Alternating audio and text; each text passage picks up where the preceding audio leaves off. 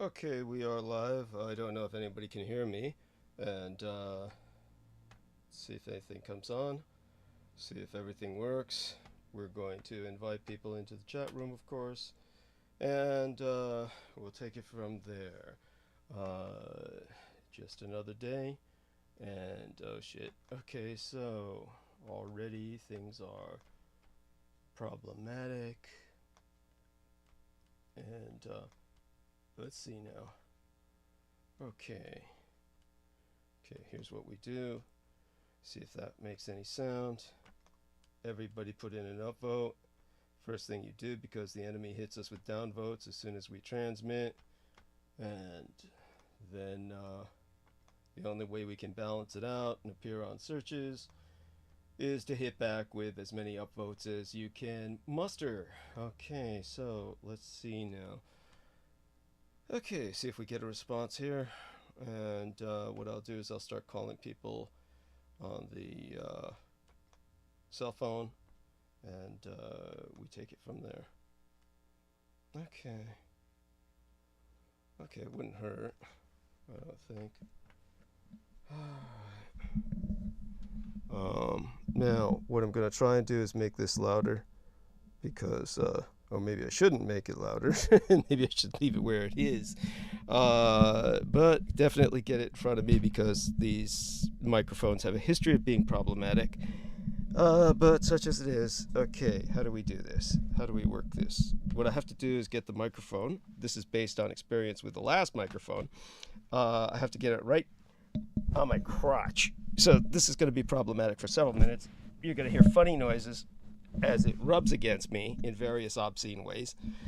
All right. Now, don't mean to be suggestive, but again, got to get close enough to it towards where I'm practically having oral sex with it, and it's the only way people seem to be able to hear me. So let me know about my quality of sound. And what I'll do is I'll start calling multiple people at a time. Now, I'm debating who I should call, and well, we'll give it a try with whoever responds. Okay, let's see. And see if this works. See if Skype kicks in. Okay, it's not that loud. Yeah, that's part of the problem, actually.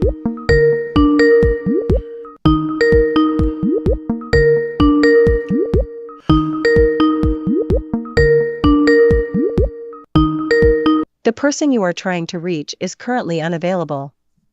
Okay, I'll hang up. Please leave a message. Call started, no answer. Alright, now she's active.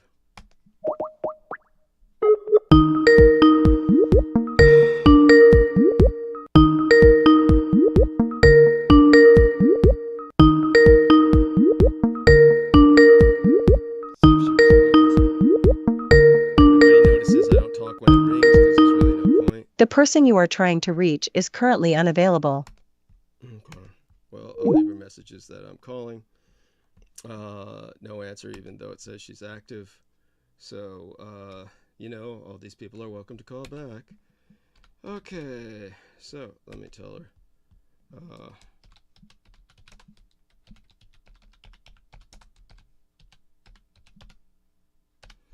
Okay, see if she gets that message. In the meantime, let's try someone else. Okay. And, okay. Okay, now I am, okay. Putting that down here, putting a check mark here, responding to some people's communications. Now try and give it a call, but don't expect anything from this one. Matter of fact, it's rather silly of me to even try. Okay, anyone's in there, go ahead and say hello. Chat room. Tell me about quality of sound.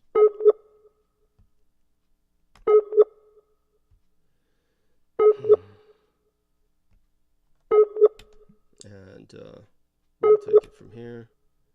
Okay, that's not going anywhere. Let's try. Try someone else. Okay.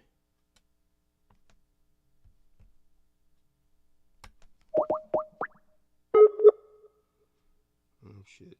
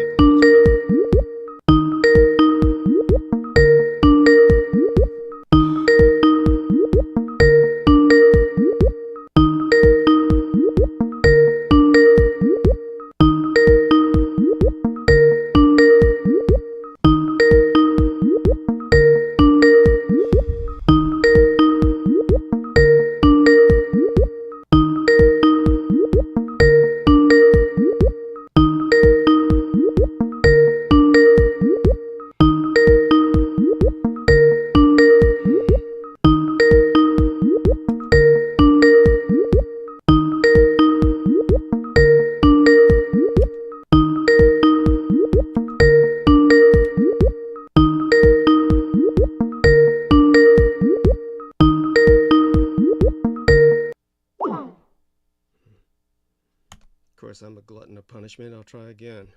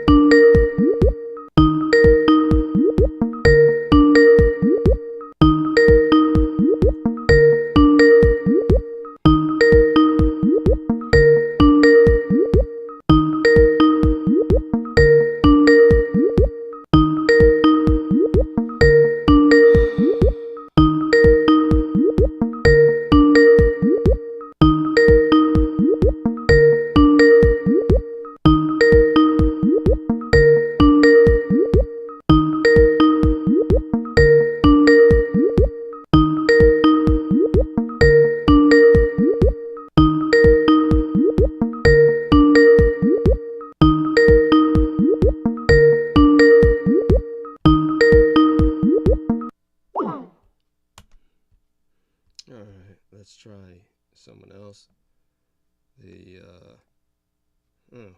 Well, there's always, this person says they're active. Of course, you might wonder why I just don't go on about myself in the opening hour and just start talking, but that, of course. Oh, hello, dear sir. How are we? Buddy, what you up to? Well, you know, just trying to fill up the opening hour. And, The show started already? what? The show started already? Yes. Yes. Well, Uh, let me turn on the cameras for a second. what? How do we look? Oh, you look splendid, sexy. I mean, yeah, great. You look indescribely otherworldly. Cute. You look like a giant cigar smoking teddy bear. You're vaping with who's with you? That's my buddy. Oh, well, male or female? That's a bell. We can't see them. We can't see them. Oh, hi. Good to see you, Mr. Flat Earth Disciple. Flat Earth Disciple. Thank you. That's cute. That's okay. We're starting off on the right foot already. How did you meet Ian? Oh man, when I first met him was about 10 years ago. I had a InfoWars sticker on my truck, and my brother-in-law knew him, and he said, "Hey, I like your brother-in-law sticker," and that's how I met him. Wow. True story. Thank you for sharing that. What was that, Ian? Like minds are alike. What? Oh, yeah, sure, great. Like-minded people. Right. Like-minded people. Yes. Thank you for sharing that. So, hey, what's up? So tell us about what's up besides, I mean, when you introduce yourself as Flat Earth Disciple, this implies that this seems to be foremost on your mind. Is there is there anything else? It's not only on my mind. It's on my arm, Flat Earth. Cool. Thank you for showing that. And Disciple. So when I go like this, Yeah. Disciple, baby. Thank you. So, what sense of satisfaction do you derive from this? From what? The flat Earth discipleship. Oh, hey. About 7,000 islands and 7 new continents. It's it's a journey. It's a journey. It's not a conversational thing that you're gonna come to conclusions with me. It's very frowned upon these days, Yeah, it's very frowned upon these days. Yes. I don't know. It seems to be quite popular. I mean, it's out there on the net. It seems to be almost pervasive. Oh yeah, it is, and I know most of those people that are exploiting it right now. I met all of them. So you feel it's being exploited? That there's a deeper meaning to it that is somehow being abused? Yeah, absolutely. So if people are exploiting it and abusing it, I presume that they would be doing so for monetary gain. How does Flat Earth generate income? I don't look at it as generated income. I look at it as... No, I mean for the abusers. For the people exploiting it. Yeah, because, Yeah, they do like conferences and the merchandise and maps and... Yeah.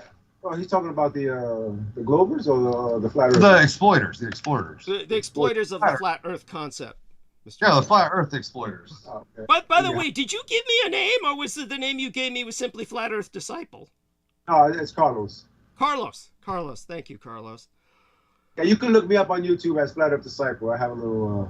Yeah, they got a bunch of Carloses in San Francisco, don't they? There's Carlos the Jackal, the world-famous terrorist. Then there's Carlos the Flat Earth Disciple. There's kind of a parallel there, but Ian had to be the bridge between them. That's good. That's right. That was good, Doug. Yes. So what'd you do this weekend?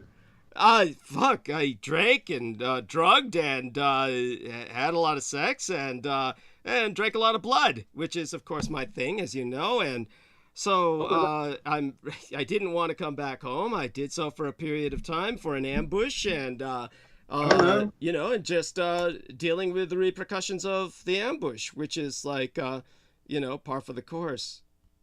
And so aside from my weekend, which I appreciate your asking, and I'll happily go into some details later on, but I'm going to do that anyway. When Peter Moon comes on, we're going to have to address the ambush.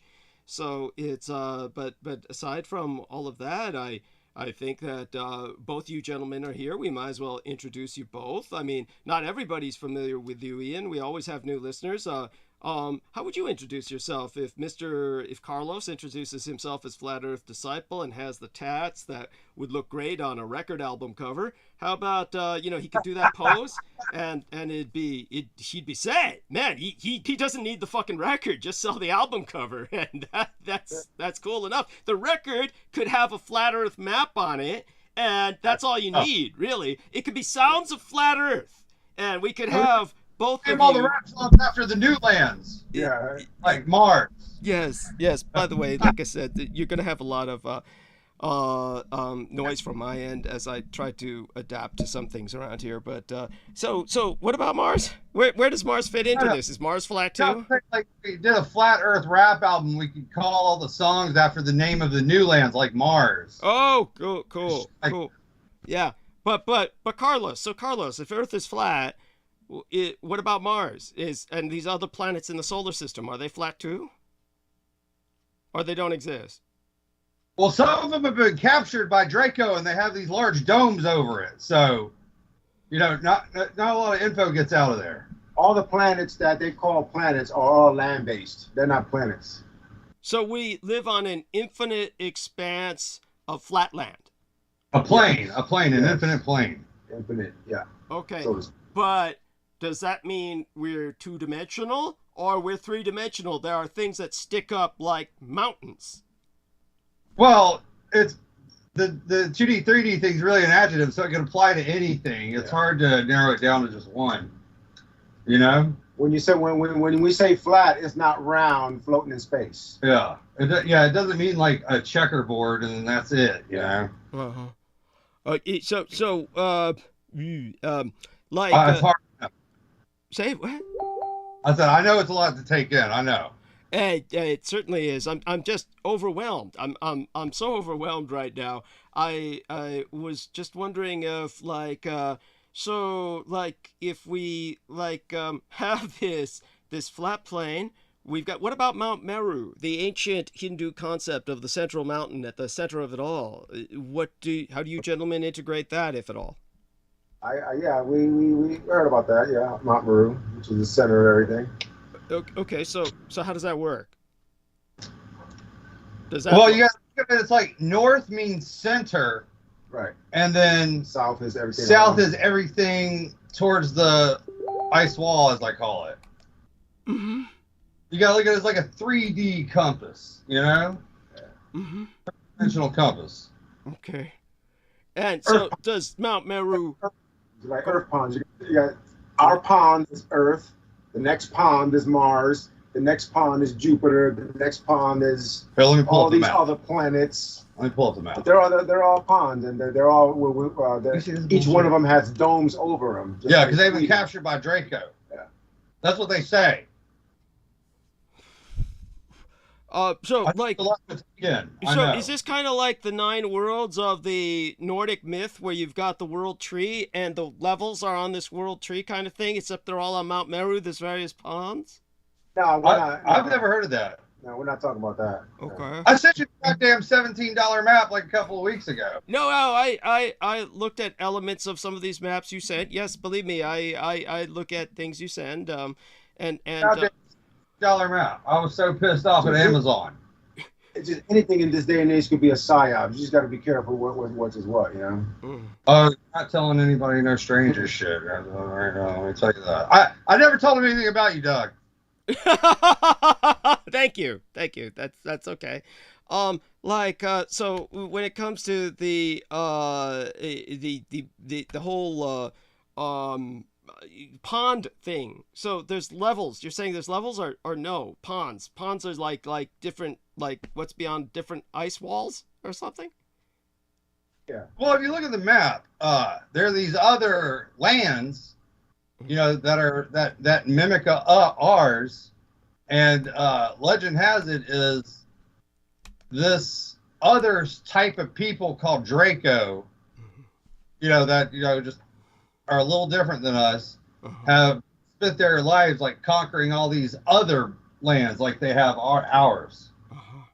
And on that map, what's so ironic is that Draco land has like a walkway from their land to our land, which is ironic if you ask me. And the Palladians are to the left of us. They're the ones trying to protect us. So. Yes. I think that's where I got the Lord of the Rings story from out there. That's what I think. Exactly. That's what I think. Yes. I think he was from out there. Right. And he was like, oh, I'm going to make some money. And I fucking, you know, wrote the Lord of the Rings and shit. I'm telling you, it's something. It's something. You know? They throw information all in the movies. And who else is going to get Elijah Wood to play some nerd role? I mean, come on. Right. So David Fitzsimons says, hey, DDD and Ian, and I want to thank David Fitzsimons for his contribution of $10, I believe. And Michelle Sultana says, hi, Douglas and Ian. And of course, our dear friend, oh God, I've got to remember the man's name. I can look it up. A wonderful individual contributed $5 I'll bring him up later. So Michelle asks, well, fuck, Michelle, why don't you just come on and ask it rather than entering the question? Okay, so let me call her. Let me see if I can bring her on. Okay, call her. Yeah. She's going to tell you what I hooked her up with. Yeah. Matter of fact, now I can call everybody. Now that I've got you guys on the line, you're the anchor. You're the anchor call, and that means that other people can be brought on.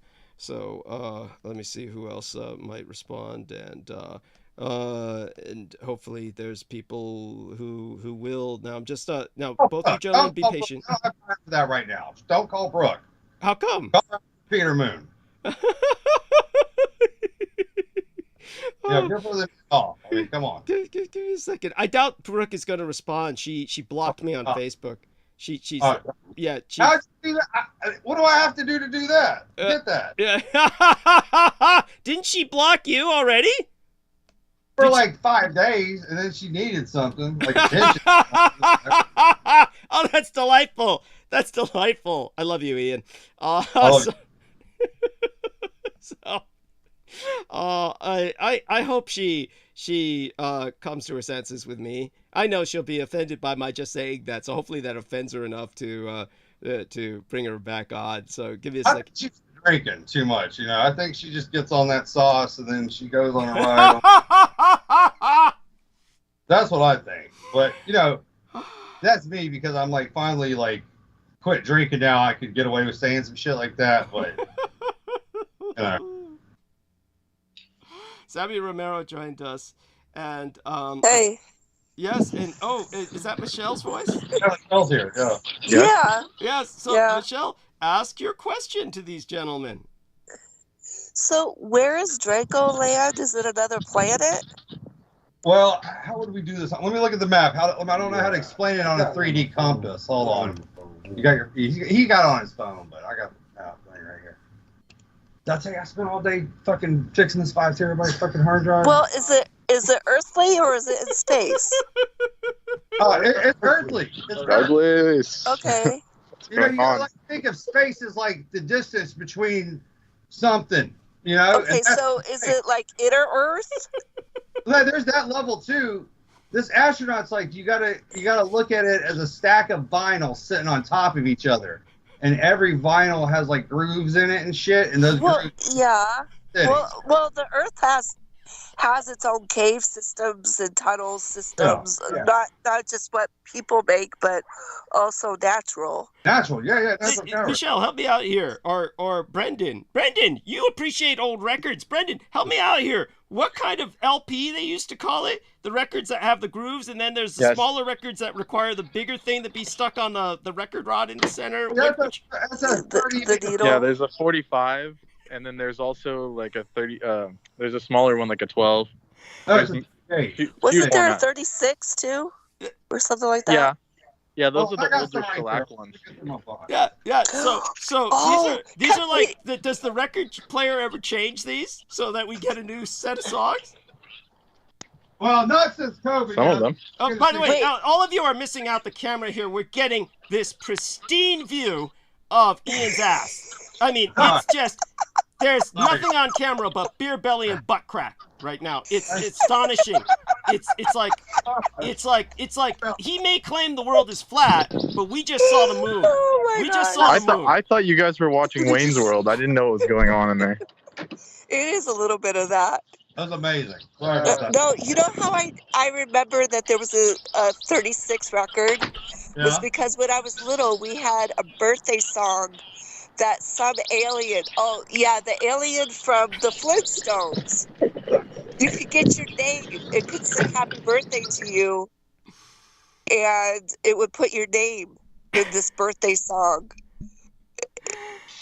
And it was from that space alien from the Flintstones that would sing to you. Yes. It was. Yes. I remember that there was some I forget what company had that. Right now, it was getting a commission. He's getting a commission from Divine for Shoot Your Shot. Yes. Oh my gosh. And Sammy's telling Carmela to contain herself because she's so excited by the view she got from Ian. I know, but still my heart. Oh my God. Did you tell Doug what I got you this week? What did you get her? No. He's pulling his pants up this time. We're in for a disappointment. Good, thank you. But by the way, if Our Lady Brooke were here, she'd be talking about the measurements. Go on. Yeah. No, he actually was.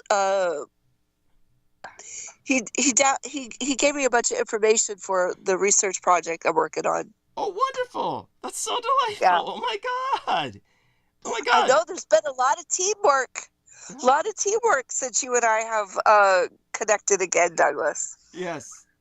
Thank you so much. Thank you for reaching back out. That's right. I'm so glad to connect you to people like Ian and Carlos and of course Brendan's here too. And we're such an eclectic group, that's for sure. It is. I wish that Brooke would listen to Brendan and become a militant vegan. That's what she really needs. You know, I actually came to that conclusion thanks to talking to V about Brooke, and then she said yes, she's probably lactose intolerant to an extreme. But anyhow, so Brendan, What? Turning her into a militant vegan? yeah, would help. Yes, that's right. I mean, No, she would just be a militant vegan. That's it. She'd still be Brooke. And by the way, this is going to sound very unlikely that I would be the defender of Brooke. But you know what? Brooke can't be any other way than Brooke. And she should just be, my thinking, everybody has their issues, including me, to work out. But you know what? Brooke couldn't be any other way. no, I couldn't be any other way. That's why I was telling you, I don't know if I should be on the air anymore.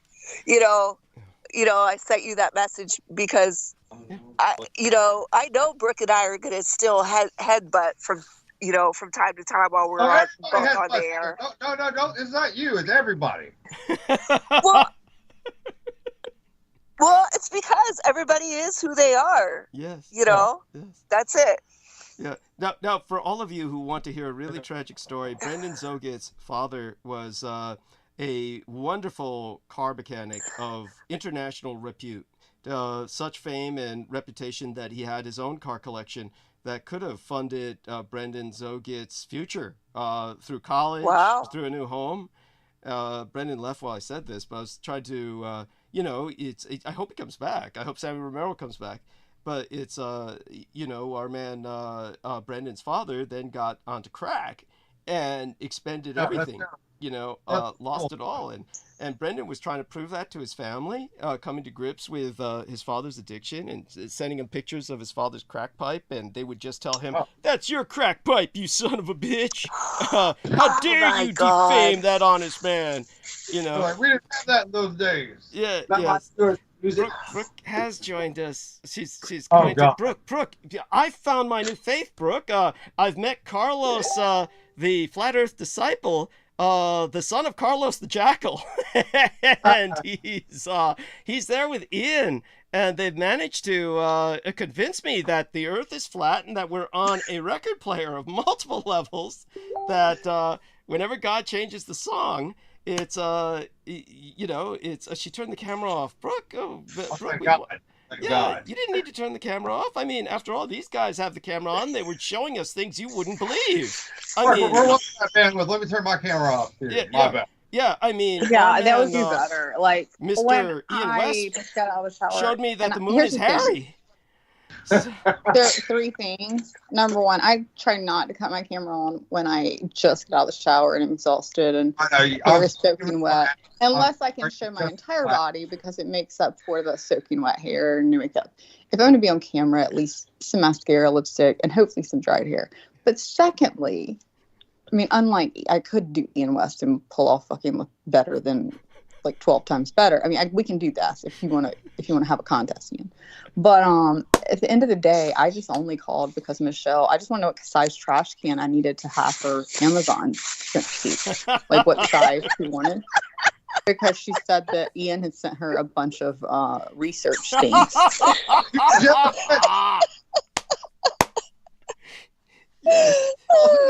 I'm so sorry, bro. Like, are you gonna need like one of those large? Because I mean, I know Ian's research. Like, are you gonna need like one of the size like you put at the road, like Trailer. A trailer size dumpster. Trailer. Yeah, Yes. that's what I'm figuring. I'm not probably not going to afford that from Amazon. I don't know that they send those, but I'll send you a couple 32 gallons. We should keep going. Thank you. Yeah, that collection of books. If you were to buy them nowadays, it comes out to like $2,500 just for those 5 books. Yes, Ian, we know. Just like your 20 I like bragging about it. wires, computers that you have fucking lined up across your fucking row because every other meth head collects metal too. Yes. That was good. Yes. I was trying to make a joke like a rapper, like bragging about his gold chain, but I was bragging about the 5 books, but never mind. Yes. It's so Michelle, what are these 5 books, or is this something you can't share because this gives away the research project? Yeah, it'll give it away. If I were to What- guess, I should be done with it in about, I think, 2 months. Oh, until then. Unless it's a research paper on how people become meth heads, then anything instant you is a waste of fucking time. Sorry, Michelle. My own guess would be that it's something to do with Judeophobia, intense Judeophobia or something. Well, I was still waiting on Brooke to write my biography called Ian West, The Life Brooke Thinks I Live. You know, I'm still waiting on that. Oh one. my god, I can do that tomorrow on GPT. Hey, Brooke, you know what I was thinking about doing for you today? I was thinking about Nothing. Exactly what you did for me. Nothing. No. I'm dead serious. I was thinking about this. I was thinking of like making like a best of Brooke clips, like an audio thing, and just have like your best of moments, and like have a fake an award show with it, but you're the winner of every category. You know? I mean, I do agree with you that I should be the winner of every category. Because I really wanted to. But the categories but let's be real. The categories you're going to be your like loudest mouth that interrupted. No, I'm gonna go Ricky. You know what? You should have the category for stupidest letter ever sent. Hey, Google works hard on that letter. I'm sure, and I know it was appreciated. Yeah, but did you like it? What? Did I like your sexist letter? No, I'm pretty sure any woman on here would have liked it, or hard, the fact that it was appreciated. By the way, Michelle and our listeners, Yes. what happened was Ian wrote a letter to Peter Moon that I swear to God, I don't know how he did this. It's digital, but it looks like some kidnapper with a hostage had taken clips from various magazines and put the words together like they did in the old hostage letters. Like we have your dog or your daughter. That's what I was going for, really.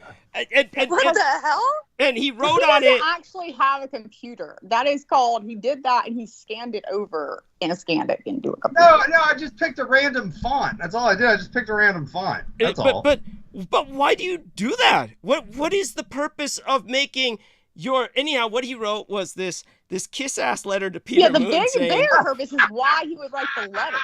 Yeah, he said, I was mortified by Brooke's behavior, but unlike us, the Douglas Dietrich show. Also, okay, that's a lot of time on your hands. Yeah. No, you go to Google and they have an apology letter thing you can just download and you fill in all the personal shit. Okay, but why did you need to apologize for me for Douglas? Listen. You did both. You didn't say you acted like this is from Douglas, like you're the manager of the Douglas Dietrich show. I am writing this for Douglas. You also are apologizing for me, which I handled my fucking self. So who the fuck are you? Like, where did Florida Boy decide he gets to write a fucking apology letter for me or Douglas? Well, you should have told me it pissed you off if I did it. What? You breathing pisses me off. I don't know why you would waste time writing a fucking letter. No, Google wrote it. I know why you wrote it, because you wanted to kiss eyes to Peter Moon, and you thought you would like you. And threw in a couple. And then here's what he threw in: a couple of. You know how women are. I like that. Let me listen to you. You know how women are. Oh yeah. Yeah, this is what he wrote on this letter, Michelle. You know, unlike us men who learn about something like pretense or something. No. See, I would even be pissed at that. Yeah, that's why. Yeah. The real letter. He's making shit up. No, he's not. That's what the letter fucking said. Well, he muttered on it. If somebody apologized for me too. Well, you didn't get fucking black belligerent drunk and yell at a fucking. Yeah, because men never get drunk and act like idiots. Or men never come on the show and like, oh my God, how are you doing? Or just get upset. Or like, not on the radio, they get upset too and act like idiots. They don't even have to be drunk. Exactly. I've seen some come on and they're not even drunk. And they're like, I just grabbed the bag from the Uber guy. All this shit just jumped into my skin. And you're like, well, did you touch him? No, but I could feel the shit jumping in my skin. So you didn't touch him. No, but he had the shot. Well, how do you know he had the shot? Did he tell you he had the shot? No, but I could feel the skin. So the guy didn't touch you. But ma'am, I died that night. Thank you. You did. Well, you did die. You're right. But because you were lucky enough to have a friend who randomly happened to have a straw of Coke, which you don't do, but you know how you reflexively inhale, as you all told us, everyone reflexively inhales. You kept it from going across your blood-brain barrier. And we all are lucky enough that you just like, I'm glad if I walk through Walmart, I hope I'm smart enough if someone sticks a straw up my nose to know they're saving my fucking life. Oh, yeah, that was stage 3, Brooke. I almost died. But Michelle, you need to write an apology letter for every episode you've ever been on. Yes. All right, I'll stop.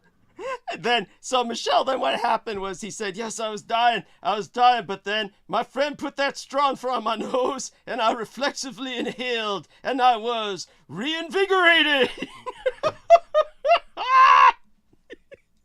And we were like, you got high? And he was like, no, because it happened to be cocaine. Like it was going to be a big surprise to us. No, didn't I tell y'all about that? Or Brooke?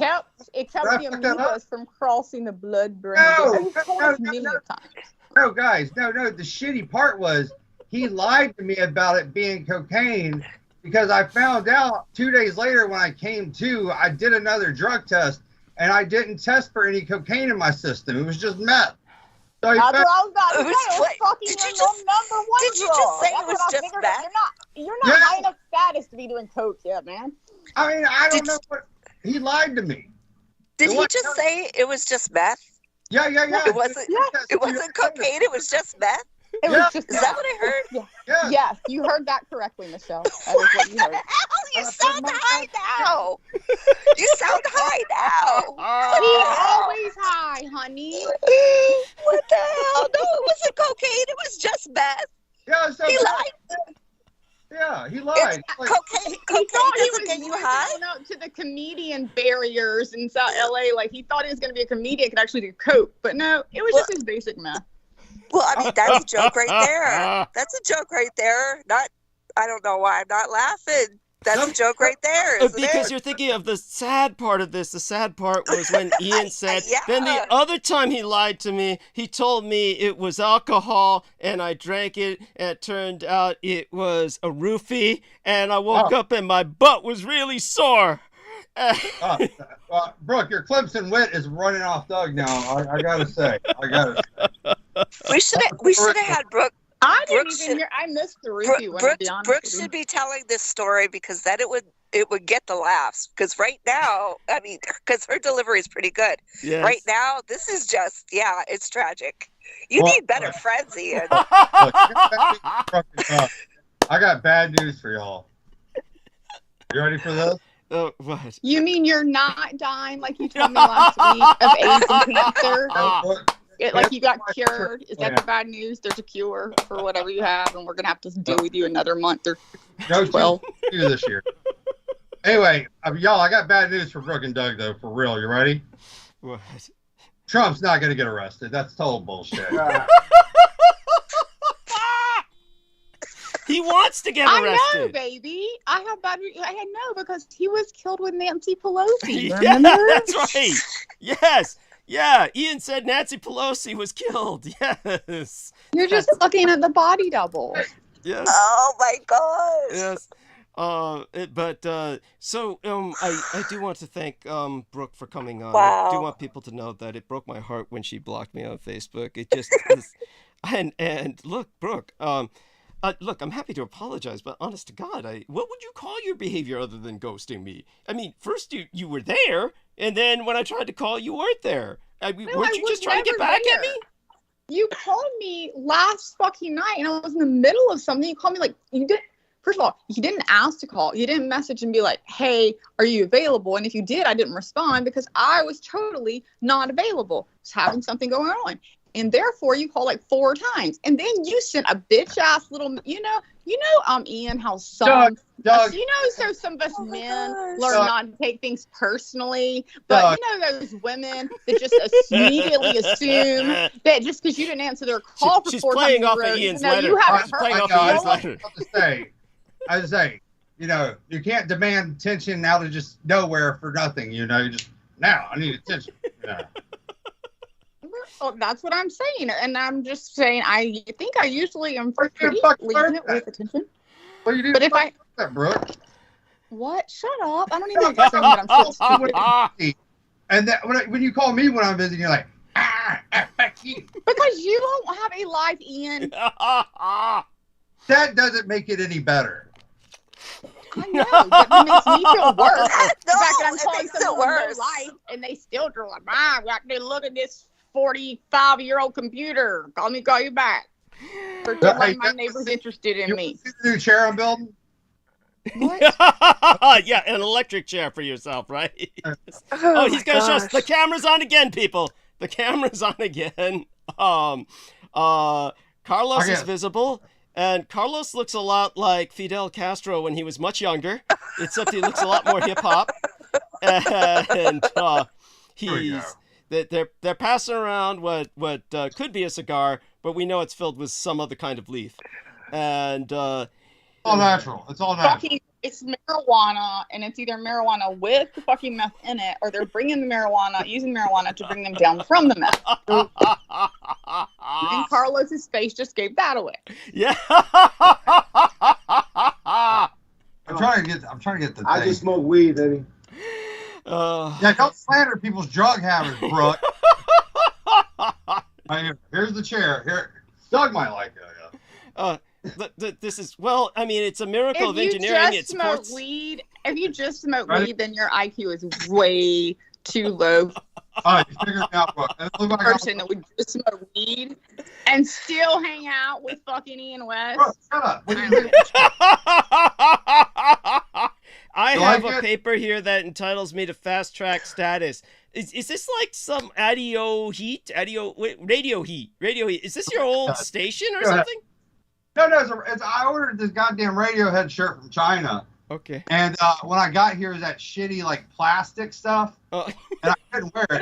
I just turned it into a chair. He's always surprised when he orders something for $3 from China, and it gets here and doesn't look like the picture. $6 free shipping, I'll have you know. And he waits 6 months, and then he's always depressed. Why are you ordering from China? You're helping to bring down the world. You know that? Well, at least I'm not going to Walmart. No, there's no well. There's no well. There's no well. You're contributing to the downfall of the flat Earth. Michelle, take a look at them both on screen.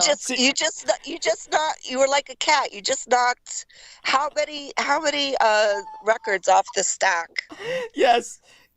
So ladies, if you take a look at both of these men on screen, what happened was Carlos years ago made the big wish, and he got the teddy bear. The teddy bear's alive. And that's Ian West. Yes. Right. I'm sorry, Brooke. What were you going to say? I just said, do we have to look at him on screen? That was good, Brooke. That was good. All right, well, look, I'm going to let y'all go. Give me a call after Moon Man, and then I'll talk to y'all later, okay? Okay. We love you both dearly. Thank you, gentlemen. I love you, Ian. Thank you so much for what you did for me today. It was good. No, like, Brooke, real. Like, I spent, like, all morning fucking redoing these hard drives and shit so I could start doing the music crap again because I'm almost done with these computers.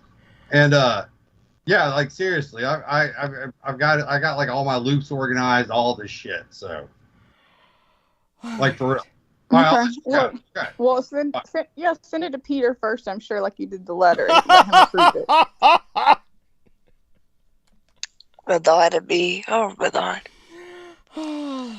So, both of you ladies, honestly, I want you both to be friends. I mean, you don't have to be real friends, but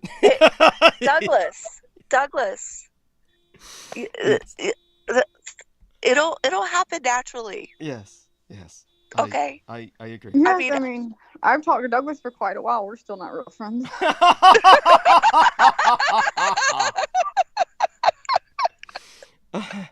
Honestly, Brooke. Oh my gosh. Yes, it's But your desire is well noted. Yes. So thank you. Yes. on other topics. Yeah. So California had strange weather today. To say We the had least. Yes. we had 2 tornadoes. Yeah. Yes. So, look, you might as well just say y'all gonna fall in the ocean before 2030. Y'all should probably start moving. I know, for real, right? It's by the way, I hope everybody hears me okay, because the problem I have with the new microphone. We can't hear you. Nobody can hear you. The problem I have with the new microphone is that it sounds really low to me. Everybody sounds really low to me. Maybe I'm going deaf. Could be, because I hear you. Do less drugs. Just a suggestion. Oh yeah, maybe it was all the partying that you did over St. Patrick's Day. There we are. And then the partying was interrupted by I had to go to an ambush which Peter Moon had fallen for, and it was this Mutual UFO Networks stuff that we'll talk about. Oh my God, was that when I cut you on Sunday night for like 4 minutes to hear you bitching, and I was like, oh, I've heard bitching before from him. This ain't gonna go on. This ain't going for a while. Yeah, that's right. I said, then 3 hours later, I cut it on, and you were still bitching. I was like, I was right. He's still bitching. No, it's only an hour and a half. So go on. Wait, what's that, Michelle? What? Did you get my message? You know, it was like 4 o'clock in the morning, or 4 or 5 o'clock in the morning, that the breathing episode stopped. Yes. And also, dear heart, I do not live in a fucking shelter. I live in a cute little white house with a white picket metal fence in a very beautiful neighborhood that has these gorgeous trees, and the kids play on the street. You said she lived in a fucking shelter. I don't live in a shelter. Then when she goes outside to talk at night, men come up to her and say, Douglas, $50? No, $100? I was a block away. I was a block away. One fucking room talk. I sent you one microphone, and it was literally devoured and disappeared within 2 hours. Okay? There are cameras on your street where you can watch somebody get murdered in real time. Yeah.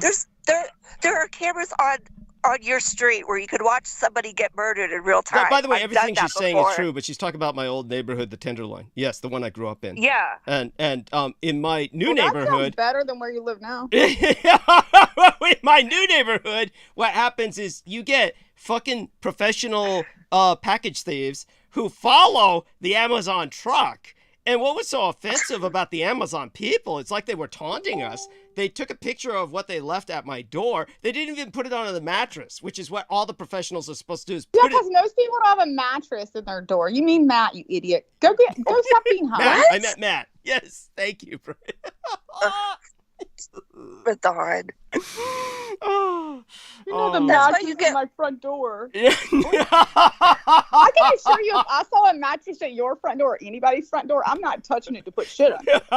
Okay, less drugs, Douglas. I mean, now aphasia is kicking in for you too. Yes. I mean, that's what I do is I substitute words that sound close when I mean something totally different. I substitute words too, but I mean the same thing. Like, instead of Douglas, I just say jackass.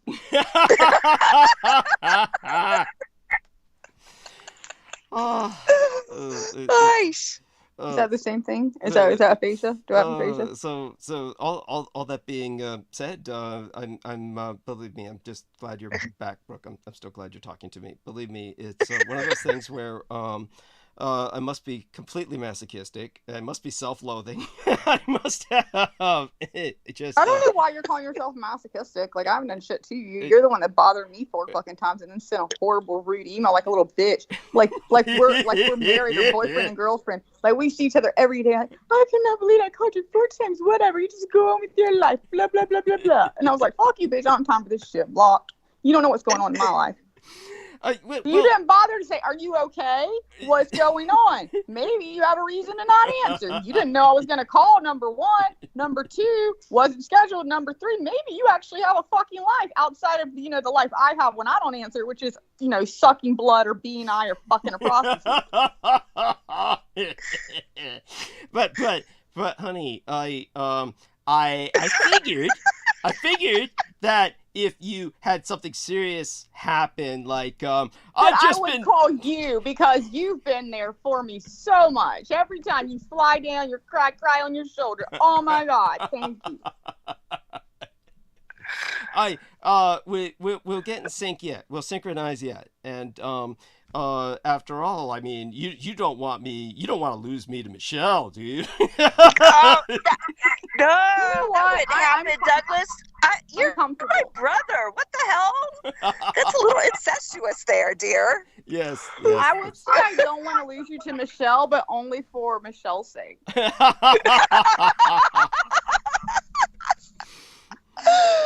Thank you, Brooke. See, I think that Brooke and I are getting along now. She's watching my back.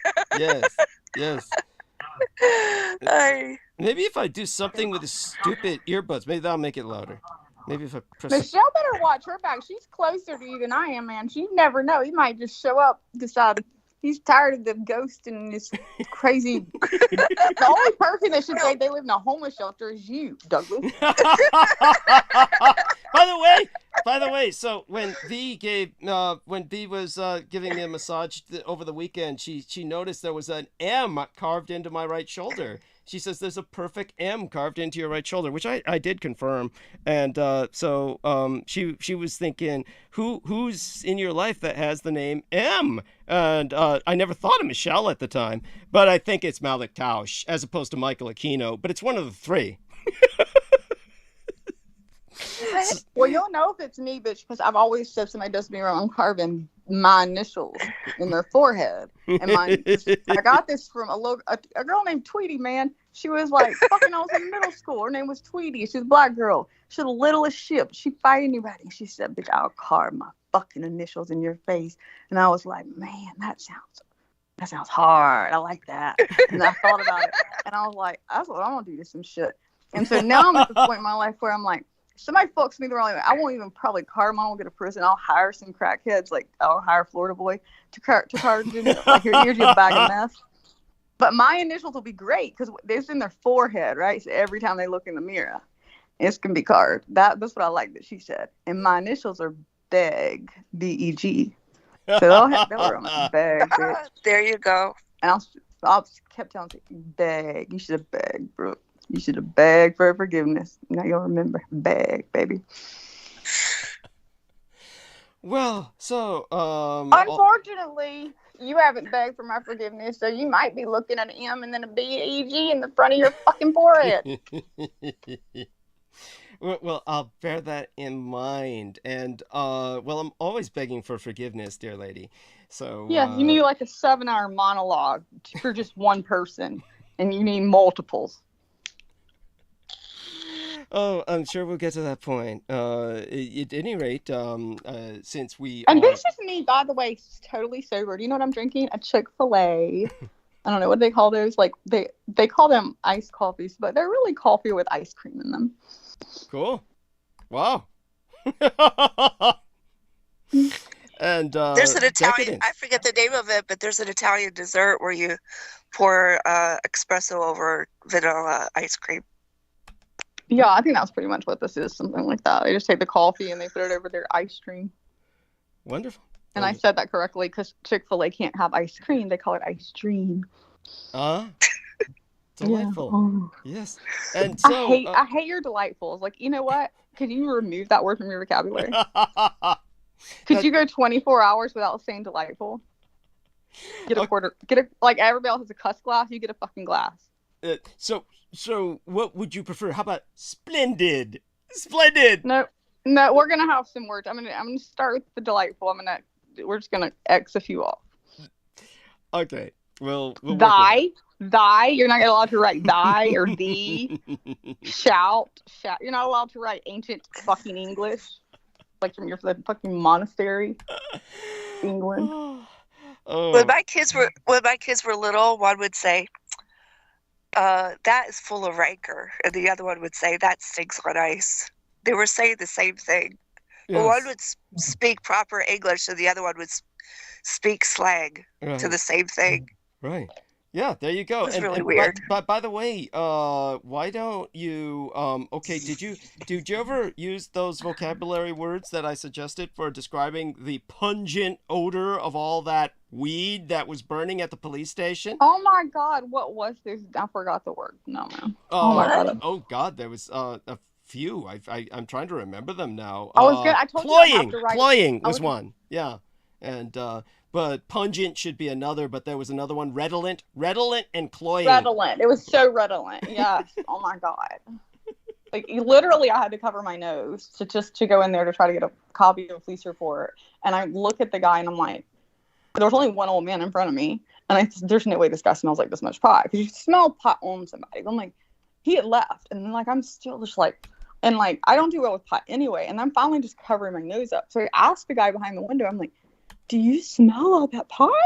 And he goes, oh yeah, we burn it twice a week. It comes down through the vents. And I realized this guy is high as shit. Like the whole time I'm standing there, I had to put my nose into my shirt. Like they could totally just be arresting people as soon as they come out. But they aren't because all the people in there are high. That's probably the day that it's most relaxed at the place. One would hope, yeah. One would hope. Now we know why they eat so many donuts. Yes, yeah. So, honey, what did you mean? And please unblock me on Facebook. But what did you mean by literal bitch? I mean, when you say literal bitch, when you said that about myself, because I'll call anybody a bitch all day long. I can be like, oh, shut up, bitch. Like my son's in the kitchen right now, and if I turn to him, I'm like, I don't know, bitch. I don't know, what is it? But he knows I'm not literally mad at him. But if I'm like, you are literally being a bitch, then he's like, what the fuck did I do? And I meant you are a literal bitch for that fucking comment you made. Well, I'll take that. I'll take that well because I was being bitchy. I was, and but you know it's hard to interpret your behavior other than as being, shall we say, petty and vindictive. No, I just got it. What was that? Yeah, I said I just got it. Oh, she's talking to her son. Oh God. Wait, I'm not petty. The only petty person was you. I'm not petty enough to get mad if I call somebody 4 fucking times unless I've told them in a call. I say, it's an emergency. Please pick up. And I know that they're available. Other than that was petty. Every move you made was petty. But by the way, we do need to talk privately. I want to catch you up on a bunch of things. A bunch of things that have gone on.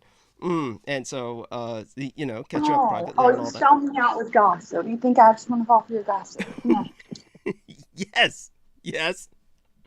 I do think it's worth something. So oh, good. Then tell Peter we have a gossip hour. You're going to mute him while you talk to me. That's and Michelle. So when does this 2-month research project begin, where you're kind of unavailable? I already started a good part of it. Okay. Oh, you just fucked up, Michelle. Yeah. You said it starts tomorrow. So therefore, you got 2 months where you don't have to answer his call. Oh, no. I've already warned him ahead of time that when I get to the thick of it, I'm not going to be available. Well, I want both of you lovely ladies to know I'll be calling you both again, around midnight Eastern Standard Time, which will be about 9 p.m. Michelle Saldana's time, Carmela's time. And see if either one of you wants to answer. It'll be between 9 and 10 for Michelle and between midnight and 1 a.m. in the morning for Brooke, approximately, perhaps a little earlier, Michelle will not be. Michelle might answer if she's stupid. I'm not answering. No, I won't be answering because this is the golden time. Okay. Until about 7 or 8 o'clock. Okay. Well. And then after that, no. Okay. Well, hopefully by next Wednesday we'll have you again, Michelle, for at least another time before you go deep into your research. And Brooke, we'll see how you feel when I call. If you decide not to answer, I can understand that. I'm just so glad you answered this time. Believe me, it did. It did bring sunshine into my heart. I guess that's my self-loathing, my masochism. What the hell? Give her a compliment and then follow it up by an insult? What the hell? It's not an insult to her! That need to have some...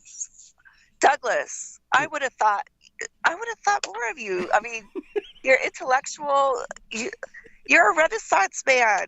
Allow yourself to be one. The chivalry, come on, man. What the hell? I am chivalrous. At least someone thinks more of him. Yeah, Brooke, I'm sorry. What did you say? I mean, what? I said at least someone out there thinks more of you. Yeah, there we are. Or expects it, man. That you and Peter Moon are about the only two that expect anything from him. So Brooke, I love you, and Michelle, love you like a sister, and we'll be speaking again soon. I'll hang up now and reestablish the call, but I love both you ladies dearly. Oh, do you have to hang up? I would love to say hello to Peter. Yeah. With Peter and I, the point is we're dealing with this horrible ambush. And I don't know if what do you know about the ambush? Do you know anything? All I know is that you bitched about it for 6 hours. That's not true. It was an hour and a half. People can check the episode. I went back. My son picked me up, so I couldn't be there. We know that you bitched about it off air too. Come on. Yeah, well, Fess up. Fess it up. Oh yeah, that goes without saying. You're probably going to be bitching tonight about it. You're not doing. No, we're going to devote about an hour to it. Yes, Peter and I plan to do that. So. Oh yes, because bitching about stuff makes it so much better. We have to state our position because the enemy is stating theirs. So you'll understand. I'll bring him on. Now. If I'll bring him on. I'll bring him onto the call because maybe you can help. But maybe both you ladies can help us transition because I think this is important. Why not? I think that's a good idea. Be kind to Peter. I'm always kind to Peter. Oh God, I'm kind. He's being your PR man here. I mean, yeah. Look, you go to places that they're not going to welcome you because they're. So your experience reminded me of a time where I was supposed to give a report about organized crime. Yeah. And it turned out that the director of this NGO was actually had a child with a cartel member. Okay. So she cut me off when I started talking about the cartels. Okay. After I gave my story, when I started talking about what people could do about cartels, she cut me off. Okay. And she ran me out. I was supposed to have 2 hours, and I only had 10 minutes. Okay. All right. So I mean, it happens, but I got it out there. Okay, and so that's important. Well, so what I'll have to do now is I'm having a problem with the Skype. I'll explain it to both of you later. I do have to end the call in order to start the other one with Peter because I can't reach him right now while the call is active. He's okay. Looking forward to listening. But I love you both. Both of you take care. And we'll be back. All right. And so let me call Peter. And the issue with Skype is got some technical problems that it never ceases to astound me. It begins to upgrade. What do they call that? They upgrade just at the craziest times. And when they do this when you're active, it's maddening. All right, I think it's upgraded. And the problem is I couldn't bring Peter on the call while that was going on. And it's complicated enough. Okay, so there we are. So Peter, and welcome aboard. We're here for tonight, and obviously we've got something fairly serious to talk about. And what you can do is you can start summarizing the situation, and we'll spend about an hour on it, and we'll take it from there. Yes, I will, and I'm going to address this with respect to response I've gotten. Mm-hmm. And, first I'll, tell you how some of the audience perceived it, but then we'll go into the deeper aspects where you will really fill in the gaps here. Thank you. But because some people thought that, and myself included to a certain extent, thought that Douglas was being a little too confrontational or hostile. And that I can understand that because people, of course, there's the famous principles of how to win friends and influence people. Don't complain, don't criticize, appreciate, blah, blah, blah, blah, blah. And, we can maybe talk about those later. However, there was a whole long, lengthy conversation Douglas had with our host. Yeah. That I was not privy to. And this puts an entirely different complexion on the whole matter that you people were not privy to. And I don't think there's any way Douglas could have interrupted the stream of consciousness any more than it already had been. The first thing I want to say is this was the most comprehensive talk that Douglas ever gave on this subject. It was loaded with details. It was, and some people were just really appreciative of it. That one woman, as a result, was so impressed she bought all of my books. Mm-hmm. And but by the way, I do want to emphasize that aside from the conversation I had before the ambush, there is follow-up from some friends of mine on the deep web that I'll provide information on that provides further context. So go on. All in due time. We'll get to that. Yeah. But Douglas gave an incredible talk. It kept getting interrupted. Yeah.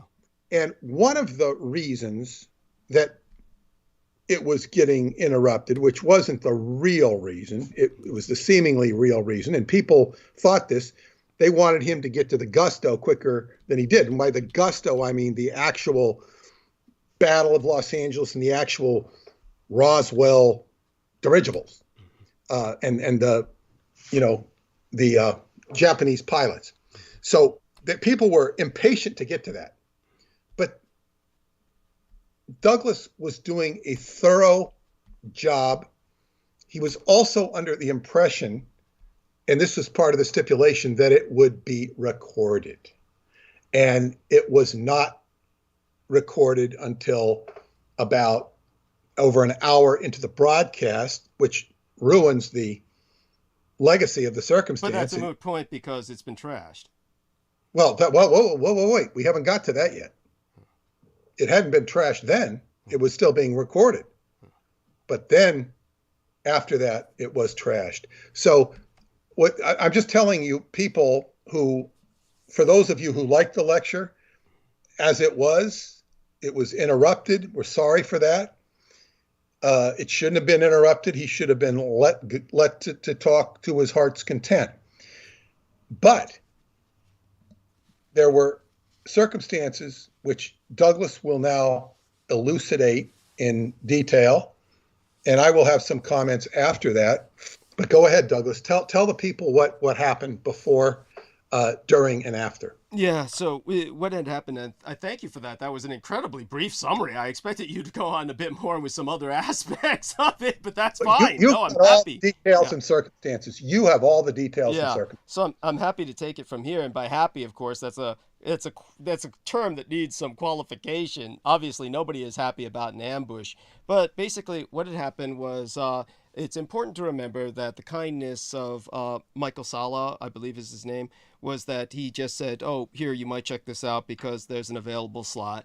And it's important that the individual that Peter Moon spoke with, Will Wakely, actually invited him to speak about the Montauk books. And Peter Moon said, no, I want to talk about Roswell. And so the man agreed to this. And so it was agreed that we would speak about Roswell and maybe address some of Peter Moon's books thereafter. Now, the thing that I do want to express is that I had told everyone I was going to be checking out for the St. Patrick's Day weekend.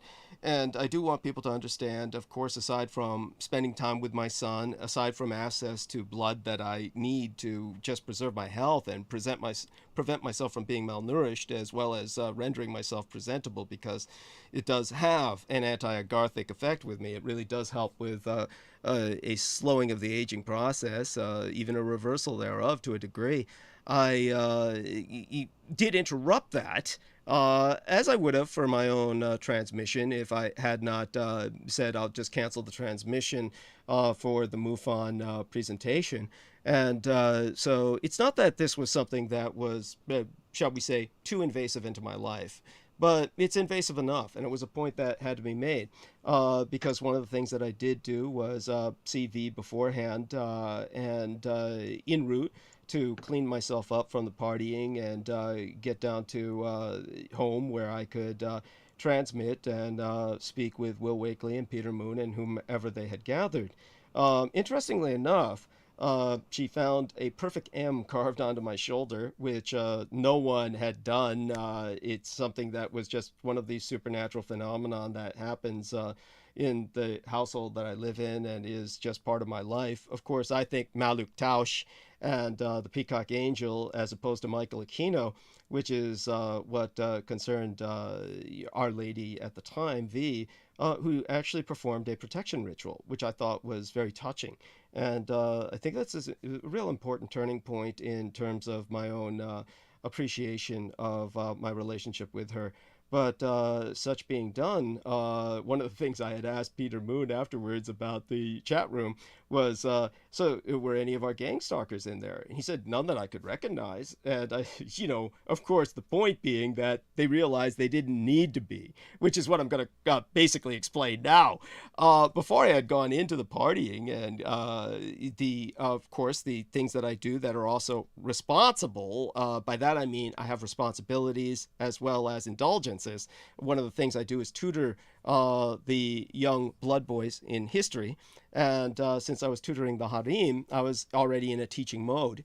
And of course, the most important aspect of the Roswell atrocity is not even the technology. It's the racism that allowed Americans to dehumanize human beings into aliens from other worlds. That is the real lesson behind the Roswell atrocity. The technology is nothing that is irreplicable. So since it's not irreplicable, it's not something that is even the main point. It is the main point only in a technical sense to people who are trying to avoid the real social issues. So now one of the things that I did to try and make certain that everything would go smoothly as possible was I called Will Wakely. Now, Will Wakely is the individual who was the host. And Will Wakely now has to, shall we say, live with Peter Moon and I taking our stance because his stance is already loose on the dark net. Now, I want people to understand there is the web, there is the deep web, where an overwhelming amount of ufologists and people who are searching for the conspiracy or paranormal phenomenon and answers thereunto, this is where they really lurk and dwell. So what's on in the deep web is almost more important than what's showing up on the common network. The commonly accessible network shows almost nothing, comparatively speaking. You'd be amazed, but it's like something like 1% of what's on the net. And everything else is black, meaning deep web, and everybody else is accessing the really heavy-duty stuff when they're getting deep into conspiracy. This is where you find what Will Wakely said after the interview, after he ambushed us. This has been relayed to me by people who insist on remaining anonymous for obvious reasons, but I will probably privately discuss some of my affiliations with Peter later on. The point is that when I wanted to prevent anything negative from happening, I wanted to do so by developing a rapport, a good rapport with the host.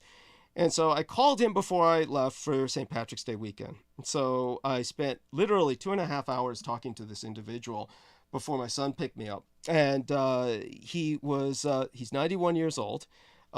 He is someone who claims he is an engineer. This is an important point because even Real Tech Geek and George Knight and the other people who when after the ambush, the thing I knew I had to do was get on my own program for a bit and explain to people what had just happened, why I was disappointed. I didn't draw any conclusions, but I said it's hard not to presume this is an ambush because the biggest problem that we're dealing with is I know all too well what's going to happen according to pattern, which I also expressed during the interview myself because of his giving the game away. When he said, "Oh, I'm just going to start recording now." And when he did so, I don't know if Peter Moon was looking at his face, but he had this completely Cheshire cat like shit-eating grin. Just this shit-eating grin of pure raw evil and malevolence when he said, "Oh, I'm just going to start recording now." And it was just this is the level of this man's inimical attitude towards Peter and myself. And it's inclusive of Peter. And I don't say that to try and convert Peter into my stance. It's something I explained to Peter briefly, and I'll explain it again now. Basically, this individual said he's an engineer. He said he was working on the first semiconductors ever produced, that he was working with Texas Instruments, that he had been there at the start of the entire transition from calculators to computers. I shared with him, of course, Texas Instruments was a famous company in the day. My mother loved their calculators. She would buy these bleeding edge calculators and collect them. And the best that she felt were in her collection in terms of quality were from Texas Instruments. I was sharing this with him. He said he had been to Taiwan. He had visited Taiwan at one time. Now, there were several things here that are important, and Peter's only going to hear about them now in terms of some of these things. One of them was the fact that when he shared with me that he had been to Taiwan, well, let me go on with his engineering background. He said that, I didn't get involved with the military because throughout the wars, and I didn't find this out till later. And again, that was a strange thing to say because I don't see how anyone working in a war-related production facility or any kind of defense contracted agency could not understand this or comprehend it, because it's one of the stipulations of working there. You're going to have a security clearance, which means you're going to have to be cognizant of the fact that what you're doing is related to war, and therefore the military is not going to draft you and put a gun in your hands and send you to the front lines because what you're doing is considered too valuable to risk you. So he somehow was telling me he was totally surprised that he never got drafted, could never understand why his name never came up on the draft board or entered the lottery, as they used to call it. But he only realized or was told that later, but at the time he was working on, and he began to describe this technology and acted as if he did not know the name. Which I felt he was testing me, and so I gave him the name. Basically, he said, we were working on the smallest vacuum tubes ever produced. These are extremely small vacuum tubes. These are vacuum tubes that fit in the shell or the tip of a projectile, and then it's a kind of radar. And the projectile then explodes in the vicinity of the target instead of on impact with the target, thereby creating much more damage. And I said, proximity fuse. You were building proximity fuses. And he says, yeah, that's it. And I figured, well, he must be testing me because I was talking all about World War II. He's trying to see if I know anything, because the proximity fuse was invented in World War II. So if this guy's building them in Korea or Vietnam, these are simply legacy technology at that time. But he was still considered too valuable to send to the front lines. That's when he said, oh yeah, and it was only later I found out why they wouldn't draft me, because what I was doing was considered valuable war work. And I'm like thinking, how could you not realize that at the time? But nevertheless, I'm not trying to come down on this guy. I was trying to develop a rapport with him. So one of the things that I did was, of course, compliment him. And when he's talking about his engineering background, he then finds out I'm from Taiwan and says, oh, I've been to Taiwan. And then he says, I've been following technology all these years and technological developments, which I'm sure he has. That makes sense if he's a retired engineer. And he says, I can't understand how Taiwan became so technologically advanced. And so that makes sense, because nobody does. None of these engineers, no matter how high their security clearance, unless it's absolutely at the top, will know about the Dietrich Artelact. So I told him about the Dietrich Artelact. And so he was impressed. Douglas, let me interrupt you here and just tell the audience this is so damn important. Yeah. It's so important that you understand this, that Douglas, through his lens, understands geopolitics in ways that nobody else does. People will question him out of their own ignorance. And they're not ignorance because they're stupid. It's because they don't have the information. And they try to rely on information that comes out of propaganda machines, whether it be on the left or the right. So listen to what he has to say here. Carry on. Yeah, so I basically told them what had happened was that realizing that they could never use mechanical implements to, in any way, shape, or form, emulate consciousness, which is the real decisive qualifier for intelligence. That what they have are expert systems. And he was going on with his, oh God, these computer programs they're using these days, it's like they can think. And I said, no, they're simply reflecting, they're simply mirroring, and they're simply, it's not that there may not be a extraordinarily primitive intelligence or awareness there, but in no way, shape, or form is this something that is in any way commensurate with the kind of human intelligence that can ascertain nuance, make decisions that are culturally relevant, that take into account differences between cultures and individuals. And I said that it takes a human awareness to do that. And they realized that this could only be accomplished with the integration of organic material into a machine.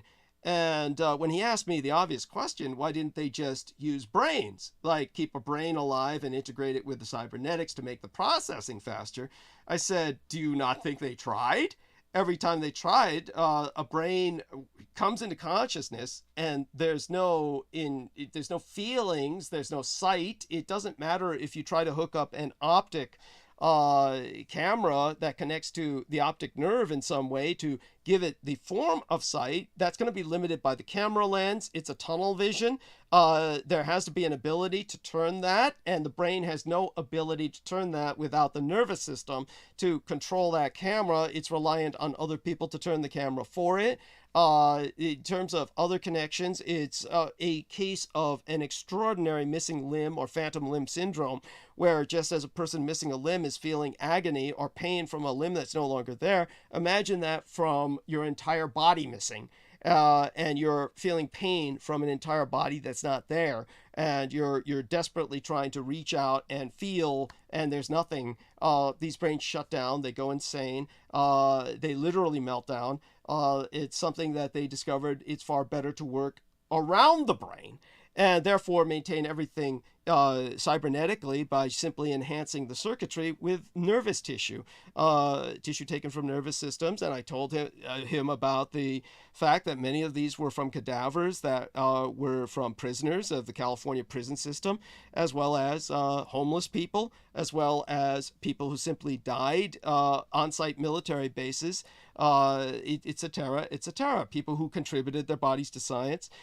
Literally any source that they could cannibalize, they put into this facility. And the facility had its twin facility without all of the bioorganic supplementation in Taiwan. And that was how I helped the Dietrich Art-Elect escape. Now, I told him, because of the limited amount of time I had, I couldn't go into great detail about this, but once I explained it to him, he said that's the only thing that makes sense as to how Taiwan got to be the leader in this technology. He said nothing else makes sense.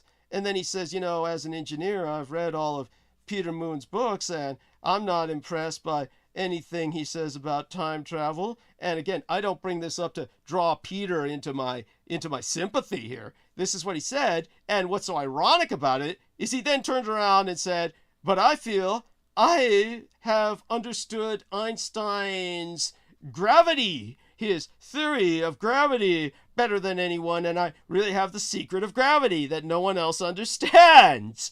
And I was saying, well, you do understand that all of our ages are defined by technology, the Stone Age, the Iron Age, the Bronze Age, etc., the Age of Steam, the Age of Industry, and we're obviously, if you bring us into the Age of Gravity, you'd be bringing us our access to the stars themselves, interstellar travel. So I humored this son of a bitch, even though I felt he was totally insane. I mean, he's 91 years old. If you got the secret to goddamn gravity, release it now because you're going to die any minute. I mean, it's like, come on, you stupid son of a bitch. Are you just going to take this to the grave with you, knowing, oh, I'm the only man who understands the secret of gravity? How stupid can you be? Obviously, he's a self-indulgent lunatic, but I didn't say any of that. I just went on with being nice to him, and I explained to him, of course, my problem with Zoom. Told him about the communist Chinese having a control over the venue, because even though the man who owns it is an American citizen, he is ethnically Chinese and a card-carrying member of the Communist Party. And so I said, is there no way we could do this on another venue? And he said, no, it has to be Zoom. And so he helped me to download the Zoom, and he helped me to basically test it. And we had to do this all over the cell phone. Now, the tragedy here is because all I had was this man's phone number, and all I had was his email. I had to call him on my cell phone. Now, there's ways you can record people. I don't have that technology when it comes to cell phones. If I had called him on Skype, I could have recorded our call. But he has no Skype. The man has no Skype. So I had to call him on my cell phone. Then we were on Zoom. I don't know how to use Zoom. I didn't know how to record our conversation. Otherwise, I would have recorded everything he had said. Now, he exposed, of course, his intrinsic racism when he said, and this is an important factor, because in the middle of our presentation, he said, oh, I don't see the alien trope, meaning the alien stereotype of the bulbous head with almond eyes and thin lips and the entire Oriental Sambo nature, the Oriental caricature of the typical gray alien. He said, I don't see that as racist. This is coming from a man who said, what's going on in San Francisco up there? Gonna give $5 million to each of the niggers? I want to put on blackface so I can get my $5 million. You know, and of course, you got to excuse people. He's 91 years old. He's born, before World War II started. The guy is like, you figure, okay, this is just going to be where he's coming from. And so I didn't trip off that and just let him know, look, it was an idea that was presented. It's obviously not feasible. It's an idea that has to do with social justice. And I didn't dwell on the politics of it. And we moved on. But one of the things that I had to get straight with him, I said, look, every time I'm interviewed by someone, they don't record it. And it's always the same thing. We have to record this or I'm not going to participate. And he said, I have never, ever had a problem with recording. I will make certain this will be recorded. This will be recorded. You have my word. You have my word. This will be recorded and published. And I said, you do understand that if it's not, it's censorship. He said, I would never censor anyone. And we could, the very idea, it's like, of course, you can count on me. You can trust me. And so we went ahead with that promise. When I came back, we started doing the interview. And of course, just everyone understand this. Peter Moon has never run a podcast or hosted his own show, so he's not going to know this sort of nuance. But one of the things I learned from Mike Ringley and Lori and Ann Fenton, and it doesn't matter how evil or malevolent or misguided or even insane or deluded those people are, like my late and sainted legal father used to say, even a stuck clock is right 2 times a day. If it's a mechanical clock, as Brooke pointed out, if it's a digital clock, it's right only once a day. But if it's stuck. But what happened was that Mike Ringley and Lori and Ann Fenton both pointed out the chat room is not something to manipulate or navigate your show on the basis of. It's basically it's there. Sometimes you acknowledge and interact with wonderful people who participate in the chat room, but otherwise you're not going to allow yourself to be guided by the chat room, because it's only a certain kind of personality that will go in there. Now, I've always weeded my garden, and therefore my chat room is very safe. We get the sex bots once in a while, and lately even they have just stopped bothering us. Hopefully the respite is permanent. But when it comes to the majority of the people, the trolls know they have no chance in my chat room, that they'll eventually just be trotted out, so they just don't even bother to come more often than not. But with many of these other people running their shows, the first thing they have to learn is that if you're taking calls, no matter how many listeners you've got, less than 10% of them are ever going to call in, and it's always going to be the same 10%. And there's going to be a certain personality profile. For people in the chat room, they're usually there to exchange pot recipes and play grab ass. They're basically there very few times to do anything other than troll, if they're directing anything at the people who are speaking. But obviously my chat room's profoundly different. Nobody in the chat room's like that. Except maybe strangers that come in every once in a while, and they never stay. But when it comes to what was going on in this chat room, one of the things pointed out by Will Wakely himself when he wrote us a very strange letter was, this was the highest attendance I ever had, which is always the case when I'm speaking. It's always the same shit. This is the highest attendance we ever had.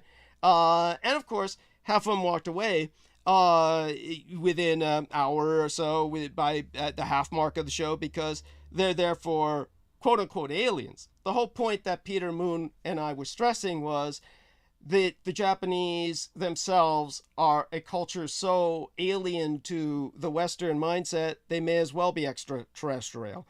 And but everybody's stuck that their military is the hero, and that the military that's lying to them consistently, as Peter Moon and I expose, are the ones that are going to deliver to them the great disclosure. I mean, they were just locked in this insanity.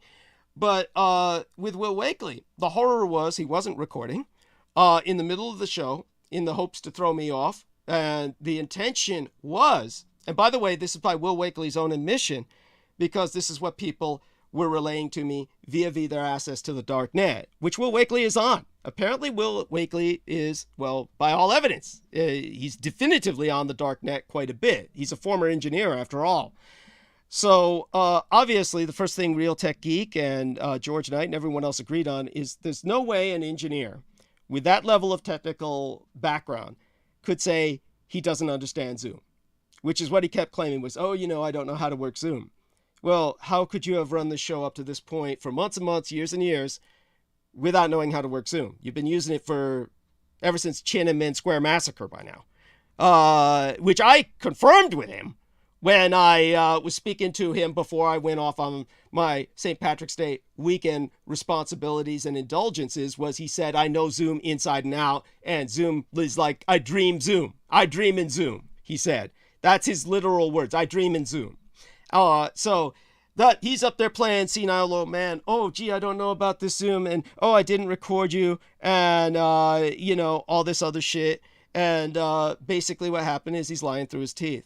So he was telling people in the deep web, I was hoping to throw Dietrich off so he'd start screaming and yelling and shouting and all that shit. But as it is, what he said on the deep web was Will Wakely said, Peter Moon and Douglas Dietrich both showed up pig-faced drunk and drugged out of their minds, and all they did was scream and swear, and nobody could understand a word of what they were saying. That's what Will Wakely says on the deep web. And he says, what they did was so outrageous, I had to shit can the entire interview, and I had to throw it in the trash. So this is what Peter Moon and I are dealing with. That's his statement publicly via the deep web, and that's his primary audience, which is millions of people. The deep web is millions of trollers who are out there. This is what they get as the definitive report. And there's no evidence to prove otherwise. And he's made certain of that. So what he told Peter Moon was, he sent us this nice little letter saying, I'll send you that thing soon. Now, instead of sending us that letter, he could have sent us the download of the interview. Then he sent us a download of the interview, which says it's in the trash, just to insult us.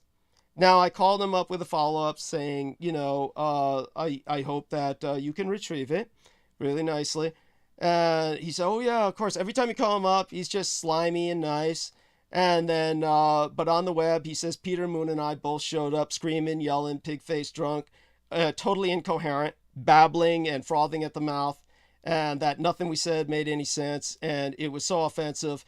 All we did was shout swear words and shit, so he just had to shit can the entire thing. And this is what he's telling millions of people on the deep web. So that's Will Wakely for you. So Peter Moon, of course, and anyone who truly heard the interview, which is altogether about 100 people, a few hundred, ultimately those that are listening via the deep web, know otherwise. But that's nothing compared to the millions of people who are getting the report from Will Wakely, who says, remember, I'm an engineer, and I've got a reputation. I helped develop the semiconductor. I'm a man who knows of what I speak, and you've got my word against theirs, and my word is they both showed up pig-faced drunk and raving and incoherent and insulted everybody, and by God, I had to throw that interview away. And that's what we're dealing with. So there we are. This is Will Wakely. And so it's one of these things where this was the intent all along that he had, that and he feels he's clever, he thinks he's brilliant, and he thinks he knows the secret of gravity. So and he's a liar. He's somebody who's as evil as they come, just another Aquino cultist, as many MUFON people are. And believe me, he was around in the old days as a defense contractor with a security clearance. So he's got the entire background of the military industrial complex behind him. And this is the man that they expect to help unleash disclosure. And I think that's probably the most important part of what Peter Moon and I were contending with was after the show officially ended, and then we had a few people come on. One of them began to promote some documentary video, quote unquote, and said, yeah, the aliens were small grays, describing the same Asian trope. And then another guy who was sleeping the whole time woke up and said, yes, remember, the military is about to release disclosure. Just like this other guy, the military is going to release disclosure. It all went back to the military is our father, and the father is going to, the military is the church, and the church will release the divine secret that will bring us all into the new age. So that's basically it. That was, so Peter, once again, what I can credit yourself with is, thank God, Peter introduced me to the East Europeans, and the Bulgarians are honest folk, and they're working with me, and they'll help me make the rent this month, and I encourage everyone else to help me make the rent as well.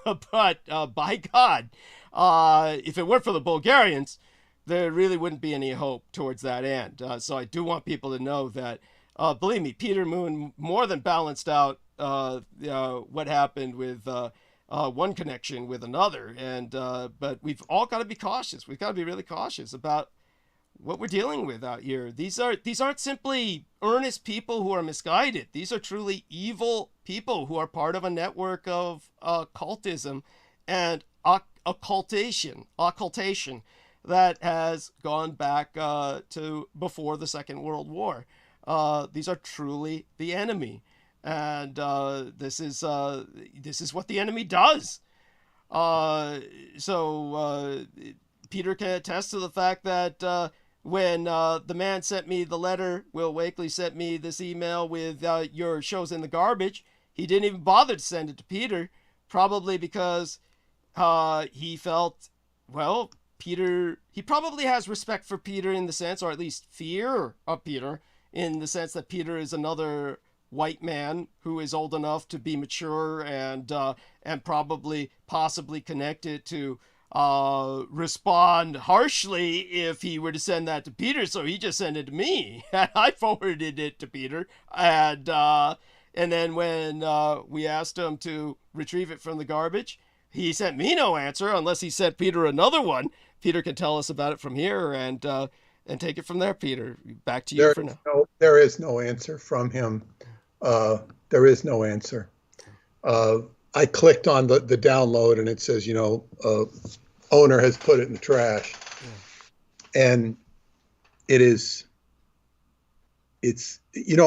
people who responded to Douglas and thinking he was out of sorts. Now I hope you understand that he wasn't out of sorts, and that this is how intrinsic and convoluted the opposition is to getting Douglas's messages out. It's challenging enough for me to be able to digest what he has to say, edit it, and put it into digestible form for a broader audience. Some of you who've listened a long time have grasped a lot of it. People who've listened a lot, there's many points they don't grasp because, there's just so much time in a day. And this is, but the intrinsic insanity of people who swear by the History Channel, swear by the crap that's put out there. And, when you tell them that the History Channel is, part of the Office of War Information in a more modern form, they're just in denial. It's insanity on steroids, but you don't see it because it comes on in a very sort of smarmy, friendly way. Yeah, like Will Wakely himself. By the way, the pervasiveness of it as well, you can't see it because the History Channel is an institution that's been there forever. It's like more permanent than the goddamn government. At this point, people need to understand it is the government or it wouldn't have lasted this long. It basically has a solid core of disciples and cultists that are simply at this point just regurgitating whatever it says automatically. And say, for instance, two things come to mind, of course, aside from those people who were accusing. Peter can attest to this. The one man suddenly said, you're affiliated with something, you're affiliated with somebody, but of course he couldn't say who we're affiliated with. It's just his way of dismissing us. Because I was telling him, God, I hope you get a commission for this, when he kept promoting this contact in Brazil with the little gray men. I almost said little gay men. That's a Freudian slip there, but it's a perfect connector. When it came to what this idiot Will Wakely was saying on the deep web, to give you an example of the sheer duplicity of this son of a bitch, Peter Moon can attest to the fact that I was drinking water while I was on camera. And Will Wakely says one of the reasons I had to shit-can the interview was because he was drinking a bottle of vodka on camera in front of us. He kept swigging a bottle of vodka.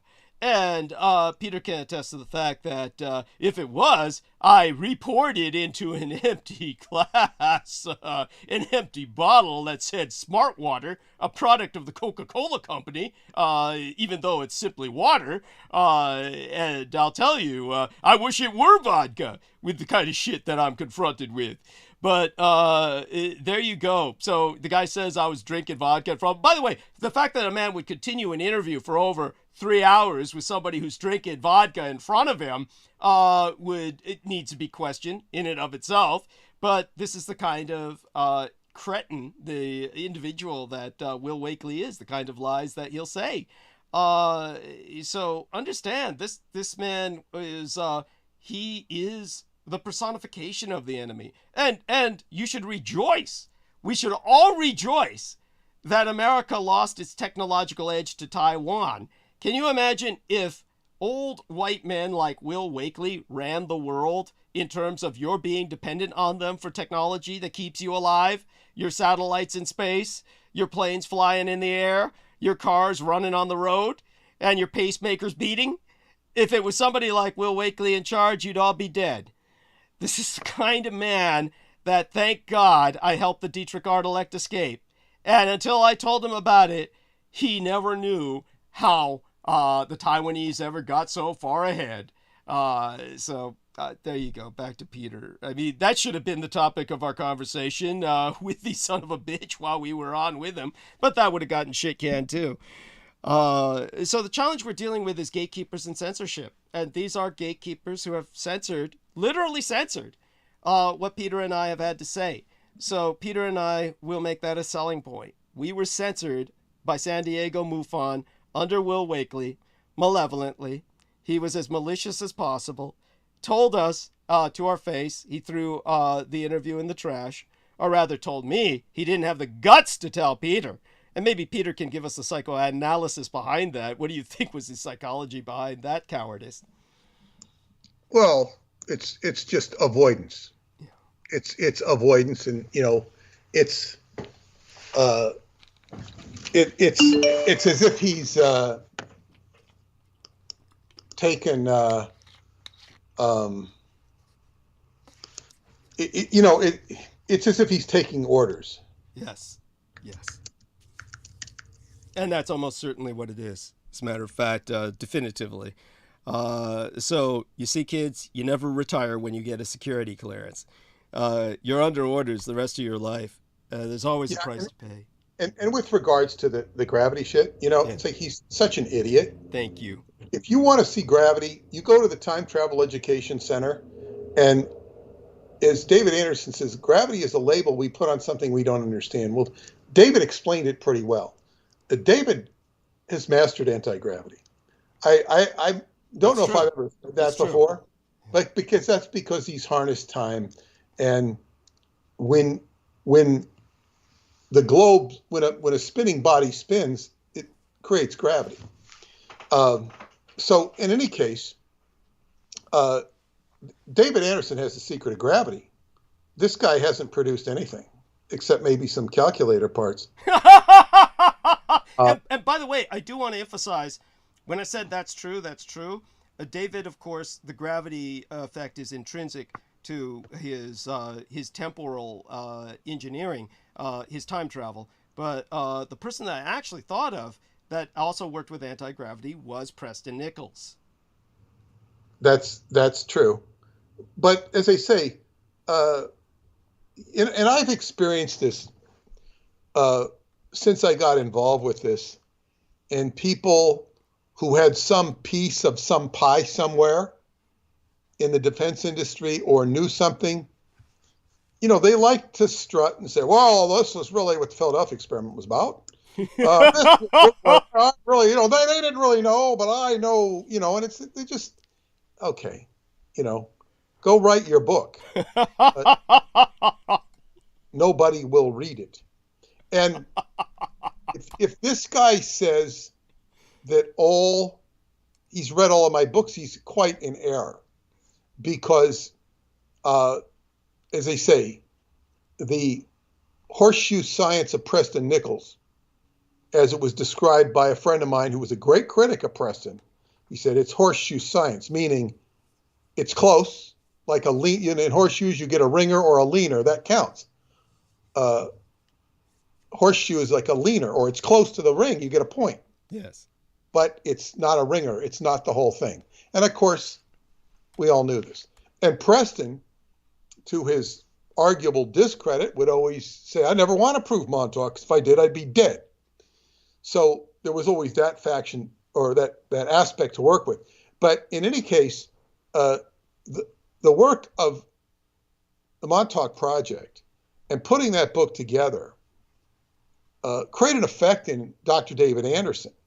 And who the hell knows exactly how he got into the position he did, aside from his observable story, is that he read that book and he said, he said that it woke him up as a spiritual being. He knew he was a spiritual being when he read that book. And he had a great deal of admiration for me because he knew I put it together. Preston's experiences, but I gave it enough coherency. And he said, that stuff is real. Like, he had some visceral identification with it, which I still don't fully and completely understand. I understand bits and pieces of it, some which I don't go into. But David has offered the scientific plausibility, reality of it. And he's even delivered the technology, although now we're dealing with censorship. And as he said, censorship is the most potent weapon of geopolitics. Thank you. This is what we have right in your face, is censorship. We have censorship. Now, it's very curious. Certainly not all of the censorship, but I would say the preponderance of censorship in this world right now, when we come to the cutting edge of information, is what I'm doing with Douglas. It's like I have resonated with certain phenomena that people who like my work are familiar with, and you're getting a live experience here. It's not the first time I've gone through something of a censorship nature. And I was just going over this with a friend of mine. What an incredible lady. It's like, she's an astrologer. I'm going to talk about this for a second. But she's an astrologer who turned me onto these two books. And I invite you to try and find them. You can. I scooped them off of eBay. Experiential Astrology, Symbolic Journeys Using Guided Imagery by Babs Kirby. And Astrology Alive, Barbara Shermer. Experiential Astrology, Astrodrama, and the Healing Arts. Now, I got these off of eBay. I didn't pay more than $15. She offered to send them to me, or copies. I said, no, I'll get them myself. Now, you might find one of them on eBay. There's one selling on Amazon for $100. The books are out of print. But basically, she says, and I got these books. I opened them yesterday, and I started looking at them. I'm going to integrate this into the workshop I do with JoJo on April 20th, which, talking to this wonderful friend of mine, she says, oh, that's an eclipse. Oh, I'll be right on an eclipse. So basically, what I said to her was, and this was not, well, it was about astrology, but it's about, I said, what about a teacher? Now, you answer me, Douglas. What is, if you have a teacher, whether it be a grade school teacher, a high school teacher, a college professor, what if you ask a teacher, a broad range of teachers, what goal do you have as a teacher? What do you want to get as a teacher? What do you think they're going to say? I presume that they're helping to secure the future by educating their students, I would presume. Well, that's close. They're going to secure the future, but they're going to secure the future by getting tenure. There you go. That's what you meant on a personal level. Yes.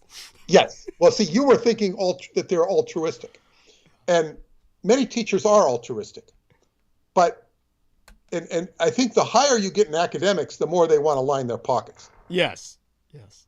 Well, you get jaded. Go on. Well, yeah, they get jaded by the system. They get disenchanted, because of the chicanery that goes on. And, it's just like in the military, pieces of shit, stand up. This is what they call them in the military. You go to boot camp. Pieces of shit, attention, Yes, it's true. Are you a shithead, sir? Yes, sure, I'm a shithead, sure. Yeah, but whatever. Yes, it's awful. It's self-derogation. Go on. Yeah. But the, but anyway, people buckle under. I mean, look, if you're doing a job and I'm not any different, I'm not going to, upset the apple cart and say, you shouldn't do it this way. In fact, Paula had a worker who was working in her area. She was a complete washout because she knew everything. You couldn't teach her anything because she'd had a job that was somewhat similar, and so she was an expert. They had to fire her. Okay, you're the expert. You don't know this environment. Another one came in, and she was the expert. So I'm going to do this, and they had to sort her out. So this is what people will assert themselves. Now, in the case of people should go along with the system if they want to keep their job. But I noticed something about myself, and I noticed things, now that I'm like 70 years old, and I'm really beginning to, I guess, become a senior citizen. I'm already a senior citizen, but what I'm saying, a senior citizen in the context of appreciating my own wisdom in the sense of gone through X amount of experience. And I said, okay, teacher wants tenure. I remember my teachers talking about tenure. Personal friend of mine who's a professor, I was rooting for him to get tenure, because I wanted him to be secure. And this sort of thing. But I want you to see on the contrast, I've never had tenure. I've never had tenure of anything.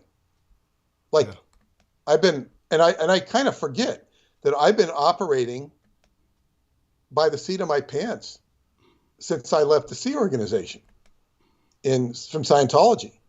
I don't have, the only security I've had of what I've created. Now, and I've also realized many times that people had my job, they'd go nuts because of the lack of security. Right. They're not getting a steady paycheck. Yeah. And I think, it's just, I know that when I had a lot of financial issues after the divorce, I said, you know what? I had to go into debt for the first time in my life to keep my ex-wife paid off. Jesus. But what I did is I said it was, discouraging, blah, blah, blah. So what I did is, how am I going to do this? So I figured out I could, if I spent 2 hours a week dealing with my bills and juggling my finances, I could do it. I said, okay, I'm going to dedicate 2 hours a week to dealing with this black energy I don't want to deal with, and then just do my work and produce whatever I was producing. Yes. And it worked, Great. Two decades later, I emerge out of debt, Incredible. Yeah. That's record time. That's record time. Well,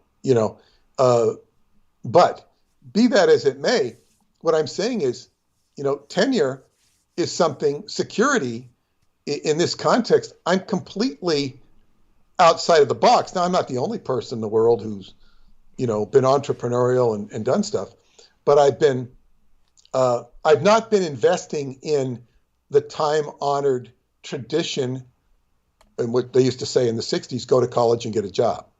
That's changed a lot. Go to college and get a job. People don't subscribe to that the way they used to.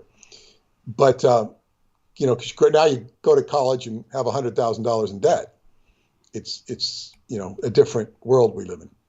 So this whole idea of tenure, what that essentially means, and the whole mindset that goes with it, is that these people are completely sold. They've sold their soul. Yes. And I'm not saying this is a criticism. It's a fact. What is that? It was a very popular song by Tennessee Ernie Ford. What is it? I sold my soul to the company store or something like this. Yes, that's correct. Very popular. And that made him a household name and got him a TV show. Everybody knew who Tennessee Ernie Ford was when I was a kid. And wouldn't know him anymore. And didn't really miss much, but he had a very, I guess, what you call identifiable personality. Just to put this into some context for our younger listeners, when he wrote that song, what he was talking about was back in the old days, particularly for the railroads, the individuals who were working on the railroads everything that they earned, they would have to use to buy goods from the company store. And so the company store supplied them with all the goods they needed. And so every thing they earned via their salary went back to the company. Hence the name of the song, Sold My Soul to the Company Store. So please take it from there, Peter. I just had... I didn't know that. Thank you for that point. And it's another song I remember listening to it, thinking it was a very repulsive song. It was by Kenny Rogers, called, I think it was called The Factory. And he's singing this song about, I thank God for having a job down at the factory.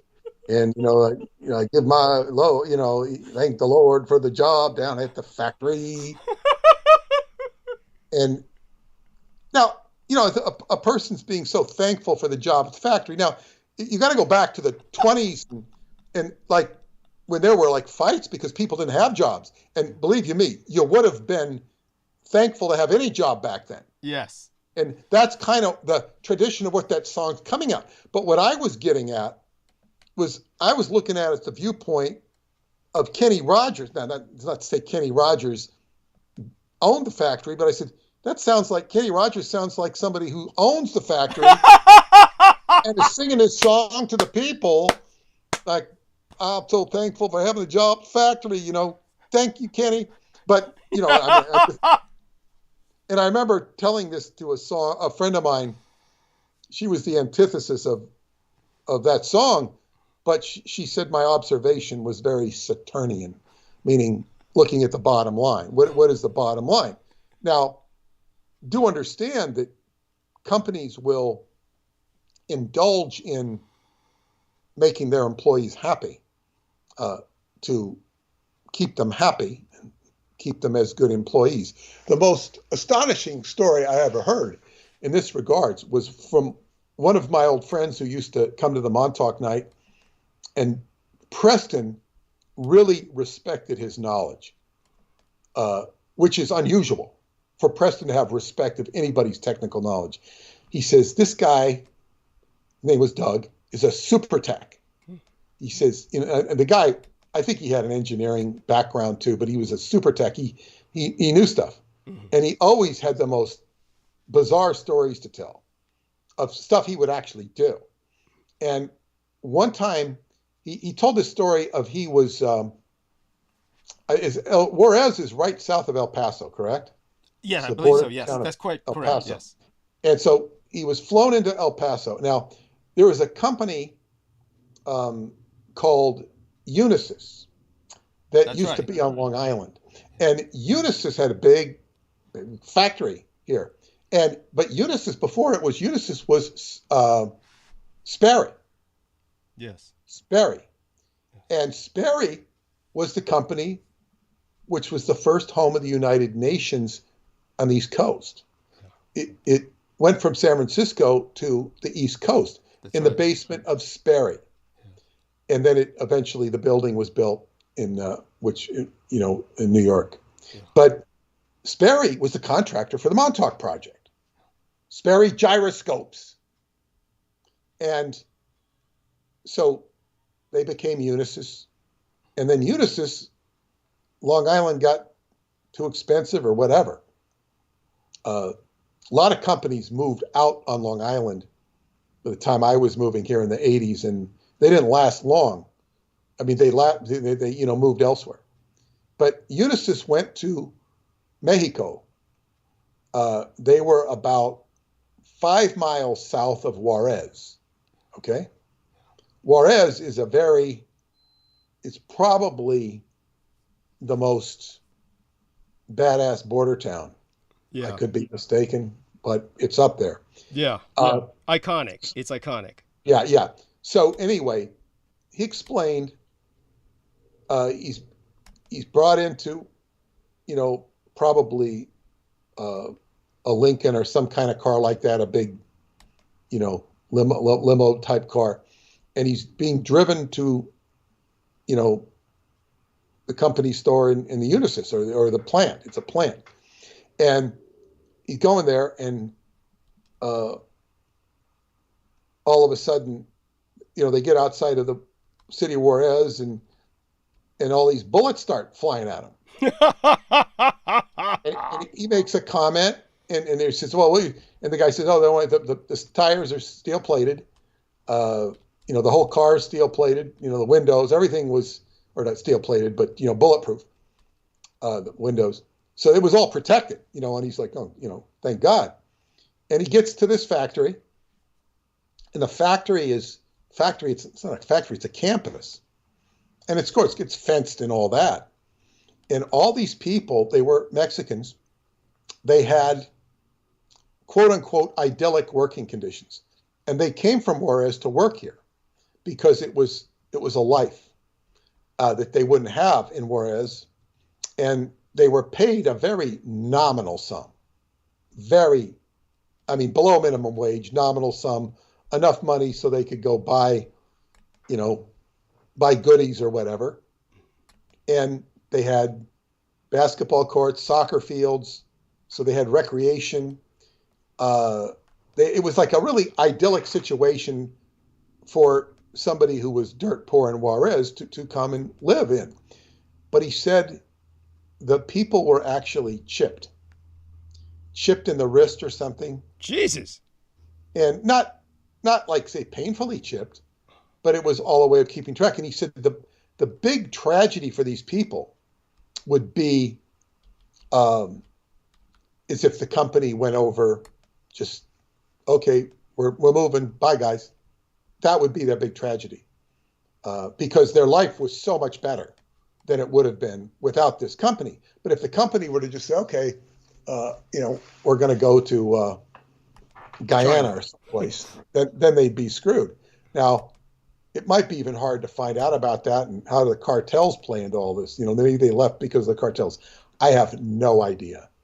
But he was always locked full of these stories.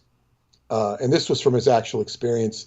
He would go into the security of George Soros and hear George Soros talking, to invest in. In fact, he was going to put his money in a Chinese bank because he heard Soros was talking about, we're going to, to hell with the dollar. Don't tell the peasants. We can't tell the peasants. What George Soros was saying didn't pan out with the Chinese, yuan or whatever. Thank God.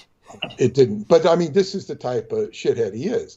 And, he would run into, the home of the Rothschilds and to see these a bottle of $150,000 worth of wine on something. And just, he said the immense stupidity of the kids of these Rothschilds and people, they're just in their position. They're just stupid. And, he worked security. Tech security. Right. So but back to what I was saying about tenure. It's like people are, well, in a sense, they're chipped in a different way. They're chipped by their mind patterns. Thank you. They're dedicated. I was talking about the factory. Yeah. They're dedicated to the proposition that you better do what you're told. And I've just lived my whole life outside of that paradigm. And I've seen people that are former Scientologists saying, oh, you had to do this, you had to do that. And I said, what the hell are they doing? What are they talking about? Thank you. This is what they had to do. They thought they had to do that. Right. And just, you're creating your own reality. And in an environment like that, it was admittedly, by all parties involved, very challenging. You're being challenged. And life is a challenge. But, so these people are operating with, we're talking about, the people that undermined the interview, and I'm not referring just to, I can't remember his name. That might be for the best. But, it's like, that's who they are. It's what they do. It's what they know. I'm still pleased that I even got airtime to MUFON. Now, as far as the dark web people, this isn't the first time I've heard of, well, they're, of course, the position that I was drunk is absurd. I don't really even drink. Thank you. Yeah. I will have an occasional glass of wine in Atlanticon or in Romania. But it's like, yeah, it's just baseless and stupid. Now, I went through a lot of this stuff when I was working with Joe Matheny, and he told me that he had such a problem when he started working with me because all his people, why are you working with this guy? Oh, he's Scientology. It's like, he says, he's not in Scientology.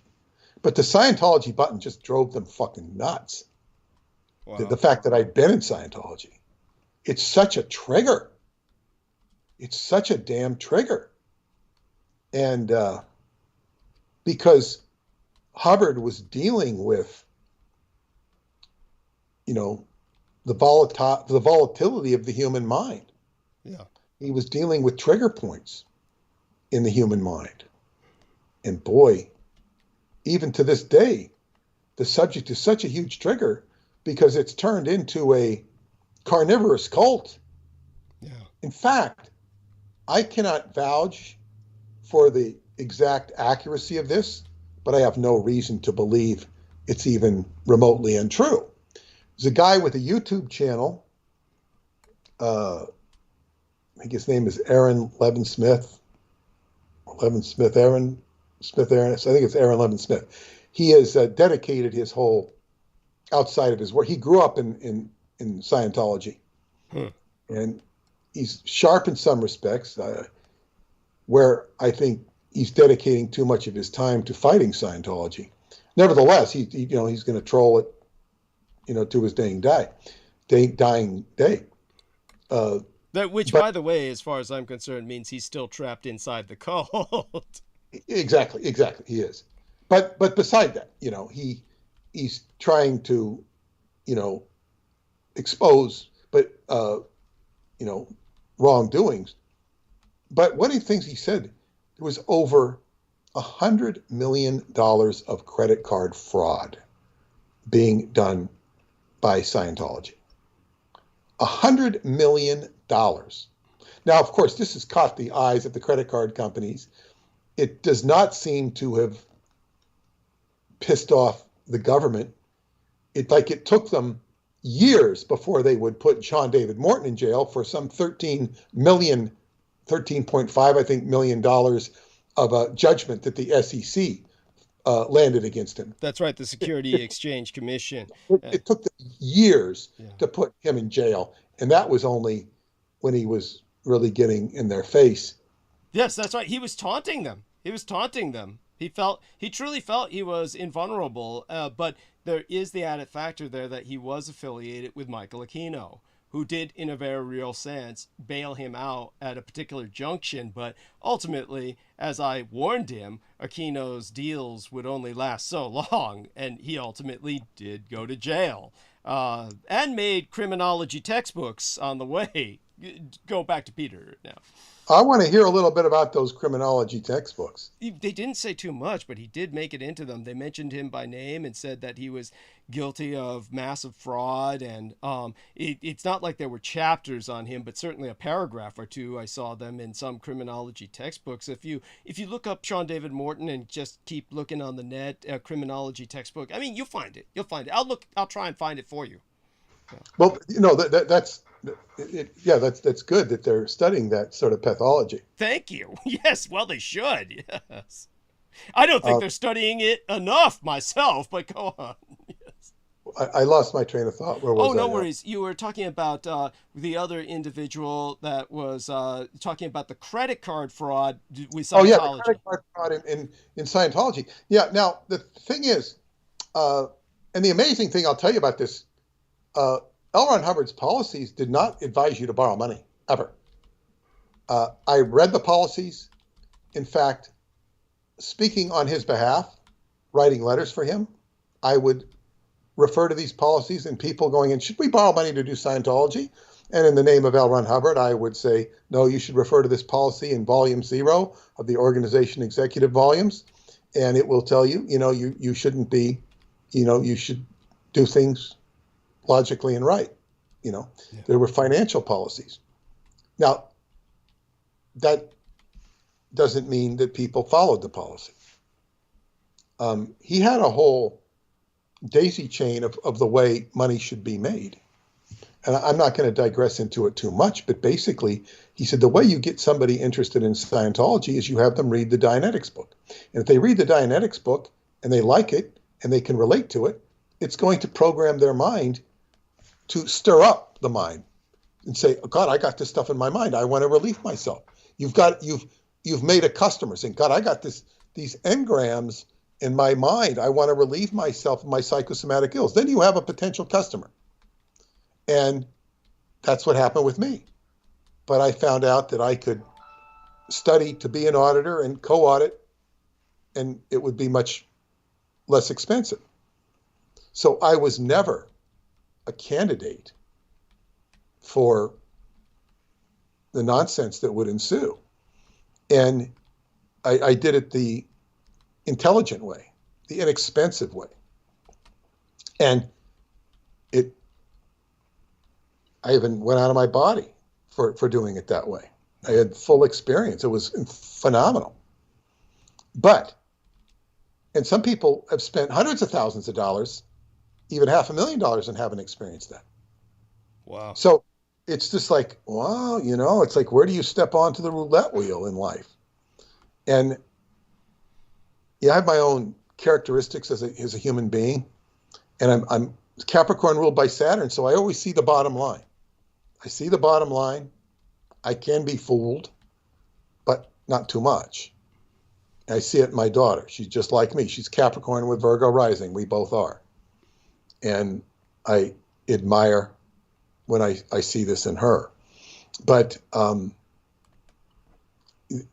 so it's like, credit, borrowing money was not a good thing to do. But you see there was a whole bunch of people dedicated. I was going to say is, okay, so then you get the person interested, and if they can either get trained to audit others and co-audit, or they just say, oh, I want to get audited, and then they do this. The whole idea is if it really improves your life, it'll improve your life so that you can make more money.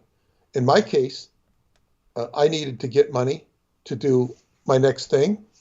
And I said, we were trying to, figure out how I could do it. And finally, my Japanese friend, who was my co-auditor, he said he just quit his job as a dishwasher.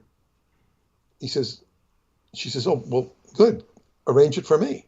And they did. I got a job as a dishwasher, and I did very well. I became a cook, and I was going to be the manager of the place because I was applying what I knew from Scientology. That's how it should work. And then I would have become an owner. Now, Scientology, and I would have done all my levels in Scientology with that wherewithal. Now,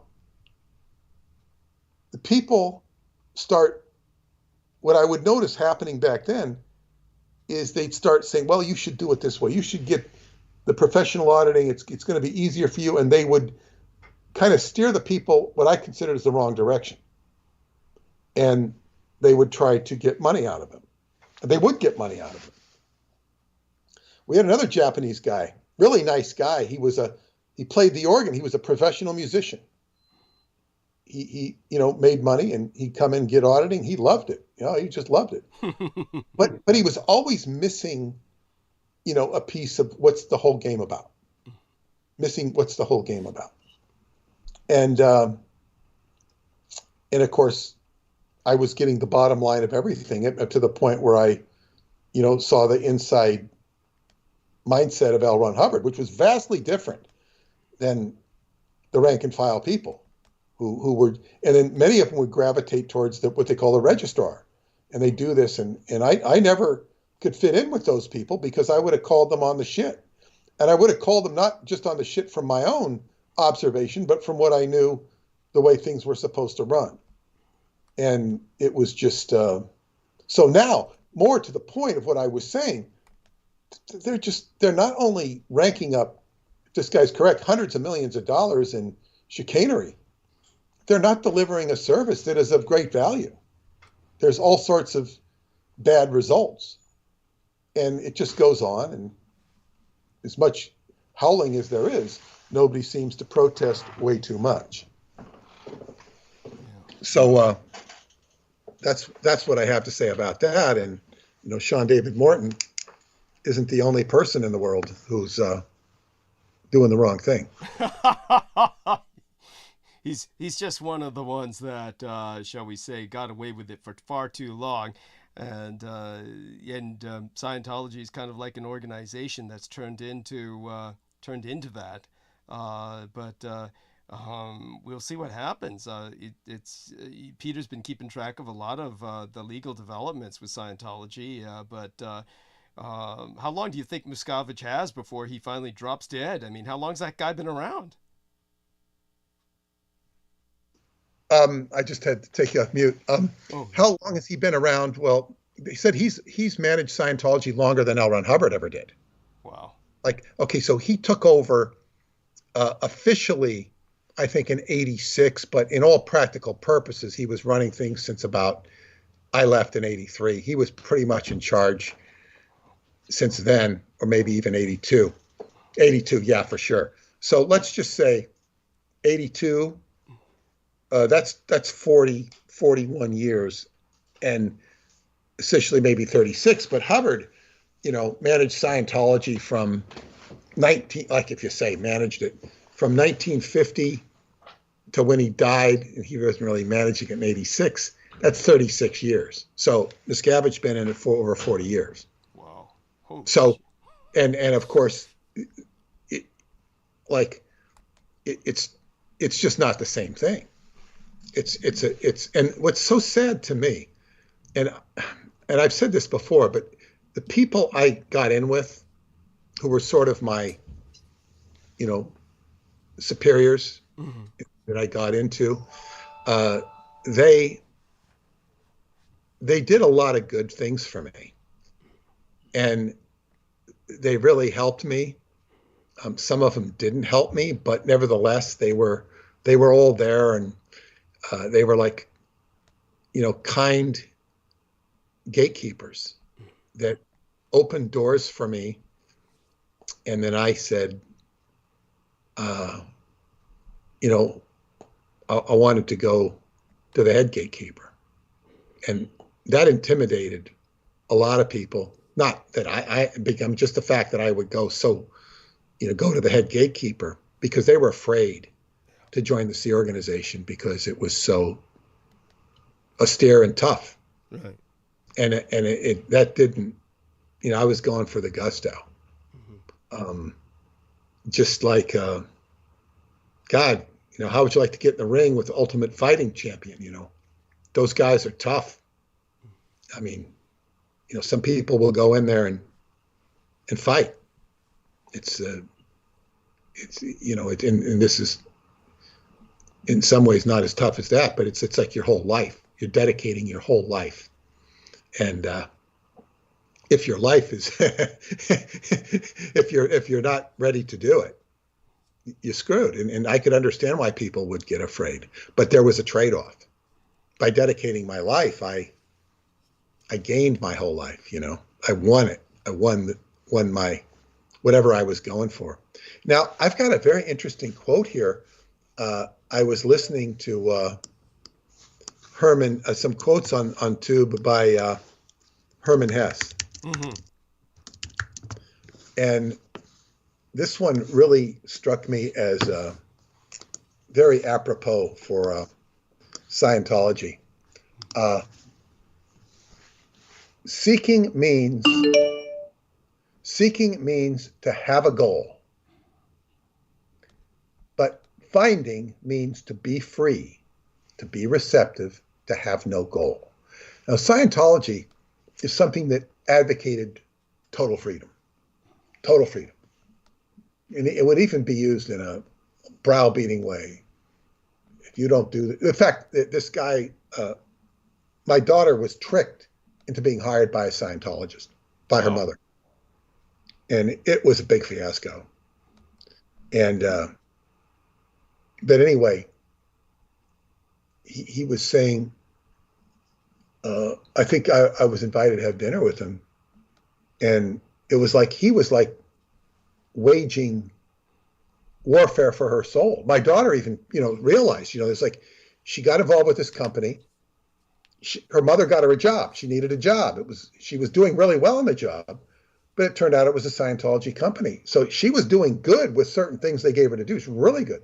She was promoted to manager. And then he invited her to I guess he would actually pay people. She was getting paid, God, I think it was $25 an hour. She's just out of high school or something, and she's like, but he would pay them to come and listen to his shit. He would actually pay them to give him a lecture.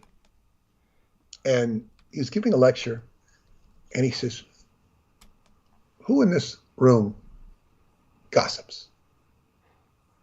And she raises her hand. She says, I gossip, She's a teenage girl. She goes, I gossip. And he just lit into her. Oh, Jesus. Okay. She goes, I'm out of here. You're leaving? You mean you're quitting? Yeah, I'm leaving. She just walked right out. Very proud of her. Yeah. She wasn't going to take that shit. Good. Because he was an extremist. And of course, he gave her a very, she was like, she even went to me when she was working there. She said, why aren't you should be helping him. You should be doing this. Why aren't you doing this, Dad? I said, well, and then now she's totally polarized against Scientology by that experience. I can imagine. Totally polarized. Because she wasn't going to take the bullshit. So I was very proud of her. But there was a lot of drama. It was like they were tugging for her soul. And I remember taking her out with her friend for pizza. She said, I feel like, Dad, my life is like a movie. And there was a fight for her soul. It was like the last, in Lord of the Rings, when Gandalf is fighting this monster, the beast, the Balrog, at the last minute, he's beaten it, but at the last minute, the tail comes up and grabs Gandalf and pulls him down into the abyss. That's kind of what, it was the last abyss of me for Scientology, was coming through, and, I had been out of Scientology for 30 years. Yeah. And it was coming for my daughter. Right. It did not succeed. But in that interim, this guy came over, and he was, sort of like, as if it was like bargaining for her soul. I think this is before all this happened. And he started talking about, but what about her total freedom? What about her total freedom? And I said, she has her own choice. She has, whatever she chooses is what she chooses. And he didn't like that. Of course, this guy was actually declared a suppressive person by the Scientologists because he was trouble to them. Right. But they would always let him back in because he'd donate money to them. So he don't get back in good graces. And he was very much an extremist. And he reminded me of Tom Hanks, actually. That figures, yes. It was not Tom Hanks. But he was very, problematic. And this is just, and of course he had when I was at the higher levels of Scientology, I would say, you don't behave that way. You're alienating people. You're not supposed to behave that way. And you weren't. You weren't. But anyway, so he says, this is total freedom. What about her total freedom? Like he thought she was really going to be deprived of her total freedom. And so anyway, Herman Hesse is saying, seeking means to have a goal, but finding means to be free, to be receptive, to have no goal. Now, when you get into Scientology, you're led on this yellow brick road of, oh man, you can become a full operating phaeton. You can have full perception with, full perception and be out of your body. If you read it really closely, it doesn't really say that. I'm not going to parse words here, but basically people have this idea, and I was no exception, that your full human potential was to be able to exteriorize out of your body and to have full perception of, by all means, go to the past or the future.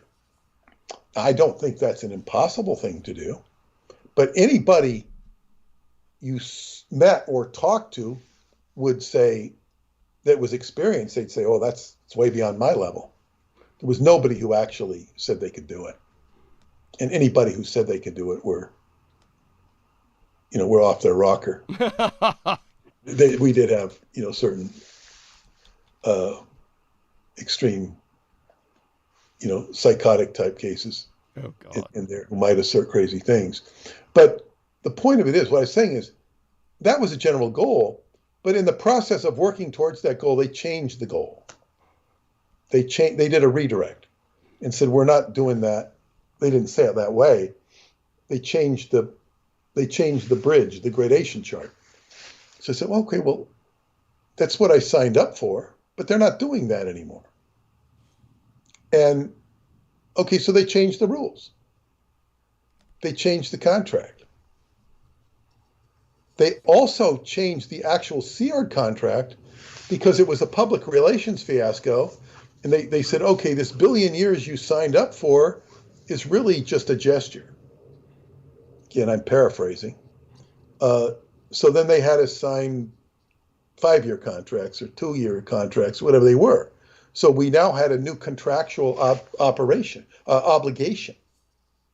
And they changed the structure. That's a very Capricorn thing to do. So they say, okay, you're working towards this game, but now it's changed because we're pandering to the civilization that we're here to clear up, but now they're making us follow their rules.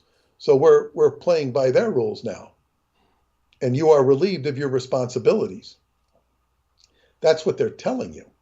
But what I found, irrespective of, so I never got to do those upper levels because they kind of took them away. They're very potent if you actually do them. I've read them. Very potent. The problem is people generally don't do things. Just like in Qigong, if you actually do the Qigong, you'll have great abilities, great expansion. But if you don't do it, like my friend Michael, who used to just come to the class and never do the work at home, he died of cancer.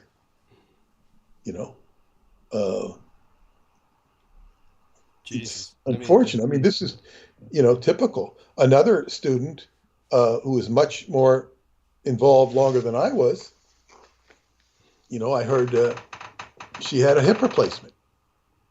I do exercises every day that would prevent having a hip replacement. I don't do it because I'm afraid of a hip replacement. I do it because it keeps my back happy, sometimes ecstatic. And as I say, I had struggled with my back, most of my adult life because of a pelvic tilt from a cast at age 13. So, wow, my back is happy. There were even days back in the 90s when I started playing football. I started playing football in 1993 when I was 40. And I would wear a back brace, one of these things, Velcro things you put around, and I'd always feel better. I'd wear it in the game. I was known for having a bad back, but I'd play, and after all that jumping around, I'd always feel better after the game. It always helped me. So I went through a lot with my back. But anyway, this woman, she got a hip replacement, and I said, boy, my teacher would have been shaking his fist at her if he were alive and he heard that. Right. And he told me she used to complain about him being abusive to her. Jesus. And he probably was verbally abusive to her. He could be verbally abusive to a lot of people. When I say verbally abusive, I'm not, he doesn't like a drill sergeant, but, in fact, he would feel that he's being disrespected. And he told me, she says, I'm abusing her. I'm telling her, he's probably telling her she's full of shit. And probably quite accurately, because he didn't mince words. But nevertheless, I'm saying it's like, she didn't learn that lesson. I was in the class when he taught it to us. She was there too. And I think one of the reasons I had such a good rapport with him, because he knew I listened to him and I paid attention to him. I didn't retain everything, but he knew I paid attention to him and listened to him and tried. It meant, that this is what teaching's about. So, but seeking means to have a goal, but finding means to be free, to be receptive, to have no goal. So what I learned in Scientology was I was able to take that goal and release myself from it.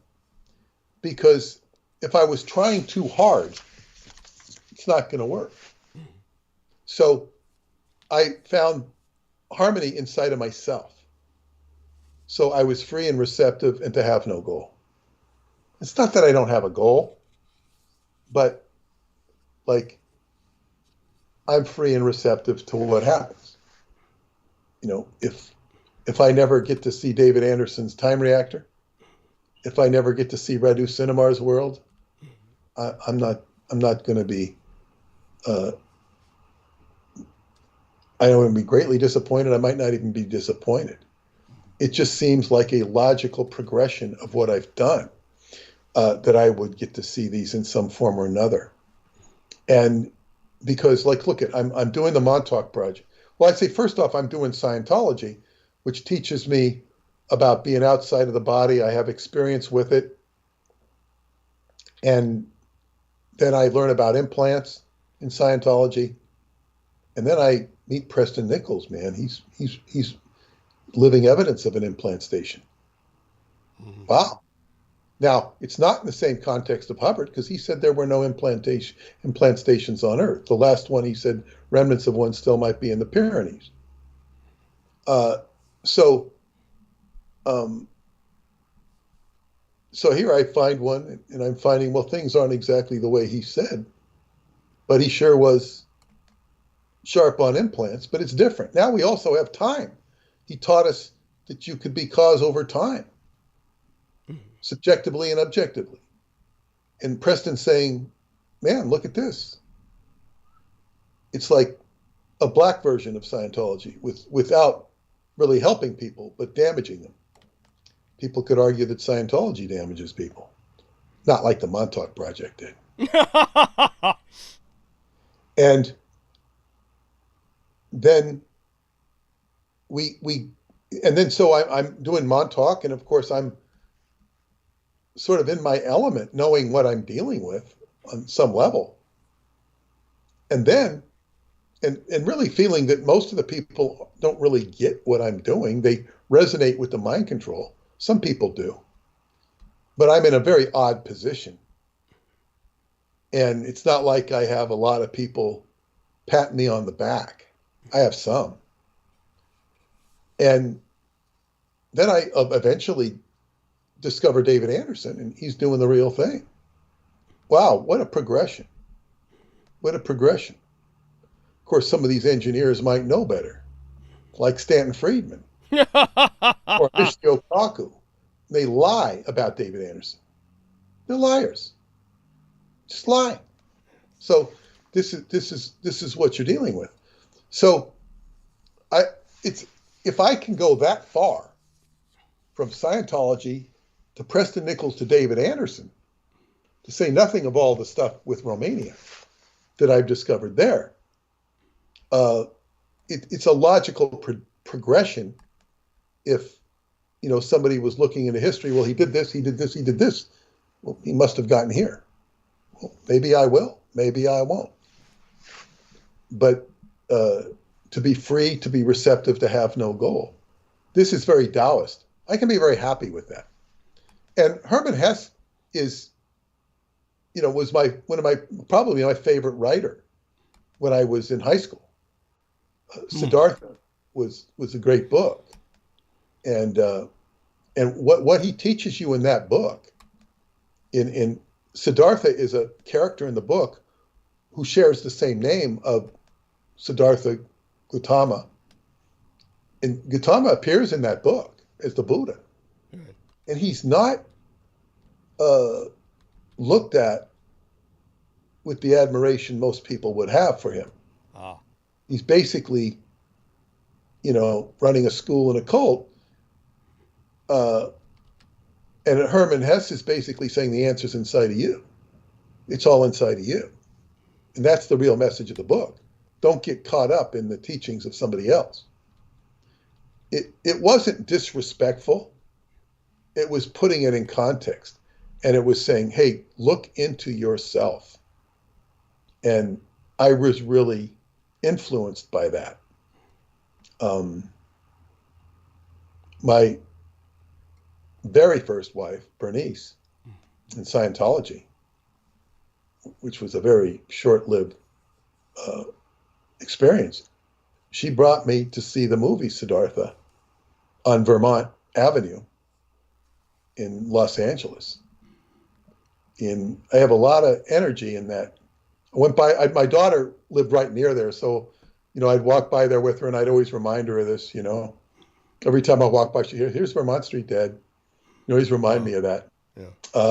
Where we saw that movie, and I think the restaurant we ate at is now a famous restaurant. It wasn't then. I ate there a couple times. Forget what it's called. Certainly a good restaurant, but so Hermann Hesse was pivotal character in my spiritual awakening, and it was not uncommon for some of my other friends in Scientology. They read that book. It was very popular in the 60s and 70s, and it kind of turned a corner for them because it opened you up to your own destiny in terms of that. Now, there's another couple quotes that I copied. Those who cannot think or take responsibility for themselves need and clamor for a leader. This is something people who join cults, you can't take responsibility for your own life, your own career, your own destiny.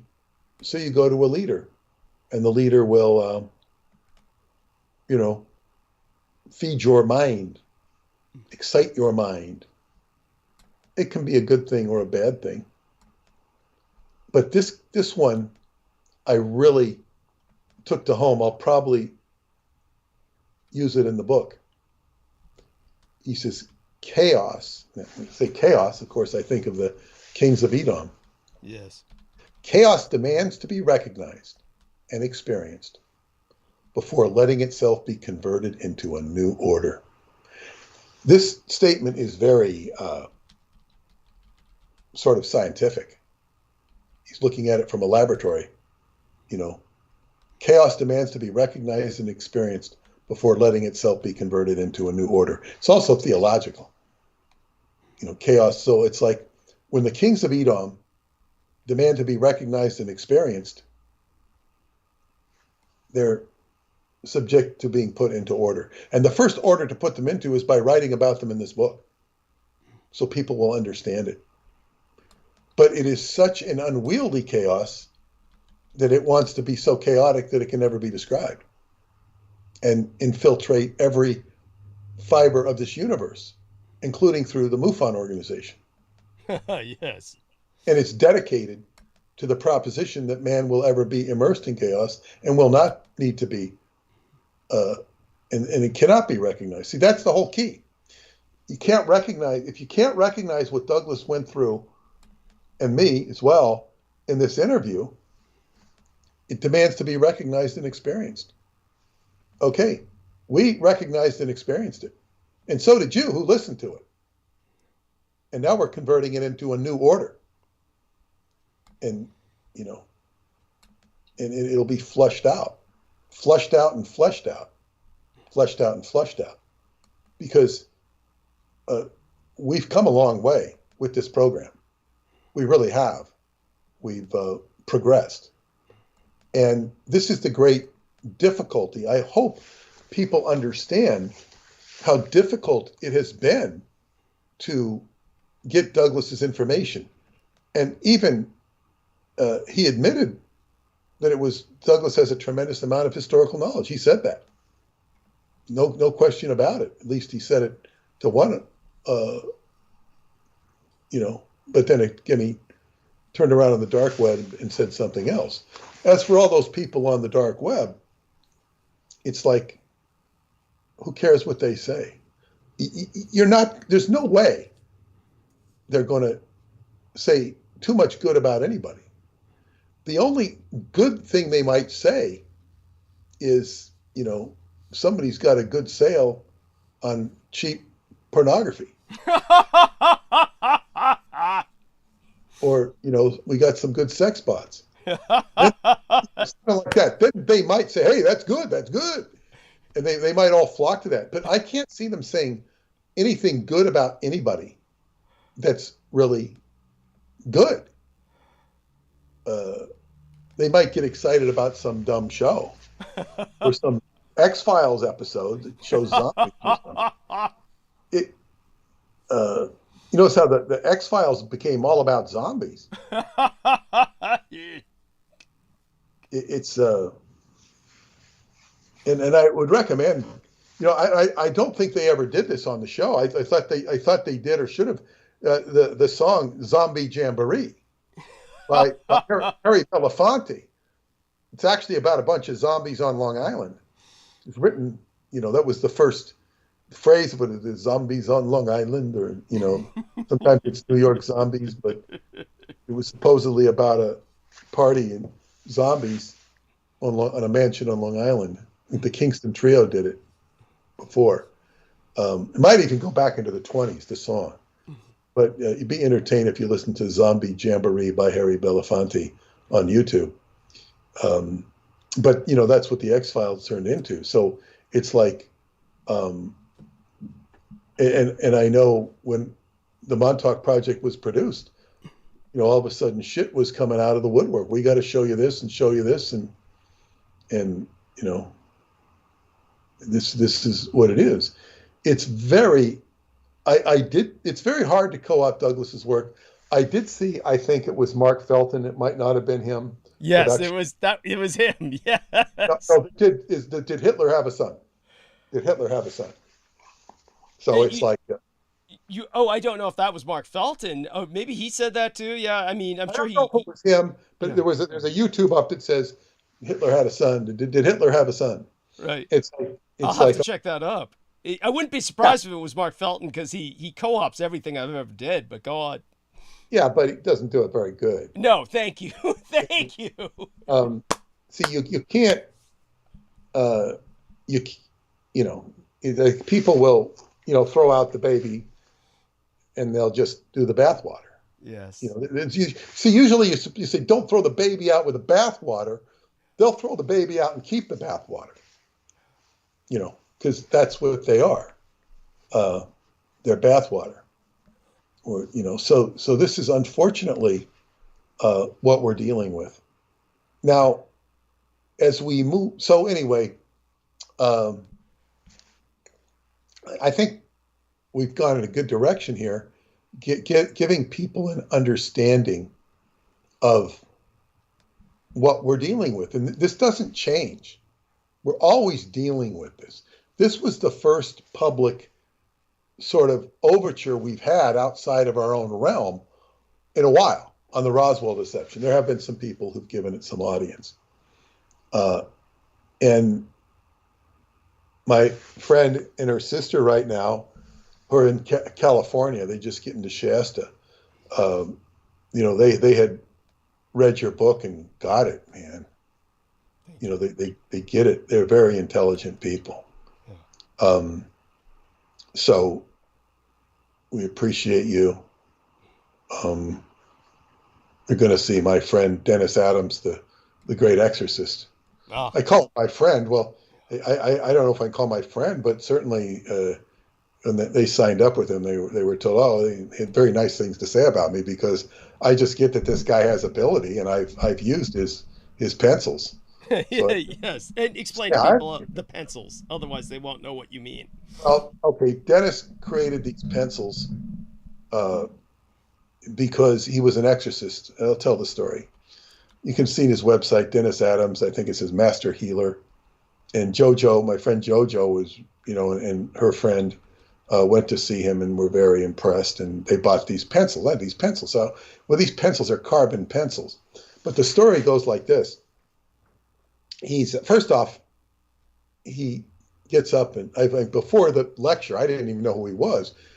I just said, you look like Sean Connery. I do? Yes, I do. Okay. He does look like Sean Connery a little bit, and he gets up and says, there's a lot of transgender issues right now. And he said he was born a hermaphrodite, and they operated on him when he was 4 to remove, the female genitalia. And it was a series of operations. But he said he's about 4 years old, and he's like watching the kids he's in the room with getting morphine to get rid of their pain. But the pain doesn't work on him. He's still in pain. And so he has to go out of his body and reconcile with the Creator. And he develops a relationship with God out of just sheer pain and getting out of his body. And he says, and I don't question him on this, he has a degree, and I think it's from Berkeley, UC Berkeley, of being able to walk through walls. I think he actually proved it. He walked through a wall. I didn't see him walk through a wall. I don't know that I want to see him walk through a wall. But nevertheless, he had very existential, visceral experience with God. And he studied to be a priest. He went out naked in nature for a long time. And then he went back and got his degree to please his father. And he ended up as an exorcist for the Vatican. He had a special relationship with Pope Paul VI. And he said that Pope Paul allowed him to go into the Vatican with security guards and look at a parchment that the character we know as Jesus Christ wrote with his hands. Well, with his hands, he wrote it with charcoal. And he's allowed to examine it. And the guards are keeping their eye on him to make sure he's not supposed to touch the parchment. But as human beings will be, their eyes cast away, and he touches the parchment. I think he touches the charcoal, and he's very taken aback, because he says, why would he write in charcoal? This thing could, rub off, disappear. It's not a good thing to write in. When he touches the charcoal, all of a sudden it lights up. You can imagine it lighting up like the charcoal. There's like this light coming off the charcoal. He goes, oh, wow. Like he had a communication, alive. It's like the astral plane has come alive and superposing itself on the physical plane. And he says, what's this? And then he looks to his notepad brought with him, which is written in pencil, and he sees the carbon pencil marks, the writing glowing as well. And he basically figures out that the carbon in the pencil, the carbon in the parchment, this is how God communicates to the human, through the carbon in the body. The carbon in the body. And he says, in those days, pencils were made with carbon. Nowadays, they're made with graphite, which is an isotope of carbon. It's not the same. So the carbon, he made a pencil because you can't buy them. He went and got certain pencils made that are in the original carbon form, specially made. So he sells them in this nicely carved case, 3 pencils, an eraser, and a pencil sharpener for $35 or something like that. Mm-hmm. I bought one. Jojo bought one. Mm-hmm. Her friend bought one. And I've written some pretty interesting letters with those pencils. I haven't even gotten one pencil down to 3/4. I still got a lot of pencil left. And but what was so remarkable about this, and what encouraged me to buy the pencil, was, well, first off, I got to say, when he gave his talk, I went up and because he didn't tell us what was on the parchment, and I said, well, you know, the story was good, but what was in the parchment? He says, I can't say. I promised Paul I would never tell, and I keep my word. And I said, okay, well, was it anything we really haven't heard of or seen before? He goes, no. So I guess I wasn't missing anything. But then I went home. It was late. And I had this private message on Facebook from a woman on Long Island. And she said, I have I think it was a grandson, and I'm having problems with him. And she described him as he was clearly, in my opinion, he was clearly possessed. Right. So I said, okay, what I need you to do is find a carbon pencil. If you can't find a carbon pencil, just use a regular pencil and do what Dennis said to do. Write this person a letter. See, Dennis says when you get the pencil, write to all the people you knew before 14 or younger, and your mother, your father, and make your peace with them. Write what you want to say to them. And then go out and read the letter. Go out in nature. Read the letter out loud. Read it once for yourself. Read it once to read to them, to the soul, and read it again for everybody else. And then you burn the letter. You're out in nature. The reason you burn the letter is because you'll get the sensation of smell and taste. You read it because you get sound. Of course, you've already seen it and you've touched it. So you're engaging the 5 senses, and carbon is how God communicates through the body into the mind, into the soul. And this is what he discovered from his experience. So when I told her this, she did it. She went out into nature, which is really Eisenhower Park, a place where I used to play football. It's a big park, biggest park in Nassau County. And it's more of a park than nature, but it is nature. It's trees and grass and a lot of sports fields. But she burned it, and it was so difficult to burn, she burned her finger. I've had one that was really hard to burn myself. But she burned her finger, but she said when she did that, within 10 minutes, she got a call from her grandson. Mm-hmm. And he said, man, I really screwed up my life, blah. It was like, she got some traction. I said, this stuff works. It obviously worked.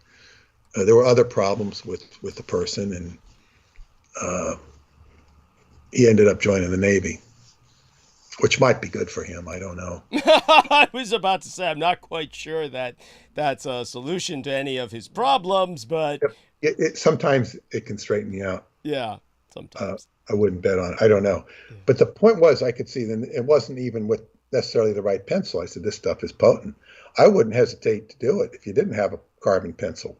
Graphite is a component, and what you're doing is you're writing to spirit. And then when you burn it, it has a profound effect. And I've done some of these letters. What I'm going to do when I get some time is I'm going to write some letters to some of the characters in Radu's books that I have a association with that are very vague and ephemeral.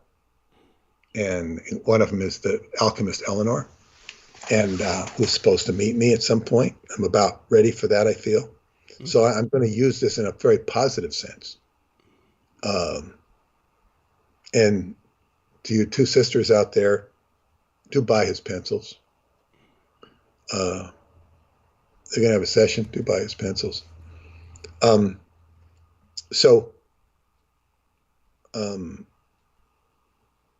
this one sister has been so great. She gave me such a great master mineral solution. She sent some of this. This is a whole book, master mineral solution. It'll supposed to cure anything. Fortunately, I'm not ill.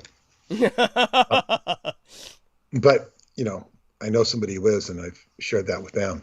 But in any case, it's just such an atmosphere of healing between me and this woman, and then now I'm referring her to Dennis, and it's fantastic. It's just really good. So it's a real positive. So that kind of explains that adventure. Yeah. And I can even write a letter to the art elect. I just need time to sit down and do these things. Yes.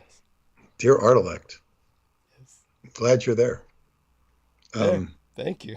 It's and see this whole thing of speaking to spirit. It's like if you speak to spirit, and I normally don't talk like this because this is for other people to talk like, but it's like it makes a difference, and this is what in Radu's books,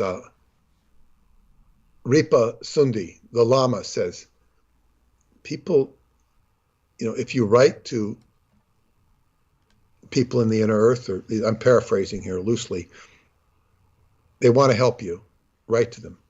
It makes you conscious of other people. It makes you conscious to, if you think of them. It's just like, if you start thinking, for example, your sister, Douglas, you start thinking of your sister, well, she's probably thinking of you.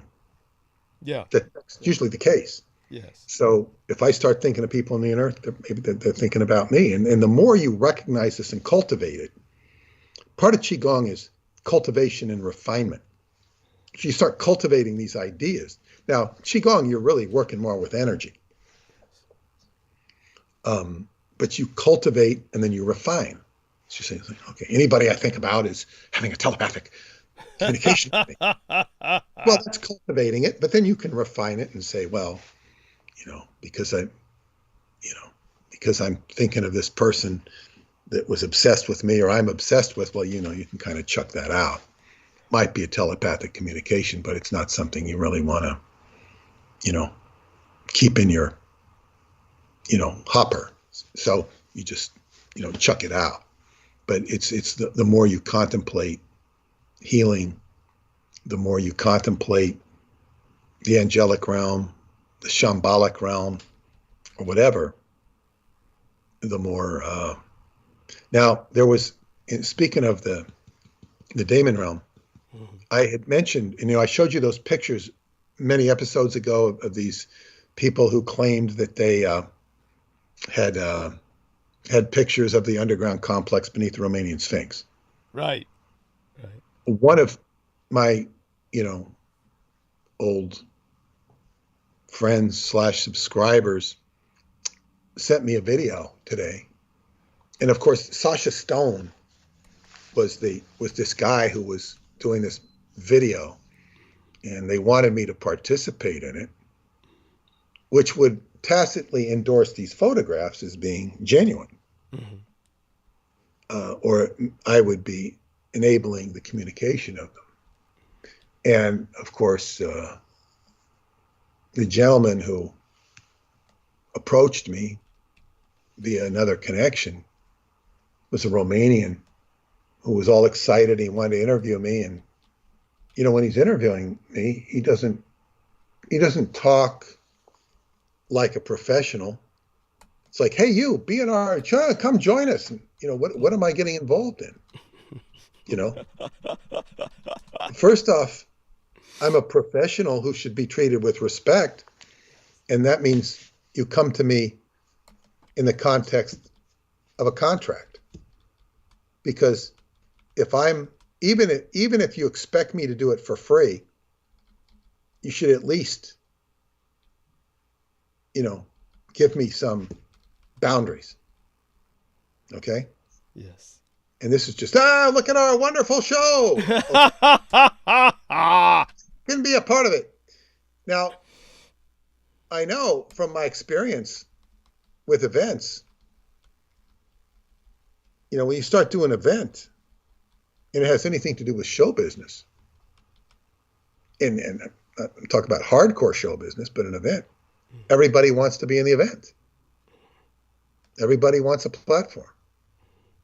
Not everybody, but you get the idea.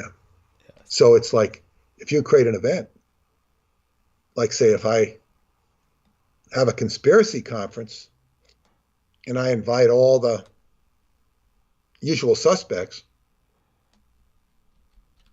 people are want to, there's a lot of unusual suspects that want to be on that platform and be envious of the people who are on that platform because they're getting to speak. So everybody wants to be on the show. So it's not that hard to put up a marquee and say, come and be in my stupid video or my magnificent video, whatever it is. People want to be, and I'm the opposite. I'm very suspect and suspicious. It's just my nature. And so like people come to you as if they're doing you a favor. We will promote your book. And there are certain venues, Michael Sala's show was very incredible promotion. And I backed it up with incredible sales on our books. Get very good pricing. And that can only last as long as the books are all in stock. Sometimes they run out. When they run out, I can't maintain that sale because I can't deliver the goods. Mm-hmm. But in any case, it's still up if anybody's interested. Skybooksusa.com. But so it's like, so anyway, this friend of mine sent me this link and he says, go to 40 Minutes. It was on Rumble. And it was Sean Stone interviewing Sasha Stone. I think Sasha Stone is from Bulawayo, which is a city in what used to be called Rhodesia. I think it's now called, what's it called? Zambia was northern Rhodesia. So what's southern Rhodesia? I think it's just called Rhodesia. God, it's Namibia? No. What's it called? I can't even remember. Well, I'd have to look at a map, and that would get me what we need. Let me take a look at a map. This place, I used to know it at the Zimbabwe. Nambia, Angola is below. Angola's above Namibia. No, it's Zimbabwe. So with Rhodesia used to be Zimbabwe. I mean, Zimbabwe is what used to be Rhodesia. Botswana is Zimbabwe. Yeah. Zimbabwe. Okay. Yeah. Yes. So anyway, he's claiming that he has photographs of this place, and he's in Bucharest, and there's a 5-star general next door. Now, I'm pretty sure who this general is. And because he had contacted Michael Sala and invited Michael Sala over, and I know this guy. I don't know him personally. And but David Anderson told me he didn't show up the first time. His name is what's his name? Emil Stranu. And Emil, he had his fedora hat, and he didn't show up. And David Anderson, who really kind of really shies away from controversy of any kind. He doesn't need it. he says, I think he didn't come because of you're here. And I've seen him on TV in Romania. And he's kind of the Stanton Friedman of Romania in his own right, the expert on UFOs and all that sort of thing. But he's this general who had contacted Michael Salla. And I said, Michael, I think that they're trying to, co-opt, or I did not give it. And he agreed with me. They were trying to get him to come over and, give him the inside dope. There is no inside dope. The only inside dope you're going to get is if you actually go into those chambers yourself. And I have been told years and years ago that there were people who, huddle up near the Vucej Mountains and, almost like a cult who live up there or hang out up there, and they're, kind of like people that go to Sedona. I've never seen them, but it's like, it's, kind of a groupie thing. And, one of my friends wanted to go explore the area. And basically, according to the books, these things are so hidden that you could walk right by it and not see it because they're cloaked. And so if you're going to go there and experience it, it's not like going like a tourist. Maybe these people who sit there and camp out, if they meditated, maybe they could get into the vibrational frequency and penetrate it. Mm-hmm. But going there in the physical plane it's interesting. It's a very beautiful place, and I don't discourage people to go. It kind of witnesses you to the location. And I've had enough experiences to where I can appreciate this. Most penetrating experience I ever had, though, was in a dream state. Dreaming being in an inner earth cavern was like pure crystal. It was just incredible. It's like you don't really want to see anything else.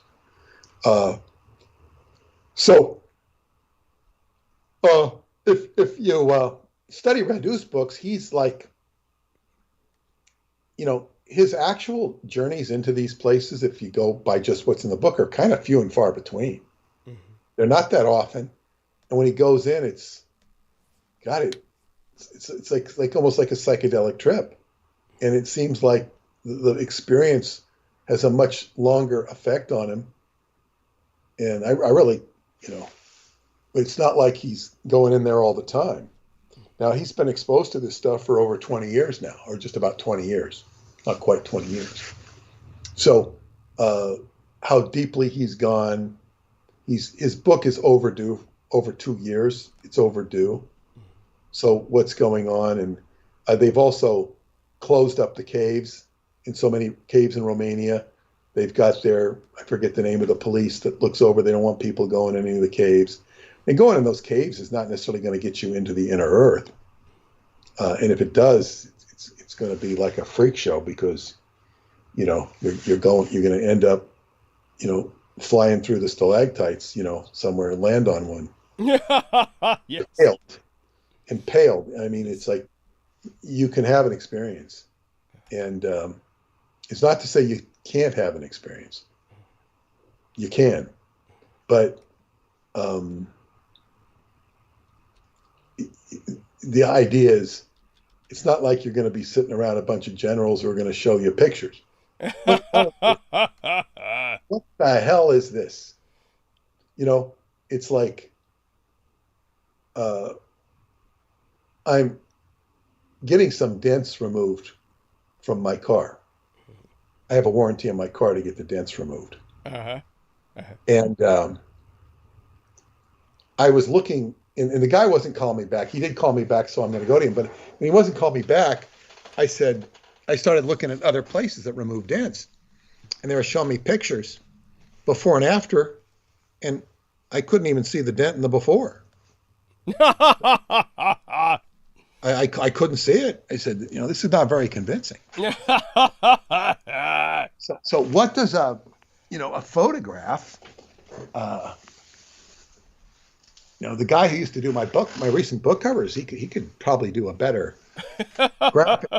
I know we could do a better graphic rendition than any of these photographs they're showing. So,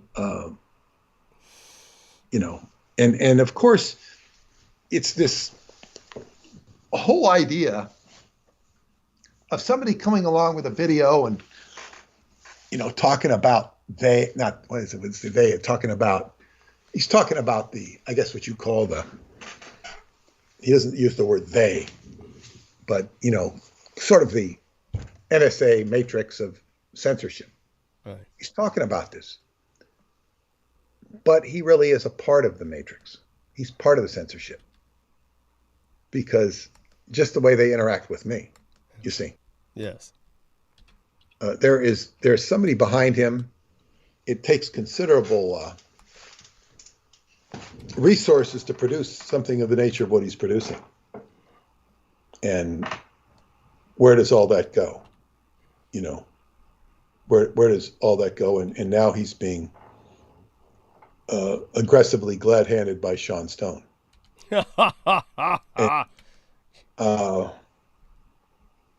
And it's just, you know, who, of course, interviewed Aquino.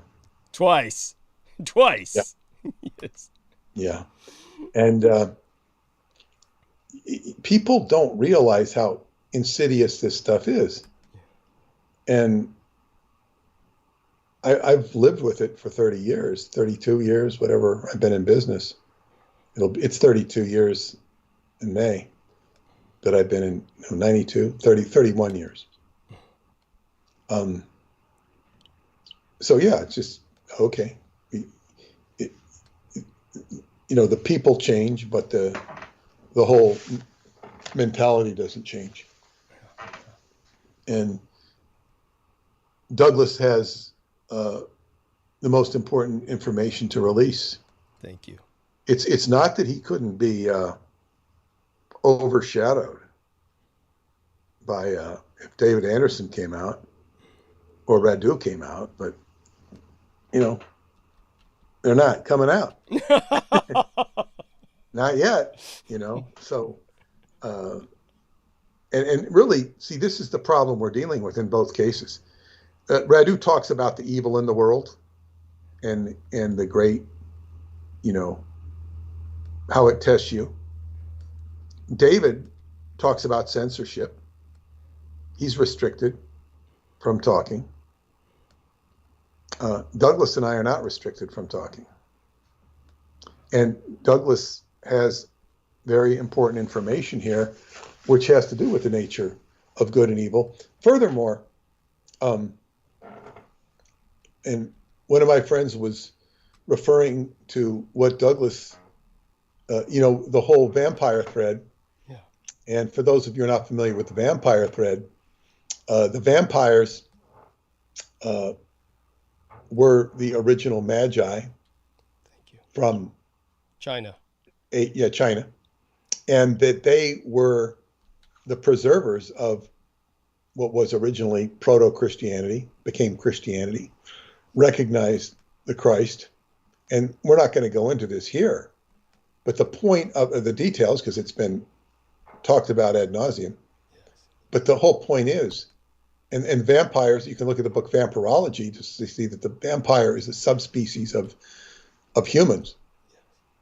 But human beings have proven throughout history that they're not capable of responsibly being the steward for the energy which is representative of Christ in the most sane, rational, and exalted sense of the word. They're not.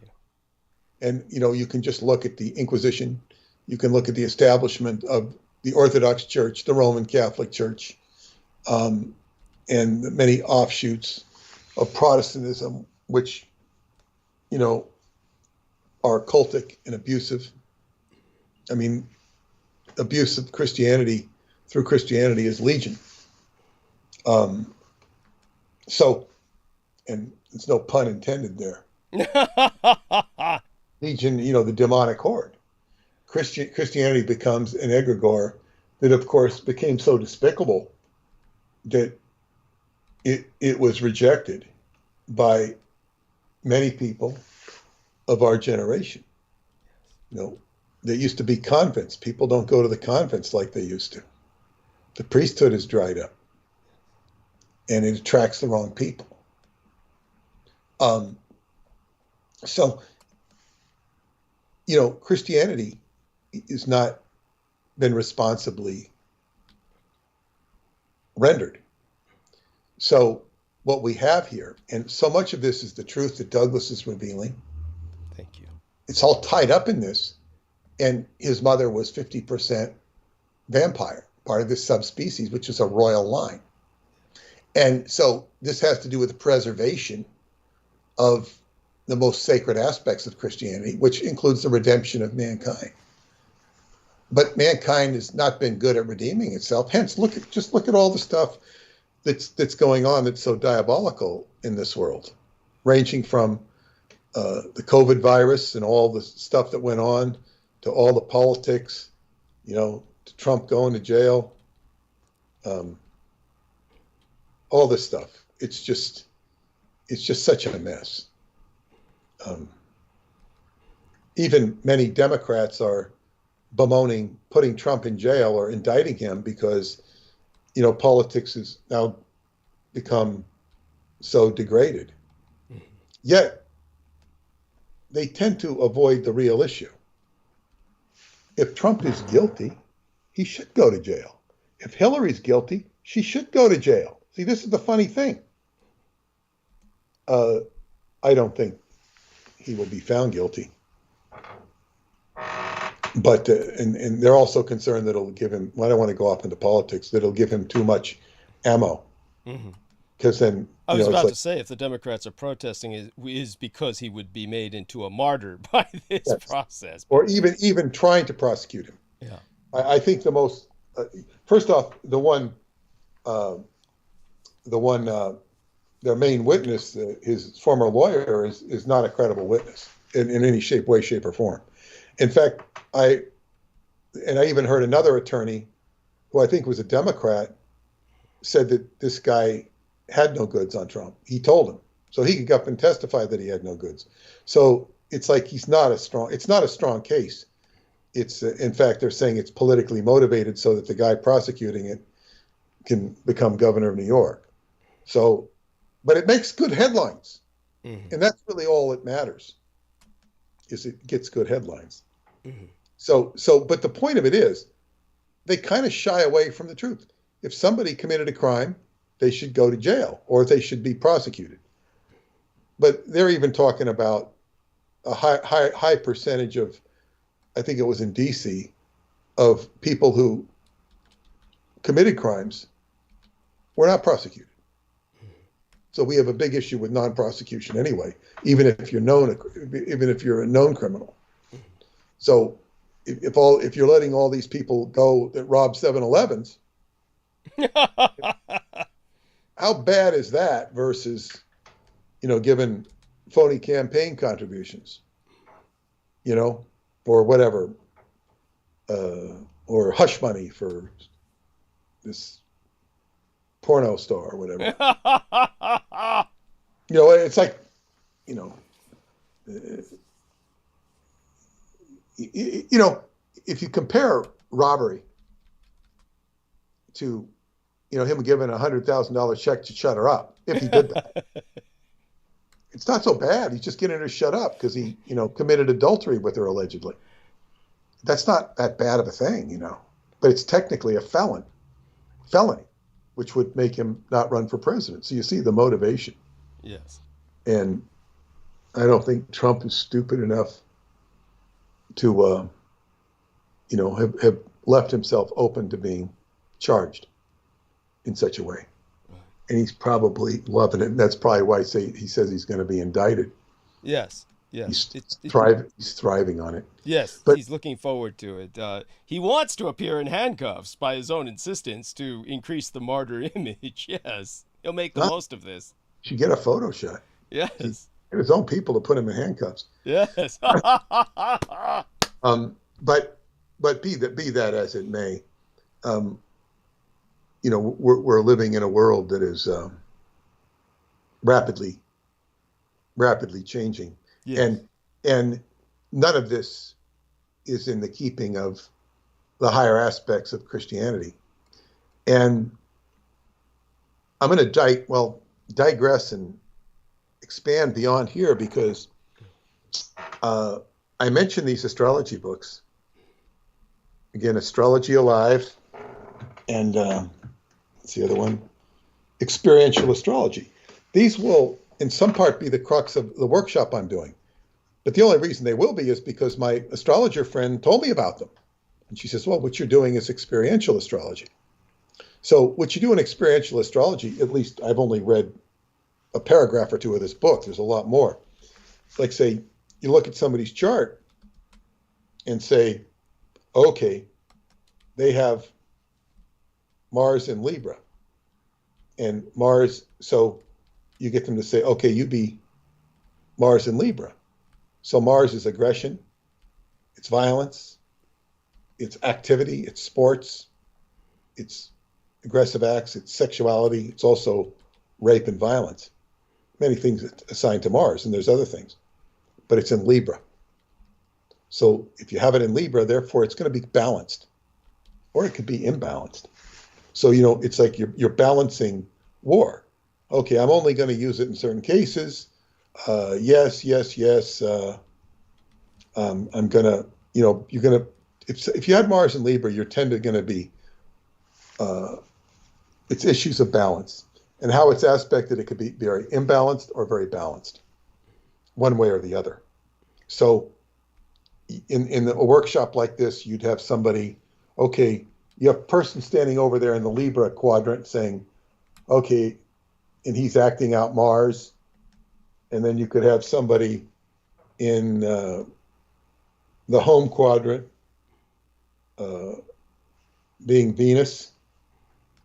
If you're a man, it could be a woman saying, oh, you know, the home is so nice. Come, it's loving in your home, or whatever.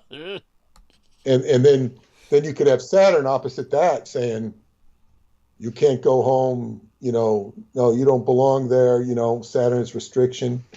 Your karma's no good. You can't belong with that beautiful woman over there, whatever it is. You know, but see, what happens is this activates the actual person's chart.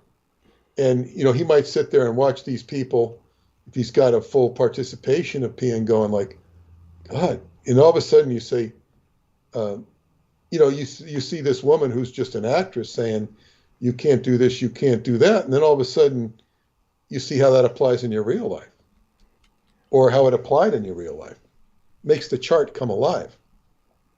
And I started doing it with this woman, and she started getting pissed off because she says, wait a second. I said, you don't understand. I said, we're doing this a process. I'm not talking to you in reality. Right. You know?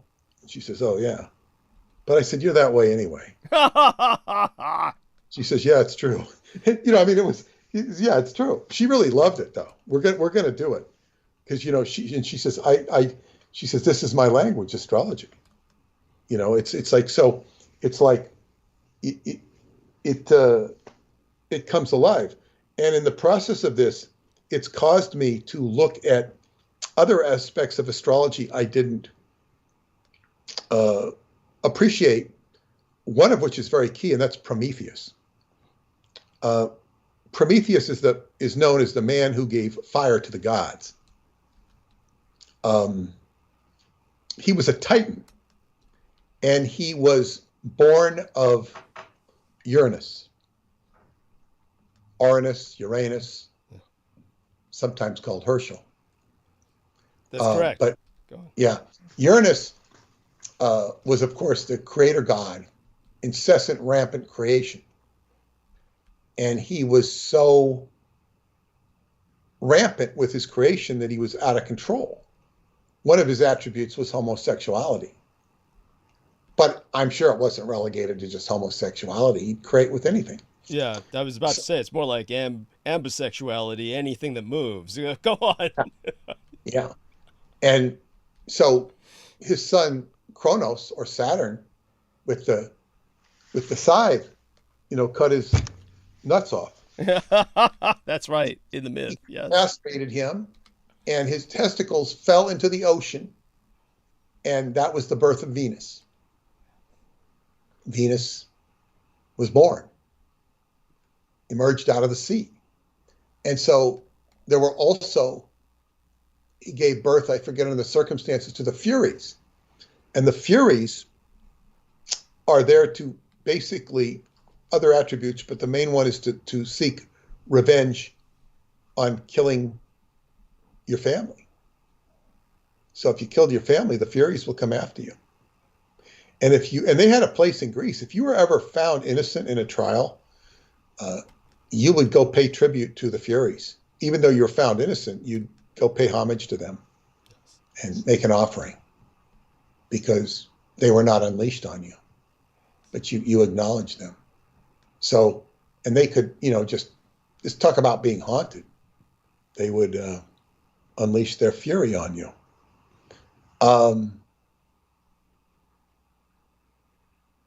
So Uranus, but Prometheus is key, because Prometheus, what was it? I think it was Prometheus. Now, Prometheus had a brother. I forget his name. But I think they were twins, but Prometheus, he could see things. He could see the future. He was predictive. So he was like somebody that could look at the stock market and tell you what's going to happen, or forecast. He could see things ahead of time. His brother was one who always learned by mistakes. Like if you tell somebody, don't drive down that way because there's, problems down on that road. Well, that's Prometheus. The brother's just going to go down there and have to do it himself. Oh, I shouldn't go down that way. And he doesn't listen. He doesn't pay attention. He doesn't think about it. He just learns. He's knee-jerk reaction. And they're two different characters. But Prometheus is, of course, known for taking fire and giving it to mankind, which pisses off Zeus. But what Prometheus does, he also is responsible for making man out of clay and breathing life into him. And mankind is taught, he teaches mankind with the help of Athena.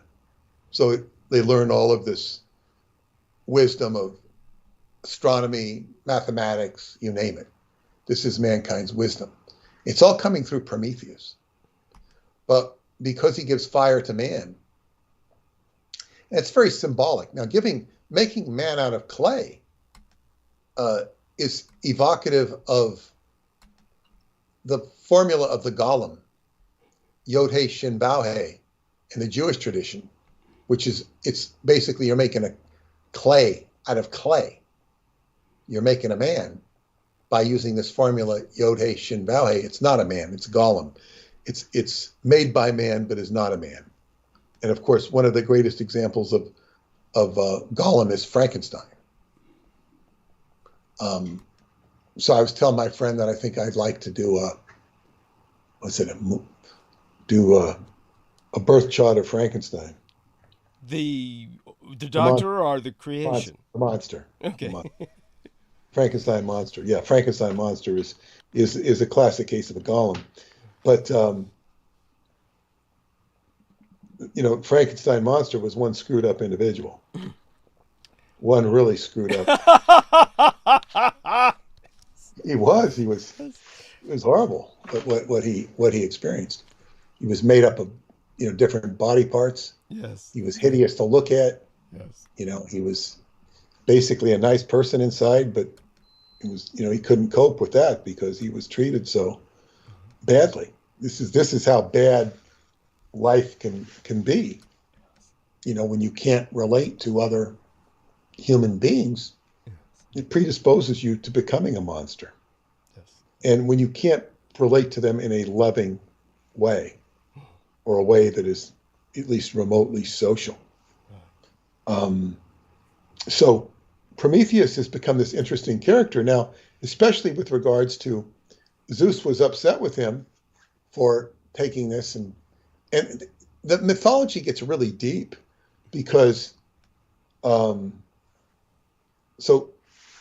he's strung out on this rock, and this, I know I think it's eagle, whatever, comes and eats his liver out every day.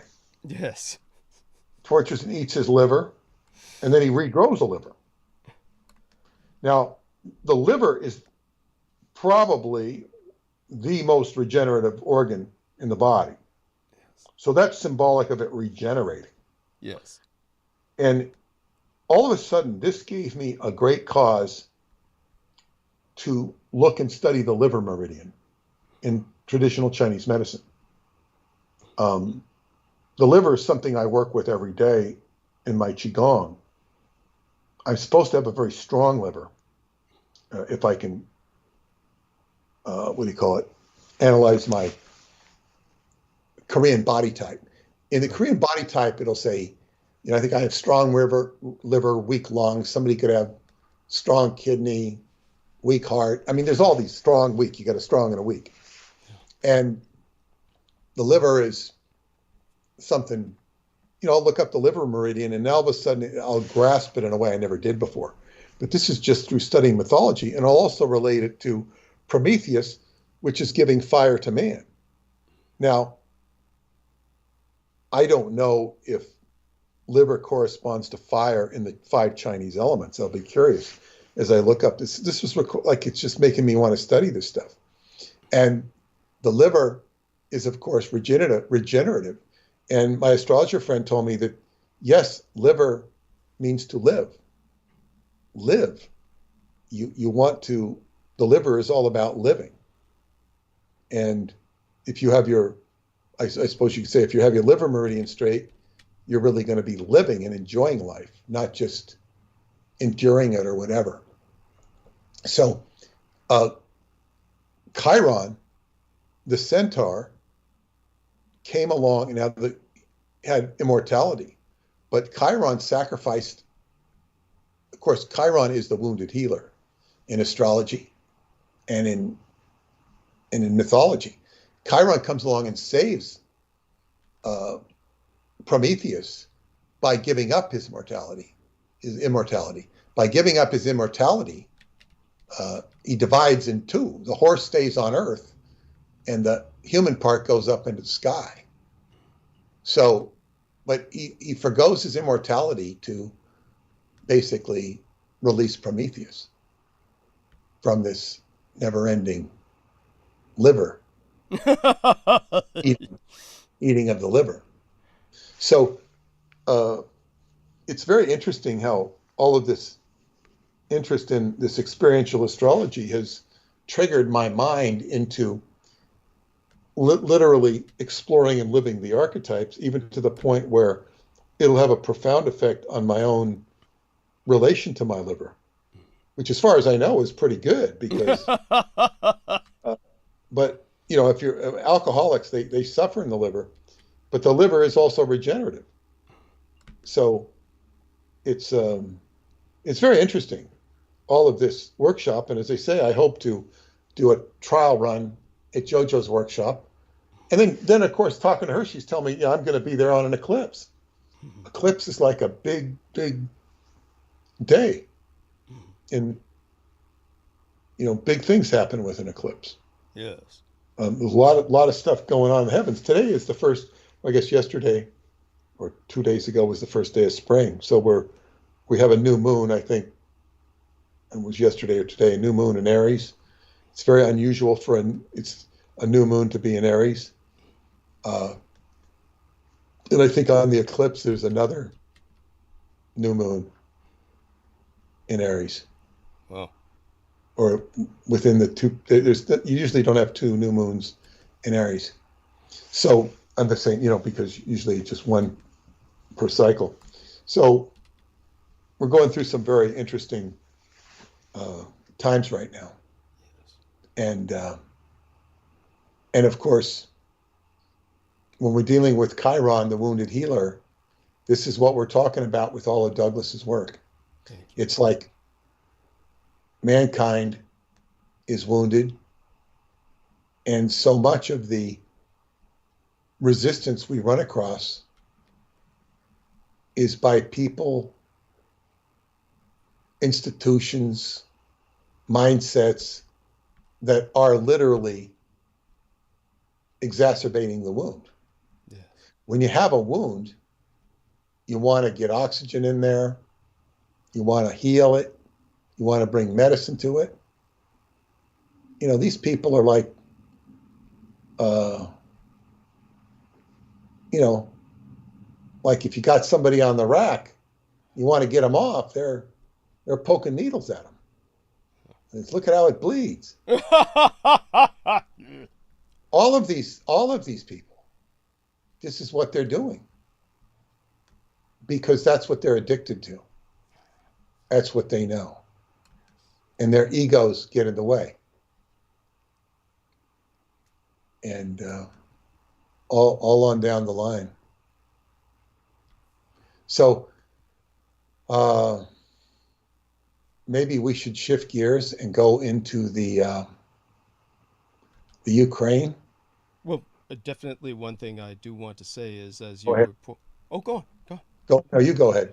Oh, I was just going to point out that when I do go into monologue tonight, even though I won't go into too much detail about Trump's trade ideas, the one thing that I do want to say is that in order to counter China, which has just had its dictator meet with the Russian dictator, Xi Jinping has traveled to Moscow and rendezvoused with Vladimir Putin. This is, of course, what Peter Moon is likely alluding to when he's talking about potentially bringing up the Ukraine and what's going on there. And Peter and I spoke about some other elements of Ukraine last night, which I'll let him broach. But one of the things that I do want to point out is that we really need to continue Trump's idea of a trade policy in order for America to have any hope of rebounding and just maintaining its lead in world affairs at all, whatever lead it still has left. So all credit to Trump in that sense, in that we're maintaining essentially under the Biden administration his foreign policy. So at least that's been set in stone, and that certainly has provided hope to myself to a great degree because of the communist Chinese infiltration of the Chinese community in America and their attempt to intimidate it and have their secret police try and cow ethnically Chinese people in the United States. Though I'm not ethnically Chinese in the purest sense, I'm certainly considered at one point in my life, a national of Taiwan, which was, of course, the communists claim that. And they look at myself as this incredibly subversive element, this rogue element, this renegade factor that if they could, they would kill me. So all that, being stated, we turn it back to Peter, and by all means, start in on the topic. Well, I got a couple things. Yeah. First off, I got a friend, one of my friends just emailed me, mm-hmm. and he, because he was sort of thinking you were too acerbic and hostile. Yeah, what, on the interview the other night? Yeah, that's what he said. He says, Douglas's replay and comments about the MUFON thing has made me much more aware of the war we are involved in. Thank you. Your comments are very insightful too. I am humbled and now better understand things. Thank you. Thank you. That's appreciated profoundly. Yeah, it's like, yeah. I wrote back, how could you know? He couldn't. Now, there's also, if you look in a email from Will to both you and me, and he says, if you look in your email, he says, still having problems recovering the recording. He must have resolved it soon. Hope to resolve it. Now, why does it need to be recovered? It's put in the trash. How did it get in the trash? We had the Men in Black, now we have the Men in Cyberspace. Oh, shit. Now that he's been exposed, I guess he's trying to change his tune, but you notice that none of this makes any sense. The man's an engineer. The man helped develop semiconductors. This is what he claims, at least. The idea that the guy... It doesn't make any sense. Thank you. The idea... I'm rooting around in my cyber trash. This is the ridiculousness of what we have to go through. Thank you. It's like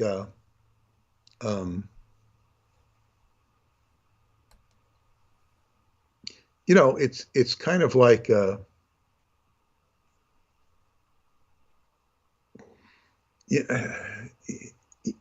like some little kid who's holding his family hostage because he doesn't want to go to the circus with them.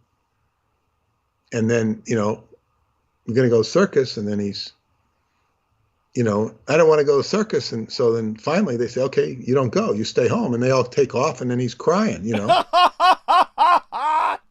the hell is this? And then he's making everybody neurotic over the fact that he wants to go, but he doesn't want to go. And it's like, okay, just, why can't things be smooth? Or as Rod King would say, why can't we just get along? Yes. Why can't you just not censor us? Yeah. And then not smear our good names. Yes. Why does it have to be so? Why does it have to be so difficult? I have pointed out before that my solar return has Black Moon Lilith at my career, and Black Moon Lilith is one of the most formidable heavenly, icons or archetypes to have. It's like it's doesn't necessarily mean that I will be viewed with Black Lilith scares the hell out of people. Yes. And she abducts children. She does all sorts of things. Often identified with her rampant, aggressive female sexuality. Often identified with that, but she's an abductress. She doesn't follow the orders of any man. How this would appear in my career, I would appear very dangerous or foreboding. And, actually, I'm not doing anything dangerous or foreboding except trying to expose certain truths. Or we can even call them propositions of truth. And these ideas are so upsetting the apple cart. This also has to do with the sign of Aquarius, which is ruled by Uranus. And Uranus is, of course, anything that's off the wall, out of the ordinary. And Aquarius it's sort of like, Aquarius is innovation. And part of this innovation that we're moving into, with Pluto moving into Aquarius, is Aquarius doesn't really care about the old values. Now you see this with people getting upset all the time about transgender issues where men are allowed to compete in women's sports, so it ruins the women's sports. Because how can they compete with a man, who's really a man, but he's calling himself a woman? And it's upsetting people. People are getting very upset by this change in standard. So it denigrates what we knew as female sports. And in other words, the old values of male and female are being tested. One might think we're moving into a realm where the patriarchy is receding and the goddess takes over. We're far from having the goddess take over, because the goddess is instead of being repressed by the patriarchy, now we have the new patriarchy, which is the transgender, which acts to humiliate the woman even further, or to make her less than what she could, would, or should be. And this is an issue that's even being voiced by conservatives. Conservatives traditionally are patriarchal and tend to put the woman down. But now even they're standing up, saying the woman's being beaten down too far. We want the woman to be a woman. Women give birth. Women, take care of the family. So these are, Aquarius is ruled by Uranus, and it just like it's moving forward with technology. And part of it is that it really doesn't give a damn so much about emotions. It really doesn't, because that's not what it's there to do. Cancer is emotions. Cancer is ruled by the moon. Aquarius is about innovation and technology. So you've all heard where innovation or automation, people lose their jobs. The most iconic, ridiculous example of this is the movie Ride the Wild Surf, where they portray the Asians very stereotypically and very absurdly with Mr. Chin's things. He's selling fireworks to Barbara Eden, and she's going in to get the fireworks, and the firework is so big, she's going to explode it for New Year's Eve and, tell her boyfriend she loves him or something. And the fireworks, and so she says, "Oh, you need, what do you call it? An asbestos suit so you don't get hurt when you set this thing off." And she says, "Well, do you have an asbestos suit?" She says, "Oh yeah, I get it from him." And the guy who's the Chinese guy in the back who's kind of oversized. So he goes off and there's this like argument in the back, and he comes out with the asbestos suit. He took this guy's asbestos suit off and he's giving it to her. And this guy's back there screaming like an abused Chinese guy, and he comes out in his underwear and he's going, "Oh, oh, oh, oh, oh." And she says, "Don't worry." And she says, "Oh, well, if this is his, I can't take his." He says, "No, don't worry about him. Don't worry about him. He get replaced next year by automation." And the Chinese guy, no, not automation, not automation. Which is very racist. It's funny, but it's very racist. And, no automation. I mean, this is what happens. Automation just take people's jobs away. And this takes us back to the consciousness. I'd watched another astrologer say that one of her best friends, an old classmate from graduate school, was now tops in AI. And he's saying, just like Douglas was saying, we cannot duplicate consciousness. We can copy it, we can mimic it, but we cannot have consciousness. And this is the furthest we're going in AI. We call it the cutting edge. We don't have consciousness. And what he's basically saying, what they learned at the Presidio back in the 80s, they needed consciousness to make the computer work. So therefore, they had to bring in a consciousness, which was Douglas's mind, which resulted in the birth of the Art-elect. And this is like, wow, Douglas is the cutting edge of computer technology. And for all of this stuff to revolve around Taiwan, wow. If we could put a Chinese voice on Will, say, "Oh, how Taiwan gets or maybe a hillbilly voice. How did Taiwan get all those people? How did Taiwan get all those people?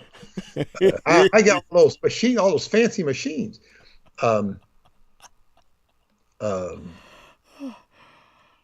Delightful. Yes. Yeah, I mean, I grew up with people who were like that. Part of my growing up, who were just as not hillbillies in their own true rights. But just backward rednecks.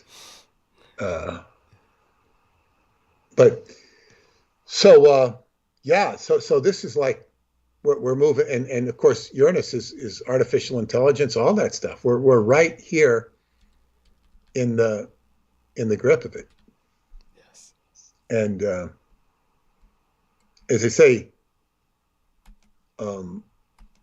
Douglas has explained how neon gas is so important to the building and making a hygienic environment so that the computer chips, particularly the high-end computer chips, are clean. And this is so important to the artificial intelligence thing. And all of these war events are all being fought over this artificial intelligence issue. It's like a battle for consciousness. Now, when Pluto is going into consciousness, Pluto is going into Aquarius, I think tomorrow. And when Pluto Aquarius it's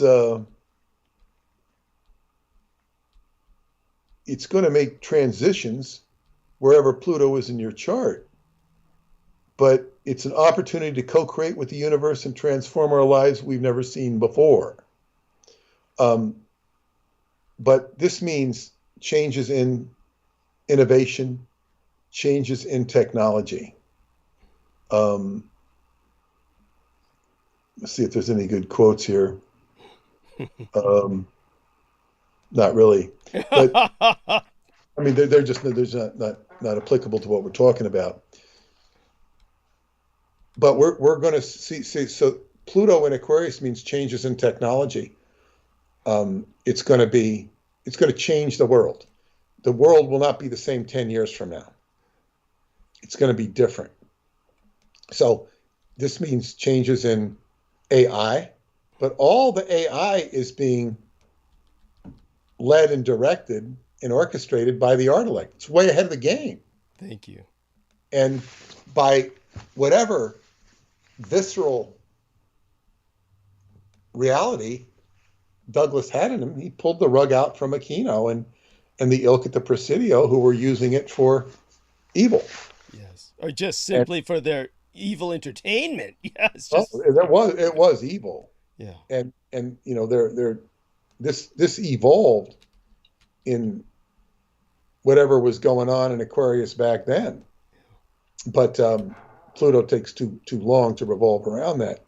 But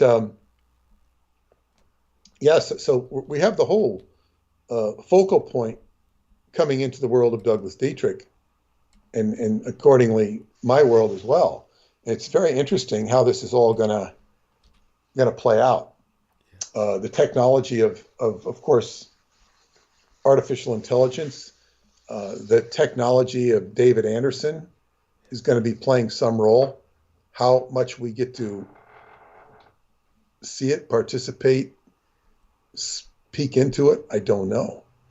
The technology that Radu Sinamar talks about. This is very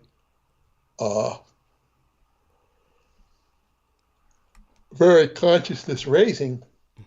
But somebody pointed out, not incorrectly, that people have been sold on the idea of Aquarius because of, you know, the song from the 1960s and the age of, you know, love. Harmony and peace and understanding. In a sense it is, but it's more about change, innovation, brotherhood, but brotherhood in a little bit of Soviet Union in there. I'm not going to say it's all Soviet Union. Socialistic, caring about people. We might view it more as Denmark. Denmark was very socialized, as were the other Scandinavian countries. Yeah. So where you'd have like, you know, 40, 50, 60% of your salary taken out to pay for the government, pay for taxes. And doctors might have been paid the same as a sanitation worker. But doctors, you know, wasn't a lot of disparity in salaries. So you had your home, was your home. It couldn't be taken out. Romania was that way during communist times. I'm sure Russia was too, Soviet Union. Now, and as the case in Romania, people were cared for. They might not have had a lot, but they had something. Whereas capitalism, all of a sudden you had poverty, people doing without. And although most people who are into the system in Romania, I think they like the capitalism better. Of course. You go over there and you see their version of Amazon.com, you see Staples, you see, Home Depot, you see that, there's a, I guess what you say, an affordability and a commerce that they didn't have in the bad old days. So,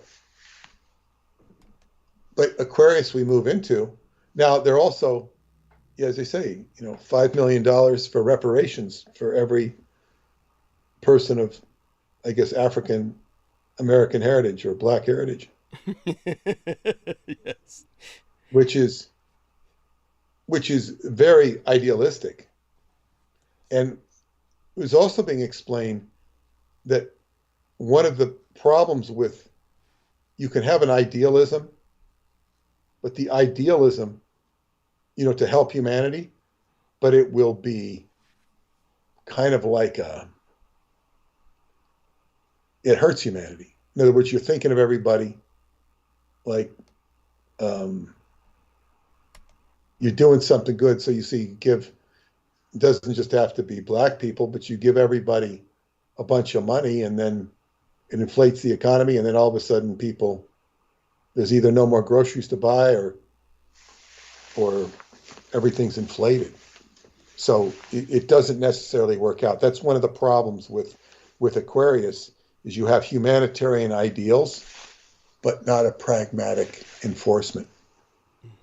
So that it's like, okay, and that's, I think, one of the plagues of the Democratic Party.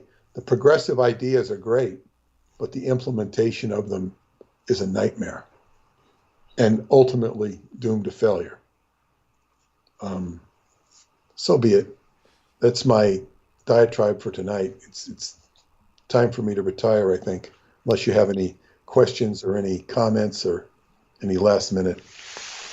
Oh, no, I think you did wonderfully. I definitely appreciate your being with us, and certainly I think that we will, you and I will continue our work, and I think that we can, at the very least, several positive things happened during this collateral to this ambush, and I think that obviously a real positive thing otherwise outside of this ambush has been you're introducing me to those wonderful Bulgarians. Now, I want everybody to know that they have names, but my understanding is they really don't want me to bandy about their names, so I'm just going to be careful to call them the Bulgarians, at least for now, and see if I can find out more from them as to whether or not they want me to mention them by name in the near future. No, I really don't know why they care. People don't even care about Bulgaria. Why would they care about? That's a bit harsh, but yeah, that's yeah. They don't. People don't. They don't. No, yeah, they're ignorant. Yeah, I know people are ignorant of parts of the world, and yeah, you're right. Yeah, I mean, I hear you. I hear you. Yeah. Well, and even if they're not ignorant, what do people? No, they don't care. It's actually was one of the most important places in the world. Yeah. Yeah. Because it's right there on the trade routes. Yeah. And it's a huge civilization, and of course I learned this, but it's been, it's a whole hidden legacy. Yeah. Just so people know, they once had their own czar, their own emperor, similar like Russia. There's very few nations that have had their own czar. Serbia had one. Actually, when you go back into history, it was what was the name? It was the character we know is one of the sons of Moses. What was his name? It's one of his famous words like czar, but shaman. It's where Sham from the Bible. From Noah's son. What's his name? What is Noah's son's name? But they had many. Ham No, was one of one them. was named. No, one was named Noah's son. I think it was named Sham. Yeah. Sham. Sham. Noah's son Sham. Sham. This is where we get the word shaman. Yeah. From Sham. Yeah. Sham was like the, that head civilization of what was it called? I used to know the name, but it was the empire that was, in fact, ancestor to the Bulgarians was Sham. Okay. And I identified with Noah's son Sham, and where we get the word shaman. And this is a whole, I guess, legacy of what they call Tengraism. Tengraism. It's a shamanic tradition which migrated into Siberia. And you've got the Siberian shamans are much more, I guess, recognized than the Bulgarian or Turkish shamans, which might identify with either country, because it was the ancient culture, and you really get steeped in it. I might go to Bulgaria next year, and because they're going to be at the workshop in Chocolabina, so right, it's going to be very interesting to interact with internationals. Yeah, yes, I think that would be a good decision to make if you could ultimately go to Bulgaria as well. And by the way, just for some situational awareness here before Peter retires into the gentle night, here in San Francisco, our supervisors, Shaman, like Shaman, Shaman, his name is spelled Shaman, Shaman Walton, Dean Preston, and Hillary Ronan. Well, basically, they proposed our city reallocate 50 million United States dollars from our general reserve toward the establishment of the Office of Reparations. And now that would be tasked with implementing any recommendations our city makes forward or moves forward with from the African American Reparation Advisory Committee's final report, which was in June. And they might have another one upcoming. But last week, every city supervisor expressed their support for reparations for those eligible in the Black community. And the Board of Supervisors' Budget and Appropriations Committee will consider the supplemental budget proposal after 30 days. So, well, we've got things happening here that seem pretty remarkable. And I honestly didn't think any of this was going to move forward at all. So I'm pretty fucking astonished. I'm shocked. I'm stunned. How far do you think this will go?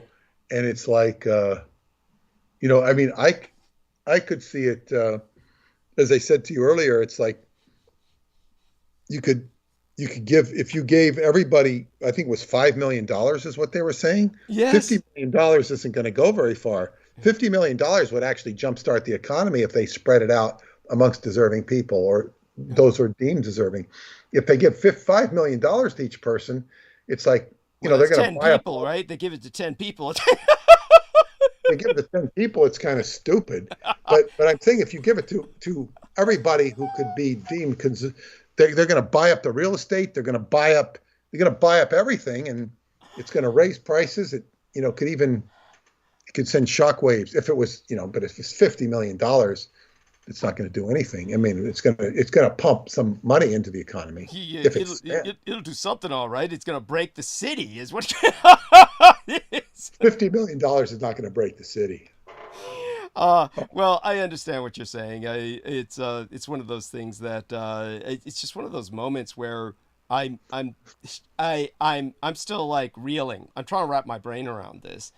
The idea would be, as Peter says, if the $50 million were taken and divided evenly among all the Black people they can find here in San Francisco, it would add to the economy because they're obviously going to spend it. It's not going to be that much, so it's not something they're going to put away and save. So they're going to spend it, and that will boost the economy. So Peter's probably right. It would do the opposite of breaking the city. It would make it, in a sense. I mean, certainly we need money from the bottom being spent, and there's not enough money being spent from the bottom up.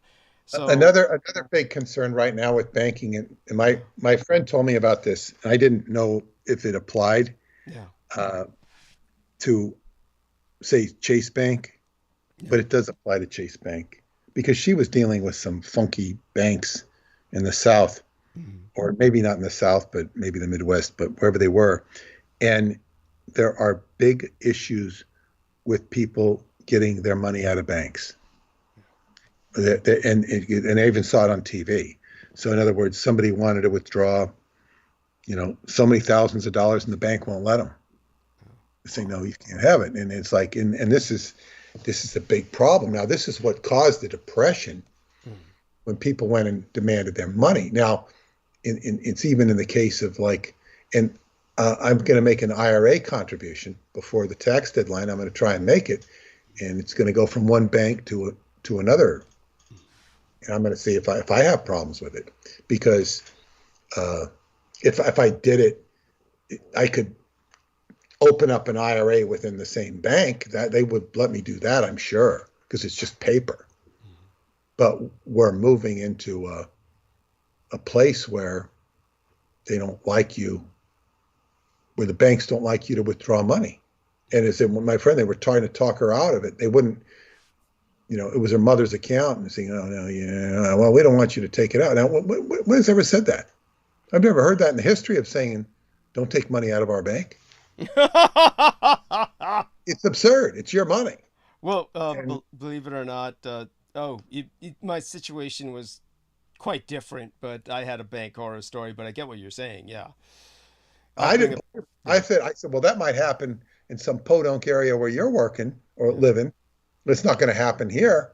And I heard about it on New York news. Yeah. They were saying, wow, a bank is not a bank. It's it's a rogue state. Yeah. well, yeah. So I have not had any problems paying bills, paying credit cards, whatever. But and even some for big chunks of change. But but that was a while ago. So I don't know.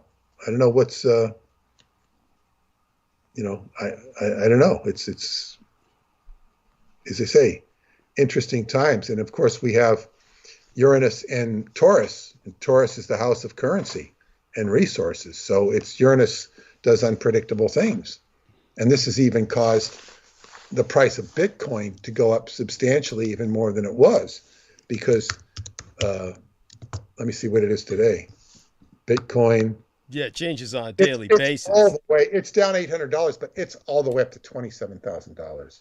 That is really a big rise from what it was. It was down to 17, then it was riding around 21, 22. Now it's all the way up to 27. And it's not quite all the way retraced half the way of what it was up in 60. But it's and that's because it's showing itself to be more stable than putting your money in the bank, which is interesting in and of itself. I don't. I'll just maintain silence on that. Bitcoin is, as they say, if you don't have, can't use the bank, you go to whatever else is there, and that gives credibility to Bitcoin, at least for the time being. So anyway, I'll end with that, and have a blessed night, and all our love. You okay. Take care. Have yourself a wonderful evening, and we'll speak again quite soon. Okay, thank you. All right. Good night. Good night, everybody. Bye for now. And that's Peter Moon, SkyBooksUSA.com. And I'm so glad that we were able to set the record straight. And you know that there's a campaign out there against us, certainly against myself. And Peter Moon is collateral damage in that regard. But all of you who understand what we're contending with, now is your time to support us, and definitely your moral support alone is appreciated, but certainly financial support for myself is even more so. And with that, I'll give some thanks to some wonderful contributors when I go into monologue. But before I go into monologue, I'll see who else I might be able to bring on to help me kind of pull myself together. And, you can't resist. I'll try and give some of these wonderful people a call that I had on earlier and see whoever wants to join us. I'll start, of course, with the most obvious, because I'm a masochist who seems to have no no limits to my gluttony for punishment. I'll start by trying Brooke, last seen 3 hours ago. And I'll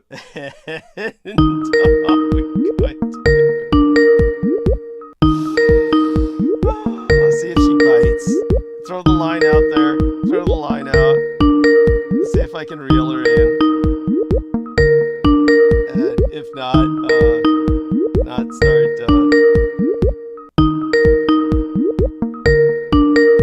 bringing some other people on. And then if I just talk shit about her, maybe that'll taunt her to the point where she'll come in to stand up for her good name.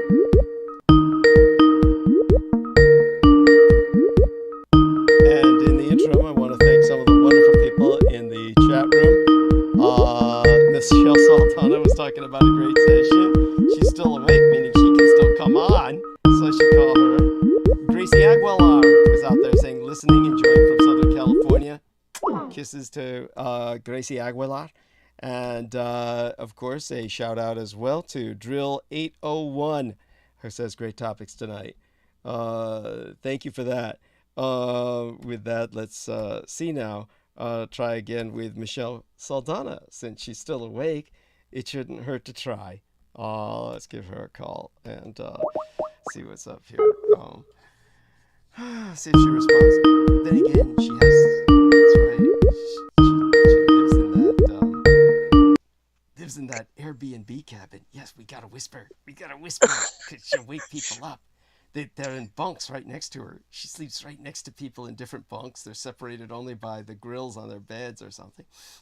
I like the fantasy life that you're creating, Douglas. Jeez.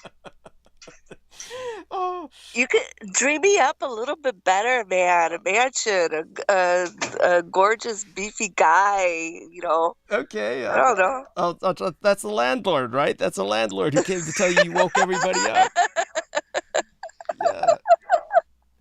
Now that I've got you as man, dream big. Yes. Dream big for me. I'll dream try. big for me. I'll try. Come on. Yes, we're trying to get you out of that street Drackle. preacher.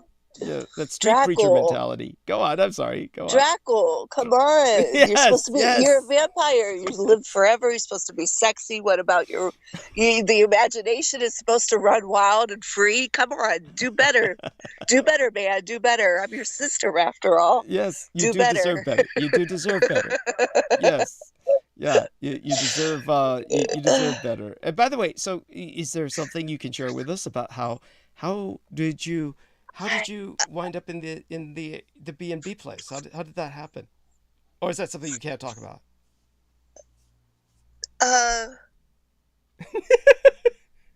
Well, I don't. I've used an Airbnb for like decades since I've been traveling. Wow. Okay. So, but just during the time of Corona, the Airbnbs now go longer term. Okay. Yeah. So I don't know. It's no big, real. It's cheaper than a hotel, and it's nice because it's like a house. It is a house. Mm-hmm. Every Airbnb is different. Sometimes you could have like those Airbnbs that they show on commercials, and you could have your own family rent a whole house or something. Uh-huh. But the one that I'm in is, well, a whole family could rent it, I guess. But right now, and for the past however long. It's just been a bunch of individuals. Wow. So, Okay. you know, By the way, everybody's Brooke different. Gibson joined us and then left. Believe that? Oh my God. Go on, honey. Oh, she'll come back on. Yes, likely, yes. We'll see. So yeah, from around the world, it's interesting because when Ukraine started, when the war broke out in Ukraine, we had Russians, Ukrainians, and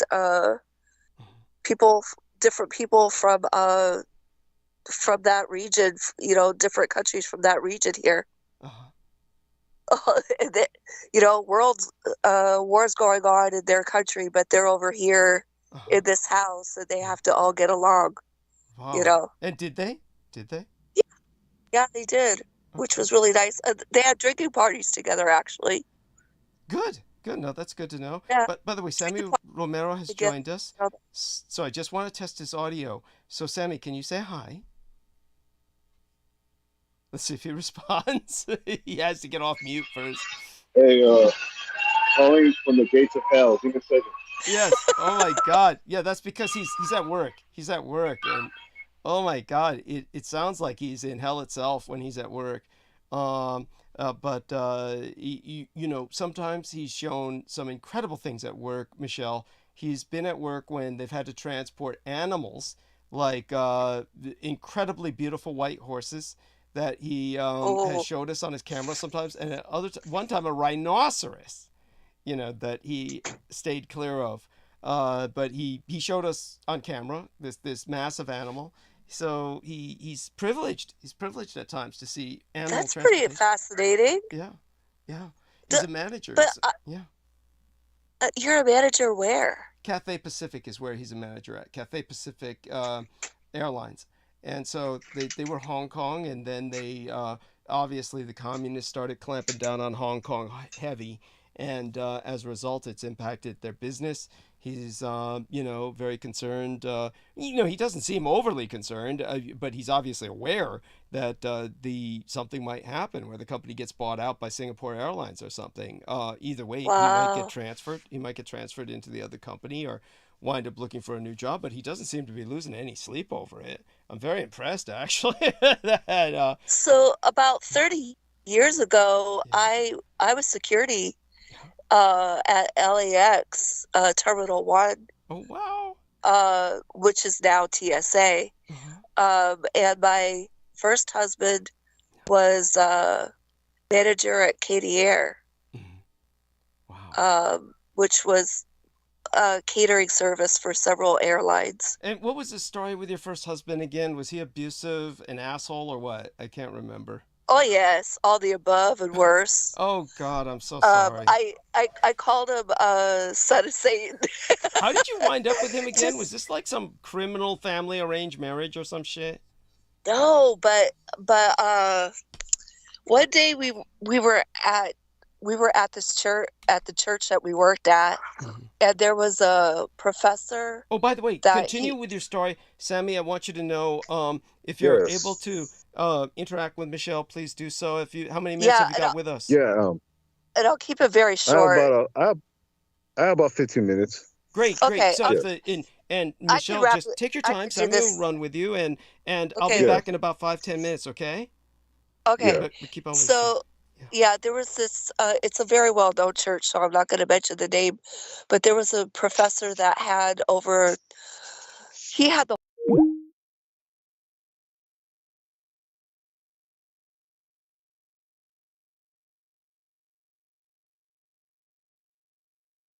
Okay, everybody. So I just fucked myself over and hung up instead of pressing mute. So let's bring her back on and call Sammy back and everybody else. Are you sure that? Are you? Yes, I screwed myself over. I pressed the hang up button instead of the mute button. So Wait a second.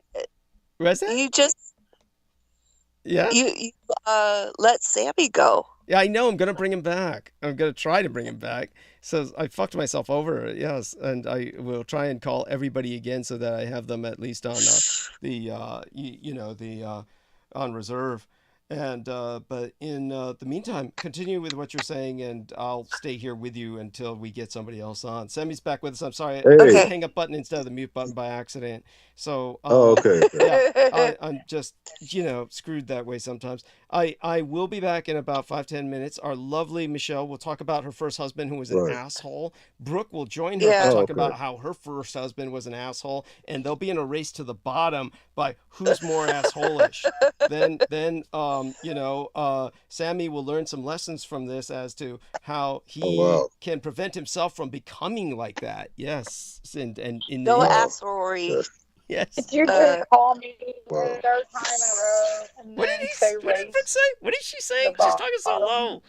Brooke, put your mouth near Yeah. the Did mic. you just say race to the bottom in the same sentence where you call me 3 times in a row? Yeah, something like that. And you came on and then you left, and I couldn't resist calling you because I have no boundaries to my gluttony for punishment. So. You have no boundaries, period. How are the chickens and the ducks? Are they all alive? She bought 4 chickens. I mean, 2 ducks and 2 chickens. Michelle. Oh, wow. They're babies right out of the eggs. oh wow. Yes. In fact, she bought the eggs and she sat on them until they hatched. So Brooke. No, I didn't. And I'm in a fucking really bad mood about it at this very moment. I'm sorry. What happened? My daughter calls me dumb fucking 10 minutes ago. She's in her fucking room because God forbid she walks down the steps. And she's like, I was thinking, even though she's in love with ducks and chicks more than anybody, she's like, but they're mine. Like, I took them on, so it was never like, and I hand you over these ducks and chicks. Like, they're mine to keep up with. Like, I'm the adult here. Also not your house. But my point to that was, she goes, I was thinking maybe we should get rid of the ducks and chicks to give them to like a rescue. And I was like, I don't know how many rescues you fucking think there are, bitch, because we had fucking 11 dogs because there's not a lot of rescues going around in South Carolina. But number 2, 2 of them are brawler chicks. I don't know where you think they're getting rescued except for KFC. So, but my point was I said, why are you saying this? And she said, well, Gigi, this is my mother. Gigi says, well, it sounds like it's going to be a lot of work, so maybe you should consider getting rid of them. And then I said, well, Gigi is saying that because we talked last night, and she has 12 cats all inside at 73, and that she plans on leaving us and keeps continually telling me, you'll take care of the cats, right? Because all of them are under 2 years old, except for one. If something happens to her dad, God forbid.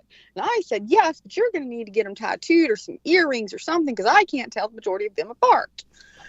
Because they were wild and they all run. So they're in the house, but you never see them. They're like running. And I'm like, oh, there's a gray and white. There's another little gray and white. There's 3 or 4. I have no idea. So I was like, that's the only reason Gigi said that, honey. It's fine. Because if we were to inherit her cats will have to be inside. I will have to have a place for cats in my side at some point. And if that happens, and chickens and ducks live outside, and they'll be much easier to care for as soon as we can get them outside. She said, well, I just was thinking, because it just could be difficult. Maybe we should be home. And I said, Lola, and these were my words. And now my daughter hates me. And because I've said this once or twice before, and she says that I'm the one with complex. I said, honey, things worth having take work. Take the dogs, for example. I said, hell, or take herself. yourself. Or herself and her brother. And I said, I only said these 2 things for this child to lose it. I said, take yourself, for example. When I was pregnant with you, I ended up with hemorrhoids for the first time, and I still permanently have stretch marks. And she said, I cannot believe that I didn't ask to be born. It is the most selfish thing in the world to have a child. Hung up on me, continued to text it all, and I'm like, Lola, you should. I'm like, she's like, well, you should choose. It was like, I did choose. You know, I didn't choose. And she was like, you chose the chicks. And I'm like, Honey, I had about 20 weeks left to have an abortion once I found I was pregnant with you. I chose, okay? That'll tell her. Yes.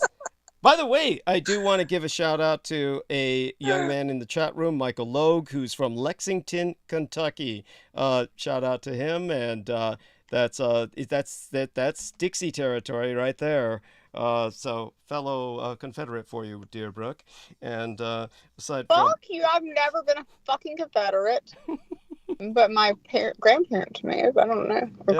great grandparents may have. Yes. Yeah, nothing to be ashamed of, essentially. As I said, I mean, the amount of people who owned slaves in the South was a fly speck of the population.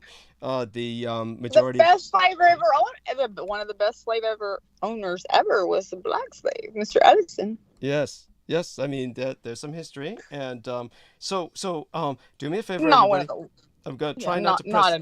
What was that? What are you doing? Are you going on break? Because I'm hanging up. You called me 3 times, and if you're going on break, I'm hanging up. Yeah, Brooke, please, no.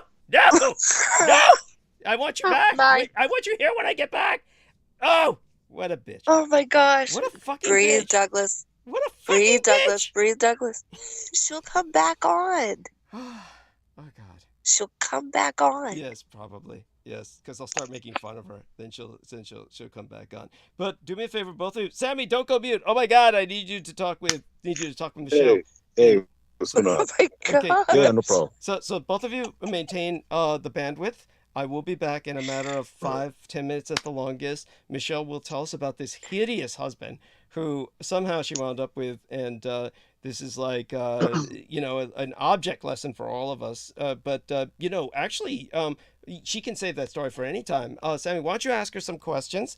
Play the interviewer, and you're the host. She's the guest, and I'll be back in a few minutes. And No, I have some questions for Sammy. Yeah, Is that okay? yeah. His dog shut has up. been in heat. Okay. His dog has been in heat, and all kinds of strange dogs have been coming to his fence and putting their noses through his fence. And he was saying, "Why is this happening?" And then Brooke had to tell him, "Because your bitch is in heat, Sammy." And then so I said, "Oh, is that what it is?" Sammy, Yes. you didn't really need to have somebody tell you that, did you?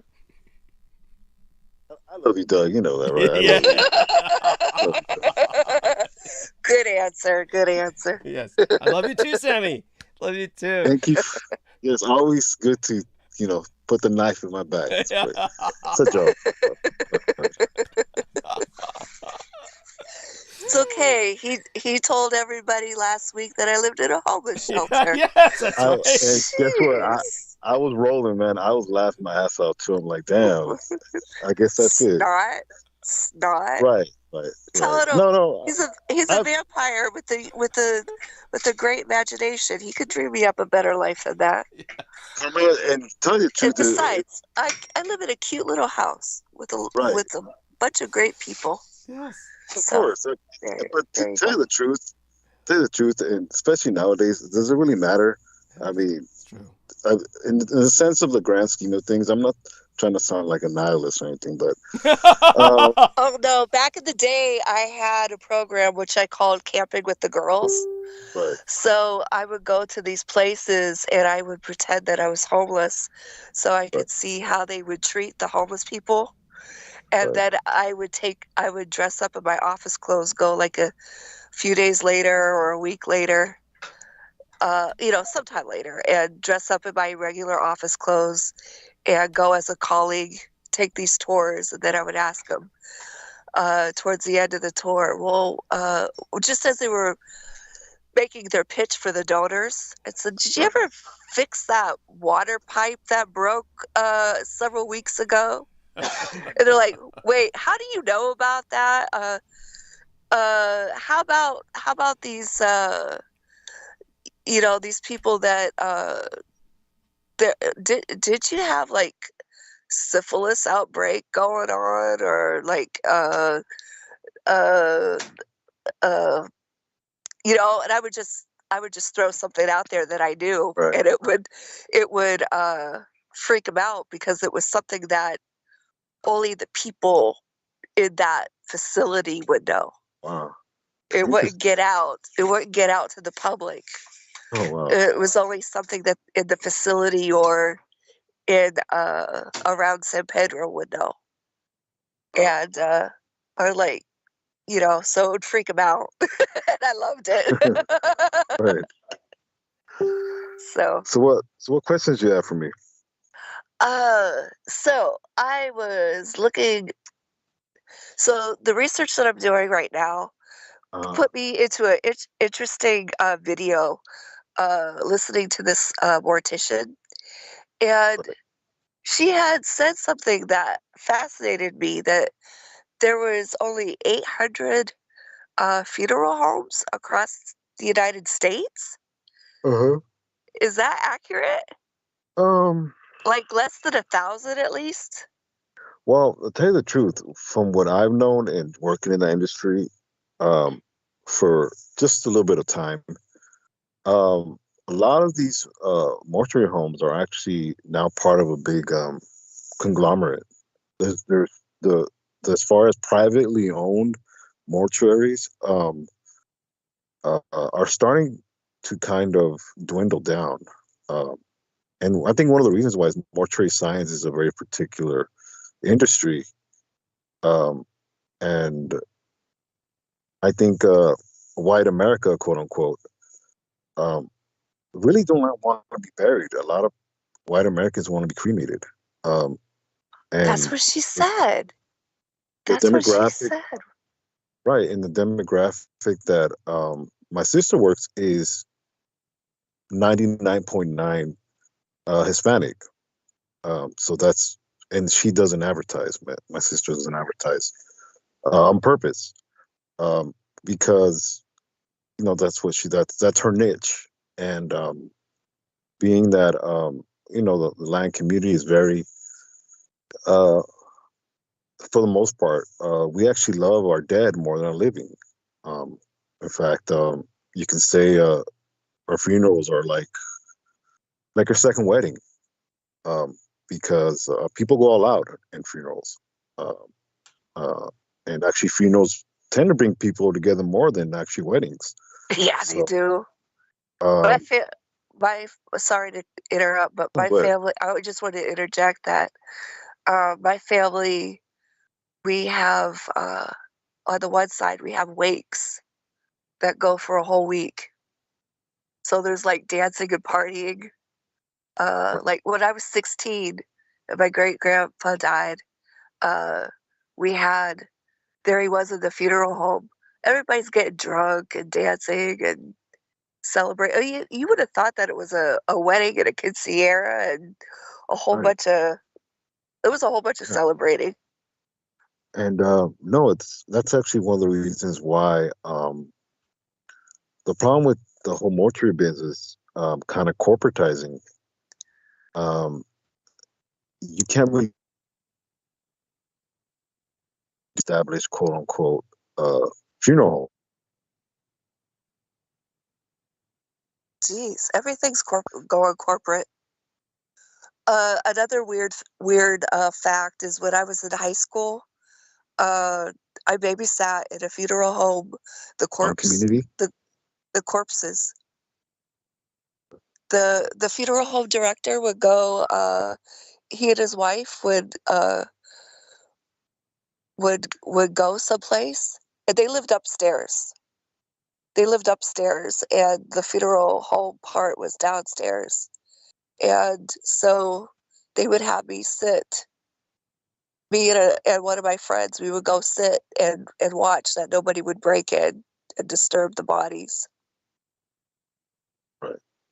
No, I obviously I can So relate. I Tell you guess the that was my first security guard experience, I guess you could say. truth, that's interesting. That's great. How's my audio, by the way? That's great.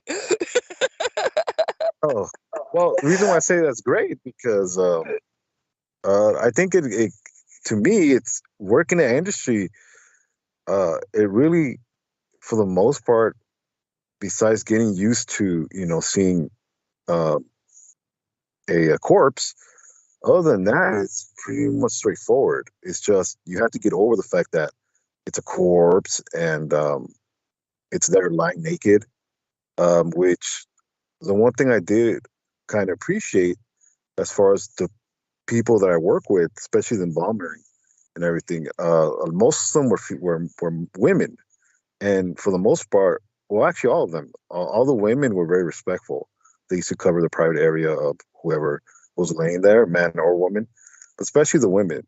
And I had the opportunity to work with people that actually really love what they did, to the point where they literally they do the makeup on these deceased people, especially the women. They shampoo their hair. They blow dry. They brush their hair. They if they request certain, like maybe curls, I guess. And to so it's very much they were very hands on in what they did. They took their job very seriously, and they came out great. Even the makeup they use is for that industry. So it's I've seen it where it's bad, and I've seen it where it's good. And I'm proud to say my sister she loves her job. That's one thing I do admire from her, what she does. She loves her job, so to the point where she doesn't have to advertise. They just one of those. Well, yes, it's because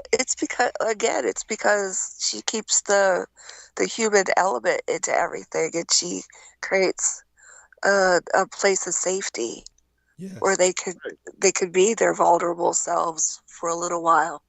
Yes. So, no, and it's true. I'll tell you the truth. One of the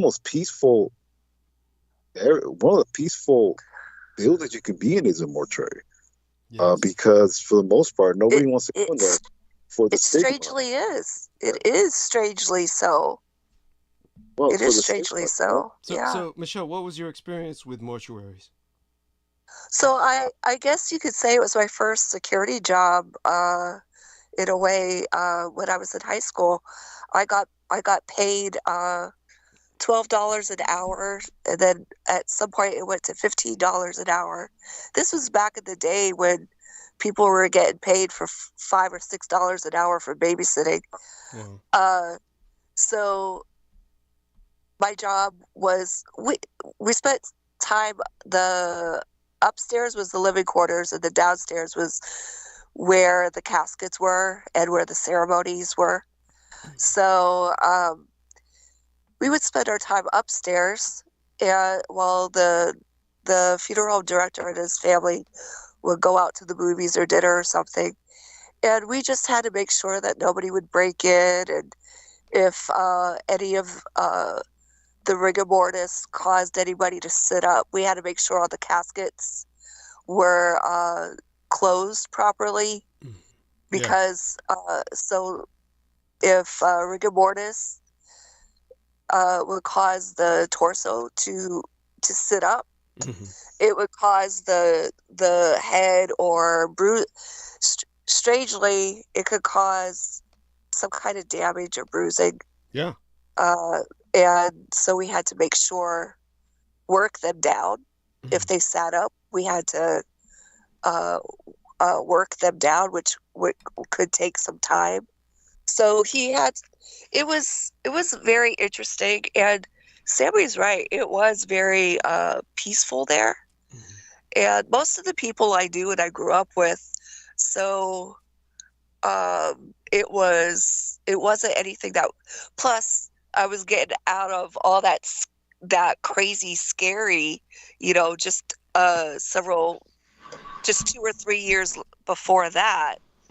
So I had the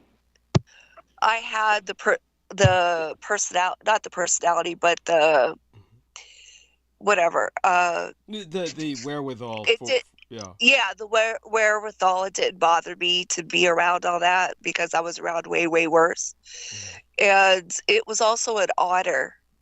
I saw it as an honor, because a lot of these people I saw every day, until they became deceased. And so this was an honor to be able to take care of them you know, and to be part of the care for them and their family. Oh my God! If Ian West were lying in one of those coffins, he's joined us right now. I would just be so tempted to keep poking and prodding it because he'd probably bloat with some kind of noxious gases after passing away, and it would just be like one of these things where he'd be kind of like this pincushion doll or something. It'd be impossible to resist. I'm sorry, I couldn't resist saying that. But what was that? So that's all good. Oh, Sammy has to go for now. Sammy has to go, he says.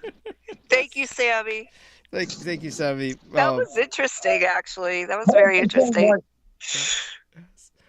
And so I do need to promise Sammy that I'll call him after transmission because I haven't want to catch up with him. And did he say anything further about his dog, or did he just move on to a different subject? No, we were talking about funeral homes, and he was talking about some of the process. Yeah, and so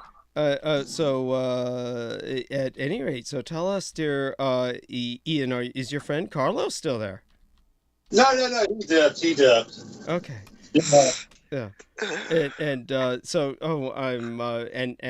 what did you you had some fabulous questions to ask Ian earlier, Michelle, and you might remember some of those topics. You could bring them up again if you wish. Yeah, go for it. The questions I had, I asked him off when it was just him and I. When I had texted him. It was about the research that I was doing. So. Yes. Yeah, I wish I could talk about it, but I'm not going to until I have it a little bit clear, a little bit more concise and clear. Okay. Yeah. And so, Ian, you don't need to tell us what it was about, but you could tell us about. What the fuck was that? Sorry, I finally got the soundboard running. But it doesn't have rim shot. Yeah, like. Yeah, but there's no goddamn rim shot. Yeah. Did you know he used to be a like a radio host with his own show? And wow. 7 years. Yeah. And on FM radio. That's right. Yeah. And he was like broadcasting into Africa, and that's how he contracted. Oh yeah. And Iceland. Iceland. I had a radio show in Canada. Oh yeah? Tell us about that. Yeah, I had a radio show in Canada about CPS and family court reform. And then I had a television show that covered all the Bible Belt. Alexa. Jesus Christ. Well, guys, I'm going to go myself. So you have a good night. Is Ian scaring you away? No, he's not, but I got some work to do, and nature calls if you need to if I need to be blunt about it. So, well, you can just take a break and come back if you wish. I mean, Ian and I can hold the bandwidth, we assure you. No, I'm gonna go and get some work done and then go to sleep. Okay. And, well, we love you dearly, and I love you guys too. Yes. And so. Okay. So take care. We'll speak soon. All right. This way you'll miss me more. We always do. Okay, bye. Yes. All right, bye.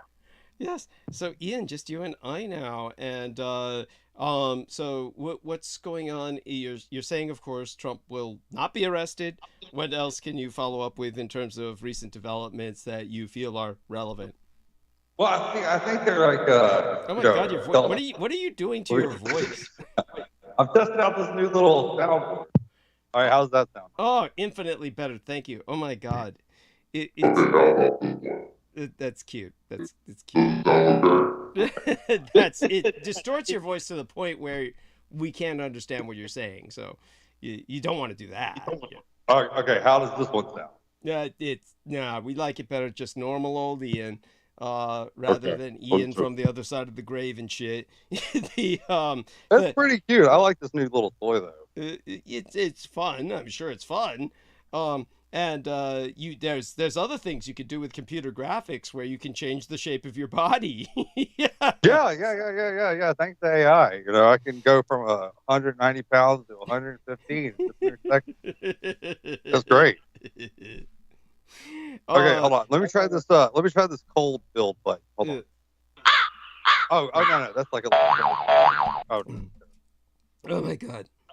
I can't wait. He makes me snort my Coca-Cola, the liquid Coke.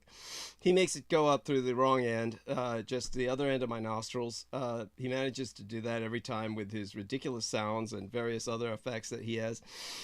Any shall we say, like little snippets of audio that you know, I mean, I'll be done with this Coke eventually, and then when I do, I'll, you know, go rinse my mouth as I always do, and then you can play some audio at that point. But come on, there must be some other things that you want to bring to our attention while I kind of pull my head out of my ass here and get ready to monologue. I don't have any good news. I mean, I don't have any new news for, you know, life still sucks. The goddamn red tide didn't bring the rent down, so I got to come up with like $1,200 in 8 days. So I'm trying to get these fucking computers out of here. Tell us more about this horrible red tide. It was what happened that you know of? I can't get any info on it. I can't find shit. Like, there's no like documents saying that they're making this shit in the lab and doing all this shit. So I don't know what the fuck it's from. I really don't. So and okay, so aside from that, so you met Carlos through the InfoWars bumper sticker, and one of you liked the other's bumper sticker. You liked his bumper sticker, or he liked yours, or how did this work? I like this. See, my friend was friends with his nephew, I should say, and we were always hanging out and shit and smoking and stuff. And his brother picked him up over here one day. And I saw the sticker and I was like, yes, you know, I'm down, you know. So he's like, you know about Alex Jones? And I was like, yeah. And we just, you know, hit it off from there. Oh my God. I mean, it's like you said, like minds. All right. Now, such being said, I mean, do you honestly believe this? You do, don't you? You truly believe the world is flat? Yeah. Ever since we know that Japan's got jurisdiction over these 7 islands, yeah, I believe. I'm a believer. Oh my God. Okay. Marty wouldn't lie to us. But okay. How does the moon work in this cosmology? Oh, I haven't even looked that much. You know, I didn't play along with it. You know? I mean, I think it is here too. But no, if Japan's got jurisdiction over these places, you know, I'm ready to go. You know, I pretty much told everybody I know here, fuck you. You know, you're crazy, and you know, I'm going on to bluer waters and happier times. You know. Oh my God.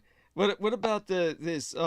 Now, okay, these books that are so expensive.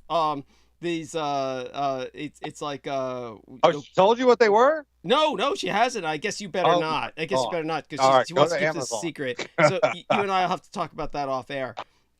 But tell us instead about some other expensive books that you may have purchased that have nothing to do with her project. Well, I can tell you about the book because it's so broad a range of topics. It covers like everything, and it does have to do with the Earth. Okay. And I mentioned these books on episode 1, and the first one, if you can find an original like 70s or 80s copy of it, it's literally $700 fucking dollars. Wow. Like, no bullshit. And I made notes and I was skimming through it for, you know. By the way, why is your audio so horrible? Here, hold on. Let me turn the effect board off. Hold on one second. Yeah. How does that sound now? A little better, I guess. I hope. Say a full sentence. The men went to the market. Okay, sounds good. All right. Okay, sorry about that. No worries. But Yeah, these books. I mean, they only made. I think they only did like one pressing of them. Okay. And I'll tell everybody what they're called because there's not a real official name to them. It's just, whatever they printed out, is what it's titled. But the main title of them is called World Entrances. Mm-hmm. Wow. And it's a 5-volume set, and they're next to impossible to find. Like seriously. Like they're like seriously next to impossible, but what they are is like actual fairy tales and stories and folklore from all around the world about these underground places, and each book is a different continent. Wow! So it's like one's North America, one's South America, one's the UK, one's Africa, one's this, And it's pretty fucking cool, and I guess that's why they kept them so hush hush. But what's ironic is on certain books they actually have a drawn out version of the maglev system that runs underneath the earth. Wow! For 1983. I mean, how much more obvious can you be? Yeah, that's incredible. And so in terms of what else you've been doing research into lately, what else comes to mind? By the way, have you had any communications with those wonderful young ladies that have been over at your home recently? I mean, there was, of course, Sarah, and what was the other young lady? Oh, yeah. I just got off. That was Amy. Yeah, I hit her up yesterday, but she never hit me back. So I probably won't hear from her for another month or so. I don't know what's going on. Is that Amy or Sarah you're talking about? That's Amy. Oh, okay. Yeah. But how does this headset sound? Does it sound okay? It sounds okay. Yeah. Okay. Good. Yeah. But I've been talking to Sarah like exclusively. I swear to God, it's like fucking a movie star. It's great. I love it. I'm sorry. I was distracted there for just one moment, and then I heard you talking about fucking a movie star. I'm sorry. What did I miss? No. I said I've been talking to Sarah. Yeah. Because it's like fucking a movie star, Yeah. That's right. Oh, yeah. She was just so cute, and yeah. Oh God, I didn't know it could taste so sweet. Like seriously, just did not. I guess I've been out of the loop because of COVID, but my God. Yeah. That's wonderful. Oh yeah. Oh, very humbled, Yeah, and I told her, she was like all down. I was like, I don't say this to the other girls, but it's almost like fucking a movie star. She just, melted. It was so cute. I'm certain your charm is like it's incredible. I was at a lack of words there. I just don't have the adjectives. Right? No, my dad always taught me, you do it right the first time, she might let you do it again, So I always just, stuck with that motto. That's funny. When did your dad and you get into these conversations where he would speak? I'm joking. Yeah, oh. No, he never said that, but I always love that joke. Is he still alive? Yeah. He's still alive. So your dad and your mom, your biological father and mother, are they like together or no? not? Hell no. No. No, my mom's just as crazy as Brooke is. So. I'm sorry. I have to light that one in there. But... Yes, that's delightful. I love that. Oh shit! Now I'm getting something from. Let's see what's going on now. Getting some incoming messages. It's got to be from Brooke. She's not going to turn that attention down. Yeah. No, it's from somebody else, and it's he'll probably add some context to this. Friend of mine calling in, Brendan Zogan, as a matter of fact. I mean, he's writing me some messages. Hopefully he gives some context to what he's saying. So it's like, so by the way, keep going on. Tell us about, what's been happening with, your neighborhood. Otherwise, like, DeSantos, your Florida neighborhood. Well, now I'm hearing shit that like he didn't dismantle Reedy Creek, that he just like reassigned it or something. So I don't know what's up with that, you know? Yeah. Like, you know, shit's, you know, it's like the shit I expected, you know, like, you know, to like, you know, shut down the kiddie cooking kitchens and you know, and shut down the kiddie porn studio that's underneath the Magic Kingdom in Orlando, Florida. You know, I was hoping, you know, we'd see some like reveal of shutting that shit down, but I haven't seen anything. I've been checking the maps, like there are no fly zones still up and all this shit. But on the other hand, though, other good news that we did get from Orlando about the tunnels is now our power company is announcing that it is okay to water your lawn twice a week. So that means they're done flooding out the tunnels. They don't have to reserve the water to do it. And I guess that means Orlando's clear now, you know? I guess. I mean, that's certainly one way to look at it. And what about in terms of you know, Disney? What are the Disney politics going on? Like I said, with what I expected to happen from this big "Don't Say Gay," aka shut down the CIA headquarters underneath Disney World project thing, you know, I was hoping you know we'd see more like, you know, more you know stories and unemployment ad and shit like that going up, but I haven't seen it. But there hasn't been any, you know, trouble, you know, like we haven't seen anybody trying to plan another pulse or what else do they do here? Yeah, just doing all this like you know, public trauma fucking missions that, you know, they do down here, like with Pulse and shit. Yeah. And of course, for those who don't know, the lovely young Sarah Sheldon almost died at Pulse herself, or was in area and was... her friend was there. Her friend was there. Yeah. Yes, that's right. Which she was heading there, I think is what she said. Yeah, right? I think she said that. Yeah. To rendezvous with her friend. Yeah. And so very similar to my son's own situation, who was there. It's incredible how small the world is. Jesus Christ, they might have passed each other that night. That's in terms of many of these traumatic situations, you'll notice that there's plenty of people who just make it up and they want some tangential connection, and they'll say I was there when they weren't. But you'd be amazed at how many people truly were, how many people truly do we get touched by these incidents. And so when it's like with you, were you ever around anything that was like a mass shooting or something or nearby? Yeah. No, not at all. Can you hear me? Yeah. Thank you. Yeah, no, I haven't. No, to be honest with you, no. But a funny story about Pulse, and it happened today actually. So I went to go work out this place called Gaylord Palms, and it's like one of these like, you know, yuppie hotels, and you know, it's, you know, very fancy floozy and shit.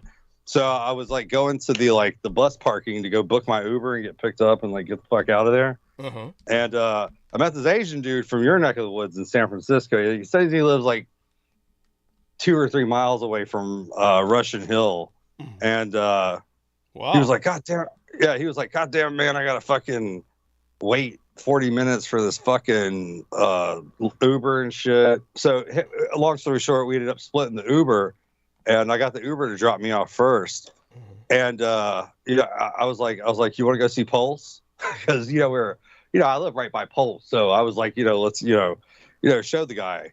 Man, his eyes like lit up like a kid in a candy store. And he was like, you know, like hanging out the side of the back Uber window and shit with his camera, like videotaping the drive-by at Pulse. And I was like, it blew my fucking mind, man. It was like he was like going to see the Statue of Liberty or something for the first time. Was this after the massacre? It was just some ghoulish interest he had like that? No, this was today. This was like fucking 10 hours ago. Okay. Or 9 hours ago. Shit. But I thought it was the cutest thing. You know, he was like, you know, so amazed to see Pulse. He's like, it's literally right there. And I'm like, yeah, that's it, man. That's it. So it's like I said, it was this ghoulish thrill that he had with it. I mean, is he himself gay? He didn't hit on me, but, you know. But, I mean, he seemed cool. You know, but yeah, he was just lit up to see Pulse. I was actually kind of like just baffled. I was like, wow, you know, it's just amazes me. But It's amazing. You weren't driving. You don't. No, we're in the Uber. You know, him and I split the Uber. Oh, okay. Yeah, so he didn't have to wait for his Uber, and my house was on the way to the airport where he was going. We just split the Uber. Okay, interesting. Now I get it. Your life is, you meet all kinds. Your life's so intriguing like that. Yes, you're in a cosmopolitan zone. Since you're in a cosmopolitan zone, that can happen. And what about tell us about these certain incidents you had where the crocodiles came in, or alligators. Did you see that? Yeah, I posted that so you can see what I was talking about with like the alligators like breaking your doors down, like trying to get in and shit. Yeah. I mean, the alligator literally did just bend that goddamn gate wire and just, hop through it. I mean, that was just too funny. That's it's just too funny, because people don't believe it, Well, I don't understand how they don't believe it. I mean, just so people understand, explain to them that Florida's swamp and that these gators are like rampant. They're like skunks digging through people's trash, right? Yeah, they're 15 fucking feet long. I mean, it's like having a little dinosaur just mob through and shit. And I felt bad for the golfer guy because the alligator got stuck in the fence that he bit to fucking squeeze through and shit. Mm-hmm. So he like goes up there and picks up his little back paw and shit and pushes him through the hole. It was so cute. And like the alligator didn't even snap. He just went about his way as he got through the fence. But what are the laws concerning alligators? It's illegal to kill one, right? Yeah. Those are God's most sacred creature in the great state of Florida. Yeah, no, you don't kill those things. No, you go buy your tags and then you kill them humanely with the sawed-off shotgun. That's the way you do it. Oh my God! Wait a second. How does this work? You're allowed to kill them if they threaten your life. Yes. All right. Here's another thing you don't know about me. Back in the day, I used to work for Gator Golf down here, and it was the best job. It was this huge putt course with a huge fucking gator pit in the middle with like real live gators, and this horse would come and play putt around the gators and shit, and we'd like get a whole watermelon and just throw it in the air, and the 25-foot alligators would just smash the watermelon in one go and have like this lockjaw shit. It was so fucking funny. But I missed that job with the alligators. It was a lot of fun. Oh my God. And so it's like, but have you ever seen anyone killed by them or injured by them? No. I can't say I have, but I have seen some unfortunate swimmers not come back up after being attacked by them. Oh! After being dragged to the bottom and then shaken back and forth left and right, 20 times in 1 second. That disorients you, and then the alligators just, chalk you down raw like an oyster or something. But no, when I see them, I run. Like I see I've seen them eat dogs. Yeah, I've seen them eat puppies my whole. I haven't gone 3 months a year of my life without seeing a crocodile or an alligator eat a little puppy dog or something. Oh my God! And what is that like? Oh, you hear the sound? It goes like that. That's it. That's the last the dog ever speaks. There's no fighting it. It's just, I mean, just like the little dogs, like those little, what are the silky haired dogs that these chicks have? Like Parasol. What are the silky haired dogs? They're little like chihuahuas. Anyway, I forgot terriers. Something like a terrier. Yeah. I've been talking just one bite, and all you hear is, "Whoa." That's it. Oh my God, that's horrible. So in terms of what about when we had Sarah here and we were talking about that child who died at Disney? What was the what was the explanation for that again? Because... that was a satanic ritual sacrifice. Mm-hmm. That's what that really was. See, Disney doesn't have there ain't no Disney is not a United States thing.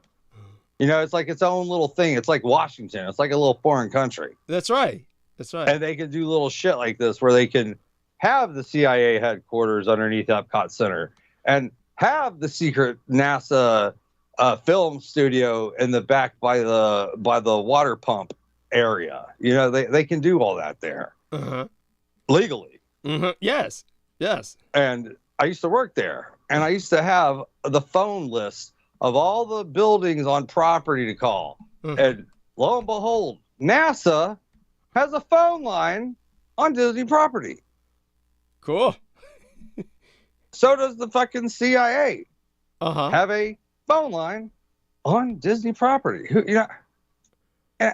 And I'm like, what the fuck is this shit? You know, it's like, what the fuck's NASA doing underground with a movie studio in Orlando, Florida, at Disney World? Why is this? You know, So tell us a bit about this adventure. What you found out? This is before I was really aware of how bad America's gotten. And there's this book, actually, if you guys want to know about the CIA and how they got was it Alan Dulles? I believe that's his name. Gosh, shame on me. Alan Dulles. Yes. I think it's Alan Dulles. And they were like, yeah, we want to put we want to put the CIA secret underground headquarters at up at what's it called, at Disneyland. And Alan Dulles was like, nah, fuck that, we're going to Orlando. And then he told him why. Where's this book at, though? Okay, here it is. It's called Finding Florida. It's pretty rare, but it's the true history of the Sunshine State. And it's got all the details about how Walt was fucking with Alan Dulles, like they were boys and shit, and fucking. Yes. Yeah. And by the way, just so people know, there were the Dulles brothers. There were the two Dulles brothers was their name. Not Dullest, but T-U-double-L-E-S. Yeah. Go on. Yeah. And what is it named? Wild Bill Donovan, or was that another character? That's another character, Wild Bill Donovan of the OSS. Yes, the precursor to the he CIA. He was a huge component of secret CIA land underneath Disney World in Orlando, Florida, you know? So I just like to say it like that so it sinks into people, you know? Yes. And the 8 levels of fucking of despicableness they have underground there.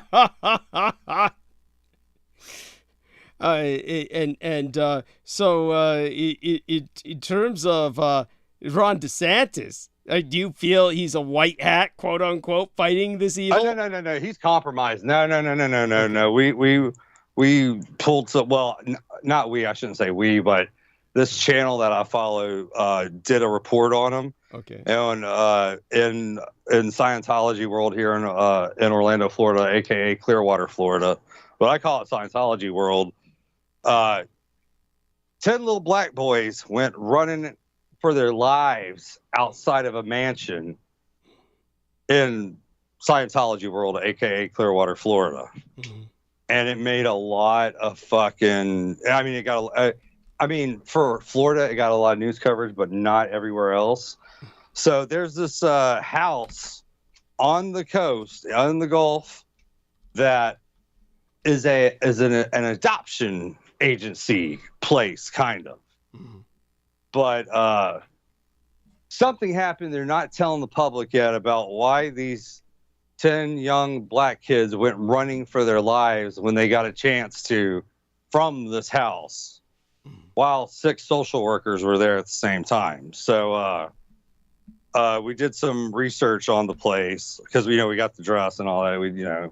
I got my boy who does like the digging for me, and the guy that the house is registered is something Otto something. Let me see what his first and last name where it is. We did this fucking dig like 2 or 3 months ago. But anyway, so the news, the cops and shit, they're like, oh yeah, we're gonna search this shit. Yeah, dude, that is the biggest fucking joke in the fucking world. I mean, no, they're not. They're gonna just continue to cover the shit up, which is why they haven't reported anything of it. And neither of these fucking people that live in this place are in jail. But dude, I mean, like from what the newscaster kind of like, gave hints and clues about was some fucking like satanic fucking sacrifice ritual shit. Like seriously. But I haven't heard any new details of it. But I do have it marked. So the second, I'll get an email once they, ramble on about it again. But what's the odd, this guy this 74-year-old guy that wants to turn his house into an adoption agency and have little black boys running around all day in it. Oh my God. On the beach. And his middle name is Otto. What does that signify? Oh, TTO. Isn't that a German name, Otto? It is, yes. Yeah. But you're saying it could also be an acronym for Ordo Templi Orientalis. Like I said, this case is so hush-hush. Yeah. You can't make heads or tails over it. But yeah, I saw the security footage of these 10 little black boys running out the back of that mansion. Oh my God, dude. I almost felt bad for them. I almost did. I was like, run, little Jamal, run. I was like, Oh my God. Holy shit. Aside from that, what about any new news on the situation with Epstein and that woman, Ghislaine Maxwell? Yes, nothing new has came out. I did get some new pictures of Ghislaine's daddy and Mother Teresa mobbing around back in the day, like in the 80s and shit. So that just backs up my shit even more, which is pretty fucking funny. With the submarine thing and the finders and the what was that little girl's name? Madeleine McCain thing, Yes. Oh my God, I'm forgetting. Jean-Benet Ramsey? No. It's the CIA network that George Soros and Madeleine McCain and was all working on the U.S. Okay, got it. But yeah, nothing really that new to go on that. Just waiting on shit. So aside from all of that, what about in terms of international relations? Anything internationally come to mind aside from? Yes. They finally. God damn! I should have had this. I should have had this pulled up earlier. But somewhere over in the UK, let me pull this up. They just finished this under ocean interstate tunnel thing, and everybody that lives on these islands are like loving it. Yeah, Switzerland. Who is this? What'd you say it was? It's started in Switzerland. Oh my God! Are you all right, honey? No. Oh my God, It's an your island. voice sounded It's an so island. different. Oh my God! She couldn't stay away from me, Doug. No, I actually put you down in the podcast, and somebody asked me to come on here and roast you, so I couldn't resist. Oh, that's so sweet. Look, Brooke, we have fans. That's so cute. We love you, Brooke. See, what's the last thing you said before that? That's a known fucking fact. So it's surprising me you know facts. Let's go back to your picture. That was good. So where's your picture? Do you want to go and post those so I can see them? Yeah. You know what? I did clean up the hard drives. I mean, your Epstein pictures. You got those, right? Yeah. And I got them all organized too. Yeah, I got a John McAfee folder now. It's so much great. Yeah. Where'd you download them from? I'm sure. I wonder. Well, I ripped them off BitChute. I work really hard. You get everything off BitChute. Do you realize that if you went one day without BitChute, your heart would stop? Yeah, I've had to do that recently. It kind of, it's been a tough road, but I made it through. Like you would be like when Trump got kicked off Twitter, if BitChute shut down. I mean, I think it'd be a bigger. I mean, you might could run for president. You'd be so fucking loud. Yeah, I'd have a better. Have you done ever, Douglas, one thing from this motherfucker that's not BitChute? I've never really thought about it, but now that you mention it, I'm certain you're right. And by the way, I want to thank that dude 873210 for for convincing Brooke to rejoin us. Now, Brooke, you said genius. What were you talking about? What did either one of us say that was quote unquote genius that prompted you to Nothing. say? Absolutely nothing. That's why he got it. Amazing. Amazing. Obviously, there's at least one man here that's got it, and he's not either one of you. Oh, that's good. Well, thank you for keeping tabs there, Brooke. You know, but we can always count on you for that. So Brooke. No, I'm not. Trust me, I'm not keeping tabs. I can't count that high, honey. I know you don't have that many fingers and toes. I know. By the way, I want Brooke to. That was a stupid joke. Come on, you can do better. But by the way, Brooke, I want you to know how proud I am of you that you really controlled yourself last time we were talking with George Knight, and I want to, we won't go any further than that. And I just want you to know that you retained a tremendous sense of self-control. I'm very proud of you. And also, I want you to know that what else was there? It was oh my God, just there's something else I wanted to tell her, Ian, but I'm just left speechless in front of her. I'm just in awe of her company. When she comes in, I've just left. I guess maybe that one. It sounds like you're going through withdrawals, Doug. It's something similar to that, I guess. It's it is what it is. Oh yes, Brooke, you were correct when you said Peter typed. I'm not coming on with those two. Wait, end the call and then call me. I knew exactly what was going on with that shit, man. I called it too. I really did. But... Oh my God. It was obvious.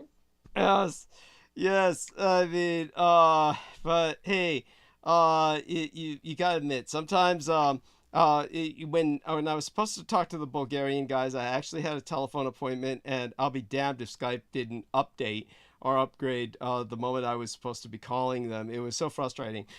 So you gotta admit, I came up with a good excuse. It is something that does happen at times. Yeah, this is true. It was not a good excuse. It was a bullshit. Like it was readable through anyone that fucking halfway has a brain.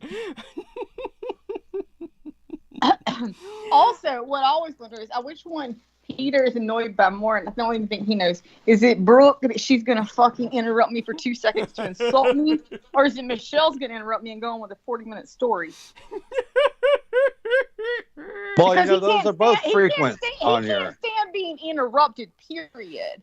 For me to interrupt and insult and or not agree for 3 seconons, or someone else to not necessarily disagree with him, just actually talk for a few minutes like he does. Either way, I don't know which one annoys him better. Oh. I mean, honestly, I like Peter, but Oh my God, you're such a kissess. Did you just give him some flowers with your little love story? Have you sent roses? Did you send him a birthday card because you're late? Oh, well, anyway, I mean, I'm just saying, I wouldn't want to talk to you either. I wouldn't want to talk to you either, I'd say get them off too first, so. Oh my God, you're in love with me. Shut the fuck up. Oh yeah, I can't stay away. I can't. So Brooke, what did you think of Ian West's flat Earth friend, Mr. Stupid. Everything, anything Ian West, stupid. Did she see his tattoos? You would like him. He's married too, Who? He hangs out with you again. Stupid. Yeah. Wait. Why? What? Yeah, I was about to say. What's his wife? What did she see in him? He's a bad motherfucker. He really is. Yeah, he probably was. So he started getting on drugs and hanging out with you. He doesn't do that. Unlike Ian, you, the meth sores on his face, never really puff out until after Nobody's two. hanging out with you that is normal. Even myself, I can say I'm not normal. Fuck, I'm still looking for a job and I'm bored. And you know what? Oh my God, I had a drinking problem when I was talking to you a lot, and then now I'm getting sober, still taking some Adderall. Oh, God. Do you ever get sick and tired of hearing your own voice? Never. I mean, honestly, I love my voice. I bet you get yourself off with that voice. I bet you talk to yourself and rub it in the bed. I bet you do. Honey, I can talk to the fucking damn guy when I'm Probably ordering rub that Starbucks. thing right off. Just where'd it go? And the clip's running around the ground. All I have to do is order a fucking white mocha at Starbucks, and I'll pull around, and they're like the guys disappeared to the back. And then pop out that one titty to the random homeless guy on the side of the corner and say, "You coming with me?" Oh That was a stupid joke. Although I know. A random homeless guy, and I look like he had never seen a titty, and I had no money. Right as I rode by, that would be funny if I just popped the titty out and kept driving. But, Oh well, Brooke, since you're here now, let me talk to you about banging Sarah and how great it is, and how how much more better the sex is than even thinking about having it with you. You know, I don't even know who Sarah is. I'm sorry. I want to throw up now. I've got to go now.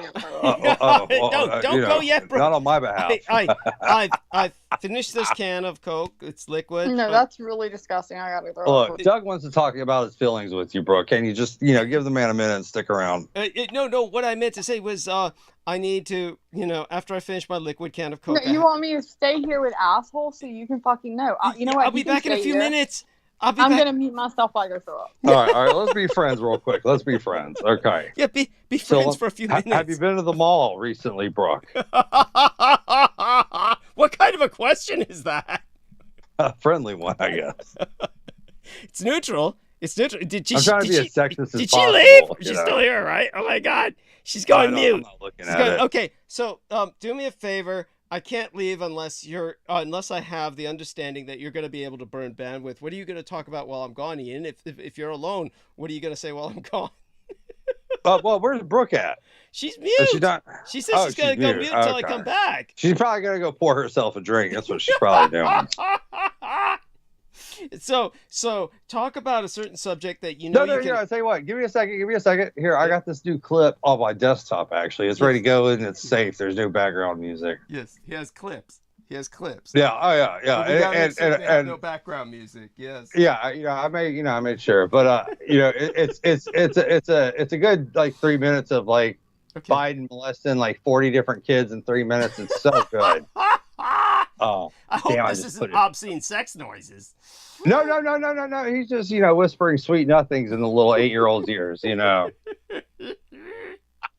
But how can anybody hear that? Well, it's he had his little thing on. It was in the middle of a press conference. Okay. Yeah, I watched him very closely. I mean, and he was a little if that was my kid, I would have beat his fucking ass. Brooke is back. Honestly, I'll be back in just a few minutes, Brooke. Help hold the bandwidth with our man Ian. I know you can do it. Yell at me some more about this clip. Oh, is she okay? She's flushing. Oh, I thought she was puking. She is puking. I told you she was drinking.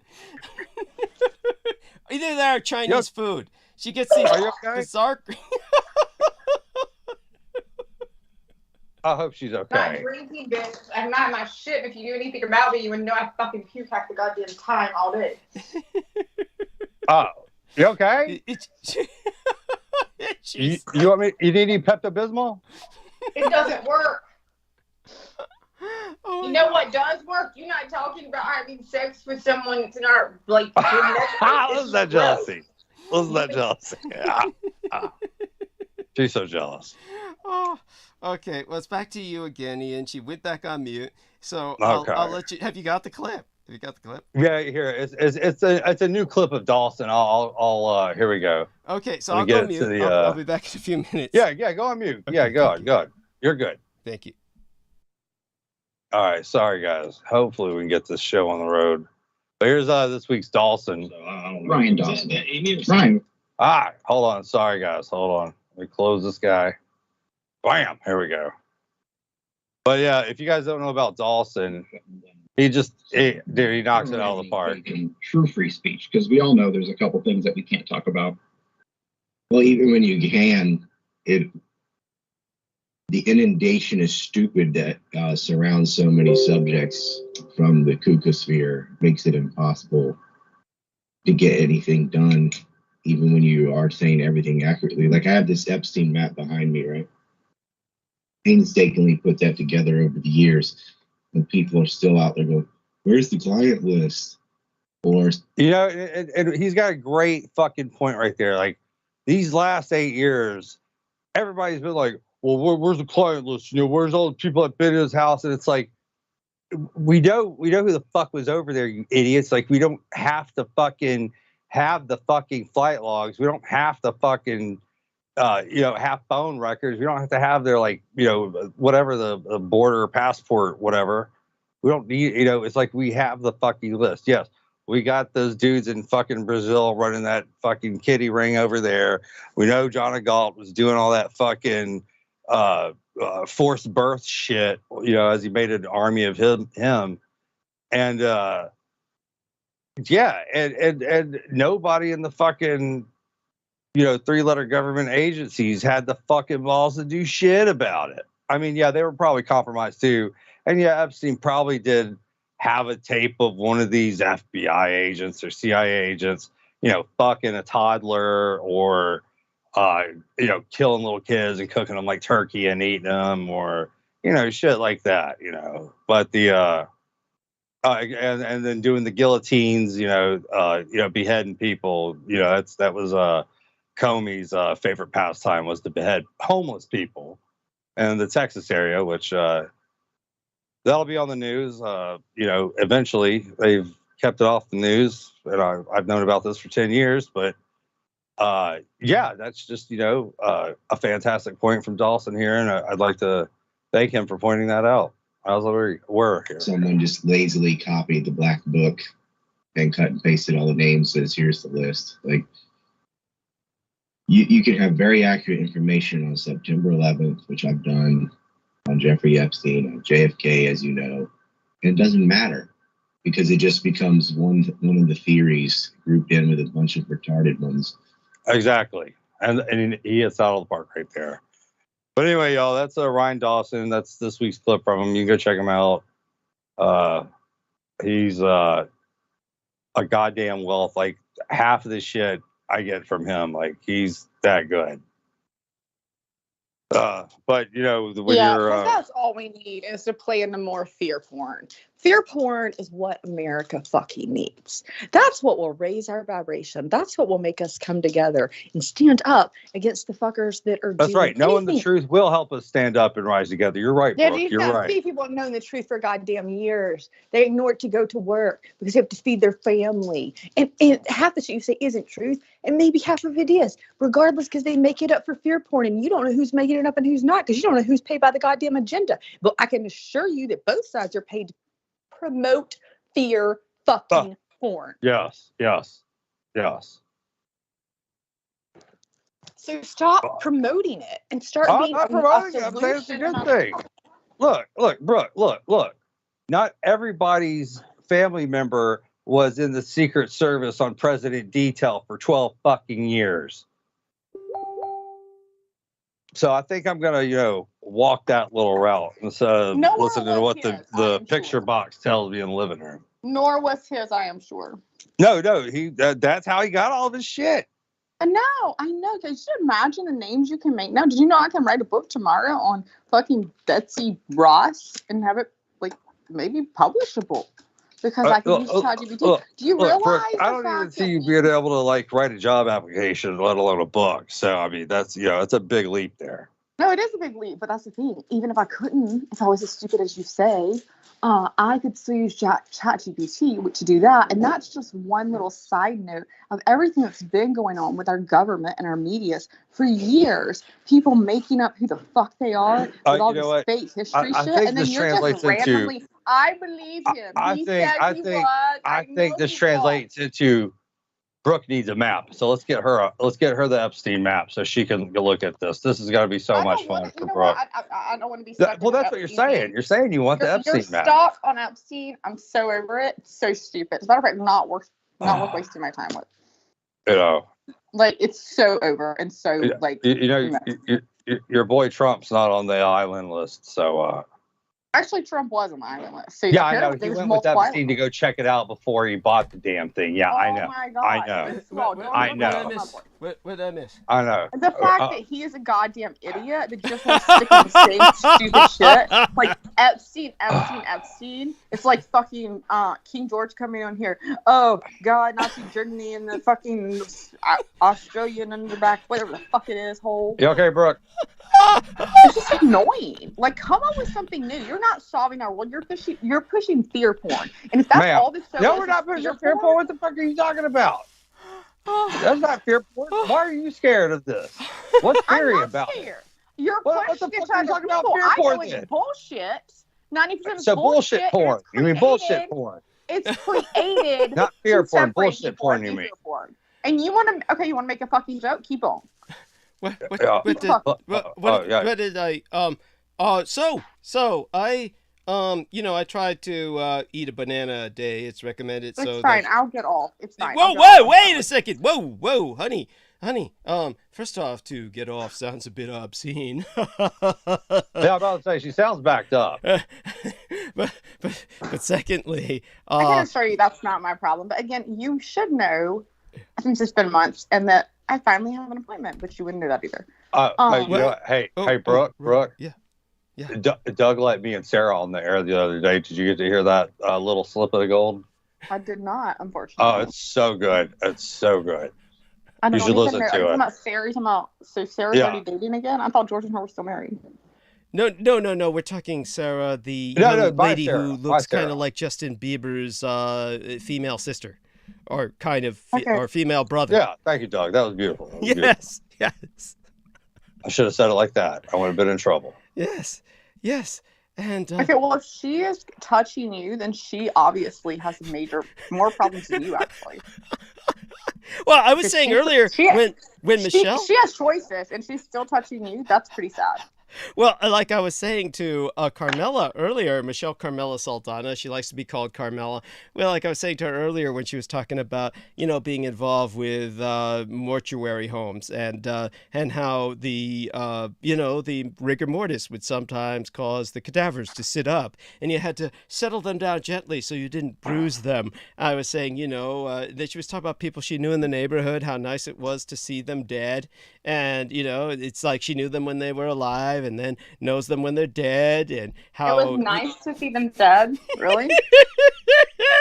I mean, really? It sounds genuine to me, but it's not a bad thing, but it's still pleasant. Nice to say dead if it was like you call me and you're like, "Hey, Brooke, I got a free plane ticket for you," and I'm like, "What?" And like, "You're going to Florida." I'm like, "I'm not going to fucking Florida." And then you're like, "You're going to Florida." Ian West out, and they're having a live open casket. Then I'll be like, I lied. Yeah, I ended up selling the tickets. I did. Yeah, I ended up selling for $30.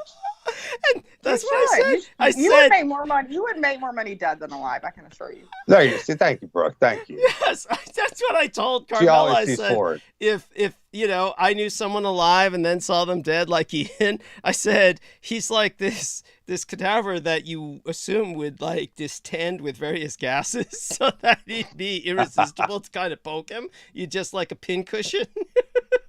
Right. See, I wouldn't even need to know I'm alive. I think the best part is to meet somebody like Ian and our relationship is just the first time to see him dead. Like, no. I wanted you to see a city and not the hills of Clemson. It's like, right? I don't care where you are, buddy. I don't give a shit. I'm just gonna slap your ass. I don't care if they keep me out. I'm out. I can see Brooke coming to Orlando and looking around and going, "It's the future." I was like, outlived you, bitch. Sorry. He's dying. He's dying. You're killing him, Brooke. Good. You're literally killing him. That was good. I hope you can live with yourself, Brooke.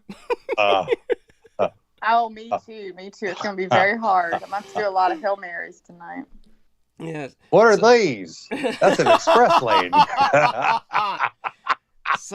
So why were you so pissed off when I, said you flipped me off the other? Well, aside from what I said, what was going on that you were so? What stress factor were you dealing with, if I might ask, or is that secret?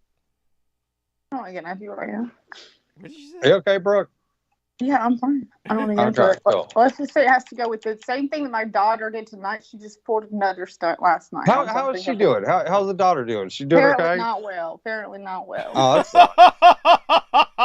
That sucks.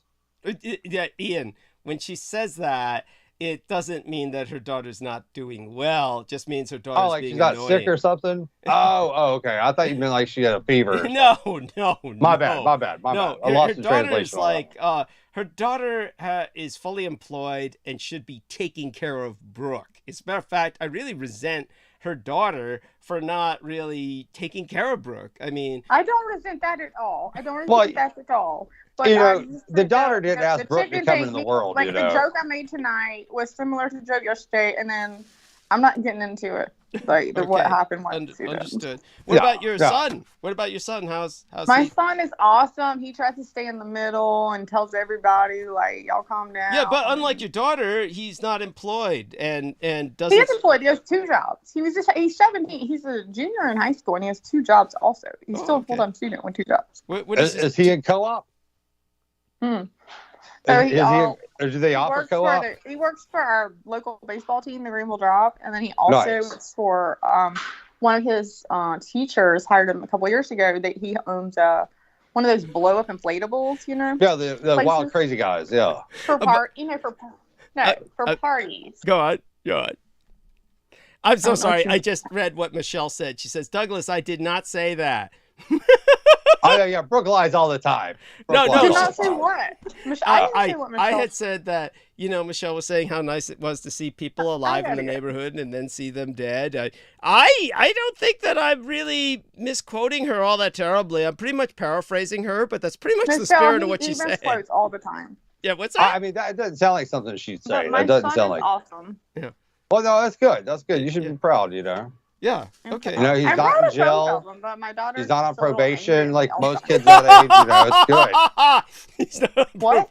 He said he's not on probation. That's something to be proud of. Yes. Yeah, like your parents were when you. Oh wait a minute, you were on probation. You still are. You still have. Yeah, basically, I'm still in timeout. Yeah, I'm still in timeout. I still am. I'm sure your parents wish they were. Yeah. I'm trying to serve my justice to humanity or whatever they call it, or pay my time to community service. Community service. He rescues clones from underneath Disneyland. He rescues. Yeah, but in the meantime, so I'm gonna try and eat this banana because I'm told I'm supposed to eat a banana a day for the potassium. It's supposed to help with, keeps me from becoming sore. It really does help. Yeah, your joints. Yeah, that's good. Right. Are you drinking diatomaceous earth? What?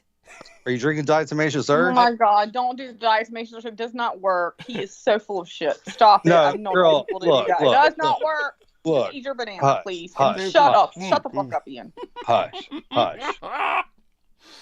Don't make me choke. Don't make me choke. You're miserable, Brock. You're miserable. You know what? I wish I could afford a vibrator that you could plug into a wall and just keep you off all the time to save you trips with the store. I'm I have to go buy batteries for it. Okay, good night. No, wait. Good night. Oh my God. Brooke, don't leave us. Wait till I finish my banana. Oh, you bitch. No, she's not going to turn down that free attention. She'll be right back in fucking 5 minutes. Don't even say it. What a bitch. Oh my God. I think she's ready to call it a night. Okay. Well, we all love her dearly. Yeah, we love you, Brooke. Thank you for coming on. It was good talking to you. Yes, we love you too, Michelle. And actually, I think I paraphrased you pretty accurately. I like the way she would gently and then these dead people that used to walk around in the neighborhood, then they decide to lie down and die, and then they'd sit up once in a while. Okay, she says, y'all have a good night. We love you, Brooke. So yeah, I love you, Brooke. Yeah. Yes, and but. Well, I forgot. I have a mission for Michelle, for Saldana to do real quick. I got to pull it up on the map because she's in Hollywood and I'm not, so she can go check this out for me. All right. Hollywood. Keep talking so I can chew my banana. Masonic. Okay, Hollywood Masonic Center. Well, oh no, it's not coming in. Okay, y'all, I got to type this in. Okay, Hollywood Masonic. Bam. Okay. So apparently on Google Maps, they closed some of the graves in the Hollywood graveyard. And if she's got a second, if she could go by the graveyard and see why they're closed, that would be good. Here we go. Los I'm Angeles. sure she'd Where's want to do Hollywood? that right now at this hour of the night. It's 10:43 Douglas. p.m. I'm listening to you. Don't be a jerk. I'm sorry. I thought I got the spirit of what you said pretty good. I thought. I summed it up. Yeah, Sure. Yeah, it's nice that they were walking around alive and they're nice people, but they're even nicer dead. They're even. Well, if that's what I said, that is not what I meant. But although, well, okay, well, maybe a few of them. Yeah, thank you. They're all be honest, maybe a few. And then they'd sit up, and then you'd, just kind of nurse them back into lying down, just kind of gently nudge them. That's so sweet. It was weird that you had to do that. Okay, I'll let your porn mind run with that. I'm logging I'm off. glad you're here. I'm good. No. Here. So look, okay, how far are you away from the Masonic Lodge at Hollywood? Over by Cecil B. DeMinute Graveyard. Yeah, and honey, stay here while I finish my banana. So you gotta stay here for 3 minutes. So go on. Oh, and banana and apricots, but stay away from the diatomic earth. It's diatomaceous. The diatomaceous. That's for parasites. Okay. No. It's joint glue. It's for your joints. Joint glue. Good for you. Anyway. Don't make me choke on this banana. All right. That's murder. Okay. Oh well, there's a picture there. Yes. I don't know where I am to that. Yeah, no, that's a hop, skip, and a jump right there. Yeah, our man will look it up for you. Ian will look it up. I'm sure it's in the neighborhood. Miss Aldana, if you're in that, if you're off of Van Ness and what's it called right here? I'm trying to find the graveyards that the graves that they closed up that are really secret bars, like underneath the graveyard here. God damn it! This plastic Where's my little is my thing? throwing away the banana skin. The banana skin I have to wrap in plastic so that it doesn't attract flies. Douglas, you are the only person I know that gives a play-by-play on how to eat a banana. You learned that in high school. That was pretty good. You learned that in high school. Here we go. Now I have the naked banana. Half the naked banana. I'm going to finish this. While Ian keeps talking to Michelle. Yeah. About I can't find out how to get the satellite view. There is a YouTube genre about that. Of the it fits into the SMR category. For eating bananas or visiting graveyards?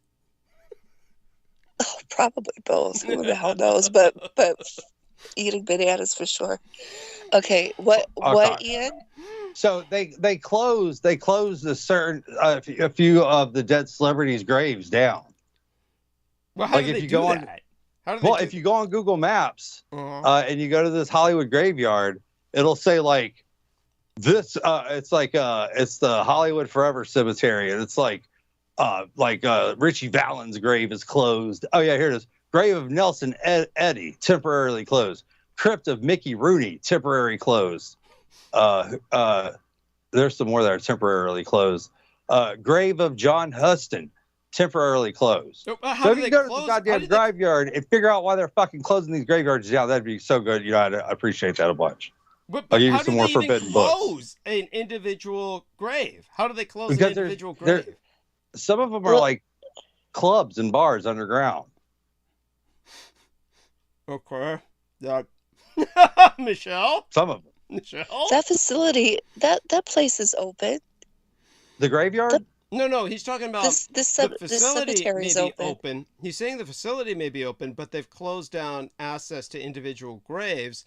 What I'm assuming is that these are mausoleums and that you're not allowed to somehow, go inside the mausoleum. Like, no one's allowed to go inside a mausoleum anyway. Right. Well, they're temporarily closed on Google Maps, so. Well, they must be like boarding or fencing these places in or something. No, the cemetery itself is open. But he's not saying it's not. What he's saying is that as far as the mausoleum, I don't know. They do have. You want me to send you a clip of this?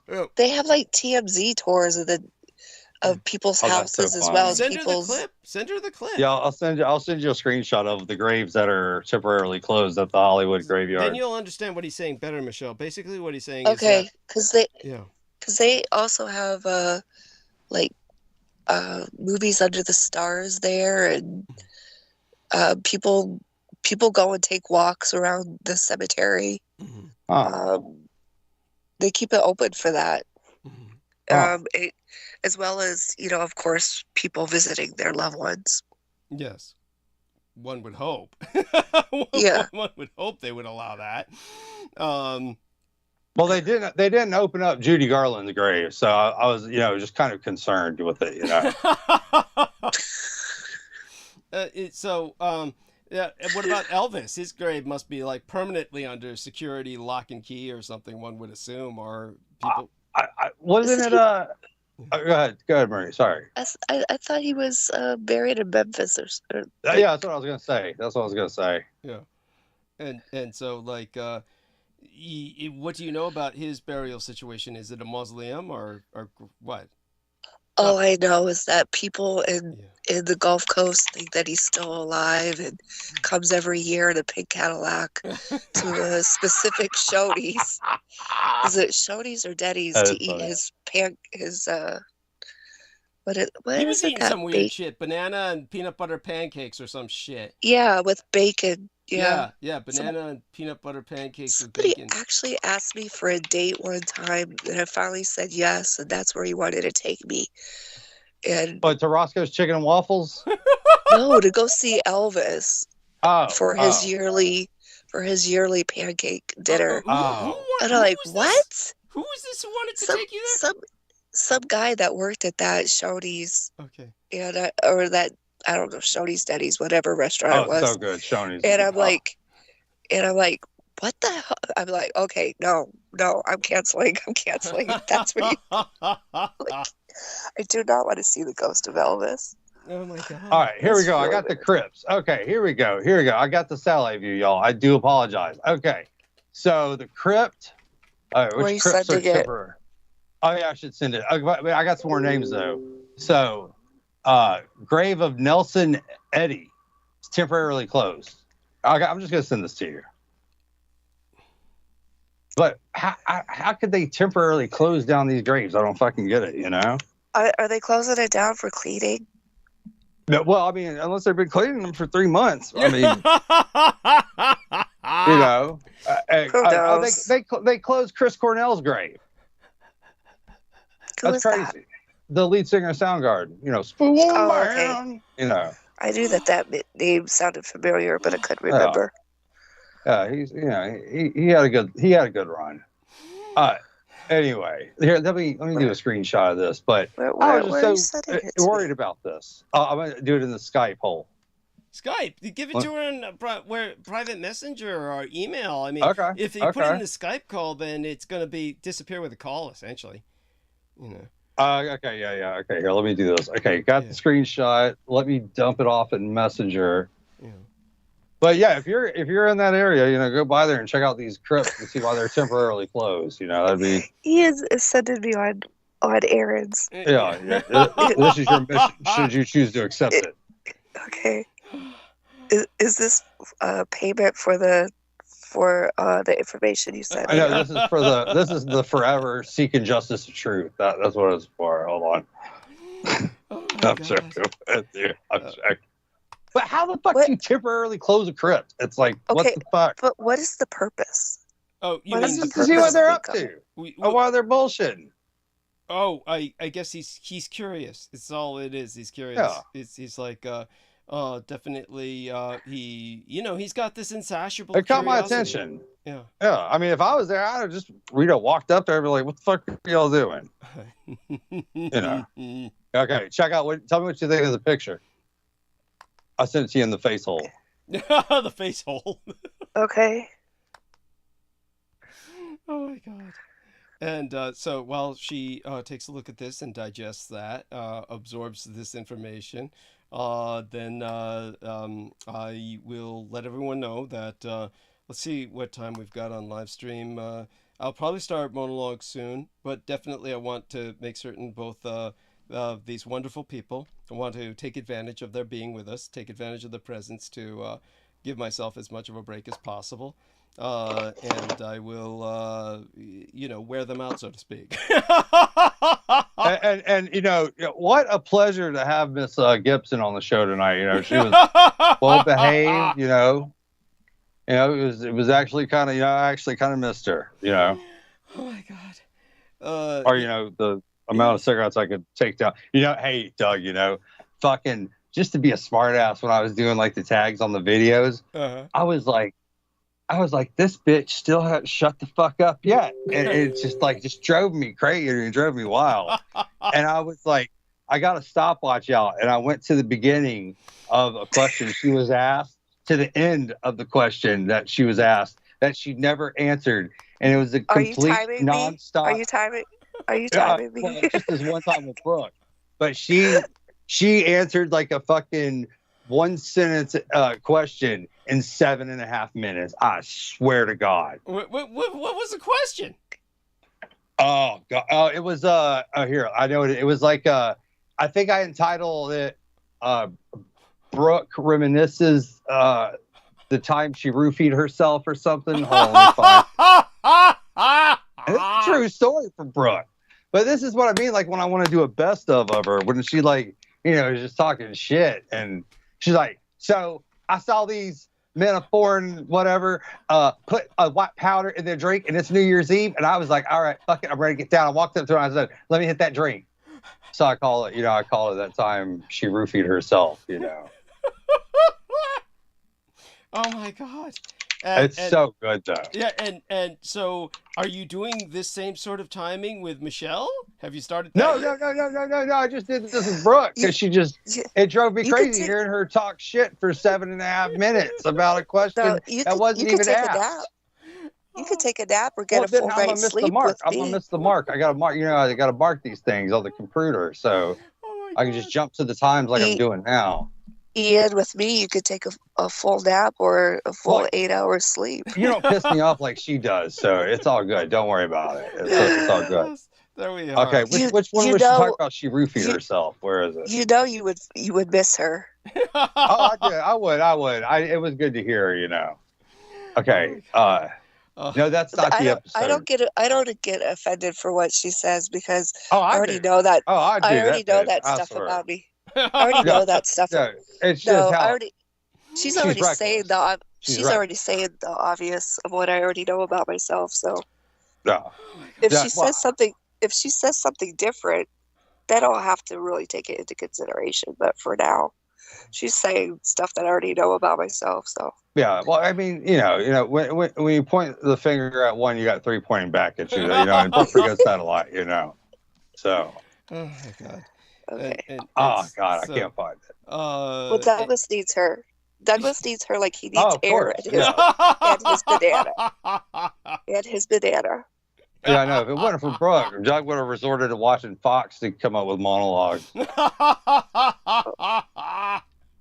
That was a good one, right, Doug? That was good. Yes. Well, I think the best, Michelle, was what you had at the opening hour with he and his friend Carlos the Jackal, and they're talking flat Earth. Oh, my God. Michelle had a good one today. On the first hour, she had a good one. Yeah. You had a good one. How in the world could the world be flat? Well, when it has all these caves and caverns and tunnels. It's not flat. It's not flat. A flat is just like a adjective. It's not. They're not saying like it's like a game board. It's just saying there's land left to discover. What is it like that honeycomb candy that people make where they put the baking soda in with the honey and it fizzles all up? I've never heard of this baking soda and honey. What is it? Old-fashioned candy you make, and it's like a Cracker Barrel thing. Kind of. Probably. I don't know. Interesting. Well, what she's saying is this something that is kind of like this foamy, thing for like a cotton candy? Yeah, cavernous. Oh. How? Well, I mean, those are I don't even want to. I don't even Well, the wanna. entire Earth Don't is even like wanna. that. You know, Don't even wanna. Don't even wanna. yeah, the entire Earth is like that. You know. Oh my Okay. God. And then when I asked him about the moon, Michelle, I mean, basically, he showed us his ass. He turned on the camera. Yeah, sorry about that. He said, "Here's the moon." He said, "Here you go, Doug. Yes, it's rising." Yeah, What did you think of my divine import? What?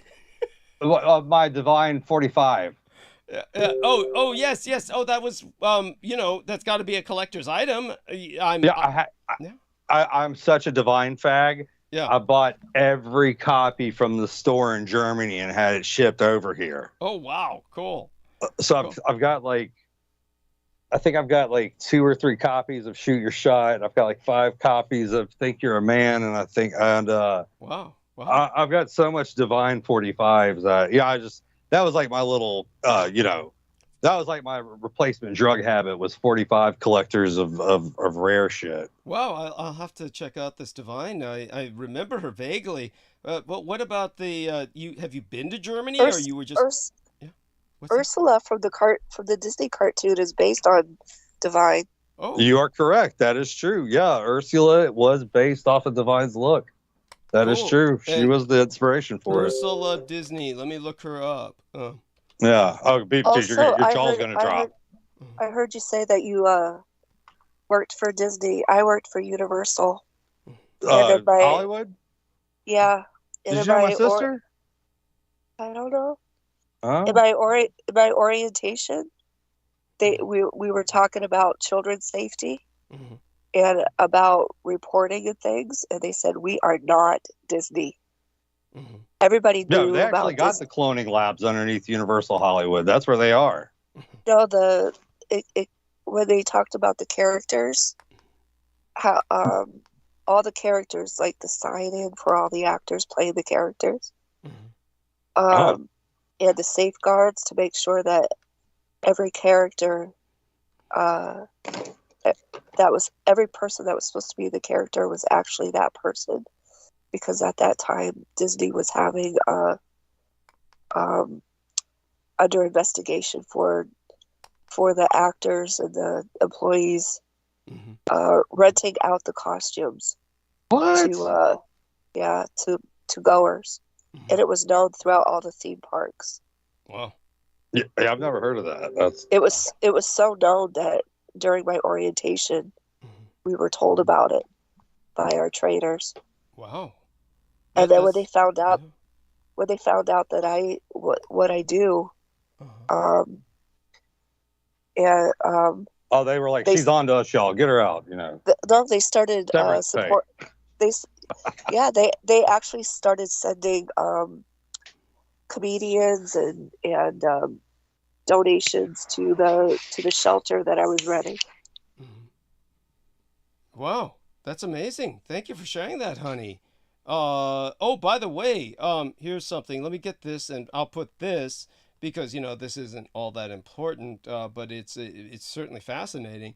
I'll stick this inside of our call here and see if the link works. Let's see if this works, and I think that this is relevant to Ian. I bet he hasn't heard about this, and I'd like his opinion on it. Let's see if that link works there. And there we are. It that works. looks like the shit that jumped out of my hand. So there. Fuck! How did you see that? These blue blobs are the reason Florida beaches are being shut down. Oh. Yeah. That jumped out of your hand? That jumped out. Look at that. There's a hand picture on here. That's what was getting me sick. That's what was poisoning me. Oh my God, Michelle. But they were little. They were little. They were little. They were like little. They were like little.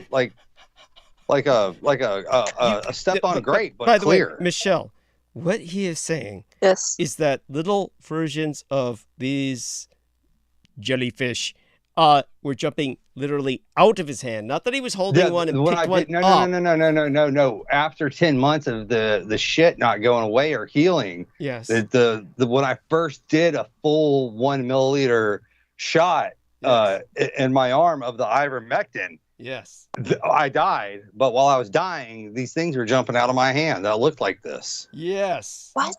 Yes. And they just fucking washed down the fucking bathtub drain. And I haven't had any problems since. Wow, that's freaky. That's a sci-fi you know, movie. like in Spider-Man, how he like throws a web out of his hand. Well, that's kind of what it was like, but it just was like jelly. It was, you know, it was just like a gelatinous glob. blobs. Yeah, basically. I now suddenly feel It was the coolest so shit normal. I ever seen. It was the coolest shit I ever seen. I've had so many weird sci-fi stories about my health that now I kind of feel a little bit more normal. That is so weird. And what about tell her about other things you've seen? You put your blood under the microscope, and there's things going really fast. Like this one time, I like you know, I looked at my blood under the microscope, and this black dot just shot through like a rocket. You know, going like shh. It was fucking crazy. That's a true story. And what's it called? The CDC has the footage of it now. It's pretty cool. How did the CDC wind up with the footage? Remember I told you I posted my fucking skin mutations from the RNA fucking, you know, I videotaped it all, like put it all on YouTube. Oh my God. Yeah, oh my God. Is that still up? Use it. Is that still up? You can go look at it right now. Yeah, you can go look at it. How do you know that they have it? They asked me for it. I had to give them like a high definition copy of it. Oh my God. Well, that's wild. Yes. Yeah. Douglas. I thought it was cool. Douglas, at the risk of putting myself in this category, you know some really wild, freaky, But what's up with mind-blowing this? Look at people. this. Look at this chick. Look at this. And I didn't go to the beach to get this unless this bitch that I hooked up with it. I don't know. But look at this bitch's hand, though, on picture 3, on slide 3. What is this about? Oh, it's the sting. Okay, so he's actually using the slideshow, and the slideshow is taking him to. Let me take a look at this. Is there some woman's hand here, or there's a plastic bag with one of these things in it? So yeah, these are yeah. Oh, there's some woman's arm. Oh shit, yeah. You see what I'm saying? Yeah, she was. Where are we? Okay, so honey, Here's a slideshow. Wait, I'll do this for you, honey. Take a look at screen share. Okay, honey. Michelle, can you see this cursor moving on your screen? Cursor moving. Okay, I can't now. Okay, good. Okay. So what I'm going to do is I'm going to show you. This is the slideshow. So basically, when it comes to this is what they started off with, and he saw a bunch of these little things, oozing out of his hand. And in what he saw was something like his hand was like this woman's, only he says that this, the sting is live and kicking after its death. So this woman has a stinger that is live and kicking after the death of the jellyfish, and the jellyfish was torn off her arm. This is where the tendrils left the marks on her arm. But what Ian, is expressing is that sometimes out of emerging from one's flesh can be these little blobs that are like microscopic parasitic versions of this creature, right, Ian? Yeah, they're parasitic jellyfish, and they are freshwater.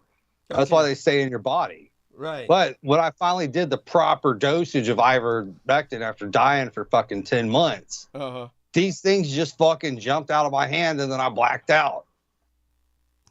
Brooke's story is so much better. Well, Brooke embellishes a little bit, but No, if you would have heard her story the last time. What did she say? Well, the she was usual. about living? No. Oh. The usual cure for jellyfish sting. But what he said was this when you basically were dying, then your friend came over with the coke or meth. No, this was after when these things jumped out of my hand. I was all cured. I was all better. Okay. But it took these things to jump out of my hand to fucking. But then you didn't feel faint or sick after that. You felt reinvigorated. Nothing. You didn't feel like you needed coke or meth to process the fact that you had a sci-fi movie coming out. No. What about by the way, I ask this with respect. Obviously, our man has been exposed to quite a bit, so it's like... You want to see the arm? You want to see how the arm is doing now? Wow. Yeah, but you should see. One time he sent me a photograph of his arm, and it was just it's just offensive. It was offensive. I said, I don't want to look at your zombie rotting fucking arm. No, Doug, no, it wasn't a zombie rotting thing. That day that the fucking Wawa delivery guy fucking handed me my food, that's when I had the attack. And whatever the fuck got in me exploded. It was going like fucking, I mean, it was like driving a car under my skin. It was going like really fast. And then it fucking shot off 7 different like bullet holes from underneath the skin inside of it.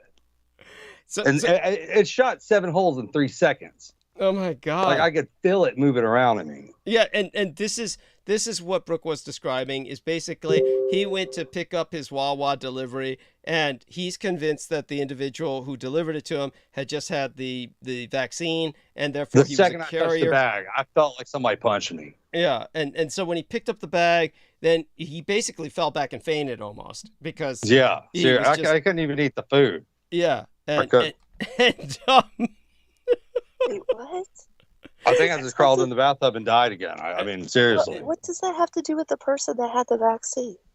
Because the people that got these dirty shots are excreting parasites, and it's called shedding. That's what he's convinced of, but he's actually... you want to hear it? You want to hear it? He's actually produced...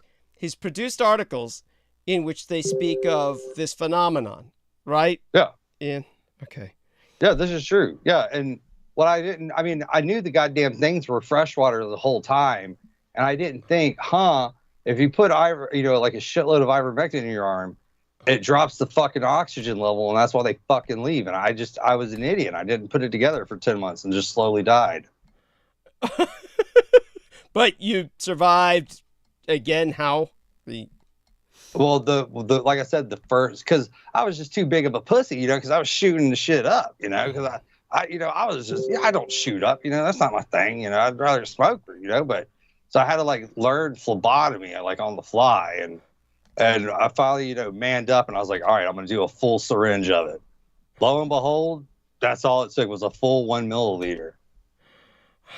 So there you go. And here's another thing for both of you. This is from today. This is from 10 hours ago. So Michelle and Ian, both take a look at this new link I put in here. A 5,000-mile seaweed belt. So this is still heading. This is called the Sargassum biomass. Isn't it half the size of the U.S.? No, twice.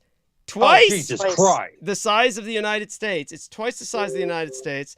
It's seen from space, and it's this mass of red seaweed that is just toxic, going to kill everything by suffocating. And just in time for spring break. What are the odds? Just in time for spring break. What are the fucking odds?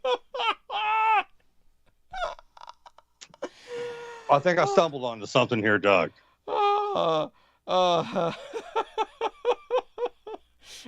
Sammy says Brooke should record you calling yourself a pussy, Ian. Laugh out loud.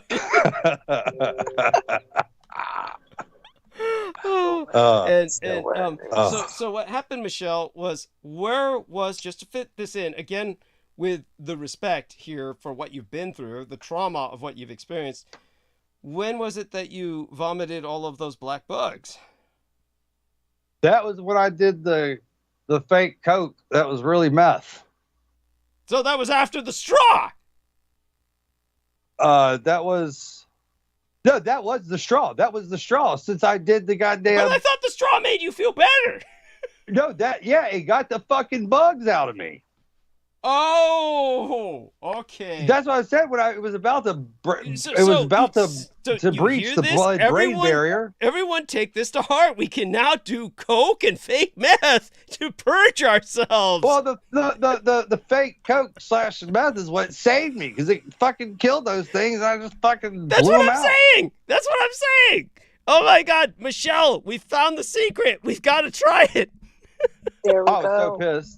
Because it's like, when I came to, I did a drug test, and there was no coke in my system. I was like, that motherfucker, dude, he's around here selling fucking meth and saying it's fucking coke. I was so pissed.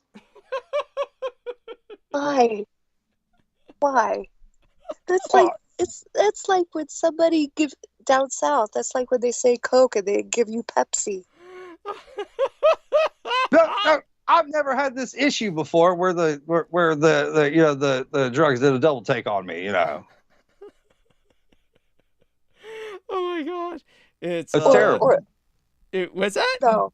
That's terrible. Maybe it's more like if they say it's Coke, but they give you Barks root beer instead. That would have been nicer. I mean, he did save my life, though. He did save my life. I got to give him that, though. So who was this? Who was this good Samaritan? He's my old friend. He's like, I've known this guy for like fucking 10 years. Oh my god. Okay. I have a cousin who's in jail for cooking up coke. I mean, cooking up meth. Mm-hmm. So no. That's the thing. In this case, there wasn't supposed to be any meth. In this case, he's a doctor. He should be out.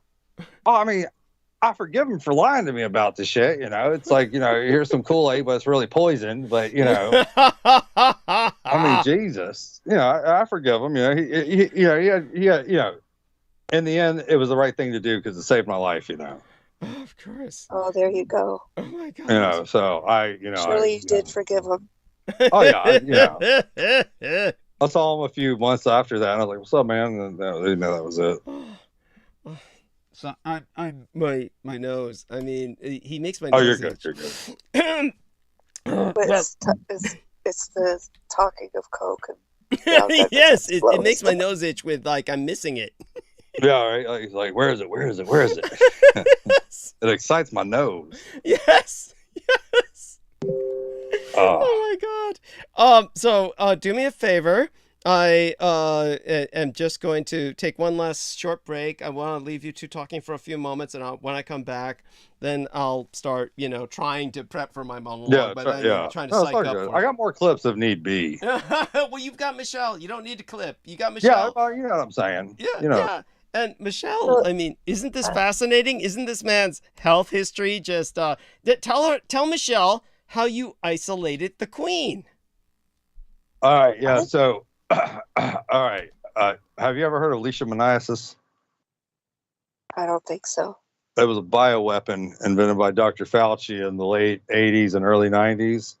And he totally it's also known as a tropical disease out of Africa, and he was fucking these chicks from overseas. Go on. That is true, but they didn't bring the goddamn leishmaniasis shit with them. But this leishmaniasis thing, I caught it. I went to all these doctors, and they just tried to kill me even more while charging me thousands and thousands of dollars. And now I sound like a broken record of every other health home nut, that's ever, been a testament to this torture throughout the ages. But, I did everything the fucking doctor said to do for fucking 10 months. And I just died and died and died. And then finally, one day I said, let me do the opposite of what the doctors say to do. And I cured it in 4 days. After 10 months of listening to, I shot up ivermectin and I shot up, what's that other drug? It's some sort of like antibiotic. I shot up an antibiotic and I shot up a good dose of ivermectin, cured it in 4 days.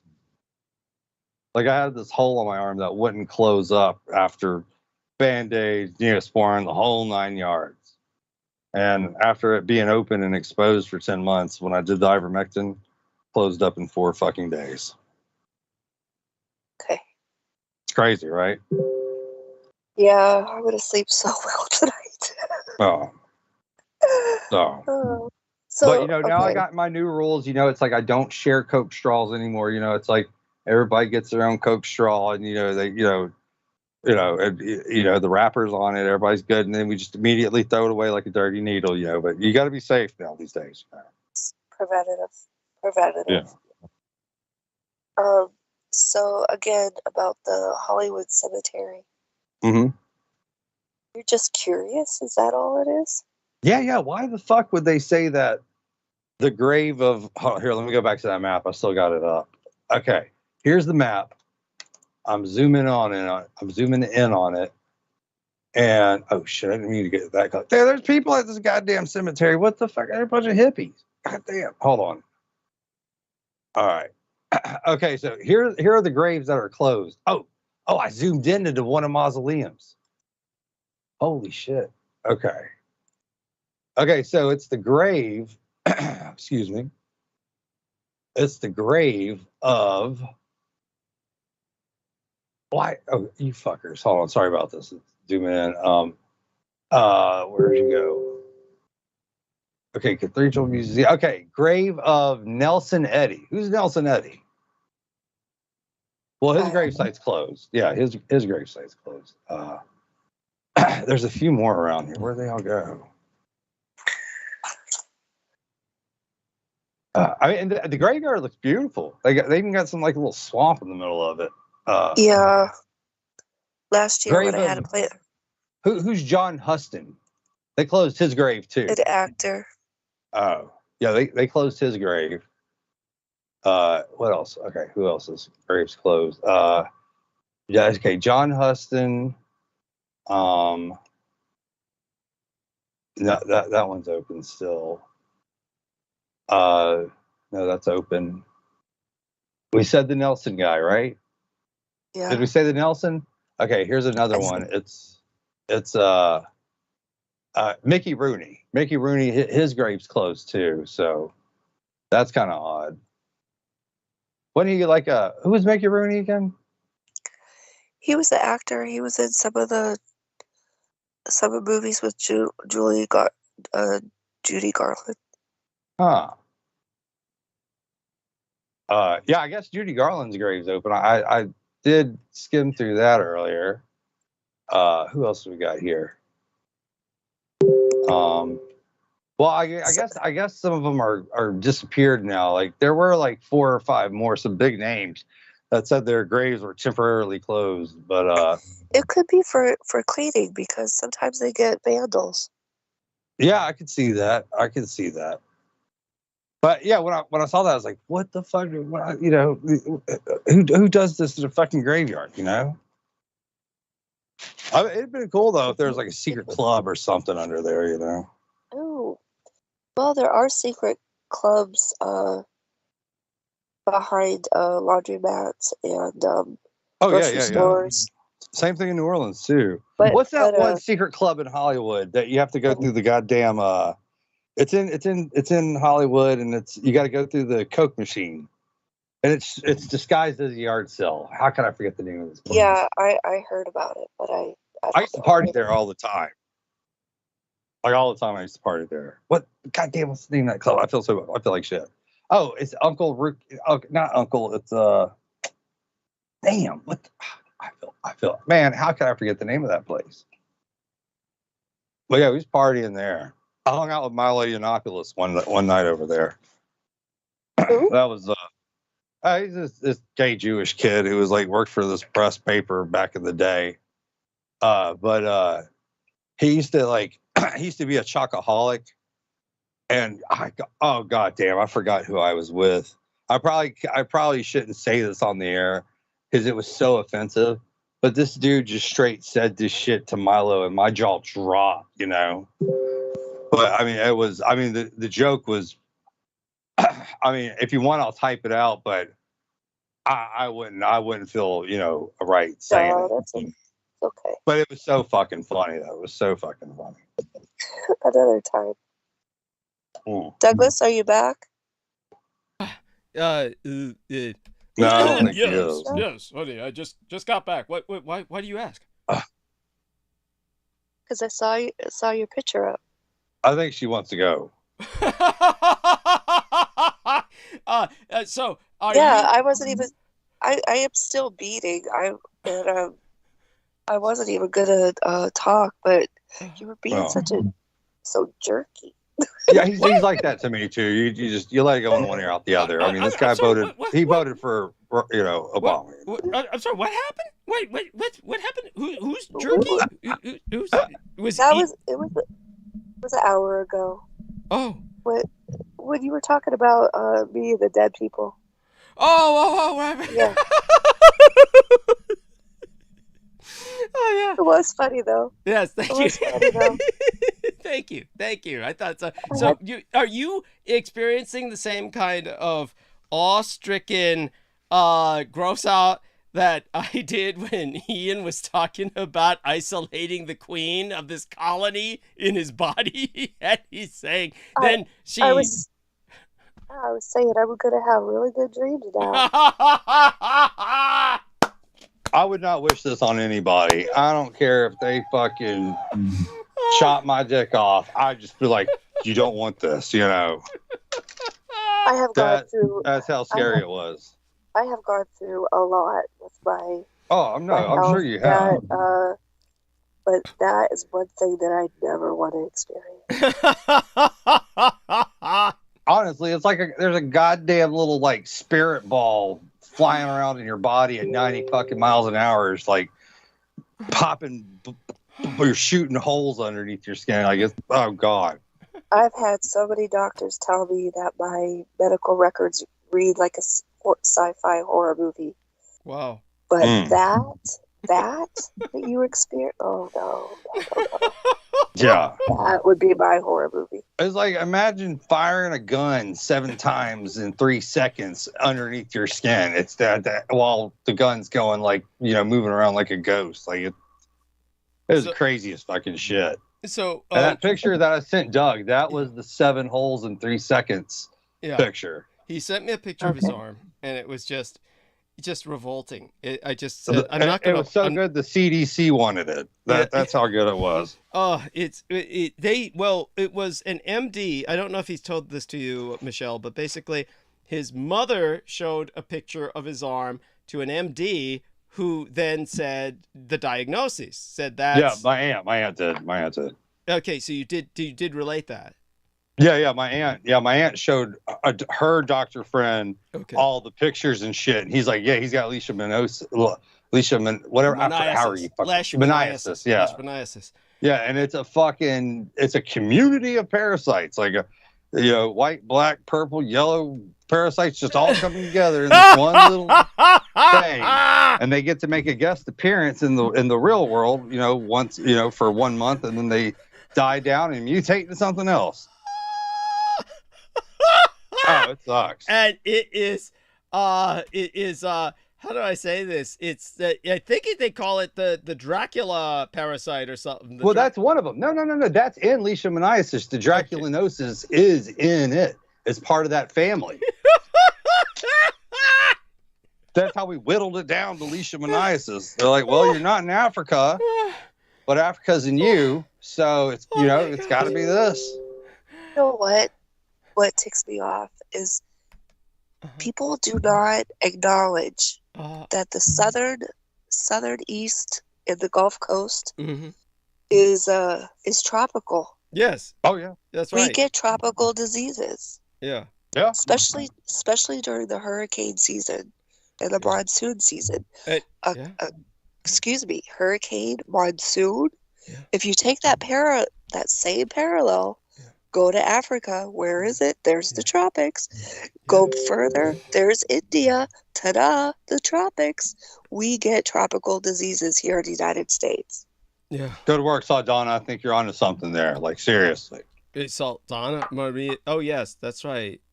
What's her name? Michelle Carmela Saldana. Yeah, you're right. No. Saldana. Da, da, da, da, da. I always when you say my name like that, I hear la, la, la, la, la. Yeah, it rhymes. It's got a little syncopation to it. It's actually kind of clever. The lady that I studied herbology under is a biochemist for the USDA, and she would always say my full name. Okay. Yeah, it's got a little syncopation to it. It's good. Yes. La la la la la. Yeah. So I mean, I love that term that Armenian used, syncopation. I love that. Yes. Yeah, that's an old scat bebop kind of adjective, But down south, they would call me Michelle, and I would hate that. So I hate that too. It's like it's so redneck, It's like, hi there, Michelle. Yeah, so down south, everybody calls me Carmela. Nobody's allowed to call me Michelle. Oh, Saldana just seems so sophisticated, Yes. So Carmela. Yeah. Saldana's a last name. Saldana's actually a Davy Wayne's. That's the name of the club. Oh, okay. Good Times Saldana Davy Wayne's. That's the name of it. I'll look it up. Saldana is a city in Spain. Oh. Yeah. And that reminds me of the time you were in New Orleans, and we had the Ash Wednesday recently. It wasn't too long ago. Yeah, for Mardi Gras, yeah. Yeah. Did you have any king cake, honey? I know that used to be a thing with you. Oh yeah, it used to be, but no, I don't know where to get it here. Did I ever tell you, Douglas, two things I wanted to say? Of course. So, do you remember me talking about the group of vampires that I used to visit in New Orleans? No, not at all. Go ahead and share that with us. Well, nothing really to share. There was just a group of vampires that I used to visit with in New Orleans. I met them at a restaurant in the French Quarter, and I don't know. I had some questions for them, and they went ahead and took me to one of their gatherings, and I said I didn't want to participate, and so they let me watch the child die, or no? I'm joking. I didn't stay long. We just all visited together, and I had a bunch of questions. It was because I was still trying to understand my youth, so they were helping me to understand some of it. It's like when well, I'm pretty sure you remember me when I used to have the lunch and coffee with the Satanists here in LA. Wow, I had no idea about that, but tell us about it. Oh, I thought I told you that on your show. Maybe, but hey, I do a lot of drugs. Yeah. Yeah, I was pretty sure that I talked about that years ago. But it doesn't hurt to mention it again. Nobody remembers. Yeah. So, and you have a new audience, but I just had questions about my childhood, so I would ask them questions. But Doug Millar. Douglas. Yes, now I remember. Go on. By the way, real son of a bitch. Not that. Yes, thank you. Go ahead. Yeah. Was he as bad as Brooke? Oh no. Brooke is a sweetheart. Yeah. Doug Millar is something else. Yes, he's something else altogether. Yeah. For what it's worth, it's almost like he's comedic in one sense, Doug Millar, but he's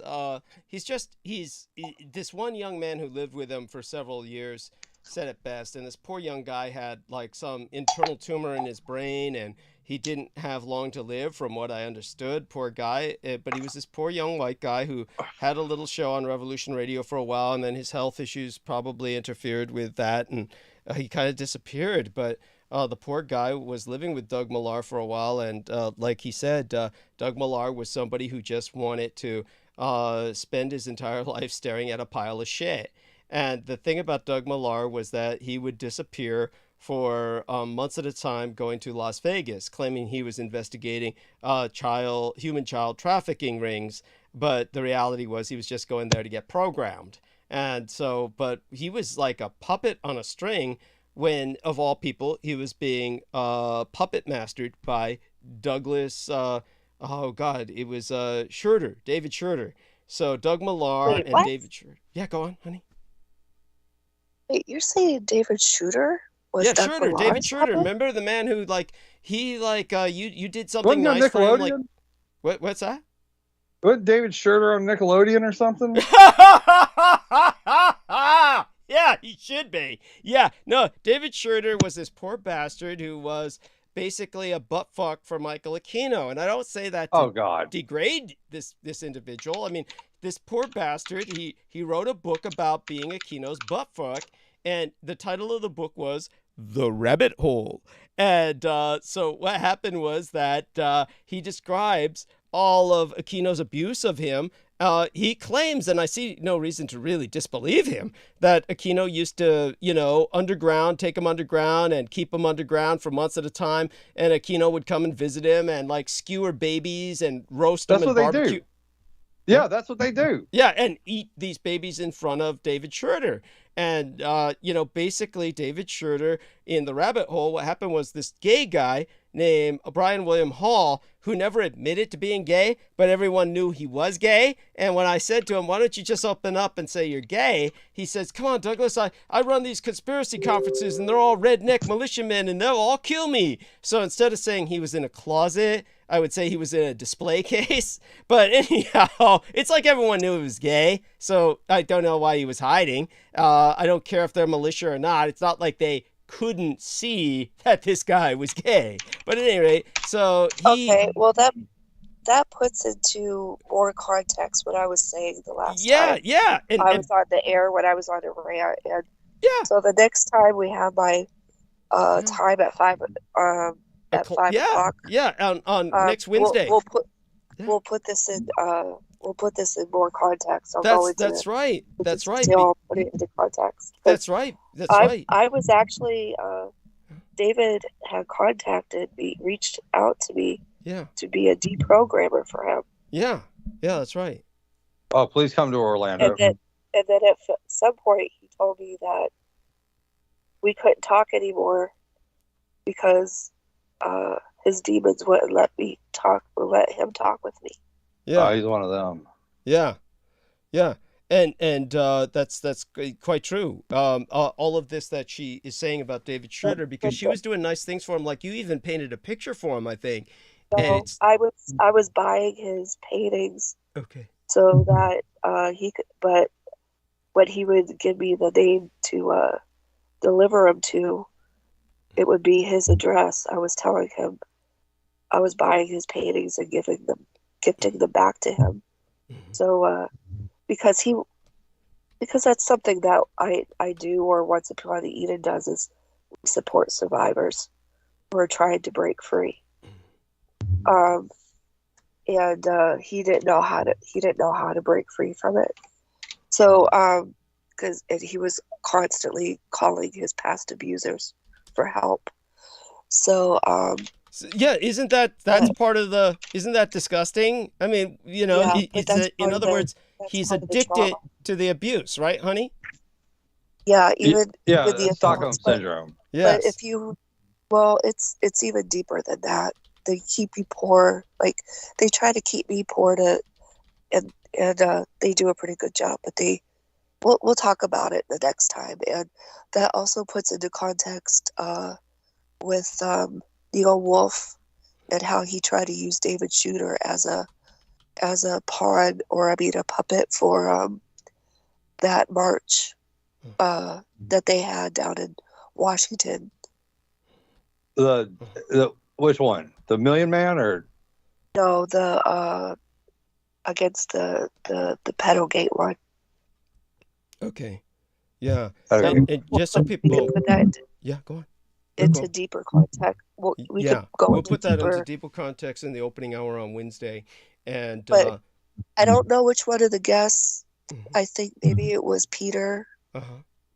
I don't know. Somebody had mentioned about the Bakan. Well, I mentioned the Bakan girl that one day recently, and then somebody mentioned the Bakan girl and John Bonet.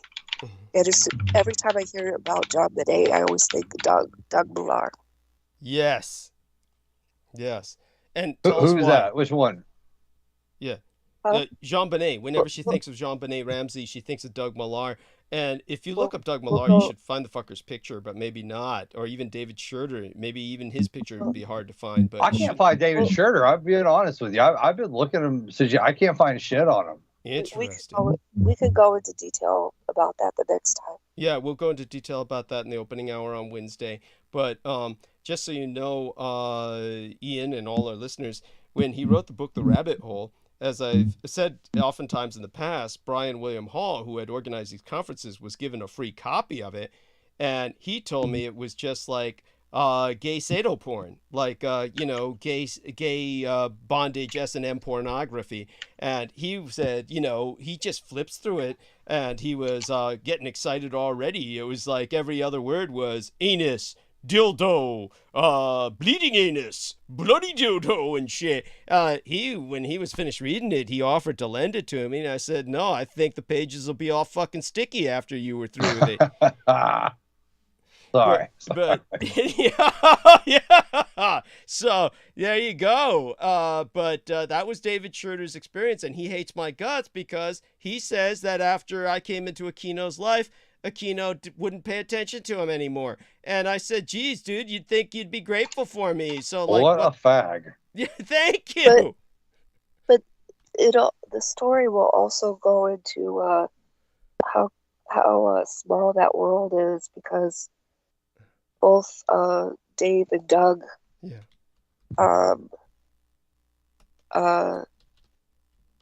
ended up being connected with me around the same time. Yeah, that's right. And just think of it. This is where the predictive programming comes in. Think Doug and Dave and crop circles. Think Doug and Dave and crop circles, and then think Doug and Dave going around the Presidio, which is what these fuckers were doing. And David Schroeder was filming. They were both filming, but it was like, no, there must have been a third person filming them, because it wasn't like they could just put a stand up and just film each other traveling around the way they did. So somebody was a third party with them. But the way that David Schroeder was controlling Doug Millar was he was like literally leading him like a child. Now, Doug Millar is a small man, but he's much older. And David Schroeder is much bigger and much younger. But David Schroeder was leading the old man around like a puppy and saying, this is where they raped me. This is where they held the children. And he would turn Doug Millar's head around, literally turn his head around physically with his hands. Like he was manipulating him like a chiropractor so that Doug Millar would look in the right direction. Now, this is how bizarre that video was, and it displays the kind of brainwashing both these people have been through. They're both essentially mind control puppets, but with Doug Millar, his whole life was all based around pointing fingers and saying, here's the child molester. So he kept accusing me of being pro-Aquino and Aquino's big apologist. And obviously anyone who's ever heard me knows that nothing can be further from the truth. All right. Yeah. And so there you go. It's just, but again, more of this on Wednesday. Yeah, go on. Honey. Yeah, it might turn out to be a therapy session. Yeah. I don't trust none of those people. Real. I don't. Yeah. Really, for real, it might turn out to be a live therapy session. Yes. I'll be prepared for it. I mean, it's not the first time I've been on your show or a couple other shows that it's been a live therapy session. So. Yeah. Yes. Well, if it sounds on it, it is always a pleasure. It always is. Yeah. Are you chasing her off? Well, I mean, she's gonna go.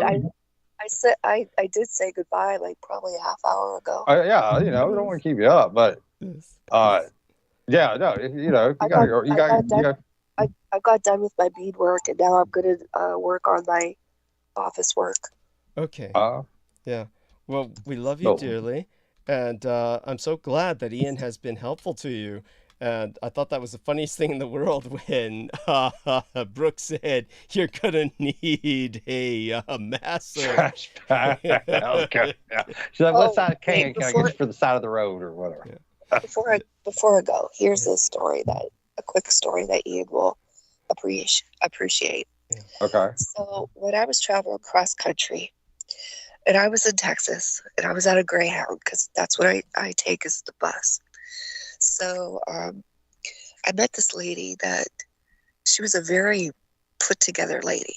I mean, she looked like she should be flying first class, not at a Greyhound bus station.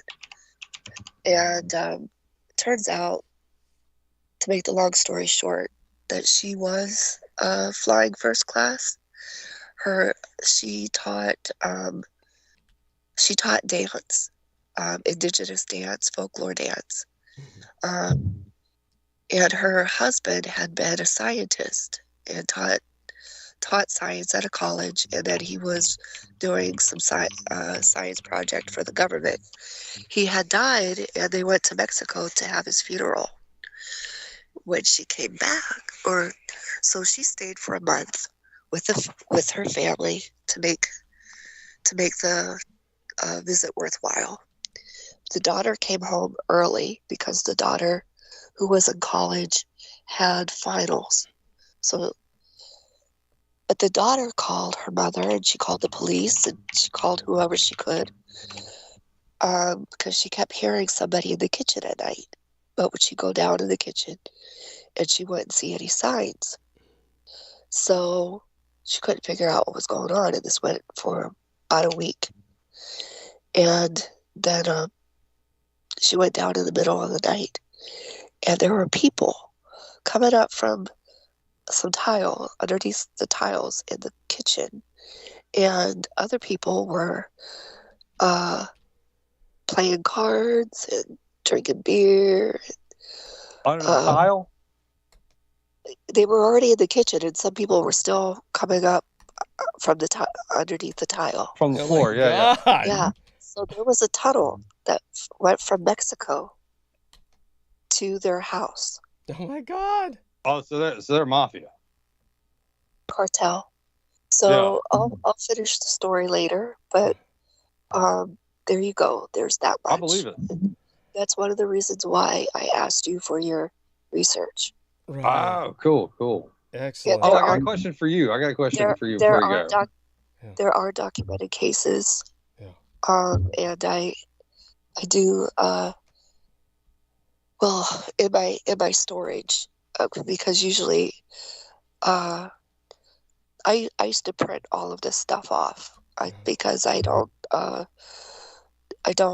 trust my computers. I don't have good luck with them. Yeah, So I print everything off.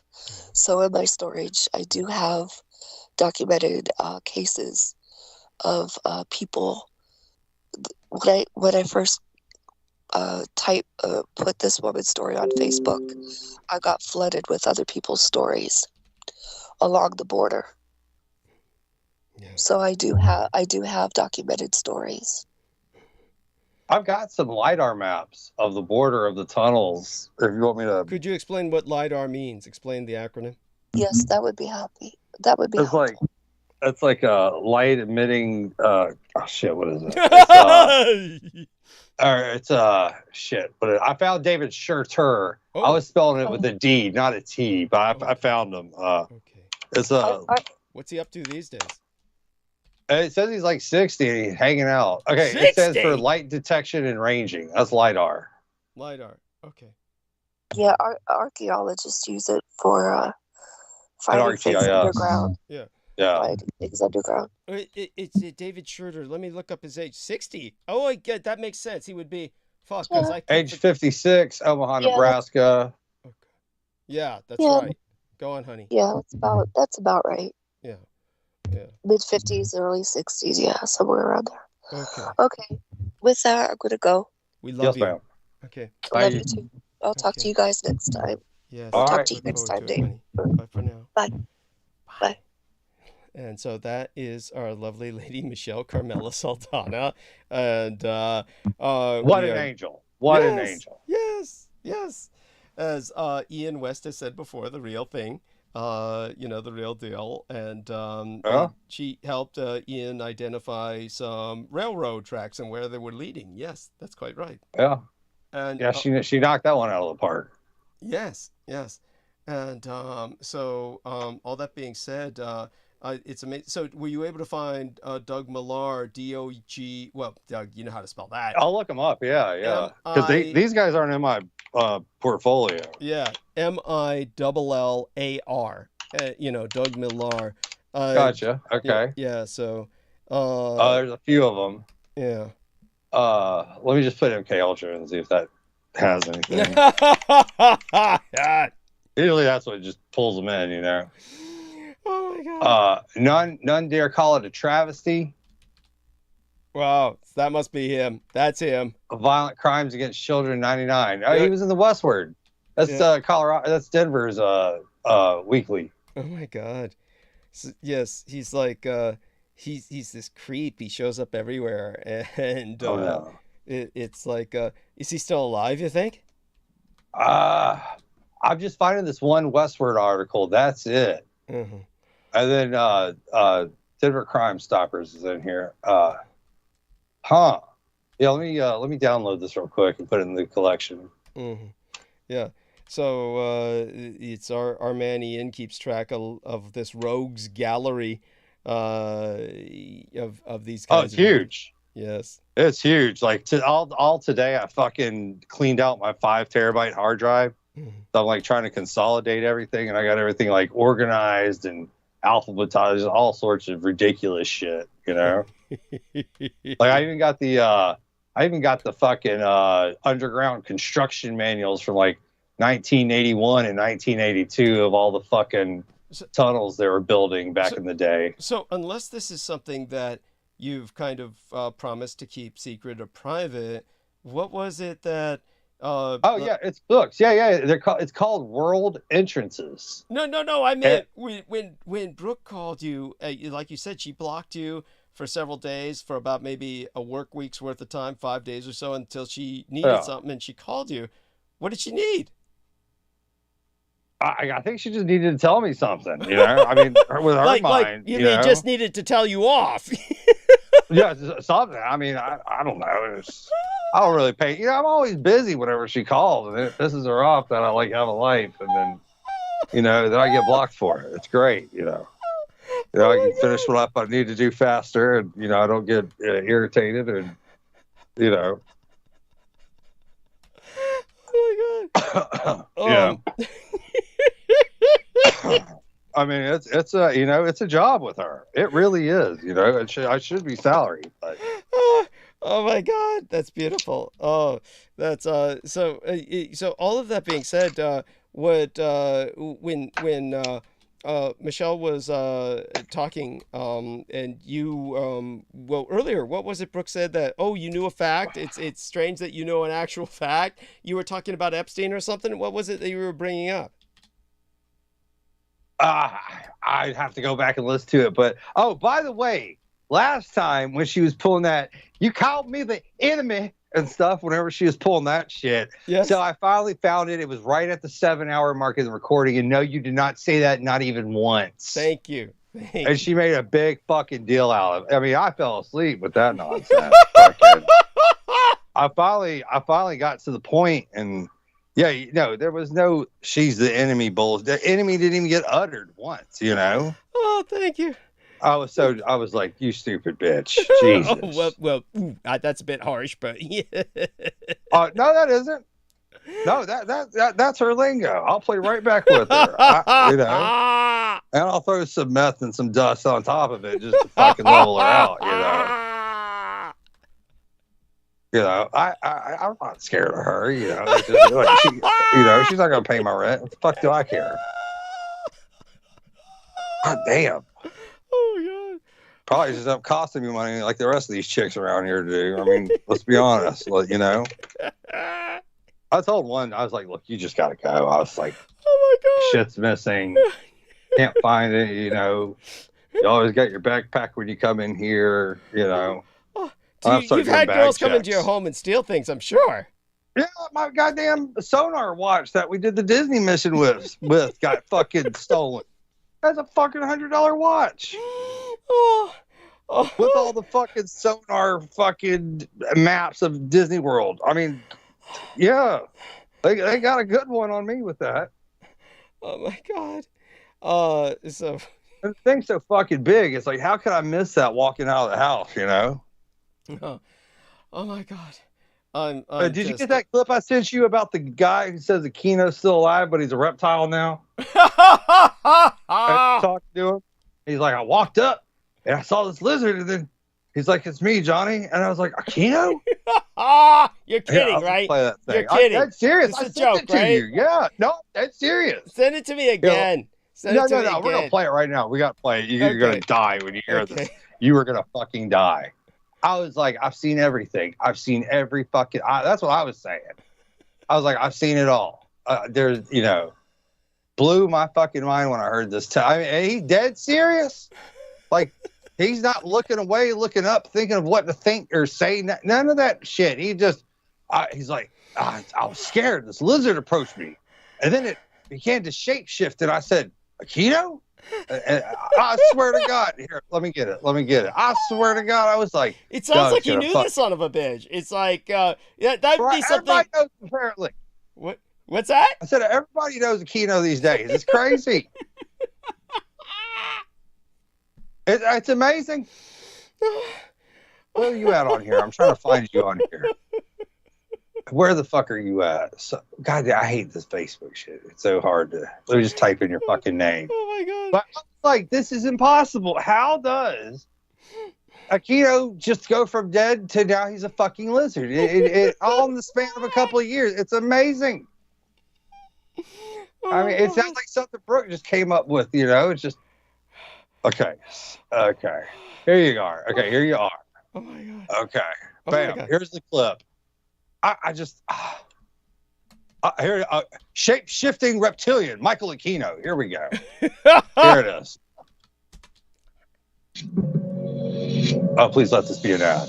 Okay, here we go. All right. It's got theme music. It's got theme music. No, it's not gonna go. Here we go. He said, "Daryl, don't you recognize me? Don't you recognize me?" And at first, it was a reptile in my face, and I went through amnesia again. I was pushed back down to third density, so I was kind of like, I didn't know what was happening. I didn't have any memory of the 20 year impact or anything like that. And it was a reptile, and then I saw, all of a sudden, I saw like Aquino's face, kind of, almost like the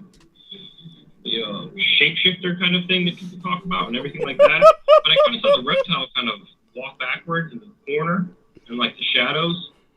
And then I didn't run. I looked at him and I said, "Nice trick." And it was almost like a trick. It seemed like where, I don't know, it was almost like he was able to take two images and kind of blend them together. And so you were more focused on the meat puppet, or that is Aquino rather than the actual reptile. Amazing. Look. And he said, "Yes, well, it works for most." Anyway, yeah. So this white boy saying this shit now, and fucking, I thought about you, and I was like, "There's no fucking way in hell." Oh my God. Oh. Yeah. Did I lose you there? Did it go out? No, I'm here. It's just that was as Our Lady Brooke hates it when I say this, but that was delightful. That was just imagine some guy walking around talking to lizards. He's dead serious. It's like he's like fucking just like ordering a coffee from Starbucks. He's just dead serious. Like, he was shapeshifted. I was like, I've seen it all now. I've seen it all. I was like, I might as well just die. Let this COVID take me finally. I'll go in peace. There's not. How do you top that? I don't even have that kind of imagination. Yes. What kind of drugs do you think this guy's doing? Pretty much fucking the military-industrial complex discipline. That's what he's doing. I mean, seriously. Oh shit. Oh my God. His name's Navy Officer Gerald D. James. Oh God. Yes, I like that. It's generic. It's not even a rank. Yeah. Just Navy officer. Gerald D. James. Yeah. What?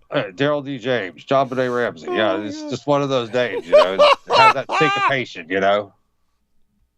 Who was another good MK Ultra plant? Oh my God! Did you see their new one? The new MK Ultra kid, guy they're doing up here in Apopka, Florida, which is like the city next to me. Uh-huh. Oh, they got this fucking. I don't know how they fucking find these people, but he's this old guy, and he's like one of these little butt fuckers around here. He picks these kids up from the mall, so they say. Uh-huh. And his name, okay, like when he does his little online show too. It's so fucking pathetic. But his initials are MK Murtaugh. Okay, you're this old man, doing this shit, and your initials are MK, and it just says it right there on the screen. And like, I don't think people are getting this, but I'm getting it, and it just blows my mind that they think we're this dumb where they're gonna do, poison or just mind control this 60-year-old serial or kitty killer. Anyway, but he's still running free, and he's like, "Yeah, I go chasing around the Casey Anthony case, and I bought a van. It's like, what fucking 65-year-old gonna fucking invest in a van and want to go do all? I mean, what the? Who's putting you up to this, dude? I got his fucking address. Like, I kind of want to go. Just knock on the door, and be like, "Are you crazy or what's going on?" Oh my god! And by the way, so I just on a lark, I looked up David Schroeder. So he was born the same year as myself, 1966. So he's 56 years old. Of course, I was born late in 66, October. So, you know, I'm like still 56, I think. But it's hard to think of this guy as my age because most other people, they age so terribly. Well, white people age really fast. They do.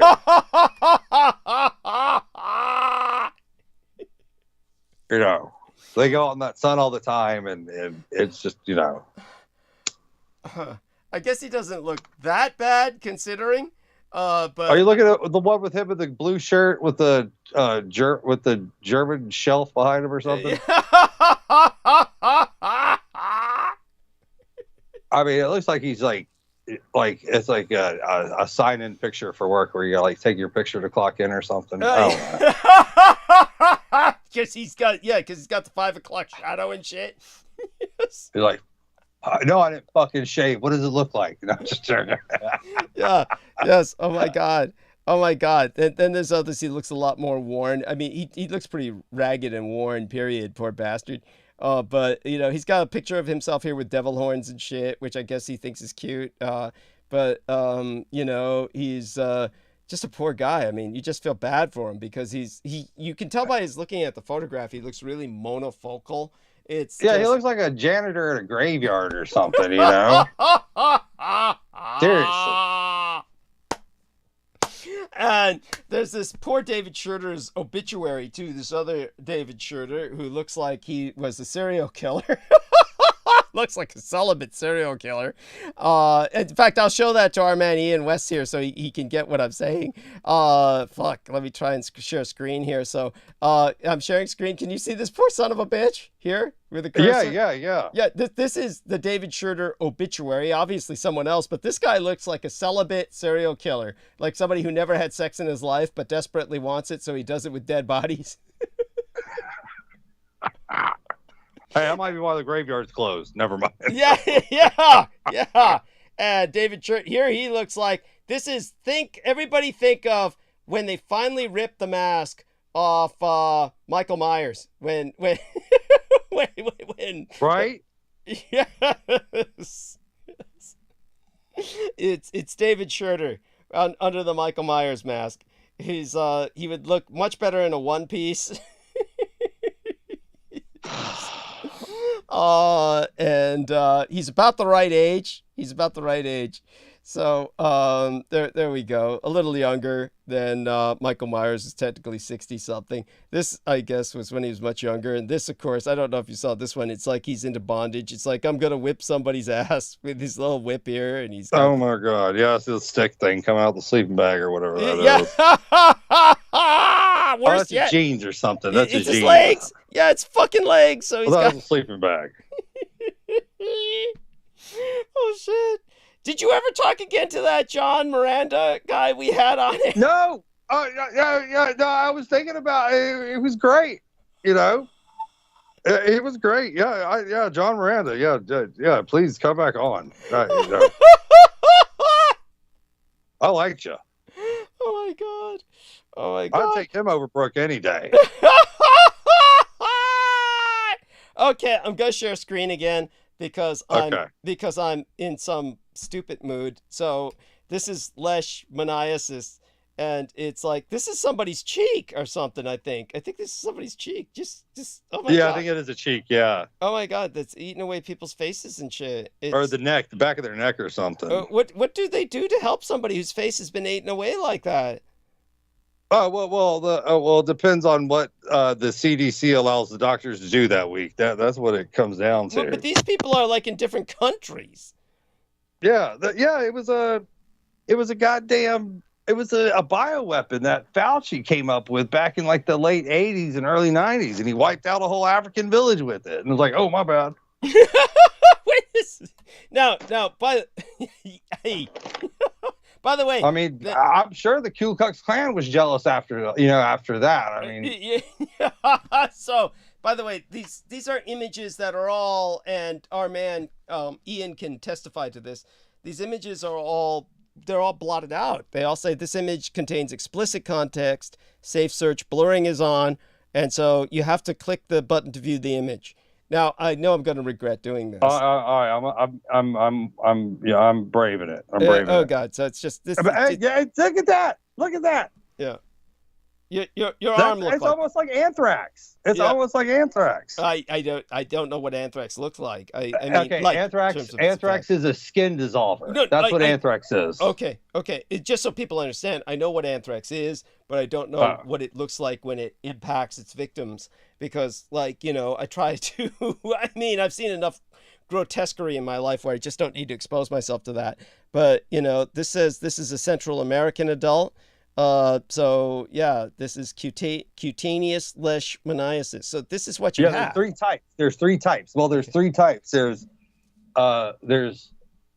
shit. What are the three? One's for the skin, one's for the nasal, and then one's for the stomach. Uh-huh. Those are the three types, and the one I had was the epidermal one. Okay. Yeah. Cutaneous. It's cutaneous. That would be cutaneous. Yeah. Holy shit. Well, I'm glad you survived. I'm appalled. I mean, it's just appalling just to see this stuff. And the doctor's like, well, we're gonna give you a prescription for meth, and call us a couple of weeks. It's like, what the fuck are these people thinking? You said they give you a prescription for meth? Yes.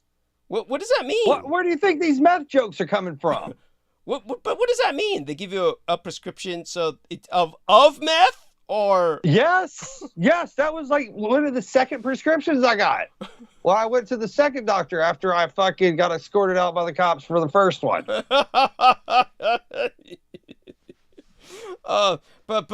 But why did they escort you out with the cops? Did you threaten the doctor? Oh, because this fucking redneck doctor comes up to me, he goes, you got bed bugs. And I was like, you're a fucking genius. I've got fucking bed bugs. And then I was just cussing. I was like, goddamn college graduate fucking doctors here at OR fucking MC. So then these like two fucking security guard cops like just came and just, swished their wrist at me to like get out and stuff. And I just left. And then they sent me like a $4,000-$5,000 bill a couple of weeks later. Oh my God. I was like, you people have no souls. I was like,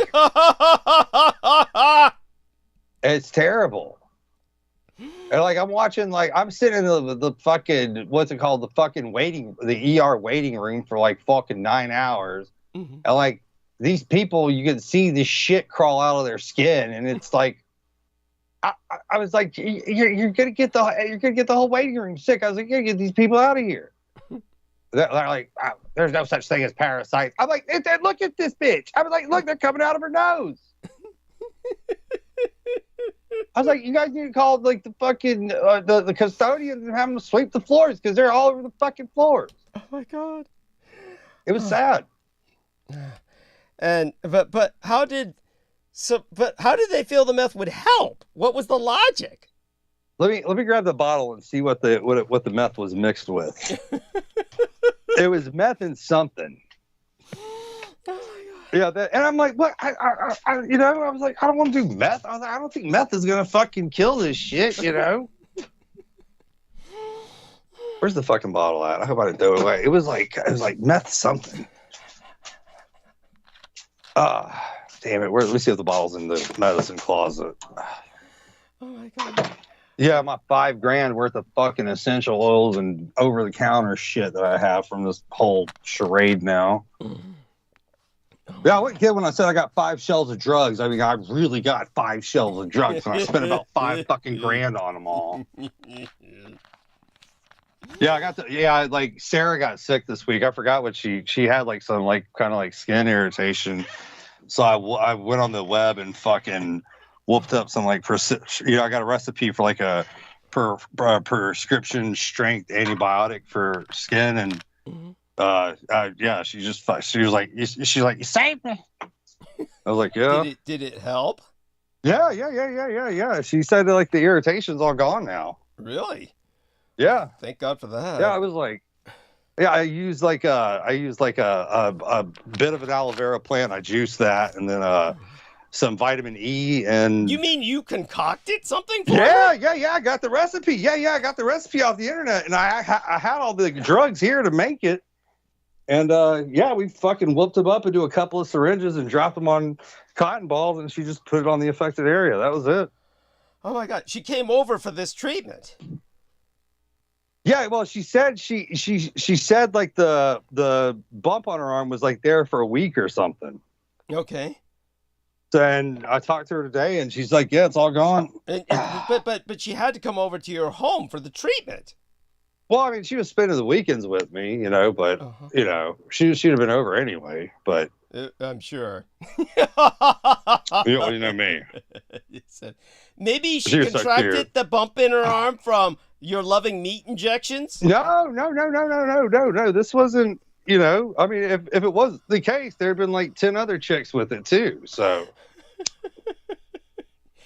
how is it that you see so much action? What I do is I just focus on, my problems, and I ignore theirs, and let them do whatever they want. A famous quote that has always stuck with me over the years was from this movie called Psycho by Alfred Hitchcock. And whenever what's her name? Oh, how can I forget her name? She's so beautiful in that one. Who was the white girl in Psycho? Who got killed in the shower? There's a few. There's two of them, I think. One that gets killed and one that survives, I think. Yeah, the one that gets killed in the shower. What's her name? I don't remember. I know. I feel so bad. Shower girl in Psycho. Let's look it up. Let me look it up real quick. Shower girl. What is Jamie Lee Curtis's mama or something? Probably or something like that. Yeah. Shower girls. Marley Renfro. What? That can't be her. No, I got a picture of her right here. Where the fuck is it? Janet Leigh. Forget her. Janet Leigh. Janet Leigh. Yeah. So, when I was working at this restaurant over in fucking Santa Barbara. And I saw this old couple come in like for the lunch shift and shit. Yeah. And I looked at her and I was like, has anybody ever told you look like Janet Leigh? Because I always loved Psycho and shit. She goes, I actually went to high school with her somewhere in California, and they just stopped into town for lunch. I got to meet this chick that went to school with Janet Leigh, first she did Psycho. That's all I mean. It's little shit like that I miss about California, It's It's so awesome.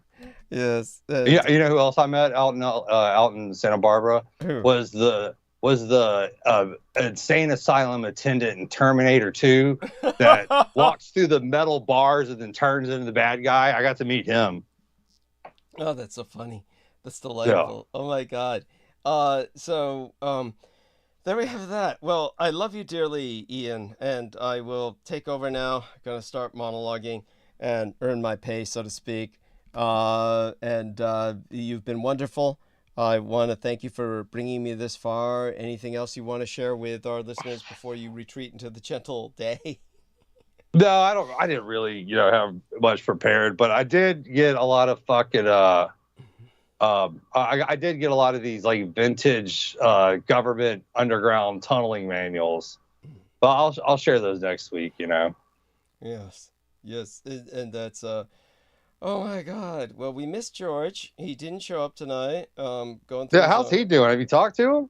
Yes, I had a long talk with him on Tuesday morning, and which was for him would be about 8 p.m. at night. It was about and so he's going through his own stuff. Believe me, Ian, I want you to know everybody's going through shit. Everybody's going through shit. I'm lucky I stayed single. I'm so lucky I did, Yeah, it's I know. I mean, you and I'll catch up with Mark H sometime and just I'll have a boys round table or something. Oh my God. Yeah. We're lucky we're single. I mean, Oh my God. Sarah does got me, dude. Fucking Sarah does have me on cloud 9 right now, dude. She's just, oh God. Like I said, it feels like I'm fucking a movie star. It really does. Like, I couldn't be more happier. Yeah, You know. Honestly, all right. Like, she got the perfect tits, the perfect body, the perfect face, the perfect eye. I mean, Sarah. Yeah, Sarah. Yes. Yeah. Yes, that's right. And I went down on her the other night. Oh my God, I didn't know it tasted so sweet. I swear to God. Ian, honestly, a gentleman doesn't kiss and tell. You shouldn't be so graphic. Oh, she already made it blatantly obvious. You know, it's not a big deal.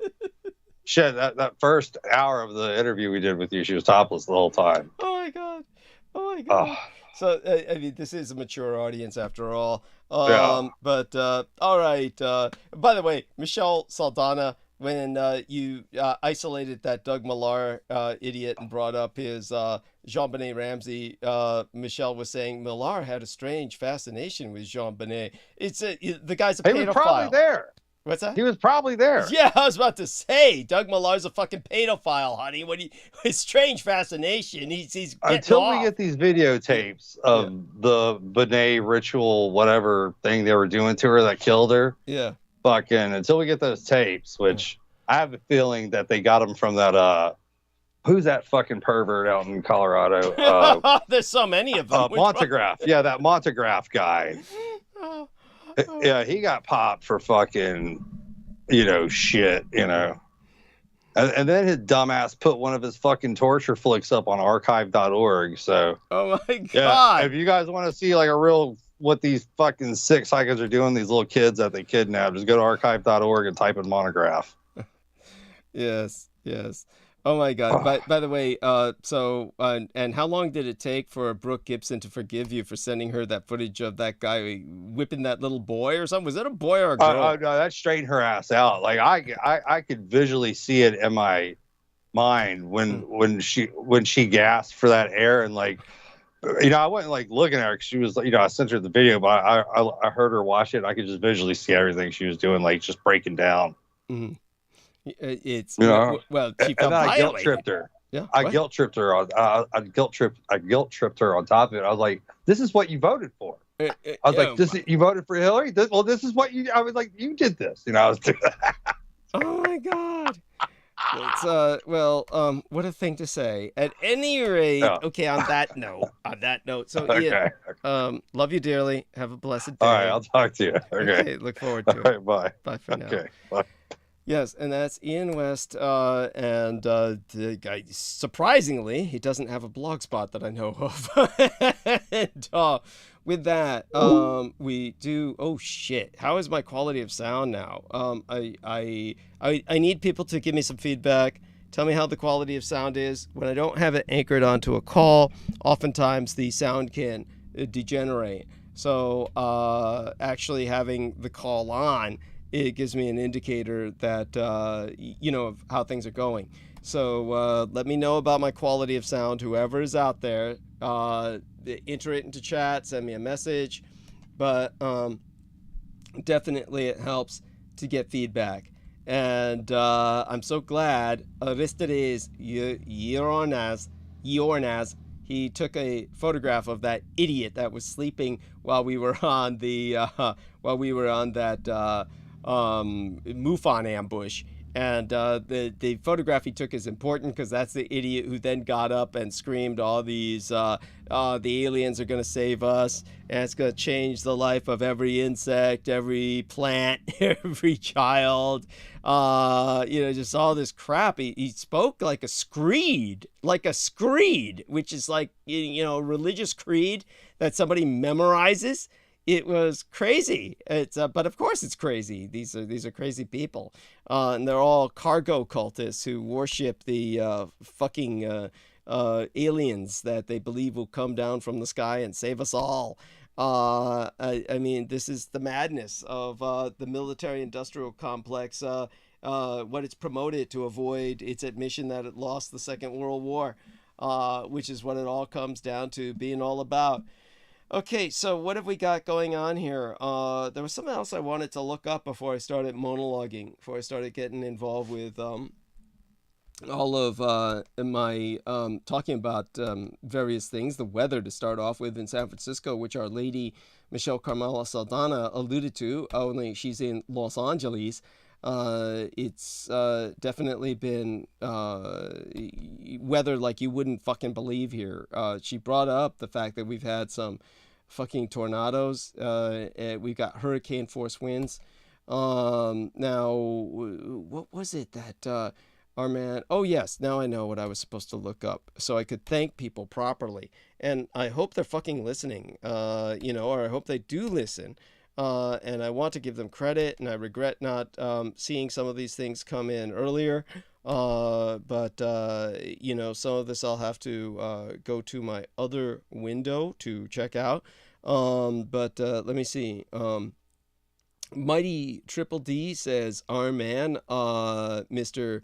KP, he gave the message here that thanks a ton. And this was... then Aristides Iornas, earlier in the month, it gave 100 United States dollars, $40 from the man known as KP. We have a wonderful letter from JP that I should read aloud, and that I should do while Peter Moon is here. Might do it again while Peter Moon is here. And let me see, someone else that I want to credit. Again, these are people that I wish I had said this earlier, but sometimes you never notice these donations or contributions when they come in right away.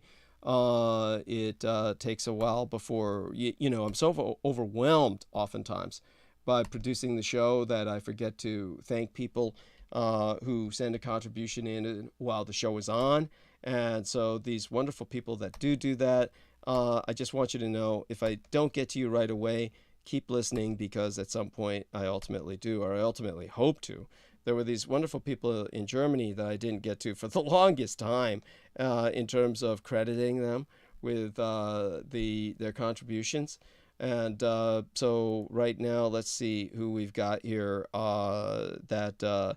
We've had our Real Tech Geek contributed $21.88 just the other day. Bruce Dallas III contributed 5 United States dollars. David Fitzsimons was the $10. And Bruce Dallas the third, thank you so very much. Wonderful individual.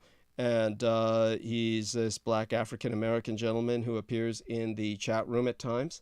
And so David Fitzsimons, of course, is our man in New Jersey. And of course, everybody, all of you that are helping, you're all angels, definitely. And to our man KP, he's a great individual, and as is Aristides Iornas, who was it before him? And I can press the show all button, but let's see now. Here we are, show all. And Brooke Gibson, of course, before our man Aristides. She contributed so much this month. And what does she say? She gave a quarter with the $200. She gave $200 and a quarter. The quarter's for Peter. Dennis Marshall, of course, contributed 80 United States dollars. Clarice Claudette contributed a quarter of 100 United States dollars. This is after she had already contributed $200 the month before. And of course, Creative Circle is our man Peter Moon himself. These were helping with rent in February, and she had helped with rent in January. Clarice Claudette, who sent a wonderful care package, going to open it sometime soon. And it's just a lot going on. All these beautiful people. So here's the letter from our man JP. Nothing but his initials. I have no idea what his name is. And his letter arrived along with this $100 international money order, which I pray they'll cash. They have trouble with Canadian money orders, let alone international. So I'll definitely probably have to deposit it So I'll try to do that soon. Remember to do it soon. And he says, Dear Douglas, this is JP. Earlier this year, I had offered to put down a down payment for the book you and Peter Moon are writing, but Mr. Moon does not take advance payments for work in progress, as you know. Therefore, I decided to send it instead to you. I have been reading Peter's books since the early 2000s. You and Peter make a very good 1-2 punch to the mind. I hope the both of you can keep delivering your blows to the mind many more years to come. The cobwebs that covered my mind, or I think is what he says, are being knocked away by the both of you. Both of you keep up the excellent work. Thank you very much. Sincerely, JP. So as I told Peter, this comes from Corona, California. So Jack Parsons is alive and well and loves Peter dearly, as well as myself. And I'll have to read this in front of Brooke, because I know Brooke is just going to... Oh my God. Brooke will just tear into, everything that this guy says about cobwebs in the mind and stuff. I'm sure she'll have no end of fun with that. So I'll try to remember to read that in front of her. At any rate, checking in on the live stream. Okay, Drill 801 says sounds good. Bless you. Thank you. Michelle Saldana says sound is good, clear sound. Okay, bless you both. My love to all who support me in so many ways. Okay, the question now is basically when the stormy weather will finally come to an end in the San Francisco Greater Bay Area Metroplex region. Bay Area forecast is basically that another big windstorm is coming. We had hurricane gale force winds, a bomb cyclone tore through the San Francisco Greater Bay Area Metroplex region yesterday, or the day before yesterday by now, because it's after midnight. It passed directly over our Golden Gated city and kicked up dangerous winds that knocked out power to nearly 200,000 households, toppled trees onto cars, homes, and roads. While the winds had calmed by this morning, or yesterday morning by now, scattered showers were still in the forecast for today, throughout today, with cool, dry conditions finally expected through the weekend. Thank fucking God, because I have to go out into that mess and get to Kaiser for my CAT scan, which is just a regular, what do we call it? Routine. It's to check my sinuses. For those of you who don't know, I have medications that's effectively contraband. It's what you make meth with. It's Sudafed, and I get big-ass prescriptions for it, so I can carry home enough to make drugs with, which I do not. I use them for what they're intended, which is my sinuses, because otherwise I produce fucking mucus like a goddamn hagfish whenever I eat. It's called gastric rhinitis. It's when you masticate. That's nothing obscene. That means chewing. Whenever I masticate, I produce enormous, voluminous amounts of mucus, and the only thing that stops it is various nose sprays combined with this Sudafed. So it's like, there you go with that. Now, this wonderful woman, Diane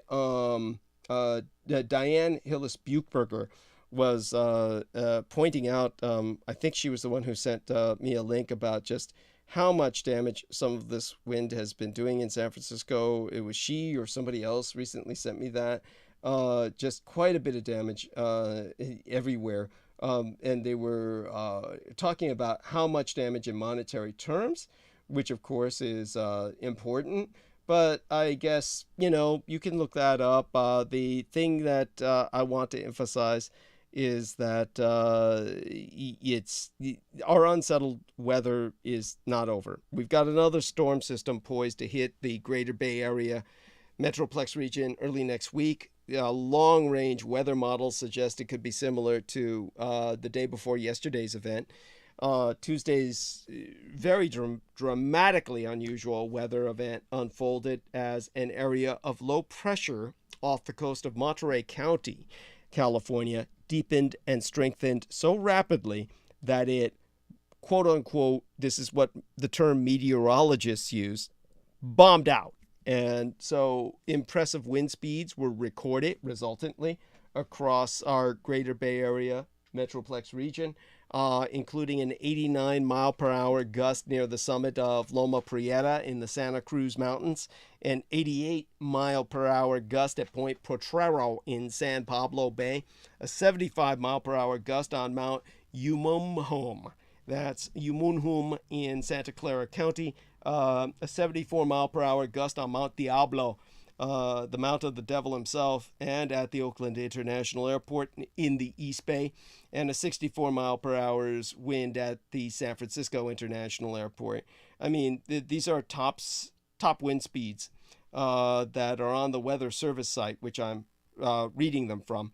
12 people were killed by fallen trees, one in Walnut Creek, another in Portola Valley. In my own Golden Gate at San Francisco, 4 people were critically injured by toppled trees. And glass fell from a broken window in a skyscraper. I mean, there's a lot of this, by the way. Windows are shattering in San Francisco skyscrapers. And as this area of low pressure moved inland today, yesterday by now, scattered showers were extant throughout the morning. They tapered off afternoon into the evening. Now, today marks the start of dry conditions that will likely persist through the weekend, thank God. So my appointment is thankfully at the right time and space in the midst of this chaos. A dry cold front is expected to drop down from the Pacific Northwest today and tomorrow, delivering a mass of chilly air and pushing down temperatures. Overnight lows are expected to drop into the 30s in the interior valleys and into the 40s along the coast and Bayfront Friday through Saturday. I mean, it is frigid throughout the night. It's like unbelievably cold. The long-term weather models suggest another low-pressure system will hit the Bay Area early next week as the moisture from the tropics and a cold front from the Pacific Northwest are expected to collide. The ABC7 meteorologist Drew Toma wrote on Twitter that next week's system looks similar to the one that whipped our region on Tuesday and on, this morning or yesterday by now. Tuma wrote on Twitter, and what he said was, "We might be doing this all again next Tuesday. System looks similar to today's, where the primary concerns will be strong gusty winds as well as rain." Now, qualifying that it could move onshore north of the Bay Area rather than directly over the region, as the one Tuesday did, Rick Canepa, forecaster with the Weather Service, said it would be misleading to say that the exact same thing is going to happen again, but added that the preliminary long-term forecast suggests that another low-pressure system is expected to reach the coast of Northern California next week.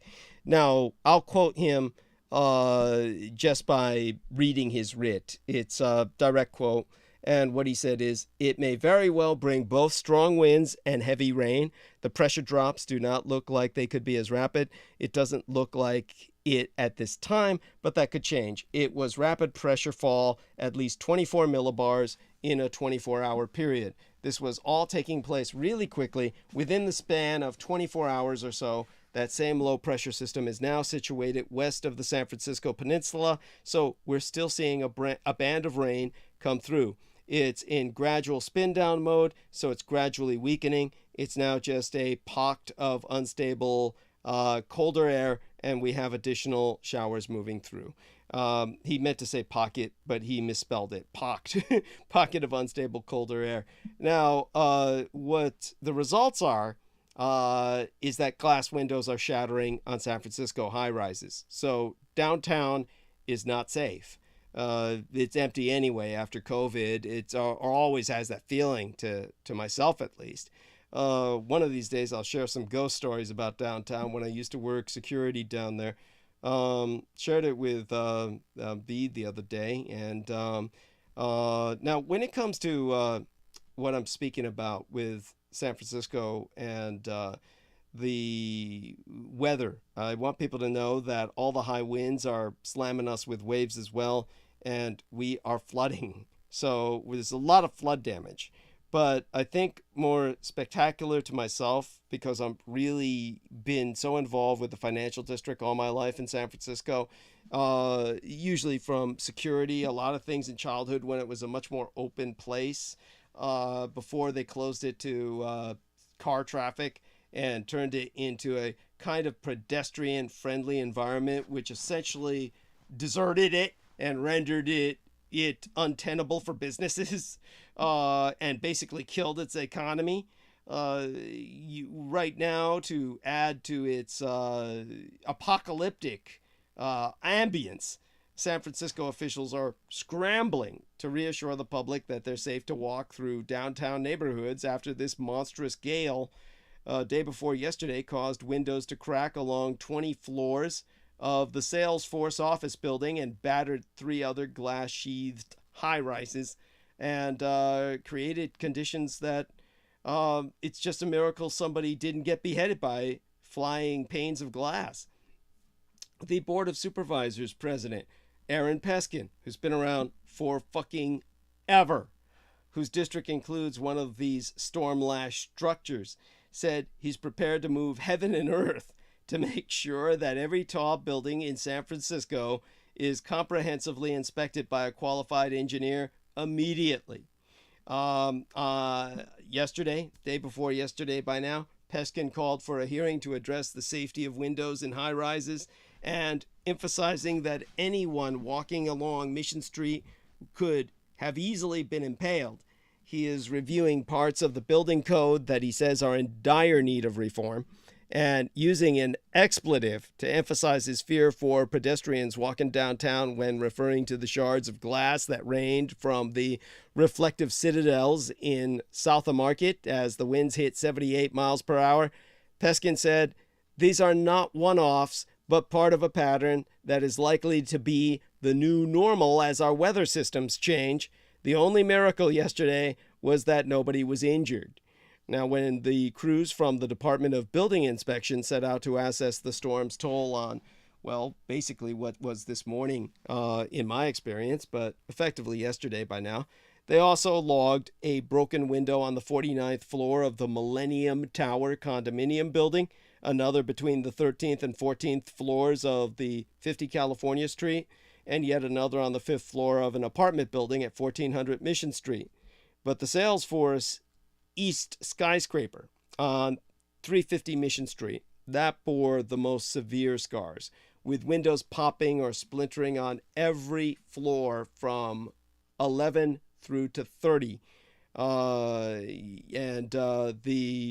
department spokesperson, Patrick Hannon, said all 4 high-rises received notices of violation from the city, requiring building managers to secure their broken windows, replace the glass, and provide safety evaluations of all the windows in the building by a licensed engineer or architect within a fortnight, a fortnight, 14 nights, or 12 weeks. Now, parts of the sidewalk on Mission Street were cordoned off late Wednesday morning as crews were clearing this loose glass from window frames and boarding them with plywood.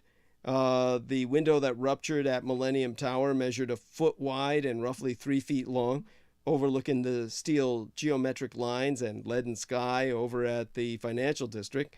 A couple of jagged shards of glass clung to the window frame, while smaller pieces lay on a shelf in a vacant condominium, from what I can see in these photographs. The Millennium Tower spokesperson, Doug Elmitz, said about half of the window fell onto the shelf, while the rest poured onto scaffolding attached to the building as it undergoes this $100 million United States dollar retrofit to fix its tilting northwest corner. Elmitz downplayed the break, noting that nothing touched the ground and that crews immediately secured the window and surrounding area. Firefighters had received no reports of injuries as of 8 a.m. Yesterday morning. At that point, officials from the Department of Building Inspection were working with the managers of the towers to start the repair process. There was this tweet from the San Francisco Fire Department tracing the wreckage to this iconic Salesforce Tower at 415 Mission Street, if I remember, actually. though the department later sent out a correction saying the wreckage occurred at Salesforce East, and that inspection showed no broken windows at the main tower. So fire department spokesperson Jonathan Baxter said that the windows at Salesforce East do not pose a threat to the area. Tuesday's storm brought these hurricane-force winds to much of our Bay Area, snapping tree trunks, downing power lines, overturning a big rig on the Bay Bridge itself, in addition to the shattered windows downtown. But this wasn't the first time crews had to bandage a San Francisco high-rise. In 2018, building officials used safety tape and a protective board to seal a broken panel between the 9th and 10th floors of Millennium Tower. Last week, you had these really fierce winds separated a window from its frame on the 43rd floor of the Bank of America Tower at 555 California Street. Large pieces of glass sailed through the sky and onto the street below, triggering a shelter-in-place order. And in a video that captured that incident, the person holding the camera, you can hear them gasp audibly, just drawing a breath. The videographer says, "Oh my God, it's cracking." Okay, so that's all the local news, so you understand what kind of environment I'm in, where I'm transmitting from. And, of course, our lovely Michelle Carmela Saldana says there's a tornado 8 miles outside of DTLA, downtown Los Angeles, in Montebello, California. So thank you, honey. Appreciate that input. All of this is really otherworldly. But of course, as I mentioned, now we'll get into the passion of my life, which is geopolitics. And we'll continue that most of the night. I won't be hitting too hard on the Republicans tonight because, they make me sick. I mean, our man Ian, of course, is like totally brainwashed into the red, into the Republican side. It's just, you gotta just account for his politics as being naive. So of course he was, no wonder Brooke got so upset by him saying, "You voted for this, yeah," and the fact that he has no concept of, shall we say, the untenability of what he's saying. No wonder she gets upset. Oh my God. So Xi Jinping met Vlad Putin in Moscow, and I'll tell you what to make of Xi's trip to Moscow, because most people will know it's significant, but not quite understand why. So the Chinese communist dictator Xi Jinping received a red carpet reception this week in Moscow, where he met the Russian dictator Vladimir Putin against the bloody background of Russia's ongoing war in Ukraine. Both dictators were full of praise for each the other, building on a friendship rooted largely in anti-Western sentiment, which also underpins Beijing's rhetorical support for Moscow's war. But their meeting may have been more about appearance than substance. Xi and Putin, who have met more than 40 fucking times by now, seem to sympathize as fellow autocrats. They speak the mutual language of power. The Russian translator at their meeting this week, however, embellished Xi's language to make it sound more fulsome toward Putin. Although CHICOM, Chinese Communist State Media, doesn't often offer direct backing for Russia's territorial claims in Ukraine, it constantly mentions how the war is the fault of NATO and these United States. To some degree, this week's meeting pushed back on American warnings to Red China not to back Russia in the war. But in addition to giving the United States the finger, both sides are reaping pragmatic economic benefits. An isolated Russia badly needs Chinese communist trade, which Beijing is more than happy to supply. Trade between the empires has grown by nearly 20% this year, up from an already record-setting 190 billion United States dollars in 2022. For all the pomp, the meeting was not that substantive. Tellingly, the joint statement that followed it omits the phrase partnership without limits, a highlight of the statement released when Xi and Putin met before the war last February. That may reflect some communist Chinese discomfort with Russia's invasion, that it's unhappy about the course of the war, its economic impact, and possibly Russia's failure to cut its losses. By comparison, Red China retreated, yet claimed victory in 1979, just under 4 weeks after invading Vietnam, after taking tens of thousands of casualties.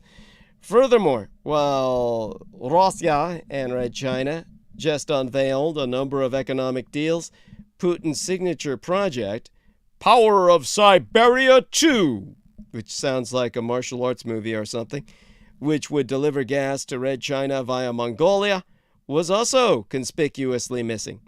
With Russia's energy export prospects to the West slowly narrowing, Red China holds all the cards there, and it doesn't seem to be giving Moscow any favors over energy prices. Still, Russia is not a vassal state to China.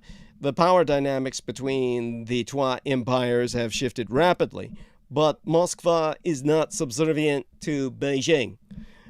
When he met with Xi last February, Putin had already lined up his forces along the border with Ukraine. He might have told the Chinese communist dictator of his plans, but he wasn't asking permission.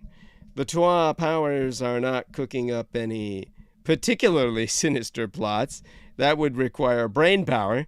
Rather, the Xi-Putin meeting reflects overlapping interests between two autocrats whose nationalist ambitions happen not to clash. Beijing's broader pitch, endorsed by Moscow, is that it can be a peacemaker between Ukraine and Russia. But it's hard to see how Ukrainians would see Red China as acting in good faith given the optics of Xi's embrace of Vladimir Putin. Yet Beijing remains reluctant to cross the Rubicon of directly supplying arms to the Russian Empire. Some communist Chinese-made material is indirectly making its way to Russia.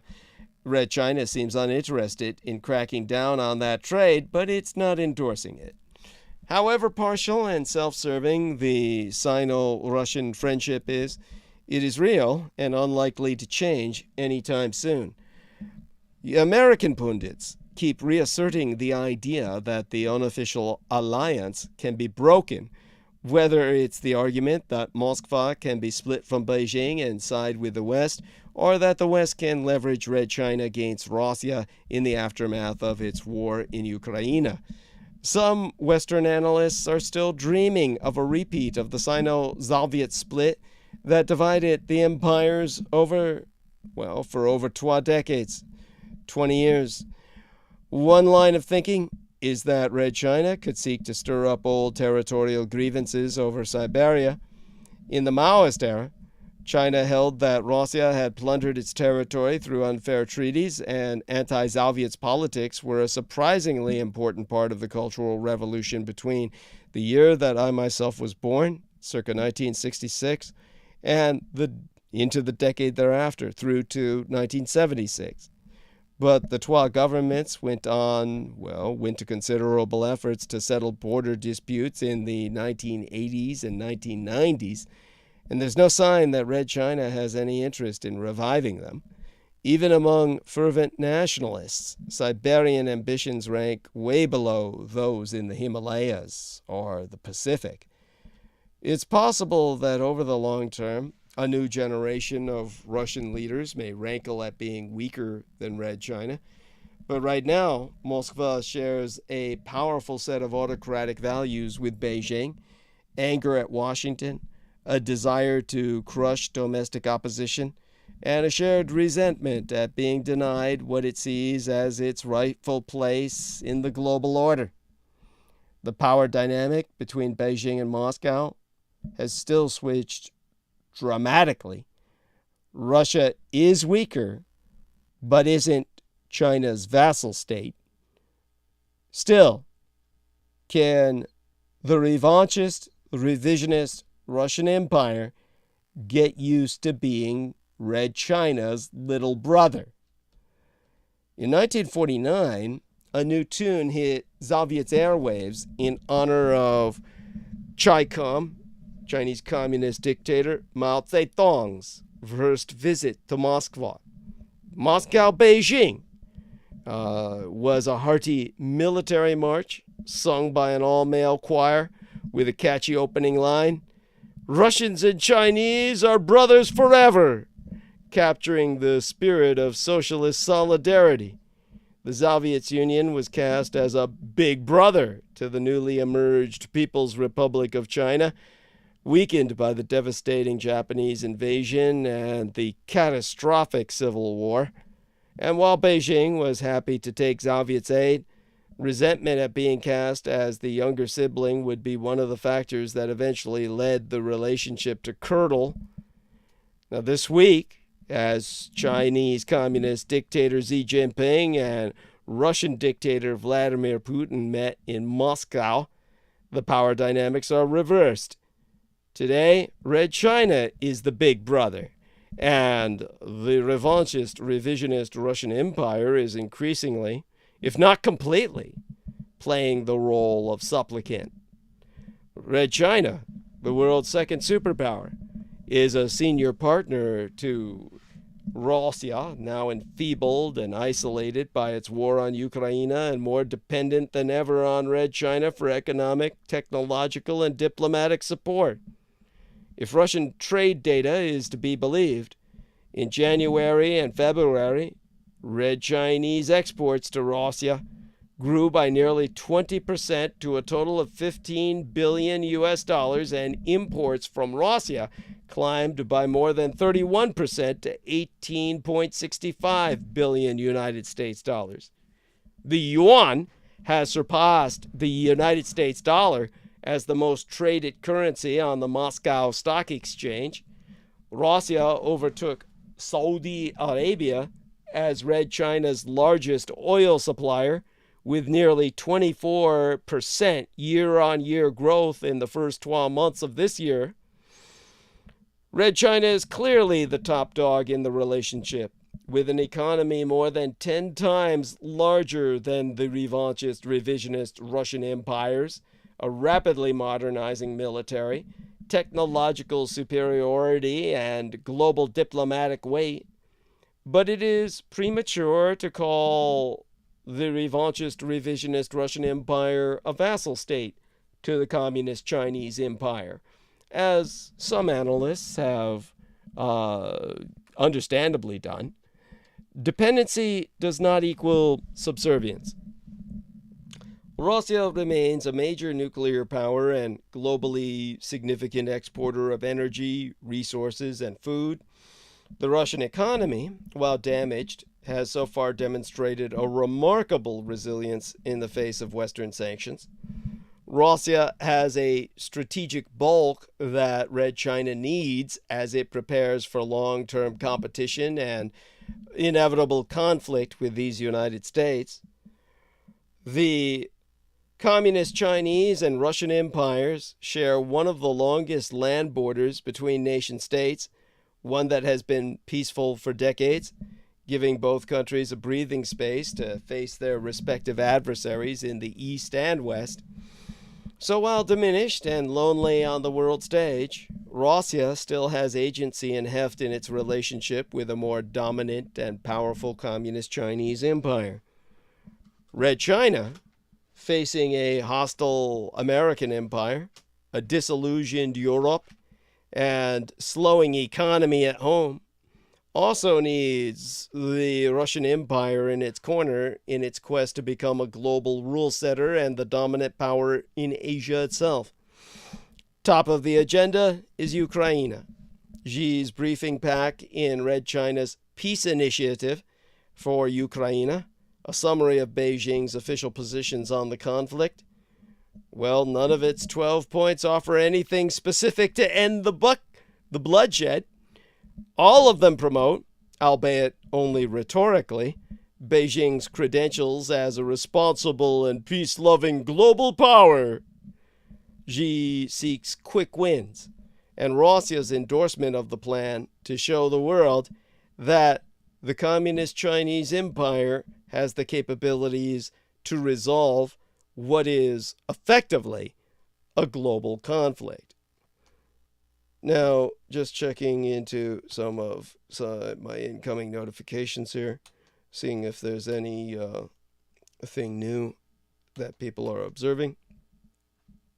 And what I can emphasize when I say that dictator of communist China, Xi Jinping, seeks these quick wins, Russia's endorsement of the Communist Chinese plan for Ukrainian and ergo world peace, show is the key word here.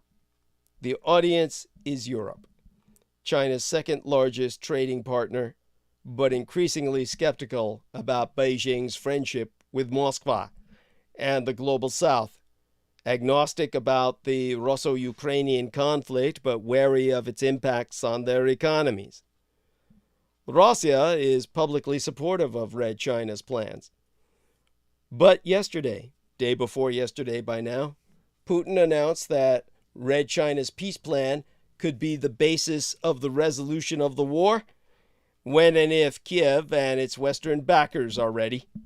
This is a win for Red China, but it does not entice either Moscow or Beijing to do anything else. We will see this tension between rhetoric and reality in the final dictator's statement after the visit. Russia is highly unlikely to follow through, given that Moscow and Kiev are gearing up for the decisive spring and summer offensives. The Communist Chinese Empire does not want the revanchist Russian Empire to lose the war and descend into chaos, or worse, face regime change, from which a different Russia, less sympathetic to Red China, might emerge. But neither does Beijing want to be seen as an accomplice to a brutal invasion. Red China's support for Russia is unwavering, but its messaging to other countries is much more neutral and moderate. Xi Jinping is also in Russia to reap the economic rewards of Russia's global isolation. Red China has now solidified its status as the main supplier of basic but critical technologies, electronics, telecommunications, machinery, and cars, the sectors most severely affected by Western sanctions. Red China also ramped up purchases of Russian energy and commodities at a discounted price. The cornerstone of Russia's forced diversification strategy is economic connectivity with Red China. Xi's visit has delivered. Among the outcomes are agreements on clearing the final hurdles in the Power of Siberia 2 gas pipeline, ramping up food and agricultural trade, a joint commission to develop cooperation on the Northern Sea Route in the Arctic, and a greater use of the yuan in Russia's trade with countries in Africa, Asia, and Latin America. For Vlad Putin, the visit is an opportunity to ensure the critical lifeline that the Communist Chinese Empire provides to an embattled Russian Empire is intact and can be expanded. Putin's big ask is for political, diplomatic, and technical military support of his war. The former was already forthcoming. Red China has been consistent in its messaging of support for the revanchist, revisionist Russian Empire. Xi even went further in his first press conference in Moscow, where he flattered Putin by endorsing him for next year's presidential election, even before Putin himself announced his candidacy. The latter is more problematic, unless the Communist Chinese see an imminent collapse of Russia on the battlefield and ensuing chaos in the Kremlin. It is not in Red China's interests to lift its support for Russia so dramatically at a time when Beijing is trying to play peacemaker. But other forms of dual-use assistance are not out of the question, especially if Russia makes an offer of more preferential deals in energy or access to military technologies, the Arctic transport corridors, or the space program that so far have been out of reach to the Communist Chinese Empire. Putin's and Xi's agendas are not quite aligned on Ukraine. Putin will not stop his war in the next few months. More importantly, it's impossible to imagine Ukrainian President Volodymyr Zelensky accepting an offer to negotiate, let alone on the current status quo of territorial control. Beyond the immediate theatrics of the visit, the Communist Chinese and Russian empires keep getting closer. The Russo-Ukrainian War has been the single most powerful accelerator of the Sino-Slavic strategic and economic complementarity. For Russia, a deepening dependence on Zhonghua, or China, is a forced choice. For Zhonghua, for China itself, it is an opportunity to expand its market share, secure critical energy supplies, and entrench Russia as its strategic backyard, while watching and learning from Russia's blunders on the battlefield and in its rapid decoupling with the West. The Russian and Chinese empires are in lockstep in their opposition to the American-led global order. While both are committed to strategic autonomy, it is possible that they may be deepening their defense cooperation as these United States strengthens our own alliances and deterrence strategies in Europe and Asia. And the revanchist, revisionist Russian Empire is just part of the agenda. Despite its slowing economy and dented reputation, Red China is set on becoming a global rule setter and power broker. In the last few weeks, the Communist Chinese have managed to facilitate a minor but symbolic diplomatic deal between Saudi Arabia and Iran, released its Global Security Initiative and Global Civilization Initiative, and engaged in intensive diplomacy in Europe and the Russian Empire. It all may seem futile and insincere to the West, but to the Communist Chinese Empire, it is a preparation for a protracted competition with these United States and our allies. That's why we should not dismiss Red China's peace efforts altogether. Red China remains interested in resolving the Russo-Ukrainian conflict, if more for the sake of its own image than any concern for Ukrainians, and may still play a useful role. Xi Jinping is expected to speak with Volodymyr Zelensky after his Moscow visit, the first time the 12 leaders will speak since Russia invaded. The outcome of that call will show if Red China is serious about peace at all. Few Russians have made much of the line in Moscow-Beijing that declares, "This is the mighty Soviet Union, and marching alongside it is Red China." But to many Chinese, it was yet another example of Russia's condescending imperial attitude to Red China, resented by the Chinese communist elite. It was partly because of this inequality and Russia's patronizing policies toward China that the Sino-Soviet split in the late 1960s put an abrupt end to this communist bromance. With the roles reversed in 2023, Red China is marching across the globe, and its more dependent younger brother is shuffling behind. Now, the year before my late and sainted Cyrus, my womb matron, my mother, being slain, Back in 2006, most in Washington and the business community were salivating at the prospect of the massive Commu-Chinese market. But that year, I myself issued an early warning about Red China's pervasive intellectual property theft, from which Red China got roughly 90% of its software, and the price that American innovators were paying. For the next year, I pushed for aggressive controls on tech exports to guard against the CCP, Chinese Communist Party's theft, human rights abuses, and the use of American technologies to build up its military. Incremental progress may have been made, but for successive administrations, the status quo in Washington persisted. Beijing's march to power as a serious adversary continued. 16 years later, the Red China threat exceeds what most could have ever imagined.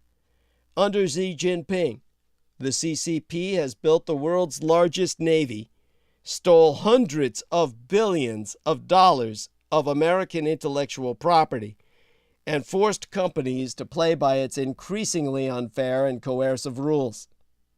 But it also opened its capital markets and turned itself into an industrial and technological powerhouse at the center of all global supply chains. In Xi's own words, Red China laid the foundation for a future where Red China would be a global power and the most serious external threat to the American superpower has ever faced.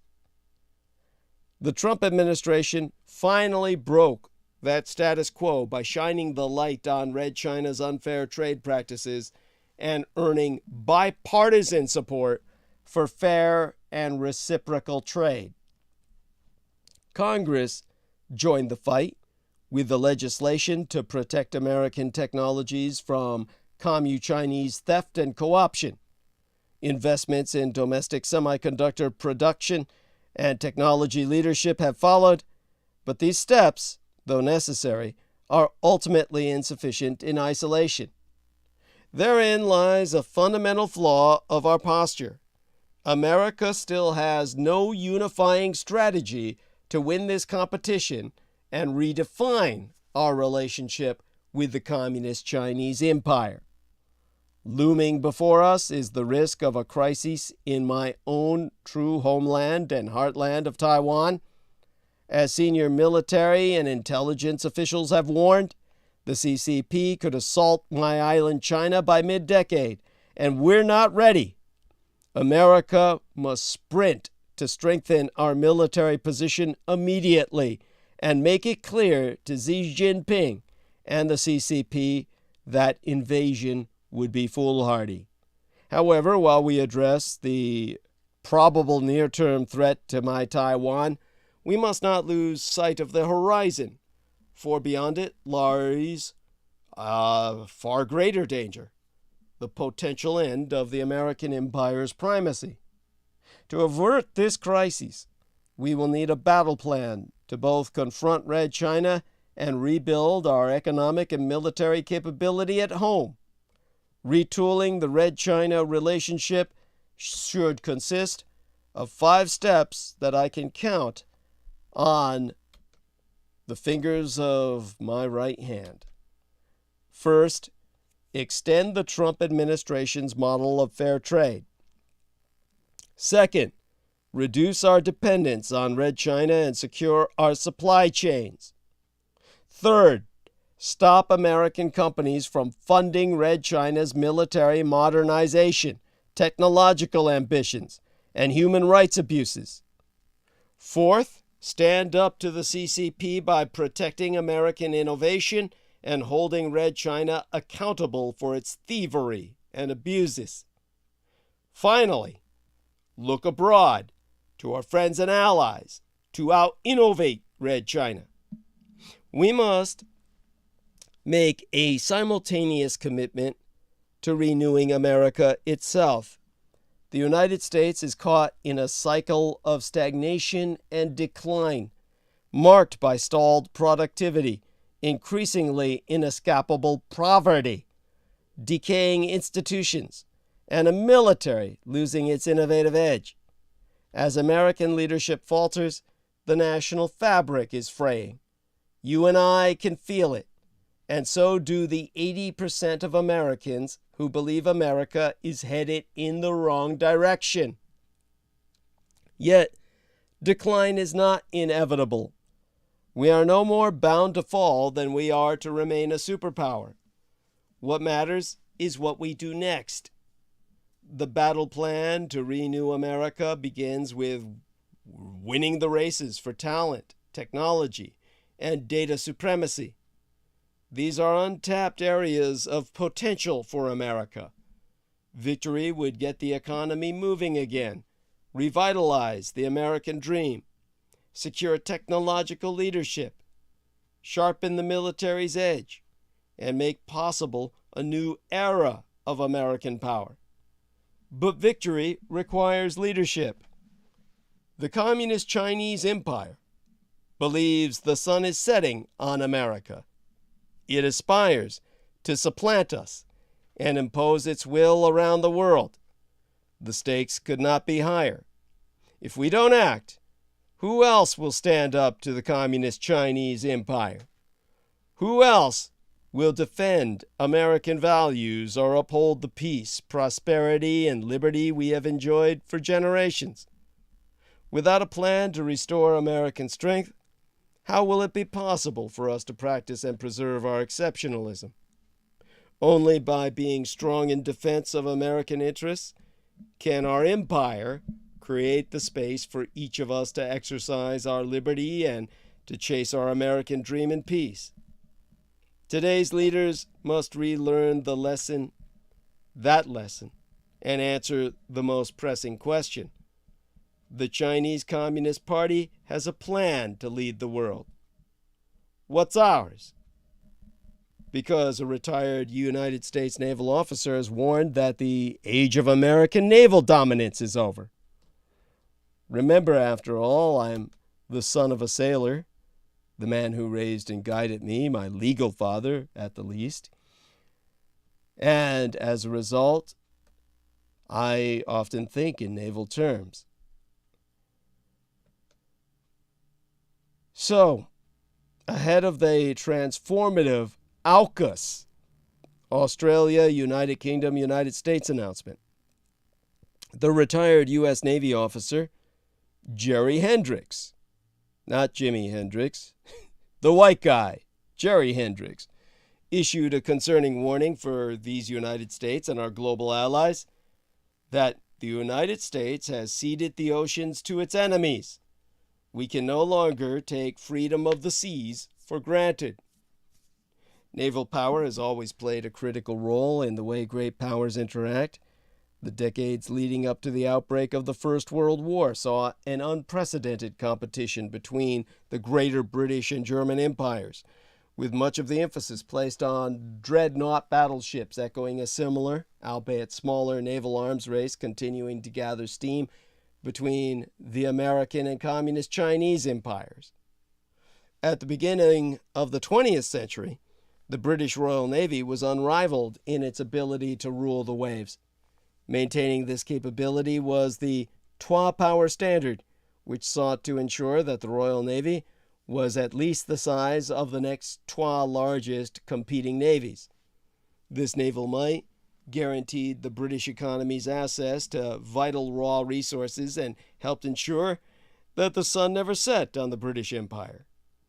In the distance, as France struggled to rebuild itself as a true competitor, the newly formed German Empire emerged as an economic, political, and naval competitor to Great Britain, driven by voracious consumer and economic demand, combined with a new sense of national purpose.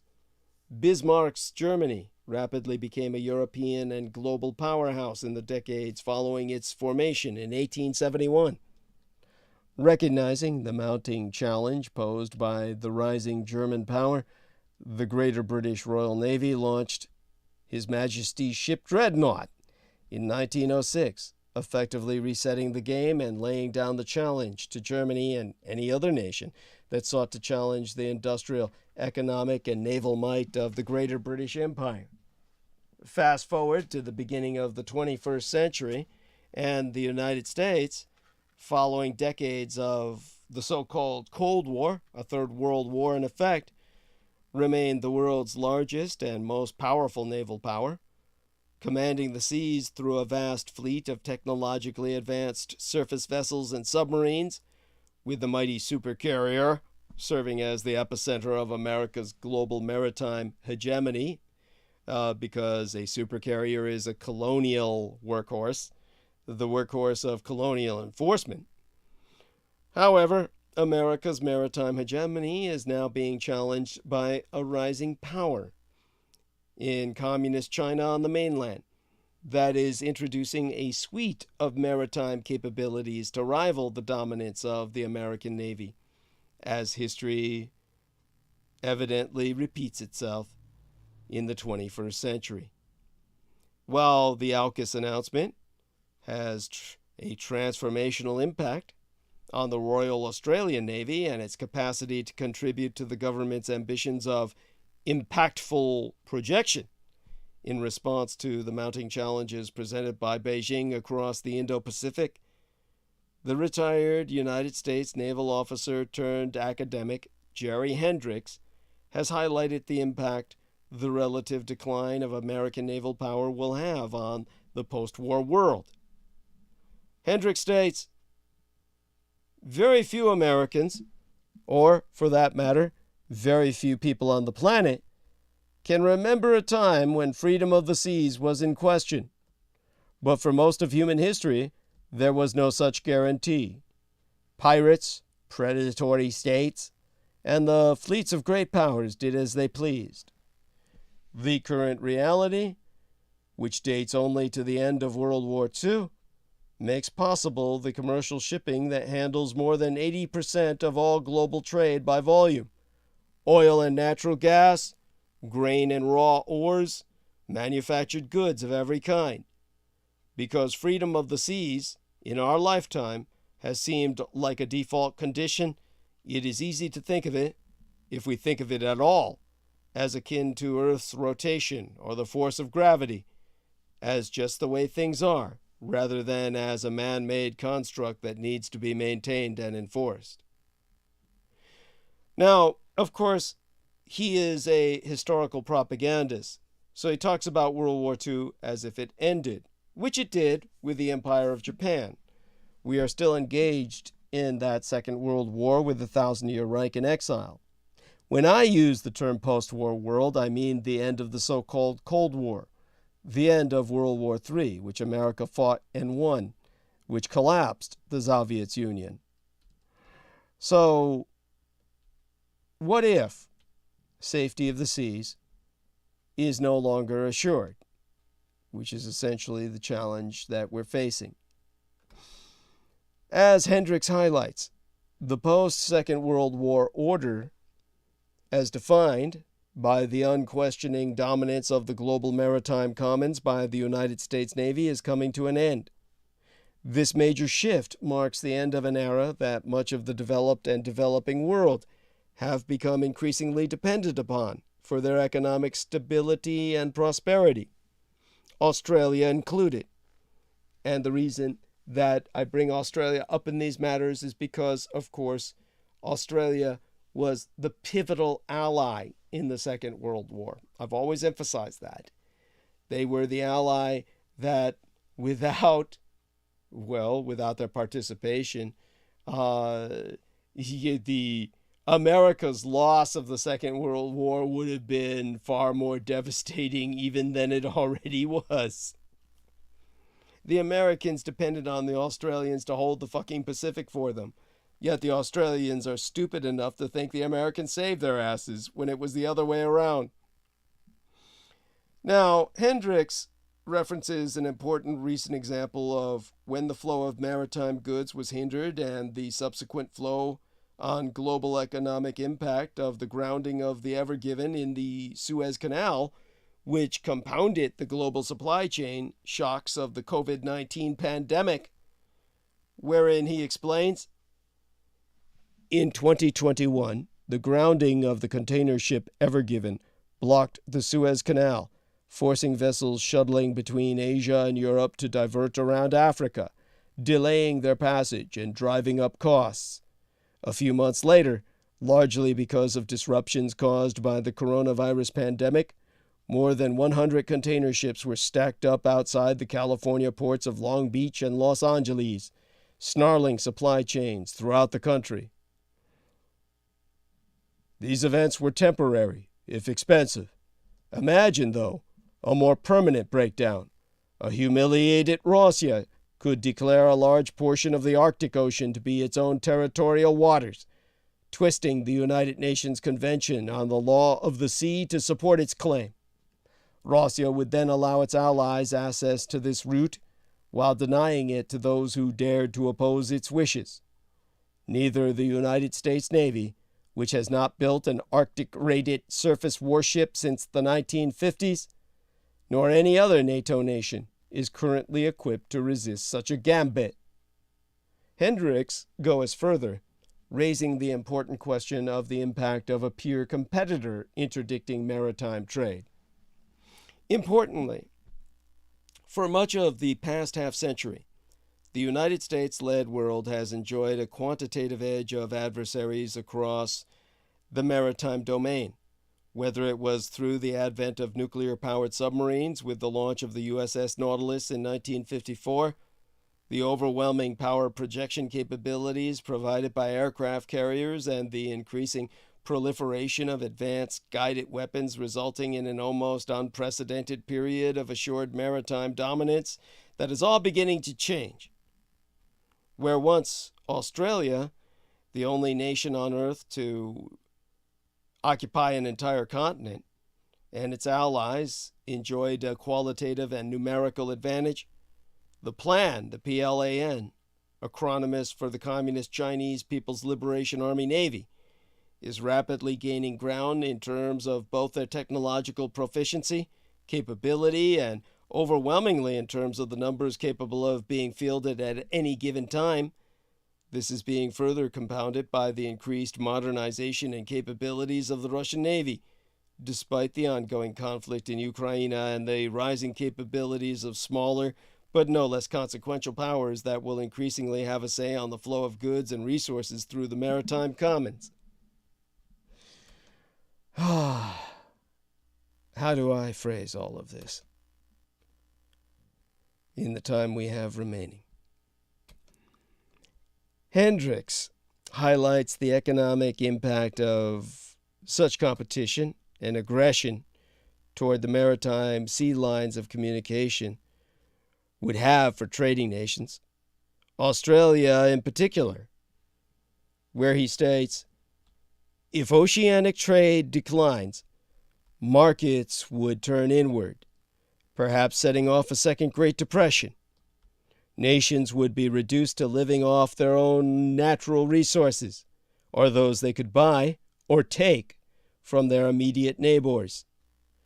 The world's oceans, for 70 years assumed to be a global commons, would become a no man's land. This is the state of affairs that, without a moment's thought, we, the American Empire, have invited. In summation, the American Empire has retreated from, in Hendricks's words, all instruments of sea power.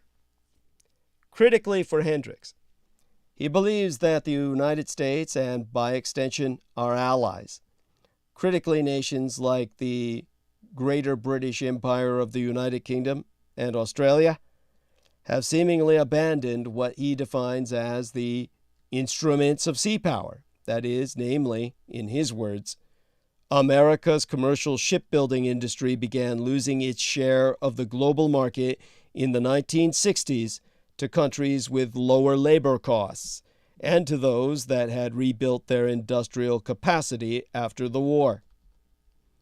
Going further, Hendricks highlights the impact of late Cold War globalization and the detrimental economic, industrial, and national security impacts the policies of the late 1980s had and continue to have into the modern day, where he highlights, and here I read from his own writ, the drop in American shipbuilding accelerated after President Ronald Reagan took office in 1981. The administration, in a nod to free market principles, began to shrink government subsidies that had supported the industry. That was a choice. It might have gone the other way. Aircraft manufacturers in these United States, citing national security concerns, successfully lobbied for continued and even increased subsidies for their industry in the decades that followed, and got them. It is never to a nation's advantage to depend on others for crucial, he says, crucial links in its supply chain. But that is where we are. In 1977, American shipbuilders produced more than 1 million gross tons of merchant ships. By 2005, that number had fallen to 300,000. Today, most commercial ships built in the United States are constructed for government customers such as the Maritime Administration or for private entities that are required to ship their goods between American ports in American-flagged vessels under the provisions of the 1920 Jones Act. Shifting to the United States Navy's capacity to field and deploy combat power, Hendricks' point echoes a similar outlook for the United States Navy, where he states, and I will read from his writ, the U.S. Navy, too, has been shrinking. After the Second World War, the Navy scrapped many of its ships and sent many more into a ready reserve mothball fleet. For the next 12 decades, the active naval fleet hovered at about 1,000 ships. But beginning in 1969, the total began to fall. By 1971, the fleet had been reduced to 750 ships. 10 years later, it was down to 521. Reagan, who had campaigned in 1980 on a promise to rebuild the Navy to 600 ships, nearly did so under the able leadership of his Secretary of the Navy, John Lemon. During Reagan's 8 years in office, the size of the Navy's fleet climbed to just over 590 ships.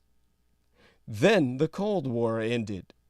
The administrations of President George H.W. Bush and Bill Clinton slashed troops, ships, aircraft, and shore-based infrastructure. During the Obama administration, the Navy's battle force bottomed out at 271 ships. Meanwhile, both the Communist Chinese and Russian empires, in different ways, began to develop systems that would challenge the American-led regime of global free trade on the high seas. These stark concerns echo the similar concerns of fellow retired U.S. Navy Captain Sam Tangradi, who recently conducted a series of detailed analysis for the U.S. Naval Institute, where he took a closer look at the growing need to reignite the fires of American and Allied shipbuilding to not just increase the aggregated combat power of the American empire and our critical allies, Australia included, but to enhance the economic resilience and competitiveness of these once great industrial powers. Tangradi, however, argues that the biggest challenge is convincing policymakers and legislators of just that fact, stating in the American example, and here I read from his writ, the United States can fund a significant fleet that matches the growth of the PLA Navy or not. Whether the fleet is 250 or half a thousand ships is for elected officials and the Navy to decide, but those leaders must identify, acknowledge, and own that risk. There is risk in all choices, but there is particularly higher risk in making choices based on unproven assumptions. Based on historical research, claims such as numbers don't matter, and our ships are more capable and therefore we need fewer, have no basis in evidence. Such claims are assumptions that ignore historical evidence. But as Hemingway wrote in A Sun Also Rises, isn't it pretty to think so? Concerningly, for both these United States and Australia, the limited number of hulls, as set by peacetime circumstances influencing policy-making and doctrine setting, dramatically impacts the capacity of the Allies to fight in the Western Pacific in range of Beijing's formidable area denial capabilities, particularly when the American empire, for example, has a global presence to maintain. For Australia, who will be required to take an increasing leadership role in the Indian Ocean, Southeast Asia, and into the Northwest Pacific, more capable hulls in greater number will be required to operate independently as well as part of a larger Allied task groups will need to confront. As American combatant commanders described by Tangradi will abet on technological, without numerical, superiority in that fight. It is clear that growing the number of cheap and plentiful platforms will provide additional resilience in the event of high-intensity, peer competitor conflict scenarios, freeing up the high-end platforms to conduct strategically important operations while enabling these cheaper platforms to provide a plug-and-play capability in a range of scenarios, ranging from long-range maritime merchant marine escort operations through to integration into larger Allied task groups. This flexibility provides interesting avenues worth consideration for strengthening Australia's maritime capabilities while maximizing interoperability with Allied partners without comprising key high-end warfighting capabilities or compromising these key high-end warfighting capabilities outlined in the 2020 Defense Strategic Update. This brings us to lessons for Australia's future strategic planning, which I began alluding to in the episode before last. Because the episode before last is not a real episode. It's like a plug-and-play episode all its own. Plugging in the hole punched in my transmissions by the MUFON ambush conducted by Will Wakely and his cult.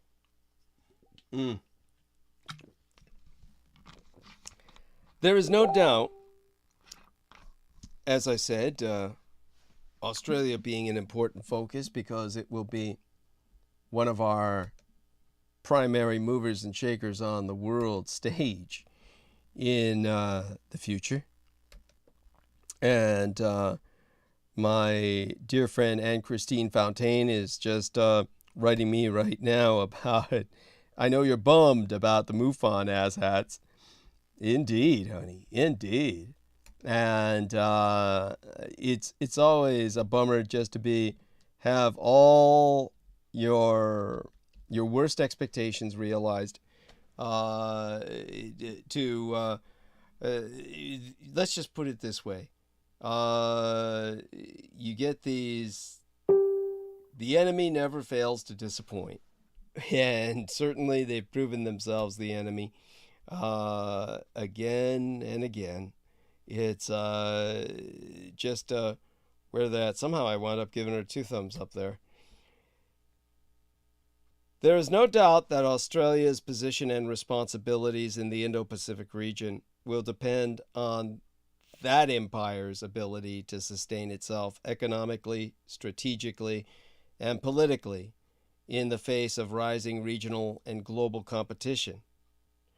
Despite the continental Australian nation's virtually unrivaled wealth of natural resources, agricultural and industrial potential, there is a lack of a cohesive national security strategy integrating the development of individual yet complementary public policy strategies to support a more robust Australian role in the region. While contemporary Australia has been far removed from the harsh realities of conflict, with many generations never enduring the reality of rationing for food, energy, medical supplies, or luxury goods, and even fewer within modern Australia understanding the socio-political and economic impact such rationing would have on the now world-leading Australian standard of living. Enhancing Australia's capacity to act as an independent power, incorporating great power-style strategic economic, diplomatic, and military capabilities serves as a powerful symbol of Australia's sovereignty and evolving responsibilities in supporting and enhancing the security and prosperity of Indo-Pacific Asia. This is particularly well explained by Peter Zeihan, who explains, and here I read his writ, a deglobalized world, what he's saying is a deglobalized world, doesn't simply have a different economic geography. It has thousands of different and separate geographies. Economically speaking, the whole was stronger for the inclusion of all its parts. It is where we have gotten our wealth and pace of improvement and speed. Now the parts will be weaker for their separation. As events continue to unfold throughout the region, and the Communist Chinese Empire continues to throw its economic, political, and strategic weight around, can Australia afford to remain a secondary power? Or does it need to embrace a larger, more independent role in an era of increasing great power competition? Understand that Australia will ultimately be the competitive rival of the other extant empires on the surface of the earth, one among other powers that will compete for dominance on the world stage, and that the roots of that will be seen in what I articulate today, in this day and age, in anticipation of the world to come.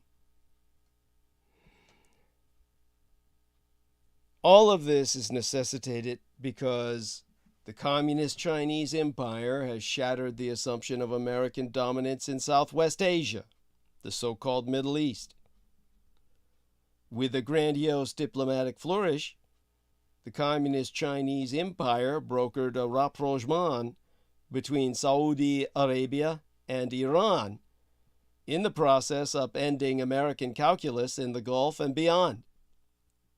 While the American empire has angered its Gulf allies by apparently dithering over morality, curbing arms supplies, and chilling relations, Saudi Arabia's king-in-waiting, Crown Prince Mohammed bin Salman, known as MBS, has found a kindred spirit in Red China's dictator Xi Jinping. Both are bold, assertive, willing to take risks, and seemingly share unsated ambition. Friday into last weekend's announcement that Riyadh and Tehran had renewed diplomatic ties was unexpected. The weekend before last, I meant to say, Friday of the weekend before last. It was an unexpected announcement, but it shouldn't have been.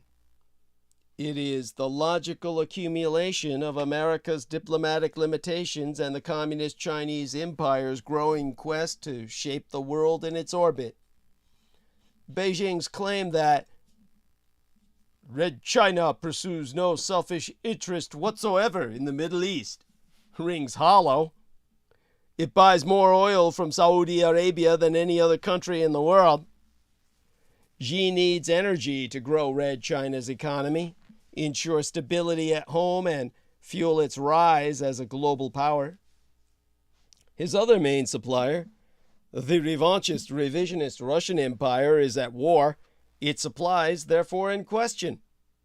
By de-escalating tensions between Saudi and Iran, Xi is not only shoring up his energy alternatives, but in a climate of growing tension with the American empire, also heading off potential curbs on his access to Gulf oil.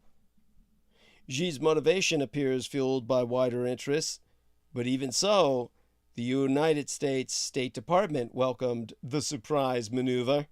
Spokesman Ned Price saying, "We support anything that would serve to de-escalate tensions in the region and potentially help to prevent conflict." Iran has buy-in because Red China has economic leverage. In 2021, the pair of rogues signed a trade deal reportedly worth up to 400 billion United States dollars of communist Chinese investment over a quarter of 100 years, 25 years, in exchange for a steady supply of Iranian oil. Tehran is isolated by international sanctions, and Beijing is providing a glimmer of financial relief. And, in the words of Iran's supreme dictator Ayatollah Ali Khamenei yesteryear, there's also the hope of more to come as he sees geopolitical power shifting east. To quote his tea, "Asia will become the center of knowledge, the center of economics, as well as the center of political power, and the center of military power." Saudi has buy-in because war with Iran would wreck its economy and ruin MBS's play for regional dominance. His bold visions for the country's post-fossil fuel future and domestic stability depend on inwardly investing robust oil and gas revenues. Altogether, American influence is on the wane. It may sound simple, but the fact that the American empire couldn't pull it off speaks to the complexities and nuance of everything that's been brewing over the past 2 decades. America's wars in Iraq and Afghanistan have burned through a good part of its diplomatic capital in the Middle East. Many in the Gulf see the development of the war in Ukraine as an unnecessary and dangerous American adventure. And some of Russian dictator Vladimir Putin's territorial claims over Ukraine are not without merit to these maniacs. What the global West sees as a fight for democratic values lacks resonance among the Gulf autocracies, and the conflict doesn't consume them in the same manner as it does leaders in European capitals. Saudi Arabia, and MBS in particular, have become particularly frustrated with the American empire's flip-flop diplomacy, dialing back relations over the Crown Prince's role in the murder of Washington Post columnist Jamal Khashoggi, which MBS denies, then calling on him to cut oil production swiftly, followed by requests to increase it. These inconsistencies have led the Saudis to hew policy to their national interests and less to America's needs. During his visit to Saudi last July, American President Joe Biden said, "We will not walk away and leave a vacuum to be filled by Red China, Russia, or Iran. It seems now that the others are walking away from him because the Communist Chinese Empire stepped up." On Beijing's part, Red China's Gulf intervention signals its own needs, and the opportunity to act arrived in a single serving. Xi helped himself because he can. The Communist Chinese dictator is a risk taker. His abrupt ending of austere COVID-19 pandemic restrictions at home is just one example, but this is a more complex roll of the dice.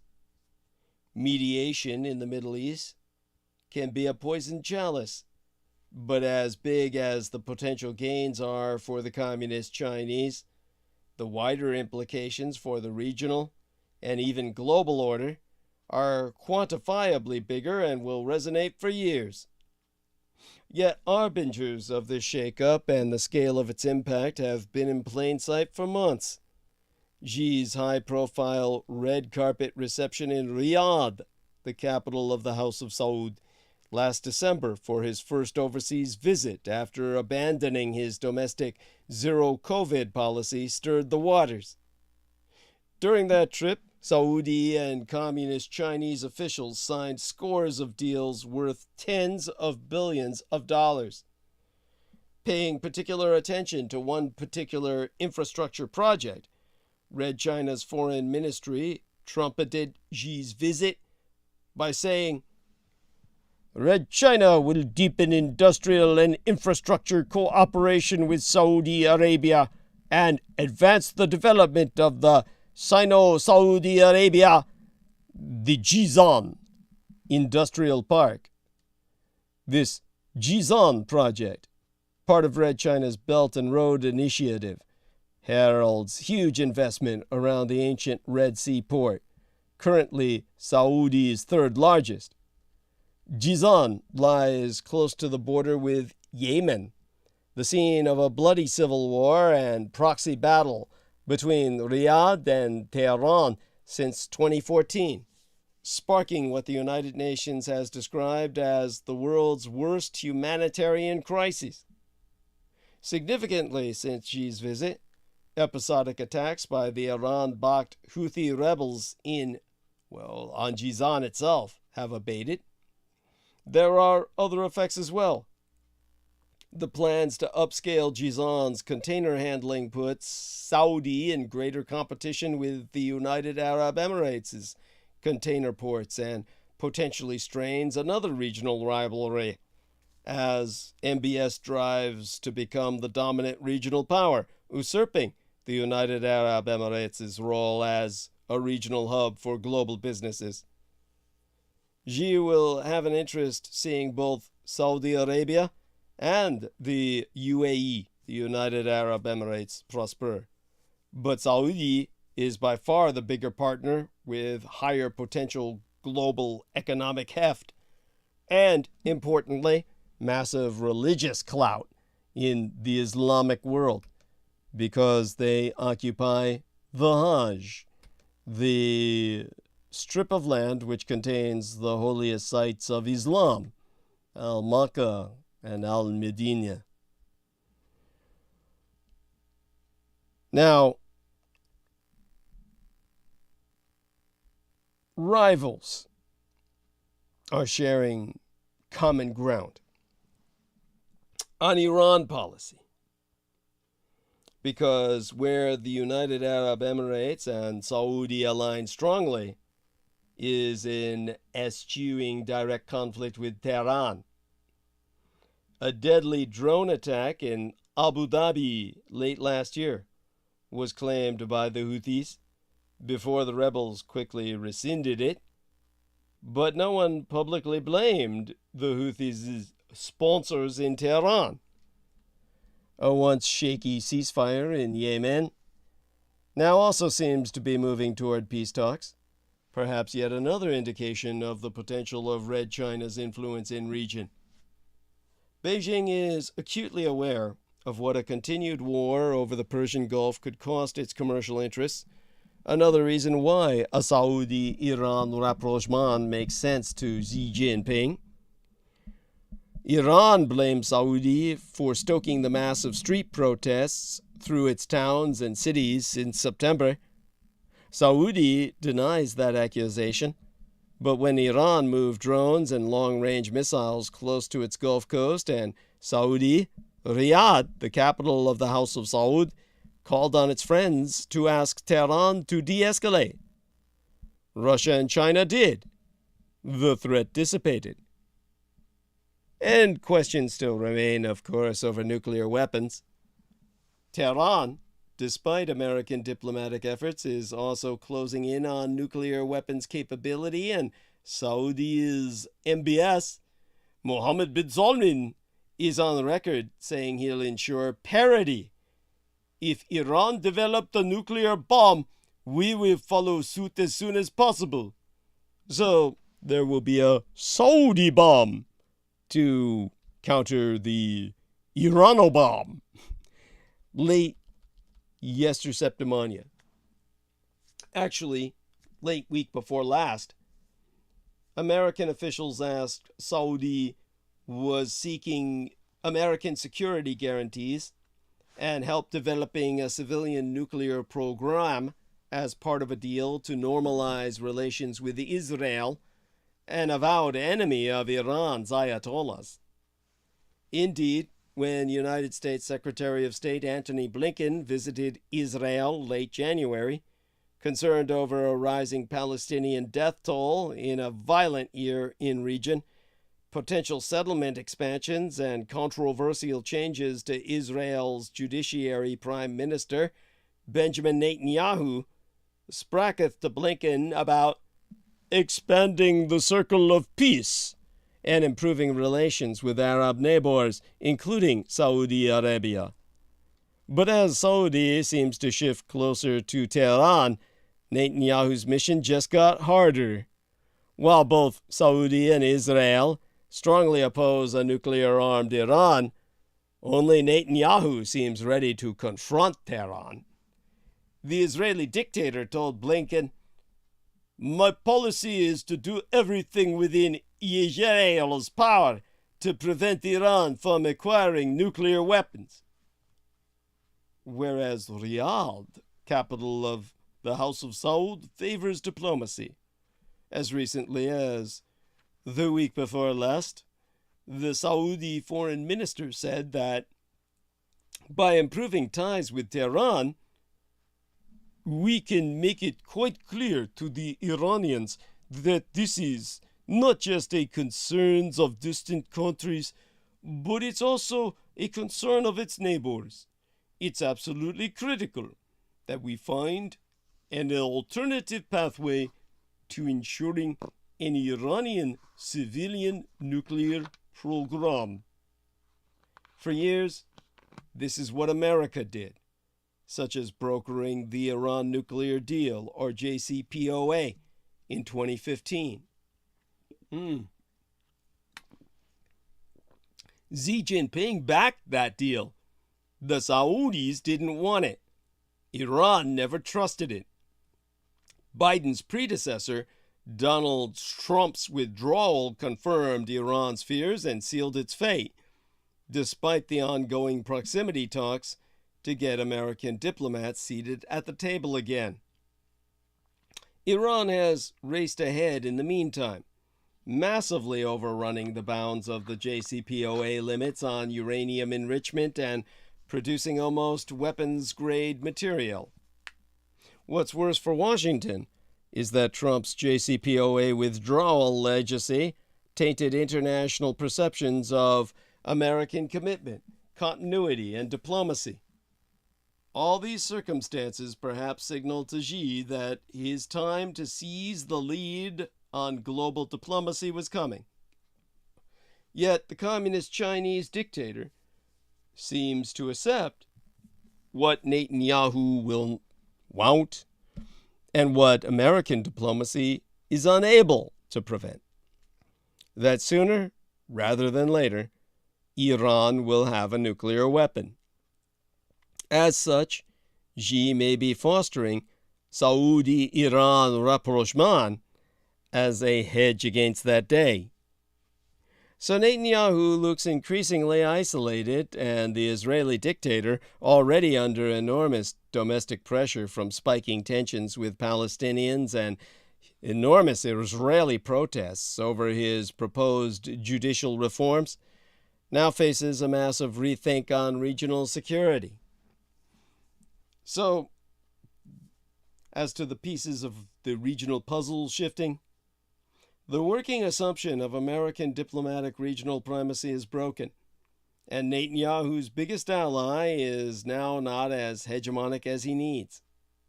But by how much is still far from clear. It's not a knockout, but a gut blow to Washington.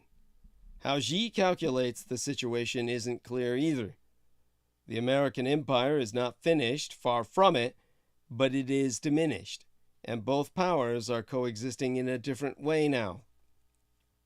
Earlier this month, the communist Chinese dictator made an unusually direct comments accusing the American empire of leading a campaign against Red China and causing serious domestic woes.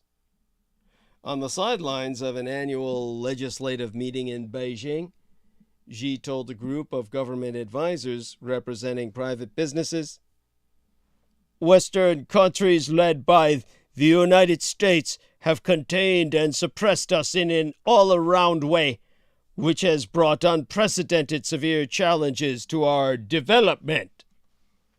Meanwhile, Biden has defined the future Sino-American relationship as competition, not confrontation, and he has built his foreign policy around the tenets of standing up for democracy.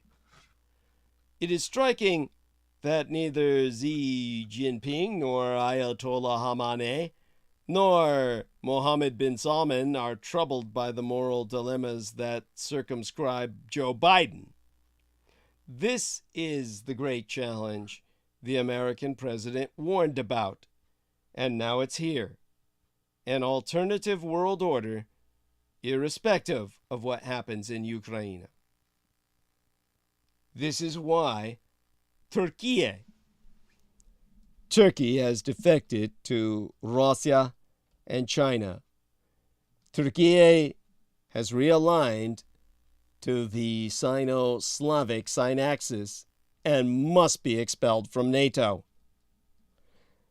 Turkey, under intense pressure from both these United States and the European Union, this month abruptly began to block the transit of sanctioned goods to the revanchist, revisionist Russian Empire. This welcome development follows reports that Brian Nelson, the United States Treasury's top sanctions official, met with Turkish counterparts yesterday, last month, in Ankara, the capital of the Turkish Empire, and Istanbul. Previously, Turkey had aided the Russian war effort by allowing Moscow to use it as a conduit for the flow of goods. Turkish companies had even sold, in violation of American sanctions, products to Russian companies. There is, unfortunately, no good news on a more consequential front.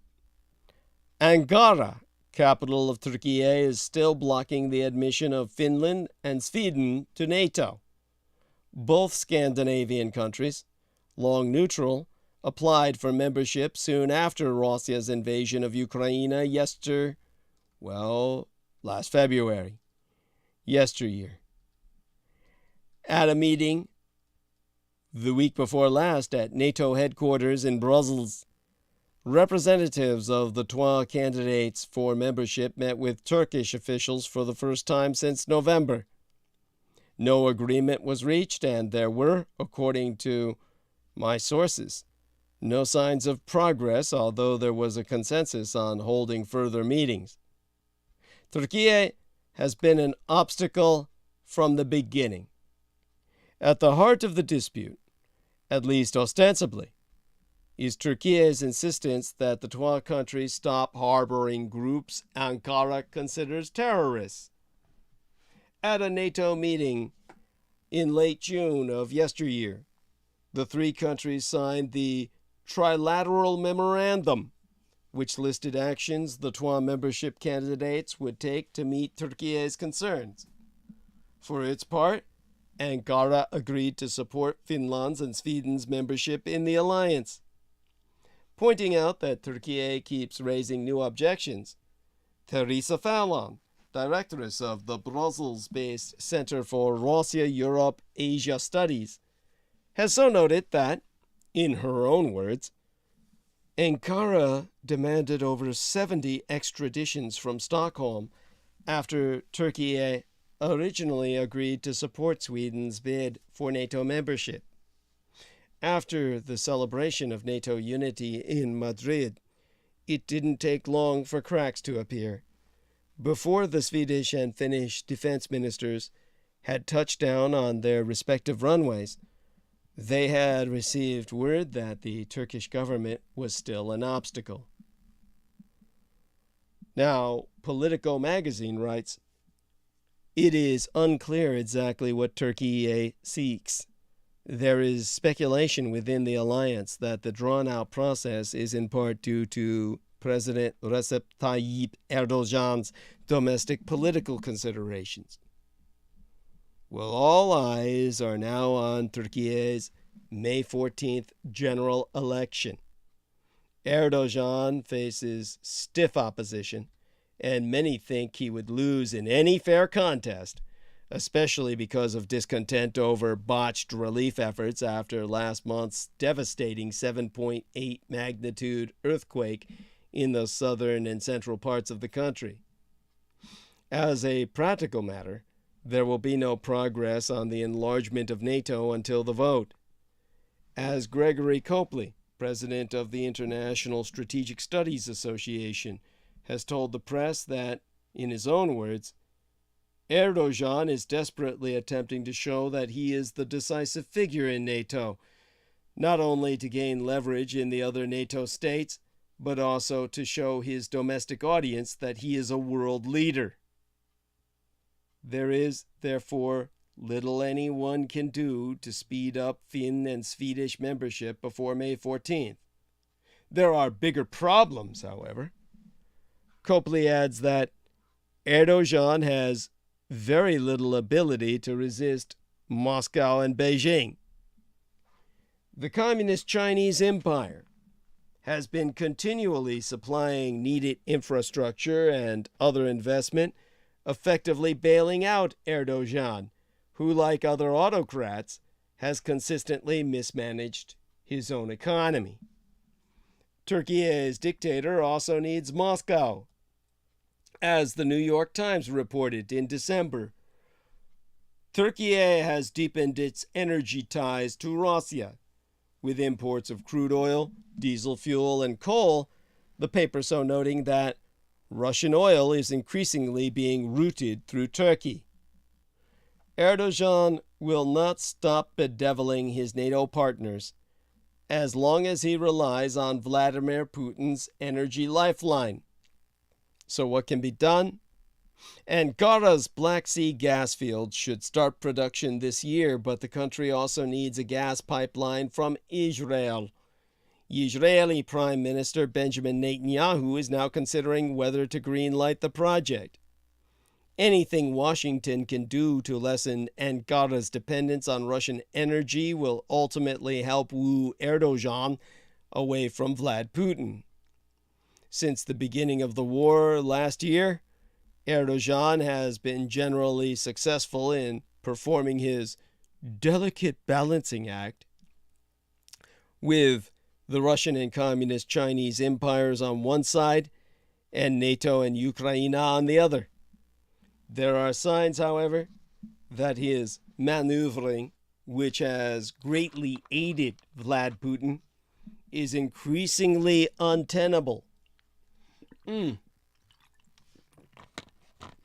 So it's about time for Washington to apply even more pressure to force Erdogan to choose. The Turkish dictator can be persuaded. He was, for instance, forced to drop plans to deploy an S-400 surface-to-air missile system that he received from Russia's Rosoboronexport in 2019. The missiles and associated equipment are now in storage in Turkey and was pressured into not buying a second batch of S-400s. Erdogan remains, at best, a difficult friend, and most certainly an untrustworthy one. Senator Chris Van Hollen, Democrat from Maryland, echoed the views of many when he said in early February that Turkey is an unfaithful ally. Bass says, referring to decades of a troubled relationship, including the European Union's rejection of Turkey's membership, Jonathan Bass of Infraglobal Partners, an energy consultant working for Turkish parties, has told the press that loyalty runs both ways. Perhaps the West has not been faithful to Turkey. Perhaps. But something has to change. Because Israelis are now openly talking about the total destruction of the Jewish state. Ask Israelis what has taken hold of their country, which has been paralyzed by Prime Minister Benjamin Netanyahu's legislative blitz and the massive protests it has triggered. And they're more likely to reply with a sound than with an actual word. A grunt or a long drifting whistle. Very often, a deep sigh. A nervous titter accompanied by a shrug. For most Israelis, there are no words to describe the consuming fear that, as former Mossad director Tamir Pardo puts it, the country is on the verge of collapse. He says his fellow citizens stand at the very precipice of the total destruction of the state of Israel. He is not alone. Former PM Ehud Barak calls Netanyahu's project the assassination of the Declaration of Independence, which will turn Israel into a dictatorship. Barak himself emphasizing that Israelis must prepare to resist if a government uses the tools of democratic rule to, in his words, destroy it from within. It is not just the right of citizens, it is, in my judgment, the obligation of citizens to turn, unfortunately, toward civil disobedience. Israelis voted in a fairly placid election on November 1st, the fifth successive vote since 2019, when a then recently indicted Netanyahu lost his last functional coalition. The campaign focused on inflation and post-pandemic cost of living issues. Now, stunned and scared, an Israeli television channel has explained that they're making a run on foreign passports in case Israel is no longer a viable place to live. Netanyahu, Israel's longest-serving prime minister, and for decades, its most dominant political figure, came back into office on December 29th, 2022, and has spent the ensuing 10 weeks attempting to ram through Parliament what he calls a judicial reform, a package of some 130 laws which would, de facto, remove the judiciary as one of the three powers of state. Netanyahu is, coincidentally, on trial for fraud, bribery, and breach of trust in three complex cases relating to his efforts to control Israeli media. He's already lost his interior minister, Aryeh Deri, a convicted tax evader, who the Supreme Court ruled unfit to serve. In order to dodge a similar fate himself, Netanyahu has advanced a bill that revokes the court's ability to rule on his fitness to serve. Colloquially, it's being called the Fortification Law, and it is one vote away from becoming law. Another bill would reinstate Aryeh Deri. Unlike the British parliamentary system, on which it is partially based, Israel's form of government includes only one legislative assembly, the Knesset, which, by definition, is composed of a majority that supports the coalition government. Netanyahu's party, the Likud, holds 32 out of the Knesset's 120 seats. His extremist coalition, including far-right theocrats, segregationists, and even a minister for internal security who was previously convicted of terrorist crimes, represents 64 seats. He has interpreted this slim majority as a mandate to rule, which, by neutering the judicial system, would transform Israel's imperfect democracy into an autocracy led by a unitary strongman, Benjamin Netanyahu, dictator for life. For all of Israel's difficulties and challenges, its social cohesiveness, the basic solidarity of its citizens has never before been in doubt. Israel, the old joke went, was the country where a crazy driver could run you over, but the entire highway would stop to give you first aid. Modern Israel is 74 years old. A sense of panic grips many Israelis when asked about its 75th Independence Day, which looms on April 25th. In a fiery, unprecedented speech delivered 12 weeks into Netanyahu's raucous term, Chieftainess Justice Esther Hayut said, "This is a plan to crush the system of justice. It is designed to deal a fatal blow to the independence of the judiciary and silence it. If implemented, the 75th anniversary of Israel's independence will be remembered as the year in which the country's democratic identity was dealt a fatal blow. Israel, as we know it, may not make it that far. Netanyahu's government has committed to passing several of its most ambitious bills, including a Supreme Court override law, which would relegate Israel's high court's rulings to social commentary, and a law to stuff the Judicial Appointments Committee with politicians by Passover, which begins on April 5th. That's triggered a tangible sense of doom and outrage.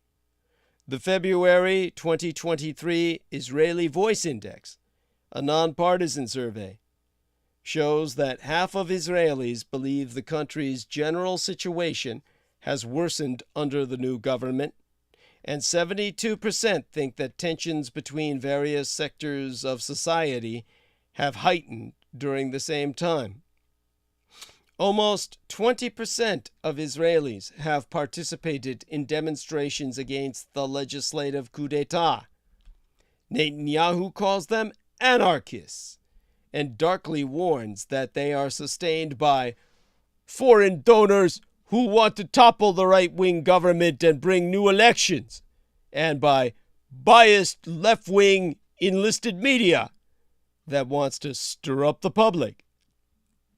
His son, Yair, a 31-year-old ultra-right-wing neo-Nazi troll, compares the protesters to terrorists and to neo-Nazis, or old-line Nazis, hearkening back to Israel's actual roots, and accuses the Israel police and Israel's security agency, Shin Bet, of participating in a coup d'etat against his father.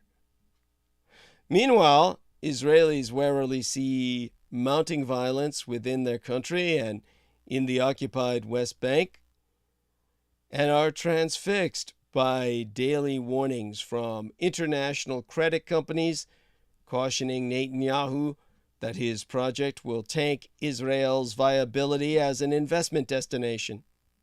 In fact, tech companies are pulling their money out ahead of losing legal protections. Meanwhile, top officials are treated like pariahs. Finance Minister Bezalel Smotrich, who called for wiping out the Palestinian village of Huwara after a terror attack perpetrated by a resident, espouses the law of the Torah to replace Israeli civil law, and defines himself as a fascist homophobe, was persona non grata during a quick visit to Washington, District of Columbia this week, where, in a rare moment of bipartisanship, he was shunned by all American officials. Israeli Army reservists have taken on a prominent role in the protest movement, what they call the resistance to Netanyahu's plan.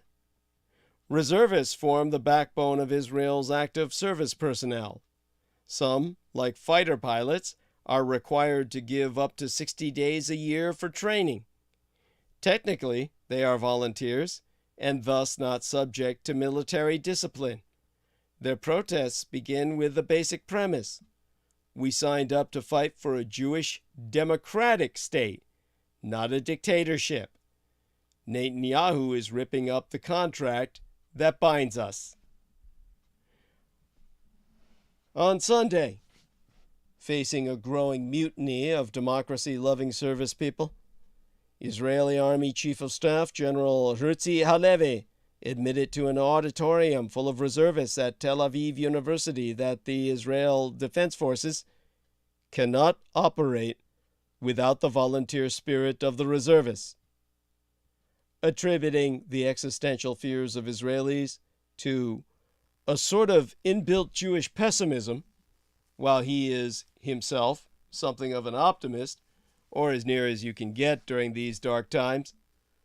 Roy Ekelbetz, or Elkabetz, is the most senior of the protesting reservists, who serves as Chief of Staff for Israel's Southern Command, himself estimating in an interview that he is currently devoting 70% of his time to the opposition of Netanyahu. He administers a group of some 2,000 reservists, including more than 40 generals, who, to quote his T, want to raise a red flag, no, a black flag. If this country does not remain democratic with an independent judiciary, and they succeed in changing the regime, it will critically harm the reserves. I think we are at a critical moment in our national story, and there is real concern that we could lose Israel's identity as a Jewish democratic state. He views the moment Israel is traversing as the birth pangs and the growing pains of a young country still defining its complex identity. Like the United States and the Civil War, I am convinced it won't be the end of the country. It is an allusion with profound resonance. At exactly the age of 74, the United States enacted the Compromise of 1850, a passage of 5 bills aimed at diffusing tensions then raging between free states and slaveholding states in the hope of staving off an internal conflict. It didn't work, and an estimated 750,000 people died in the war that ensued. The American Compromise failed, but American history is only one of numerous foreign examples mustered by Israelis on all sides of the fulminating national debate, with demonstrators often comparing Netanyahu to Russia's Vladimir Putin, Turkey's Recep Tayyip Erdogan, Magyarország's or Hungary's Viktor Orbán, and Argentina's Juan Perón. But Netanyahu's path is also anathema within his own country, even within his own political camp.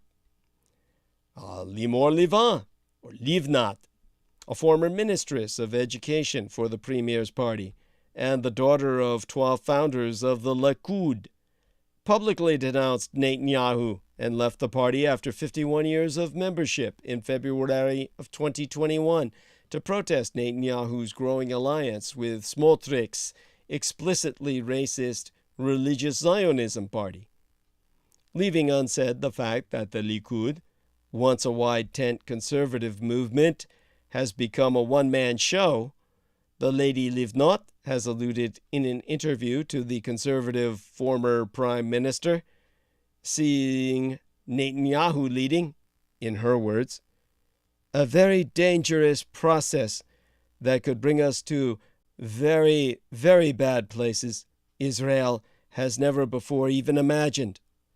Today, the Likud is something else. It is the complete contrary of what we grew up on in the Likud. The independence and supremacy of the rule of law, as Menachem Begin described it, those are the values we, the Likud, grew up on.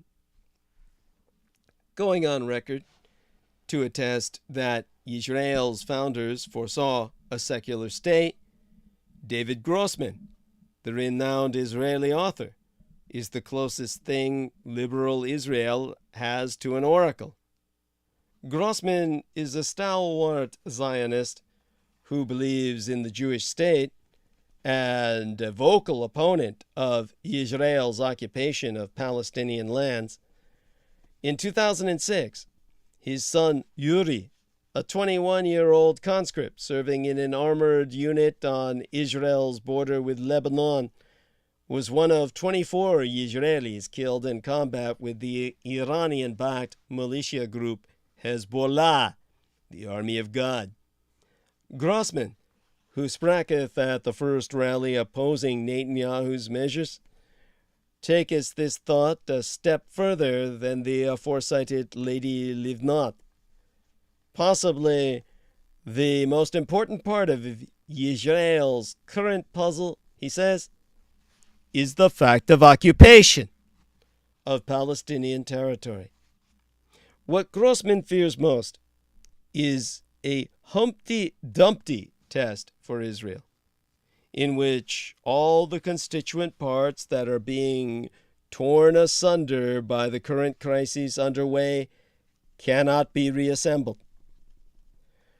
Emphasizing that the past few months have been brutal, Grossman has articulated that part of the wonder of Israel is that, despite the vast differences in worldviews and values, and perhaps also because of threats from outside, we were, in the words of Abraham, Anashim Akim, a brotherly people, kinsmen.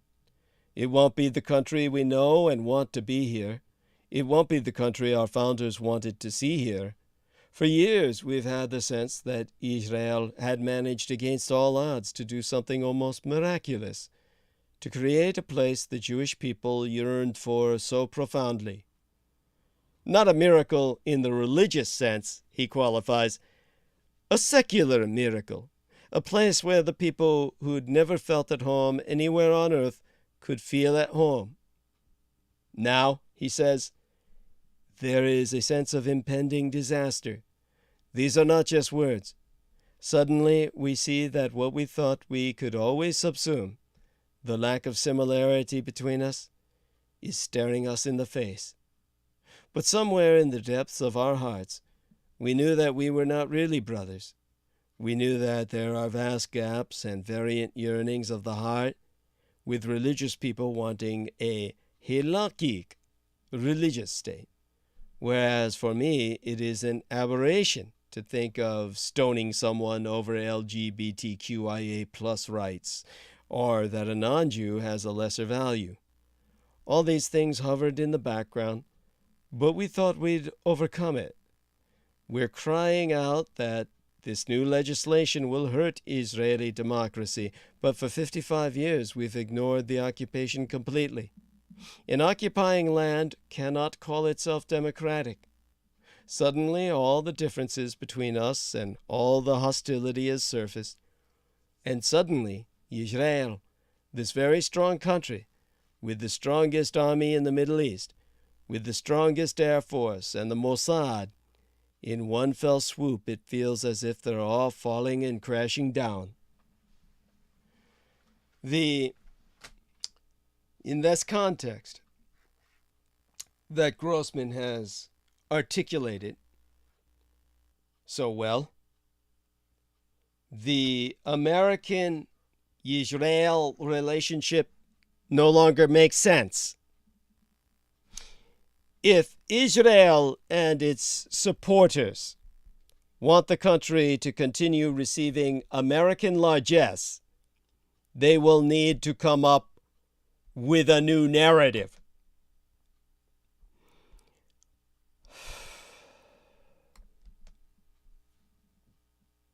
In early March, United States Chairman of the Joint Chiefs of Staff, General Mark Milley, visited Israel. According to press reports, Iran was at the top of the agenda. After Milley departed the Holy Land, United States Defense Secretary Lloyd Austin began a Middle East trip that included stops in Egypt, Israel, and the Kingdom of Jordan. Those meetings among Israeli and American security officials commenced not long after a large Amero-Israeli military exercise, the CIA director's visit to meet with senior Israeli and Palestinian leaders, and 4 tours of Israel by U.S. Central Command senior officer in 2022. All this traffic reflects what has long been a core interest of the American empire: ensuring Israeli security. It is an objective that American policymakers, Israel supporters, and Israelis justify on moral grounds. Israel is uniquely vulnerable in a hostile neighborhood. It shares the United States' values, and it is an ally. It is a narrative that has kept the aid flowing over the years. But is it true? Perhaps once it was. But the idea that Israel needs American aid to secure its existence and that the two countries share a common set of democratic principles no longer makes any sense. In American political discourse, it is axiomatic that Israel is in a constant struggle for survival. But this narrative is a complete anachronism. Israel is in a better strategic position than ever, and its sovereignty is beyond question.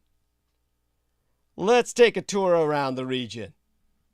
Israel has peace treaties with Egypt and the Kingdom of Jordan. It has normal relations with Bahrain, Morocco, the Sudan, and the United Arab Emirates. The Israelis also have informal ties with Saudi Arabia. Qatar allows Israeli diamond traders to do business in Doha, and Oman has recently opened or agreed to open its aerospace to Israel's airliners.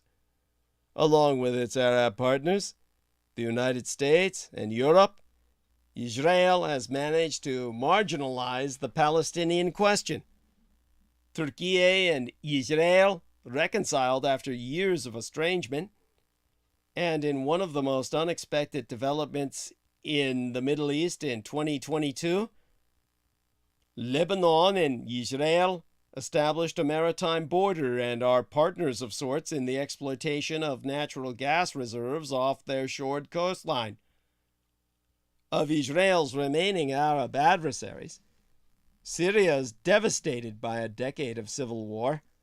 Iraq remains unstable and inwardly focused, and others remain too far away and are incapable of threatening Israeli security. Of course, Iran remains a significant challenge for Israel. The threat is real, and the Israelis have proven themselves quite adept at meeting it. In recent years, they have been striking the Iranians at will, whether in Syria, Iraq, or Iran itself. Analysts refer to this as a shadow war, or the war between the war, but it does not seem like a fair fight. The beleaguered Netanyahu government needs Washington's backing on Iran, but unpopular judicial reforms and casual talk of ethnic cleansing could imperil it.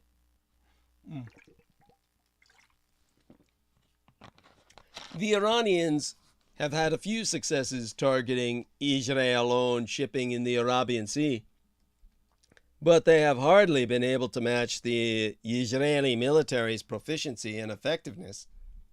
If recent reports that the Iranians will acquire Russia's Su-35s as fighter planes are true, then it is clear that Tehran is trying to level the playing field. Without a doubt, it is a worrying development for Israel, but after Moscow's debacle in Ukraine, Russian equipment and doctrine hardly seem as fearsome as once assumed. Iran's apparent drive for nuclear weapons capability is a far more dangerous proposition for Israel than the Islamic Republic's conventional forces. Israeli defense officials worry that if the Iranians get the bomb, it would reduce the Israel Defense Force's freedom of action, placing Israel's security in jeopardy. It is a strategic problem, to say the least. The Israelis would like to destroy the Iranian nuclear program, but they seem incapable. Unless the United States uses its own forces against Iran's nuclear program, Israel will likely have to come to grips with establishing and maintaining a deterrent with a nuclear-capable Iran. The Israeli government has never publicly acknowledged its own nuclear arsenal, but it is believed to have 90 weapons and enough plutonium stockpiled for 100 to 200 more. It is a minimal deterrent, but if the Iranians become a nuclear power as expected, the Israelis will likely add to their arsenal of weapons and delivery systems. This is hardly optimal for the Israelis and a reason for gloom, but it does not portend their doom. So, yes, Israel confronts external security challenges, but on balance, the country has never been more secure. It has a large, sophisticated, and potent military, along with a high-technology defense industrial base to support it. By any measure, it is wealthy. Israel's gross domestic product per capita was about 52,000 United States dollars in 2021. It's a wealthy, capable, and secure country. Washington may want to maintain its defense and security ties with Jerusalem, but the reason cannot be because Israel is vulnerable within a region that is implacably hostile, that is simply at odds with objective reality. When it comes to values, American policymakers and elected leaders often refer to Israel as the only democracy in the Middle East. It is more democratic than its neighbors, but throughout its history, Israel has struggled to reconcile democracy with its ethno-religious nationalist roots. It was extraordinary when the Islamist United Arab List, or Ra'am Party, became a member of the governing coalition in 2021, but that government, which lasted a year, may have been the exception to prove the informal rule that Arabs can sit in the Knesset but must not have power. Formally, Jewish and non-Jewish citizens of the state enjoyed the same rights. Yet, in practice, Israeli society diverges from this ideal. Although there have been improvements in life expectancy, birth rates, and employment, Israel's so-called Arab sector is disadvantaged along a range of socioeconomic indicators. Overall, Palestinian citizens of Israel are poorer, less educated, and have fewer opportunities than Jewish Israelis. It's not just the discrimination of Palestinian citizens of Israel, sometimes, well, they're also sometimes referred to as Israeli Arabs, that raises questions about the quality of Israeli democracy.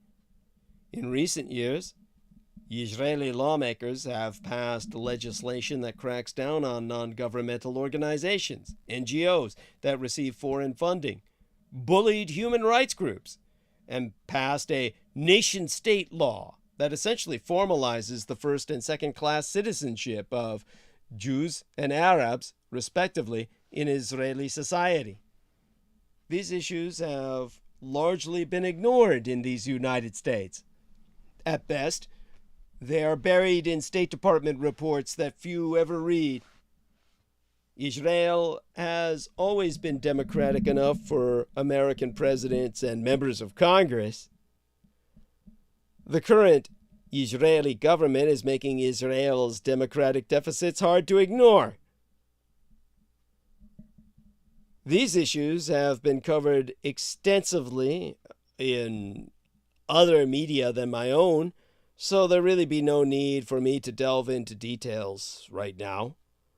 In brief, the Israeli government seeks to weaken checks and balances in Israel's political system, redefine Israeli identity along religious lines that a majority of Israelis do not even share, undermine the security of LGBTQIA plus citizens, and annex parts of the West Bank.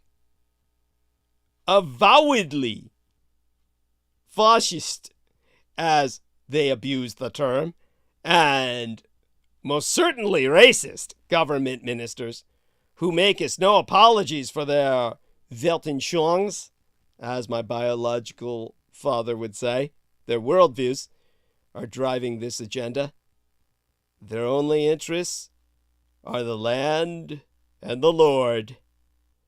It is not appropriate for the American empire to tell Israelis how to live or organize their society, but let's no longer pretend that the trois empires share democratic values. Perhaps the ongoing mass protests against the government will prove that Israel's democratic practices are stronger than its demagogues. That would be a good thing for Israelis and strengthen the argument about values. But Israeli Prime Minister Benjamin Netanyahu and his partners do not seem to be backing down. Former American President Ronald Reagan once said, "There is no nation like us except Israel." It was a nice sentiment, but it is not true, especially now. In recent years, Israel has become ever more secure and ever less democratic. If Israel and its supporters want the empire to continue receiving American largesse, they will need to come up with a completely new narrative. Because what's happening in Israel is unlikely to stay in Israel.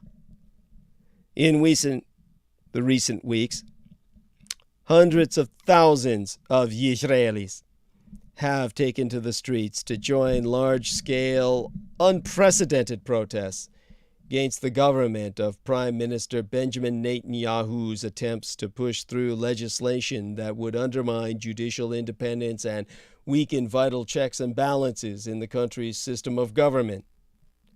The historic nature of the ongoing protests and what they portend for the future of the Jewish state is inescapable. In addition to the assault on the judiciary, members of Netanyahu's coalition, many of whom hold anti-Arab, homophobic, and misogynistic views, are pressing for the adoption of other illiberal policies, like stripping citizenship and residency rights from Arabs convicted of terrorism. The government has also taken steps that move Israel closer to what is tantamount to annexation of the occupied territories, transferring authority over civilian affairs in Jewish settlements to a cabinet minister who could also enable increased settlement construction and prevent Palestinian development in the West Bank.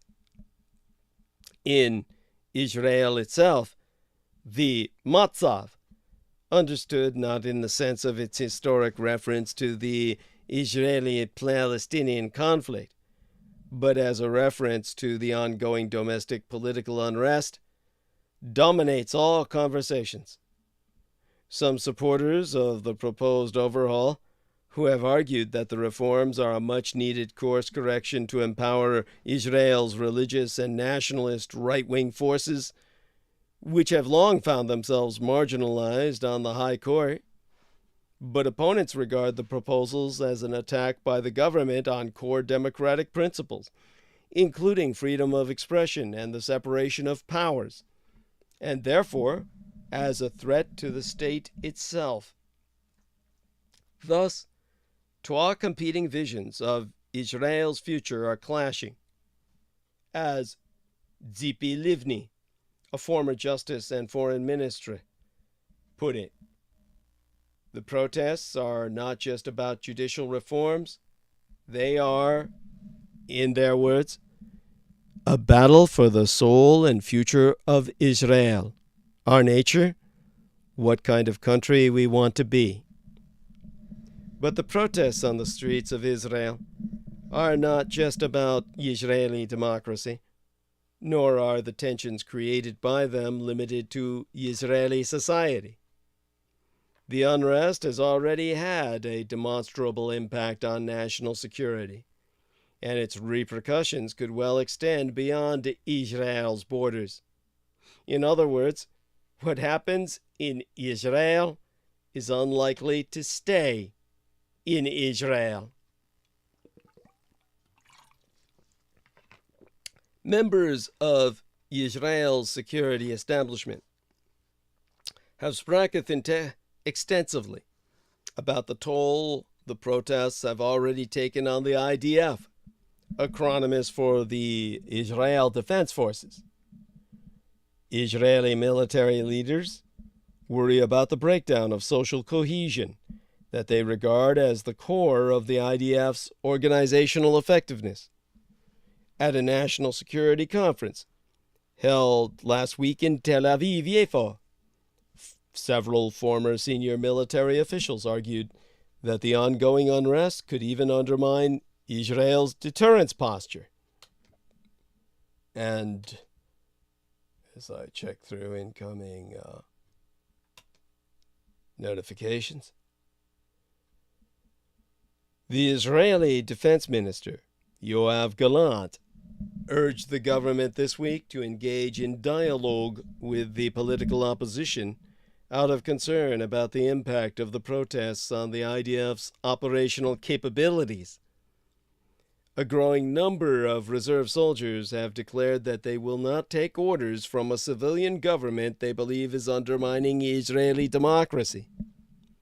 Last month, hundreds of reservists serving in a special operations unit within the Military Intelligence Division published an open letter stating that they would refuse to report for reserve duty if the reform legislation passed the Knesset, Israel's parliament. By the same token, protests by Air Force reservists, including refusals by members of elite squadrons to participate in training exercises, have troubled Israel's military leadership and caused concern in the broader national security establishment of disruptions that could prove destabilizing. These tensions are likely to escalate as Netanyahu's coalition partners step up condemnation of reservists who are refusing to serve or threatening to disobey orders. Communications Minister Shlomo Karhi condemned IDF reservists who refused to attend training, writing on Twitter that the people of Israel will manage without you, and you will go to hell. Provisions in the ruling coalition's government formation agreement that formally exempt ultra-Orthodox Jews from military service further intensify societal fissures. The spillover of the political crisis into the Israeli military is taking place against the backdrop of fears of an escalation of violence in the West Bank ahead of Ramadan and amid concerns that a third intifada could break out. Tensions between Israelis and Palestinians have been on a steady rise for more than a year, as hopes for a political solution further fade and the construction of Israeli settlements rapidly increases.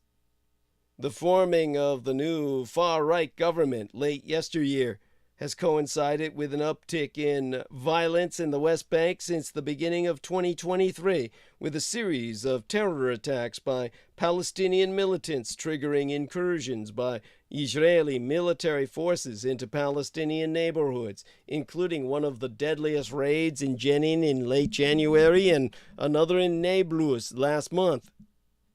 In the Palestinian town of Hawara, an attack by a Palestinian gunman killed 2 Israeli brothers late last month, unleashing a rampage of retaliatory attacks on Palestinians and their property by Israeli settlers.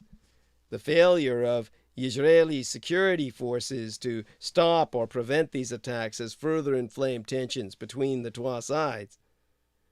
Meanwhile, ministers in Netanyahu's cabinet continue to make incendiary comments about the Arab population.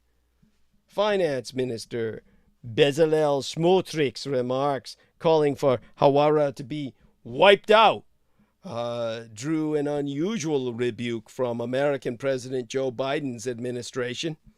Other ministers in Netanyahu's ruling coalition, like Itamar Ben-Gvir, have close links with violent extremist settlers who support annexation, and the perception that Israel is weakening from within could lead to a higher risk of provocations by a range of foreign militia groups, creating a more volatile regional environment. Expulsion of Palestinians from the West Bank. Ben-Gvir himself was deemed to be too great a security risk to serve in the Israeli army. If these extreme right-wing elements in Netanyahu's coalition succeed in forcing through their judicial reforms, Israel's government is likely to take more steps toward annexing the West Bank in the absence of checks on its authority. The ongoing unrest could also have major implications for Israel's expanding relationships with its Arab neighbors. Countries at the forefront of normalization efforts, like the United Arab Emirates, are unlikely to halt, much less reverse their growing ties with Israel, given their mutual interests in areas like economic and technological cooperation, to say nothing of the benefits their normalization has accrued in their relations with Washington. But the spike in violent tensions between Israelis and Palestinians, triggered in large part by the new Israeli government and its harsh rhetoric and policies, creates a difficult environment for Arab leaders because of the deep levels of solidarity with the Palestinian cause among Arab publics. Provocations in Yerushalayim, Jerusalem, like the decision by Ben-Gvir to visit the Al-Aqsa Mosque, are a particular cause for concern among Israel's Gulf Arab partners. Following Ben-Gvir's controversial visit, the UAE, the United Arab Emirates, called for an urgent meeting of the United Nations Security Council on behalf of the Palestinians, while the Kingdom of Jordan, which claims custodianship over Jerusalem's holy sites, strongly condemned the visit. The United States backed Negev process to advance Israel's normalization agreements and integration into the region through joint regional projects is also slowing. A ministerial-level meeting planned for late March in Morocco has been put on hold, as Arab states are hesitant to attend high-profile meetings with Israel amid an escalation of violence in the West Bank and uncertainty about the future direction of the Israeli government. Jordan has declined to join the Negev Forum out of concerns about the Palestinian conflict being relegated to the back burner. Finally, the unrest within Israel may make it look more vulnerable to its adversaries. Hezbollah, the Army of God leader, Hassan Nasrallah, said the recent events in Israel demonstrate that the country is nearing its end. Nasrallah and other Israeli adversaries could very well be miscalculating by assuming that this could be a good moment to attack Israel or provoke a conflict. For one thing, it is unlikely that Israeli reservists would refuse to serve when faced with an external attack from Lebanon or Iran. Most Israeli experts believe that internal differences will be swiftly put aside to confront external threats. But the perception that Israel is weakening from within could lead to a higher risk of provocations by a range of foreign militia groups, creating a more volatile regional environment. There is also some speculation that Netanyahu might consider a significant military attack on Iran beyond the already concerning shadow war between the two countries, one that would move the conversation away from the domestic upheaval. But most experts are skeptical that this would be the key driver for Netanyahu's decision-making on Iran, particularly given the constraints Israel continues to face on its ability to take effective military action against Iran's nuclear program, sans assistance from the American empire. Nonetheless, the broader security environment is becoming more permissive of military escalation with the collapse of talks to revive the Iran nuclear agreement and Tehran's growing ties to the Russian Empire. While the Biden administration is unlikely to support a military strike given the high risks and Washington's other priorities right now, it may be less likely to oppose military action in light of the shifting regional and global geopolitical dynamics. Considering how developments within Israel are affecting security issues that extend beyond its borders, as well as American interests in regional stability and greater economic and security cooperation, can Washington remain on the sidelines? The Biden administration is cautious about interfering in Israeli domestic politics, at least publicly, and American officials continue to express the mantra of the United States' ironclad commitment to Israel's security. Close American security coordination with Israel continues, and the United States remains committed to prevent a nuclear-armed Iran. But the developments in Israel are no doubt unsettling the Biden administration. The United States ambassador to Israel, Tom Needus, asserted at a public conference that most Israelis do not want Americans to stay out of their business, a statement that met strong applause from the largely Israeli audience. Statements and actions by ministers in the Netanyahu government that are unequivocally contradictory to the shared values principle in Amero-Israelite relations will become as difficult to ignore. At such a pivotal juncture, Israelis may be turning to Biden to do more. At the very least, they want to hear strong statements from Washington in support of the Israeli people and their fight for democracy. Many in Israel welcome the Biden administration's cold shoulder toward Netanyahu and extremist ministers who want to visit Washington. If the situation worsens inside and outside Israel's borders, staying on the sidelines may no longer be a choice. Because, well, Russia's next civil war has already begun. One of the bloodiest battles in modern European history has been taking place in Bakhmut, with reports of more than 1,000 soldiers dying in a single day. But more significantly for the Kremlin, it may also be the site of an extraordinary Russian civil war, playing out on Ukrainian soil between different factions. At the heart of it are 12 of the most significant parts of the Kremlin's war machine: the mercenary Wagner Group and the Russian Ministry of Defense. Their confrontation has been 8 months in the making. For while his mercenaries have been at the forefront of the campaign to take Bakhmut, Wagner leader Yevgeny Prigozhin has been waging a political battle of his own to gain influence in the Kremlin. He seemingly believes he can use sheer military might in Ukraine, with the help of some 50,000 men, to prove himself as a Russian dictator. Some think his ultimate goal is to usurp the Russian Ministry of Defense. Perhaps he wishes to bring all Russian forces under his personal command. Since May last year, Prigozhin has been striking a public contrast with the Russian army's humiliation on the battlefield. He openly brags about his own successes, while issuing damning public criticism of Russia's top brass. He frequently alleges incompetence and even betrayal by Putin's senior officials.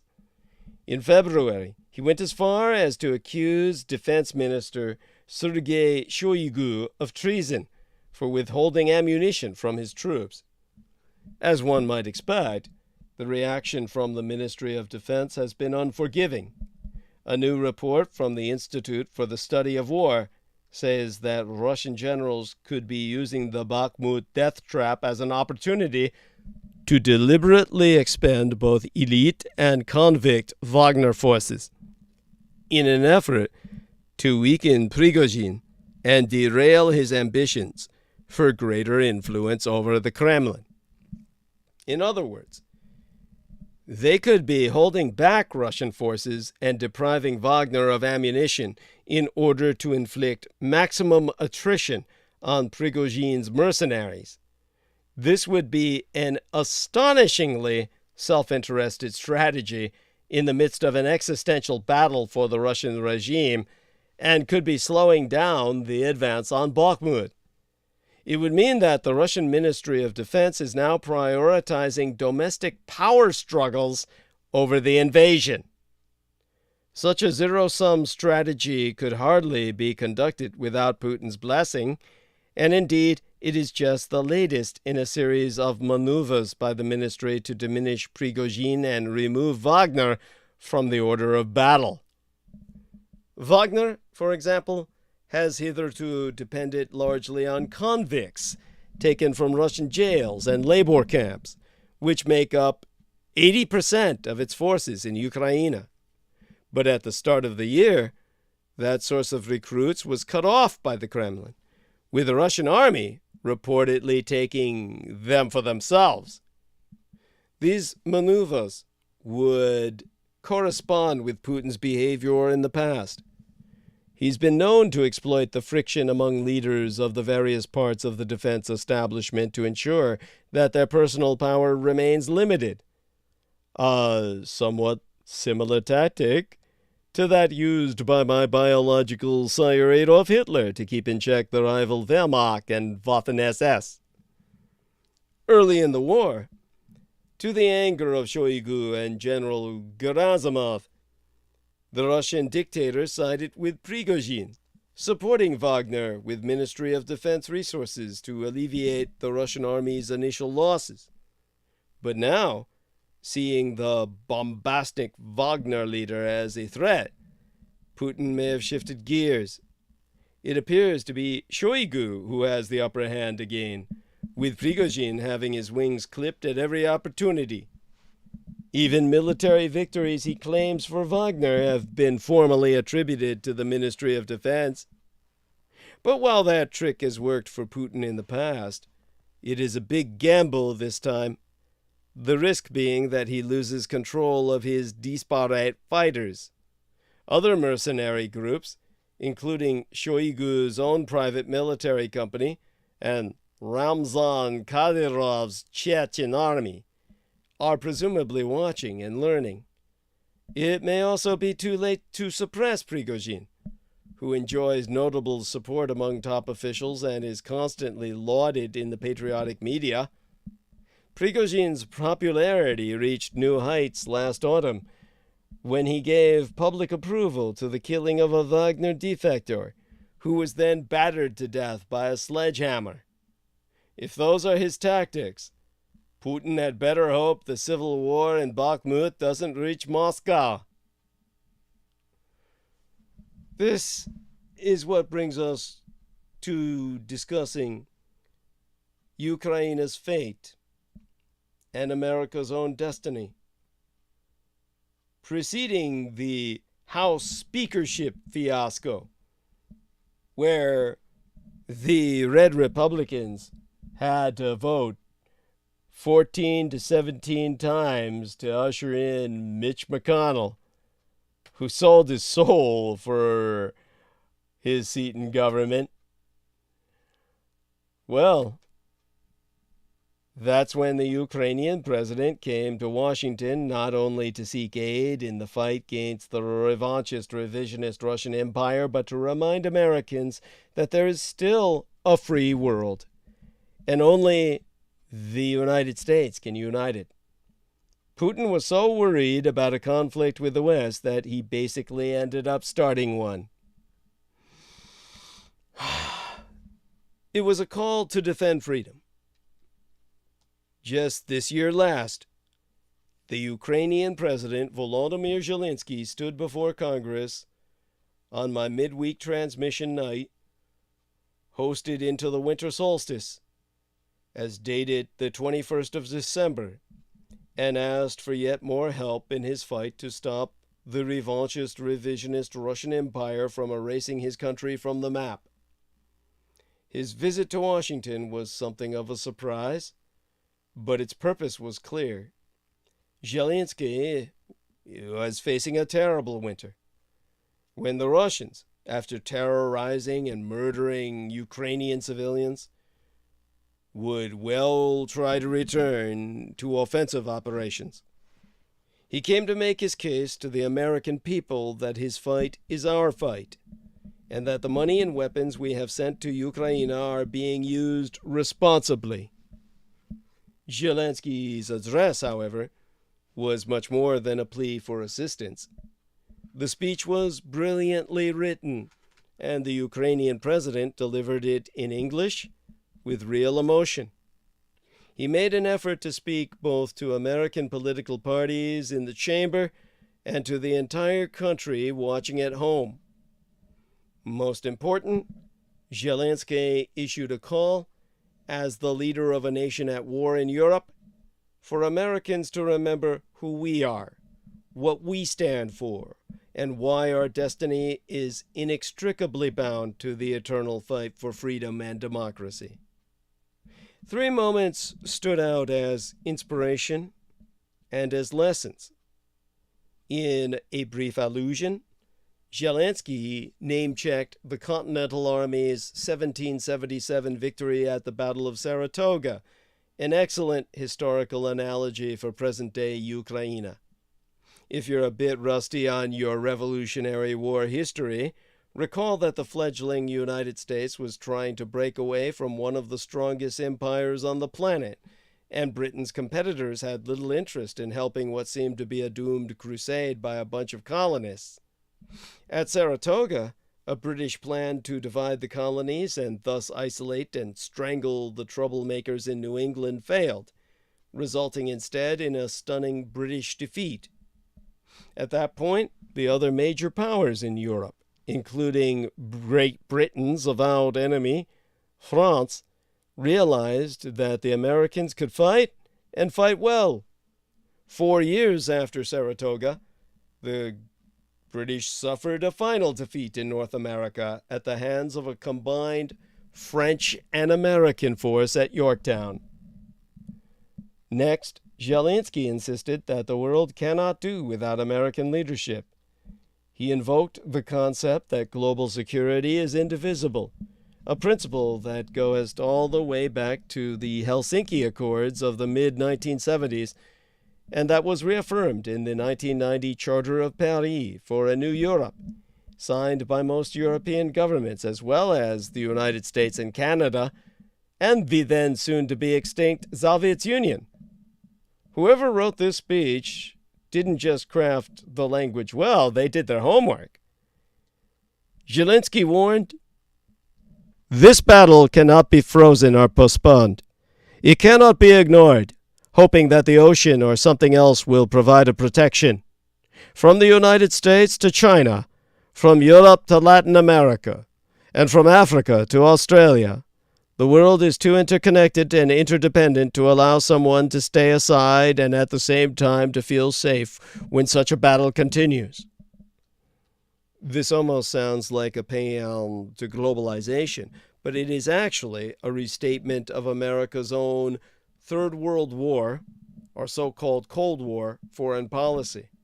Indeed, Americans took this to an extreme in the 1950s, when then Secretary of State John Foster Dulles growled that neutrality in the Cold War was immoral.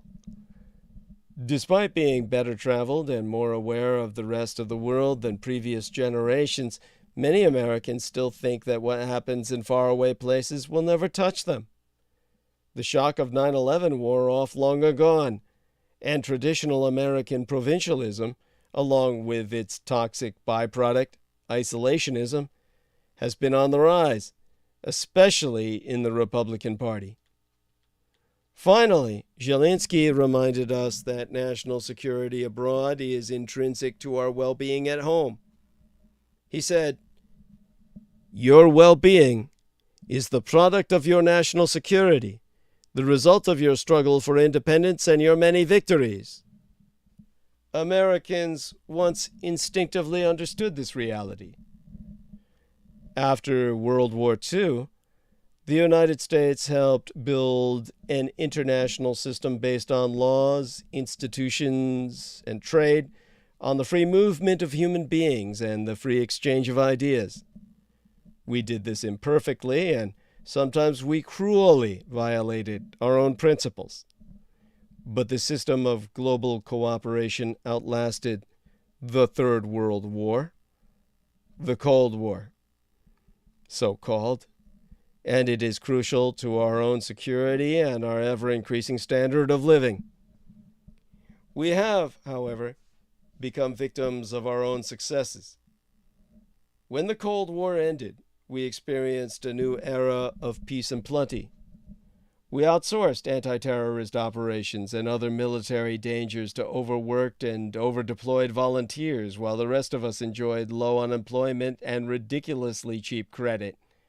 We could not imagine a world controlled by our enemies because we had no real competitors. We were ill prepared to grasp the reality of a major war raging on NATO's borders.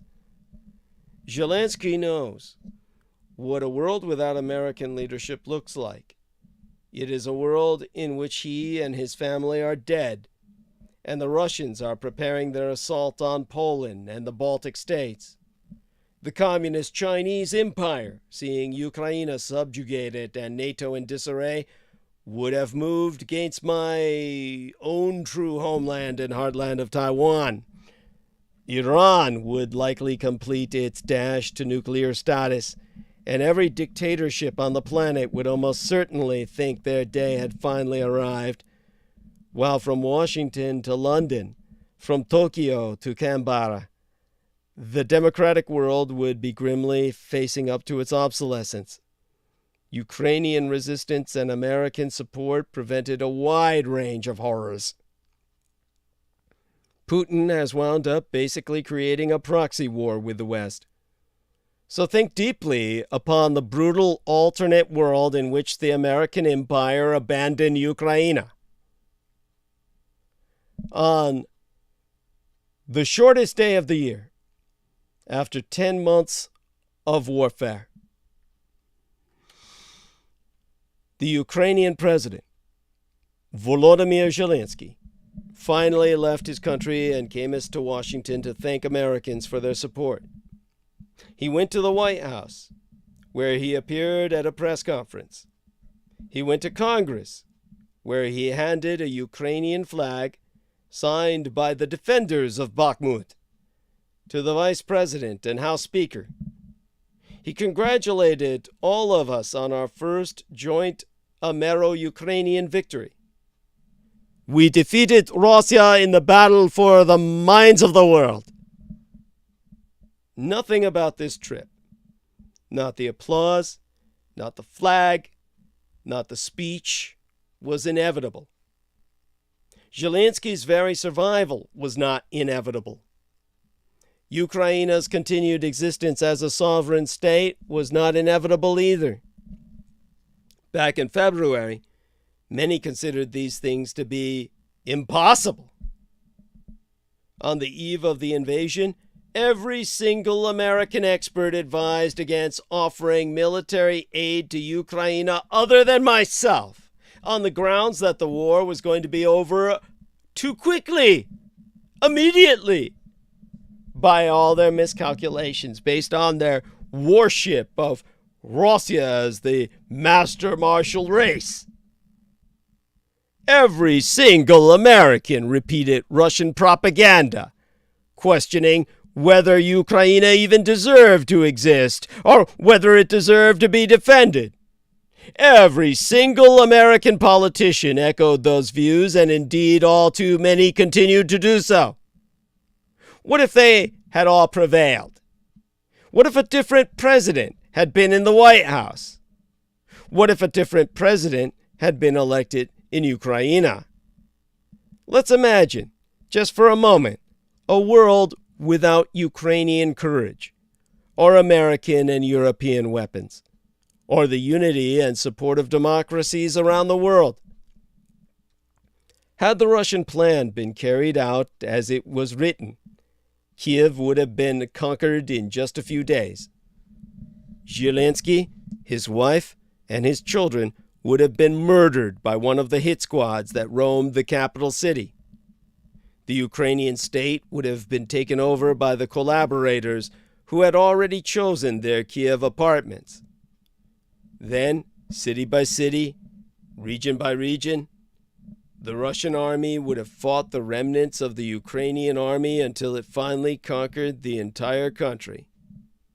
Originally, the Russian General Staff imagined that this victory would require 6 weeks at the most. Had all of that happened as planned, Ukraine would now be pockmarked with the concentration camps, torture chambers, and makeshift prisons that have been discovered in Bucha, Izium, Kherson, and all the other territories temporarily occupied by the revanchist, revisionist Russian Empire and liberated by the Ukrainian army. A generation of Ukrainian writers, artists, politicians, journalists, and civic leaders would already be buried in mass graves. Ukrainian books would have been removed from schools and libraries. The Ukrainian language would have been suppressed in all public spaces. Hundreds of thousands more Ukrainian children would have been mass abducted and transported to Russia or trafficked farther around the world in Vladimir Putin's human child trafficking campaign. Russian soldiers, strengthened by their stunning victory, would already be on the borders of Poland, setting up new command posts, digging new trenches. NATO would be in chaos. The entire alliance would be forced to spend billions to prepare for the inevitable invasion of Warsaw, Vilnius, and Berlin. Millions of Ukrainian refugees would be living in camps all across Europa with no prospect of ever returning home. The tide of sympathy that originally greeted them would have ebbed long ago. The money would be running out, the backlash underway. the Moldovan economy, partner nation to Romania, would have collapsed entirely. A pro-Russian government in Moldova would perhaps already be planning to incorporate that country into the emerging Russo-Belarusian Ukrainian Federation that one Russian propagandist hailed too early on February 26th. This catastrophe would not have been confined to Europe. On the other side of the world, CHICOM, Chinese Communist plans to invade my true homeland and heartland of Taiwan, would be well underway, because Beijing would assume that an America unwilling to defend a European ally and now totally bogged down in a long-term battle against an emboldened Russian empire astride Eurasia would never go out of its way to help an island in the Pacific. The Iranian mullahs, equally cheered by Russia's success and Ukraine's defeat, would have boldly announced that they had finally acquired nuclear weapons. From Venezuela to Zimbabwe to Myanmar, dictatorships around the world would have tightened their regimes and stepped up the persecution of their opponents, now certain that the old rules, the conventions on human rights and genocide, the laws of war, the taboo against changing borders by force, no longer applied. From Washington to London, from Tokyo to Canberra, the democratic world would be grimly facing up to its obsolescence. But none of this happened. All because Zelensky stayed in Kiev, declaring that he needed ammunition, not a ride.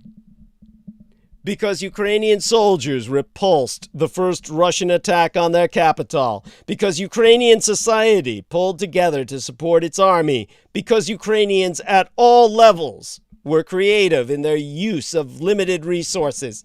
Because Ukrainian civilians were and are willing to endure terrible hardship. Because of all of that, we are not living in that ugly alternate reality. Because they were inspired by those first weeks of Ukrainian courage, President Joe Biden and the United States Congress resisted the temptation of America First isolationism and rejected the cult of autocracy that now captivates the entirety of the American right.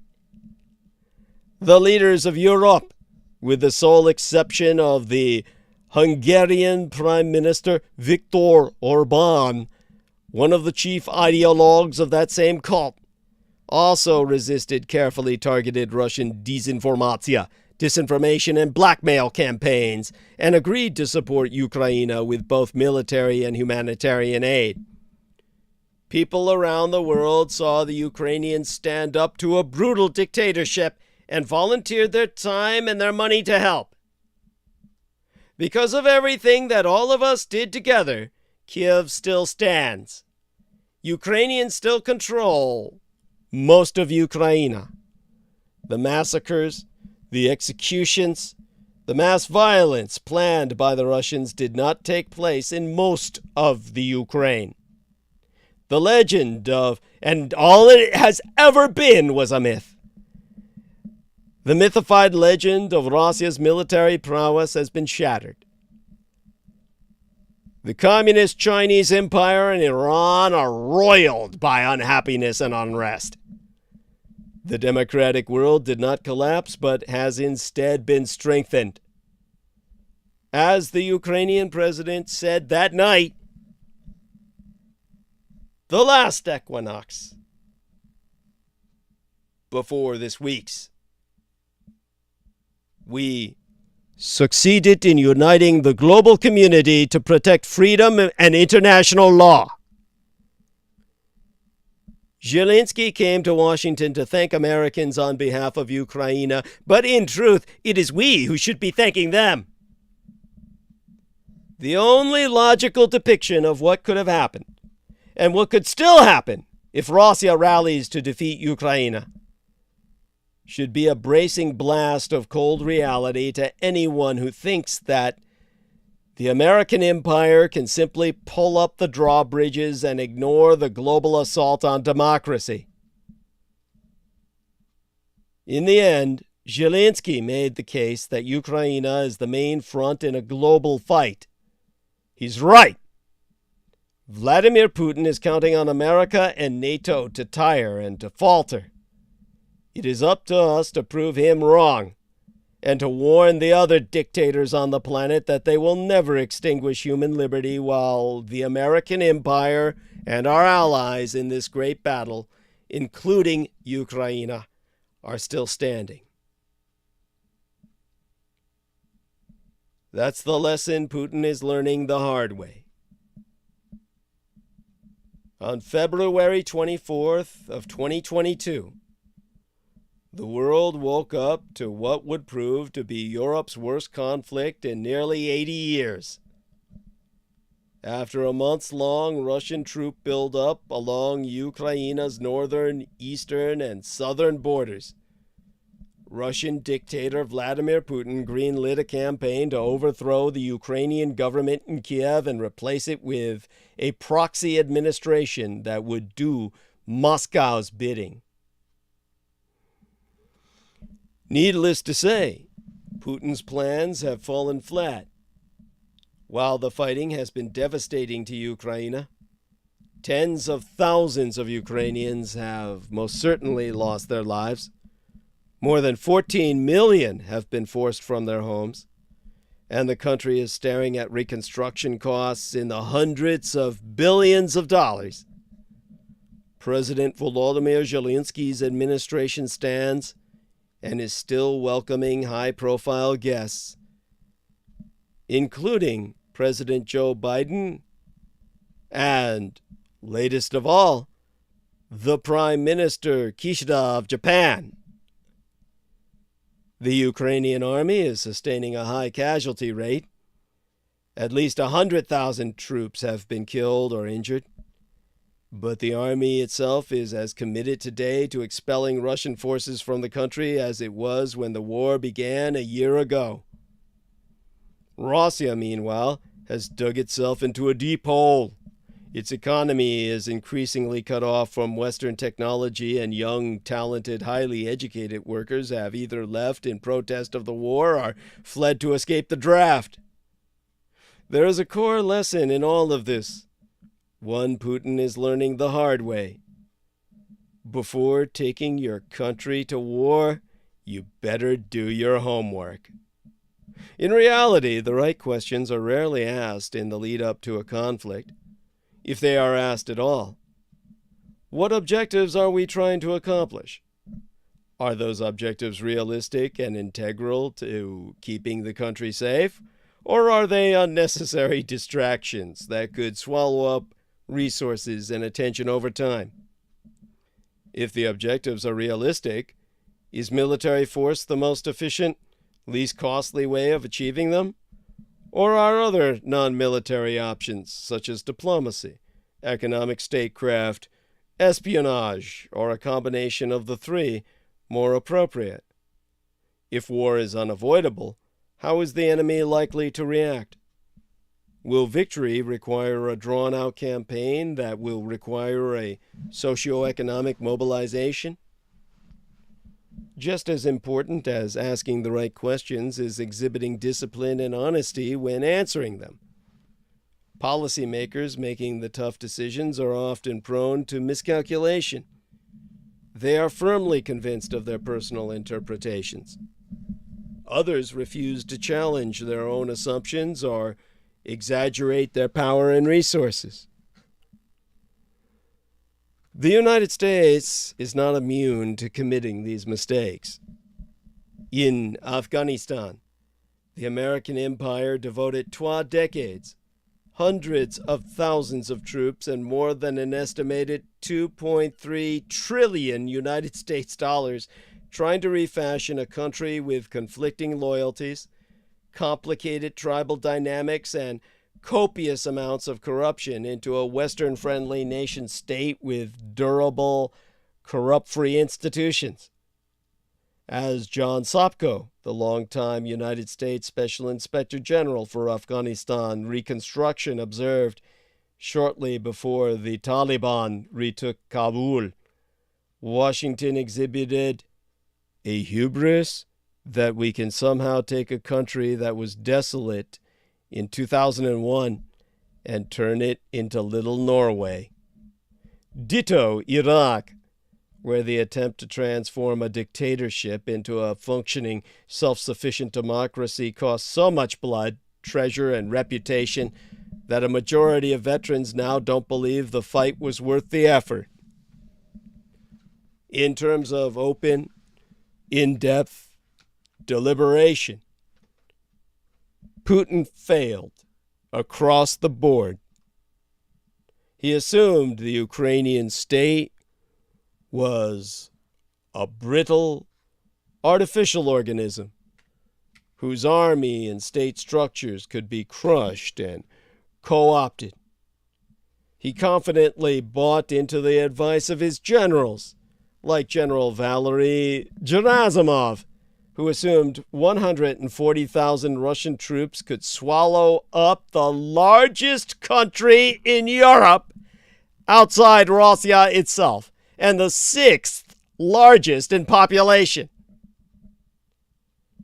Putin thought threats of escalation would deter the United States and its NATO partners from providing Kiev with the weapons, like HIMARS rocket launchers, aero defense systems, and heavy battle tanks, that could disrupt the Russian army's logistics and ammunition dumps. Each and every one of these assumptions were upended. The result? Approximately 200,000 Russian troops have been killed in action at the very least, according to Norway's army chief, a number more than 12 times what the Soviet's Red Armies sustained during its decade-long adventure in Afghanistan.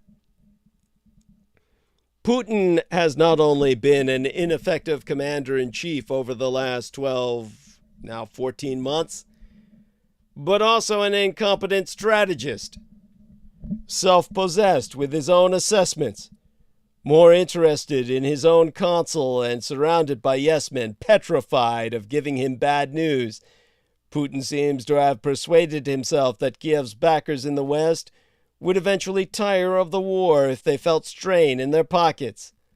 This appears to have motivated a number of Russian decisions over the last year, the most dramatic being last September's shutdown of the Nord Stream 1 natural gas pipeline. Europe, however, showed itself to be more resistant to pressure than the Kremlin anticipated. The continent, which was lining up alternative gas suppliers even before Moscow shut the taps, will finish the winter with more than half of its storage capacity still full. The European Union escaped recession yesteryear, a relief to many economists who predicted a contraction. Ironically, it's Russia that is suffering the most. Moscow squandered its largest energy market and has been forced to sell more fossil fuels to the communist Chinese empire on less profitable terms. Of course, the war is not over. Putin is fully committed to achieving some kind of victory, even if it's a Pyrrhic one. The Russian army has stabilized its defensive lines in the east and inching forward in some areas of the Donbass. Armories in the west are strained as the United States and Europe try to keep pace with Kiev's needs on the battlefield. But let there be no doubt, the war thus far has been a disaster for Russia strategically, militarily, and economically. If Vladimir Putin knew in February 2022 what he knows today, would an invasion still have taken place? We don't know. What we can conclude with reasonable certainty, however, is that transitioning from peacetime to wartime is the most consequential decision a leader can make. there be no place for stubbornness, confusion, or naivete. This brings us to the world's stake in American democracy. An American empire that is distracted and divided at home would lack the capacity and the consensus to exercise leadership on global challenges such as climate catastrophe. Without American resources and leadership, the already large gap between these global challenges and global responses would almost certainly grow.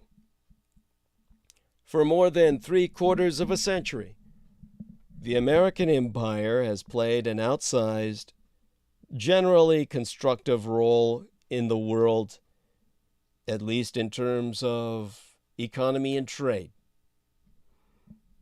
To be sure, there have been major errors, including the Vietnam War in some respects, most certainly the 2003 Iraq War. But through error far more than trial, the luck of the retarded, as the Kaiser of the Germanys once said, that God protects old ladies, puppies, the mentally incompetent, and the United States of America as a combination of the three. Through that and that alone, the United States got it right as often as not. The results speaking for themselves. The United States' entry into a third world war, the so-called Cold War, proved decisive. In part because of American urging. The colonial era came to a rapid, if not always peaceful end. The creation of a post-war order of alliances helped to ensure the Third World War in effect, the so-called Cold War, ended on terms consistent with Western interests and values. A range of institutions and policies provided the foundation for unprecedented global economic growth and extension of lifespans. But the ability of the American empire to continue to play a large and influential global role is increasingly uncertain. Some reasons have nothing to do with these United States, but affect our position all the same. There are new external challenges.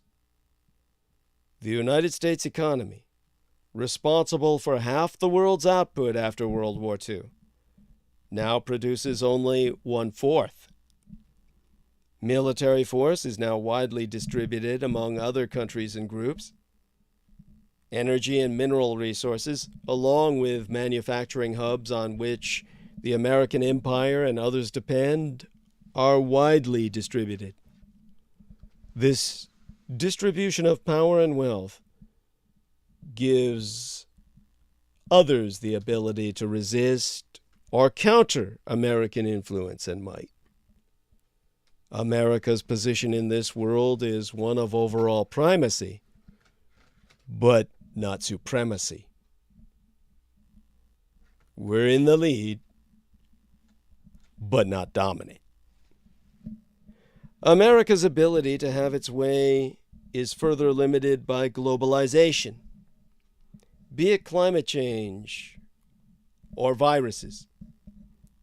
The American empire cannot wall itself off from the costly consequences of developments beyond its borders or generate solutions on our own. Neither isolationism nor unilateralism is a viable option. What might be the most serious threat to global security and stability, however, stems from developments within these United States, from the deep political and social divisions that threaten our empire's competitiveness, our ability to design and implement consistent policy, and even our stability. No doubt, some listeners will feel more than a little schadenfreude at all this and take a satisfaction from American difficulties, following decades of having to follow America's lead. But any such satisfaction will be short-lived, because in a world that is sometimes violent and always global, the American empire's difficulties can and will quickly become their own. Further erosion of American democracy will be abused by anti-democratic governments elsewhere to justify and extend their repression of their own populations. And, absent a strong American economy, other countries' economies will grow more slowly as their exports lag behind.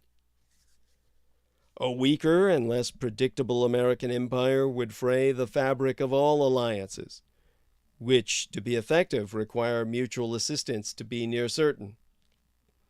Similarly, foes would grow emboldened in the belief they could act with impunity. The result would be a world of more frequent conflict, one in which advanced weapons proliferate more widely and aggressive countries wield more influence. Moreover, an American empire that is distracted and divided at home would lack the capacity and the consensus to exercise leadership on global challenges such as the climate catastrophe that threatens to burn us all. Without American resources and leadership, that already large gap between these global challenges and global responses can only grow ever wider, there being no other country, or rather empire, or coalition of countries, both willing and able to take America's place on the world stage. The question, then, is whether the American empire will soon regain its footing and come to resemble the empire of the past 75 years. There be some reassuring signs. American economic and military support for Ukraine has been robust. The November 2022 midterm election results were reassuring in that many of the most extreme candidates posing the greatest threat to American democracy were defeated. But there are also less reassuring developments.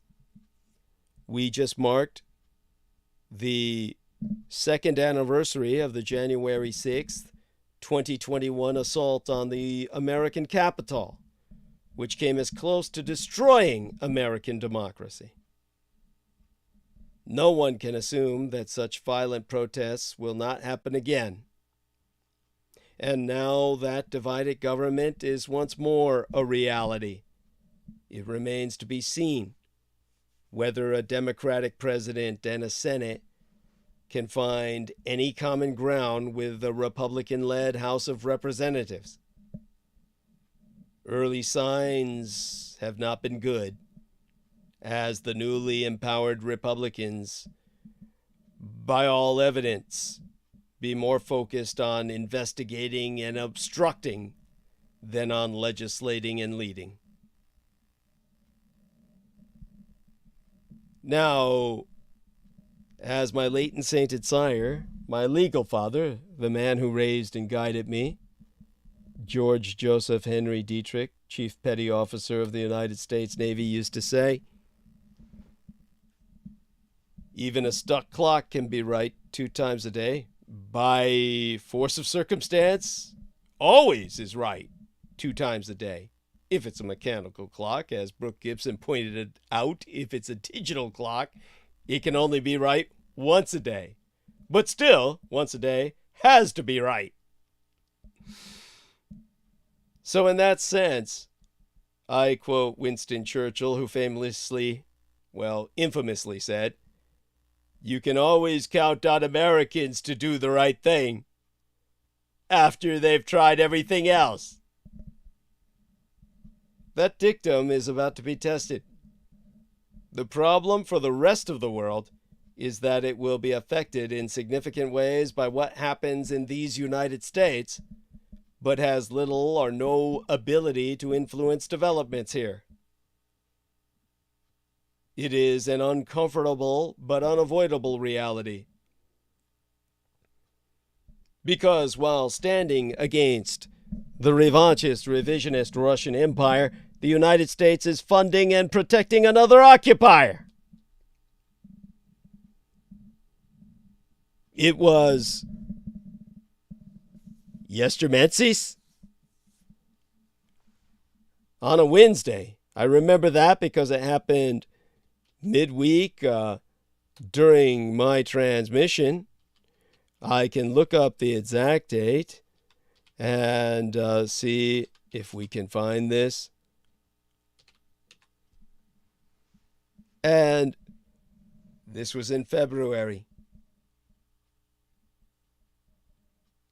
that we had Israeli aggression comes to the fore yet again. All with American support, the Israeli military invaded the Palestinian city of Nablus in the occupied West Bank, killing at least 11 Palestinians and injuring scores more. That was on the 22nd day of February, if I remember correctly. Ash Wednesday. Appropriately enough, Washington's birthday. But it was the deadly occupation by another military power that consumed much of the West and its media's attention. Just as Israel was once again raiding Palestinian territories, President Joe Biden was returning from a secretive trip to Ukraine, celebrating and honoring the country's heroic resistance to Russia's year-long war and even longer illegal occupation. As we reflected on the one-year anniversary of Russia's deadly invasion of Ukraine, we should be encouraged by an example of the American empire standing up to an occupier, pledging support and honoring those on both sides of the battle who have paid the ultimate price in the course of a devastating conflict. But the contrast of international response to Ukraine versus the occupied territories in the West Bank proves once again that in the eyes of the West, and specifically America, not all illegal occupations and military invasions are the same. In Ukraine, resisting occupation is celebrated, and its struggle is heralded as a fight for freedom. Western governments have shown they are prepared to send billions in aid, heavy weapons, tanks, and sophisticated weaponry to repel and defeat Russia's aggression. But when the American ally is Israel, the United States is funding and protecting the occupier, equipping it with sophisticated weaponry and billions of dollars in United States taxpayer money to maintain its brutal and oppressive control of Palestinians. When Russia annexes Ukrainian territory, the American empire and the West rightfully condemn it and mobilize international fora to reject such maneuvers.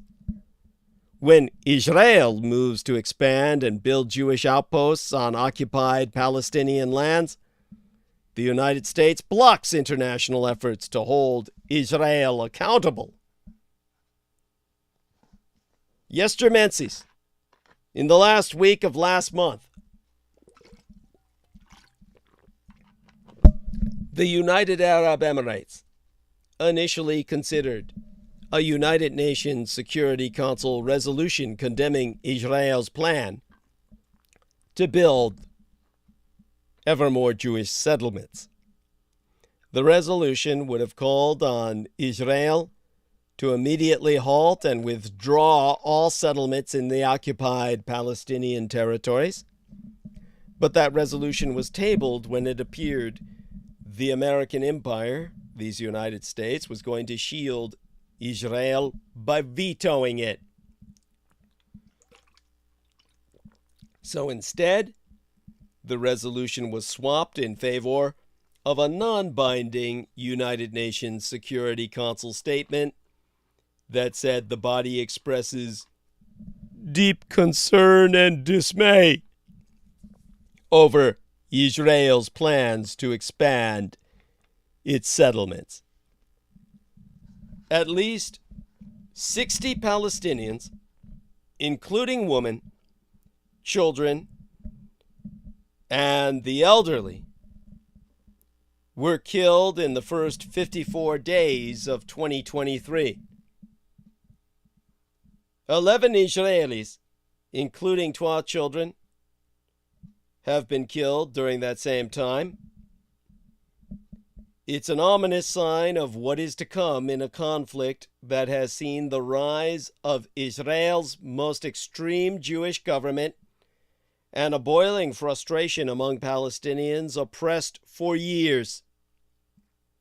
So dangerous is this right-wing government that Israel's opposition parties and thousands of Israelis for weeks have been protesting proposed changes to the country's judiciary, sounding the alarm about the country's future in an Israeli spring.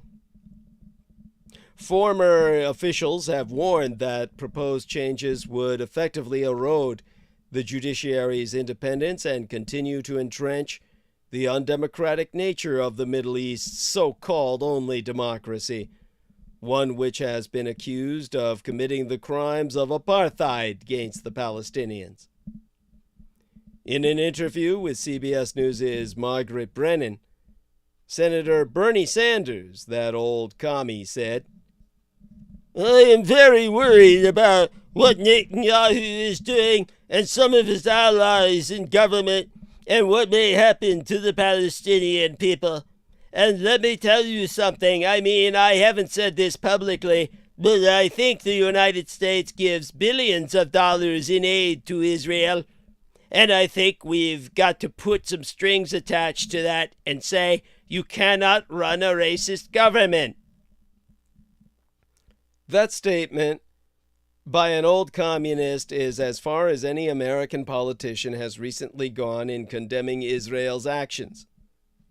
For most, what happens in Israel-Palestine barely registers beyond the usual platitudes of American politicians' knee-jerk reaction that Israel has a right to defend itself from Palestinian attacks. The deadly start to 2023 for both Israelis and Palestinians, albeit in incomparable measures, coupled with the rise of a Jewish extremist government hell-bent on consolidating power and evading accountability both at home and abroad, suggests we are at a tipping point in the Israel-Palestinian conflict. We may be reminded again very soon, just as previous American administrations have learned, that ignoring the oppression of Palestinians for political conveniency is perilous and irresponsible.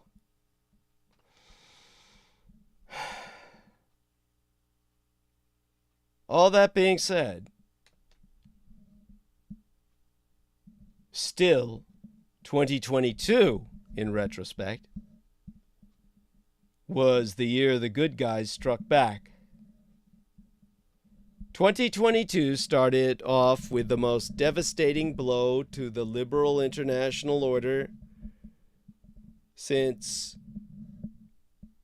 the Cold War, the Third World War, when the Russians suppressed their own satellite states in revolt. Russian dictator Vladimir Putin's brazen invasion of neighboring Ukraine, a sovereign democratic state, retired U.S. Army Brigadier General Kevin Ryan, a senior fellow at Harvard's Belfer Center for Science and International Affairs, who served as the defense attaché to Russia for the United States, informed the press that Russian dictator Vladimir Putin was so worried about a conflict with the West that he basically wound up creating one by proxy through his unprovoked invasion of Ukraine. In his own words, Putin's long-held fear about a conflict with the West encouraged him to invade Ukraine, warning that the West needs to try to get ahead of Russia by prepping and strengthening our militaries and examining production rates for key weapons and munitions.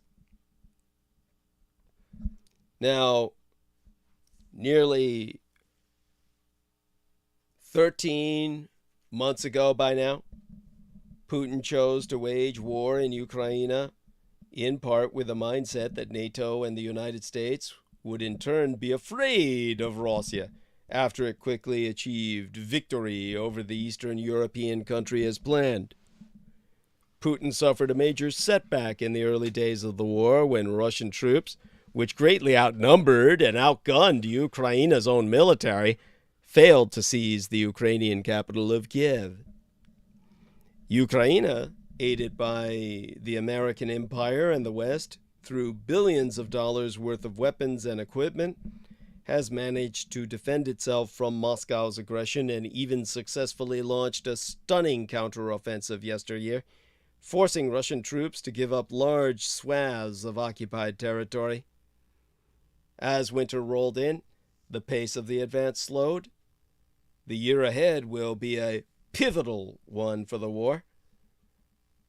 Well, one in which the retired Brigadier General Ryan warned that the Kremlin would likely turn to the dire option of nuclear weapons once Moscow faces defeat in the conflict. This does not mean that the revanchist, revisionist Russian Empire has not seen some successes in Ukraine, where it has crippled much of the country's energy infrastructure and seized much more land along the Black Sea coast.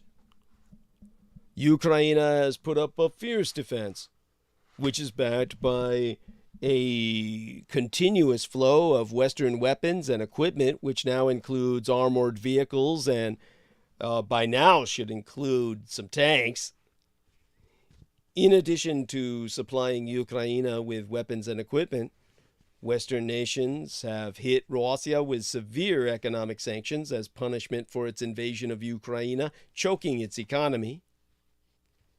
Pointing to the war in Ukraine, the aforecited U.S. Army Brigadier General Kevin Ryan told the press that Vlad Putin, who first ascended to dictatorship in 1999, has had a long-standing fear about a coming war with the West, and that worry encouraged him to, in the general's own words, start that war in a battle that he thought he could win.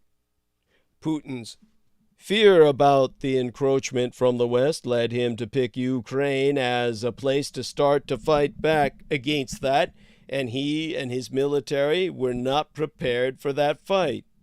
Putin believed that war was inevitable with the West.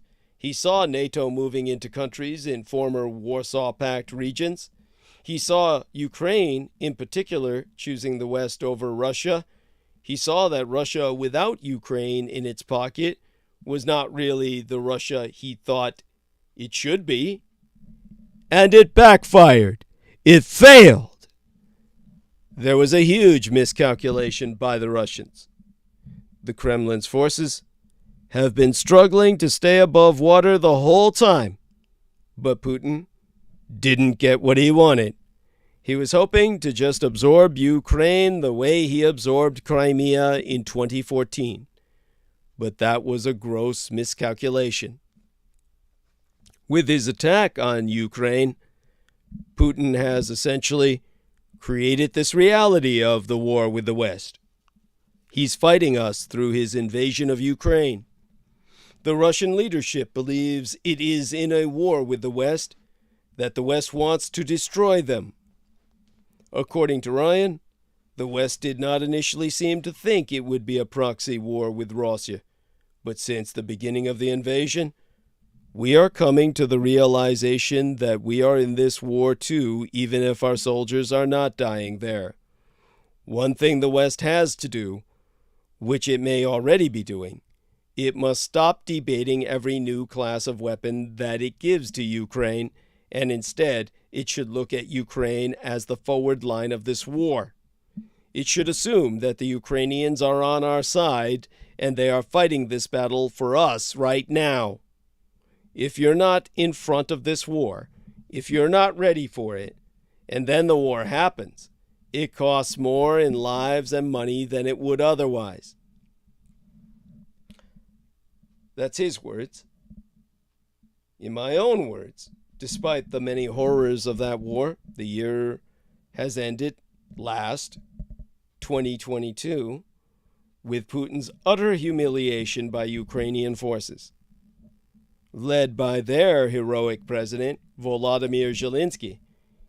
Ukraine's dedication to preserving the flame of liberty, as U.S. President Joe Biden described the bloody struggle, has all but ensured Putin's marginalization and, very probably, his future irrelevance in world affairs. Putin's Ukraine debacle is shaping up to be the worst defeat for Imperial Russia, and today's Russia must be called just that, since Tsar Nicholas II saw his navy destroyed by a newly rising Japanese empire in 1905. That's hardly the only good news from yesteryear for democracy, which has made something of a comeback after a decade in which authoritarianism and populist xenophobia were rising around the world and many leading democracies seem to be badly malfunctioning. Those menacing trends persist, but liberal democratic values have managed to reassert themselves on a number of other fronts. In April, French President Emmanuel Macron trounced his right-wing opponent Marine Le Pen. In Die Neue Vereinigte Deutschland, the new United Germany, the centrist government has held firm in December, foiling a coup d'etat attempt, arresting 250 right-wing extremists on suspicion of plotting to overthrow the government. And in Brazil's widely watched presidential election, left-leaning Luiz Inácio Lula da Silva defeated incumbent Jair Bolsonaro, whose racist, quasi-Rushistic rhetoric earned him the nickname the Trump of the Tropics. As for Donald Trump himself, he and his MAGA movement are now in deep trouble. The former U.S. president, whose incitement of the January 6, 2021 insurrection at the U.S. Capitol threatened the foundations of American democracy, found himself and his virulent populist message dramatically rejected in November's midterm elections. Exit polls showed that for many voters, Trump engendered fears about the viability of democracy were a key issue, helping to propel what was expected to be a Republican rout into a much closer contest in which most of Trump's hand-picked candidates were beaten. During his political rise 6 years ago, Trump boasted, "We're going to win so much, you're going to get tired of winning." But Trump and the candidates he has endorsed have now lost 3 elections in a row, in 2018, 2020, and 2022. For the first time since 2015, leading Republicans believe there is a fair prospect that Trump is losing control of the party as well, especially since his company has been convicted of criminal tax fraud and falsifying records, and an indictment of the former president himself is soon expected. There were other hopeful signs that new green shoots of democratic activism are springing up in 12 of the world's most repressive states. In the communist Chinese Empire, Xi Jinping's draconian zero-COVID policies and re-centralization of the economy touched off the most serious protests since 1989. And Iran's Islamic Republic found itself unable to completely squelch secular democratic protests that began in September, even going so far as to execute demonstrators. Many of these events pointed anew to the weaknesses inherent in autocracy and dictatorships.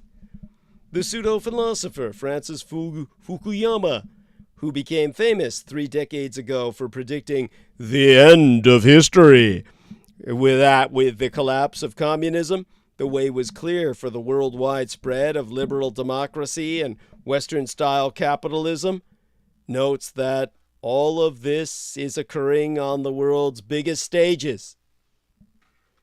By yesteryear, just after the January 6th insurrection, when Trumpism seemed to be raging out of control, Fukuyama seemed unsure about which political systems would triumph in the long run. In an interview, Fukuyama suggested that rather than the ultimate triumph of democracy he had once anticipated, the so-called end of history instead might be a perpetual recycling of authoritarianism and democracy. More recently, however, Fukuyama has expressed fresh confidence that liberal democracies are destined to overcome autocracies. This is partly because, in the past year, before the new year, the classic pitfalls of dictatorship had been made clearer in the trois empires that together pose the greatest threat to the liberal international order, the communist Chinese and Russian empires. Surrounded by Kremlin yes-men, Putin clearly did not understand how seriously Ukraine might resist his invasion or how fiercely the West would respond. In the last few years, Xi has become as powerful an autocrat as Putin is. Indeed, the most dominant dictator in China since Mao Zedong. And as a result, he may be making bad decisions because fewer people dare to naysay him.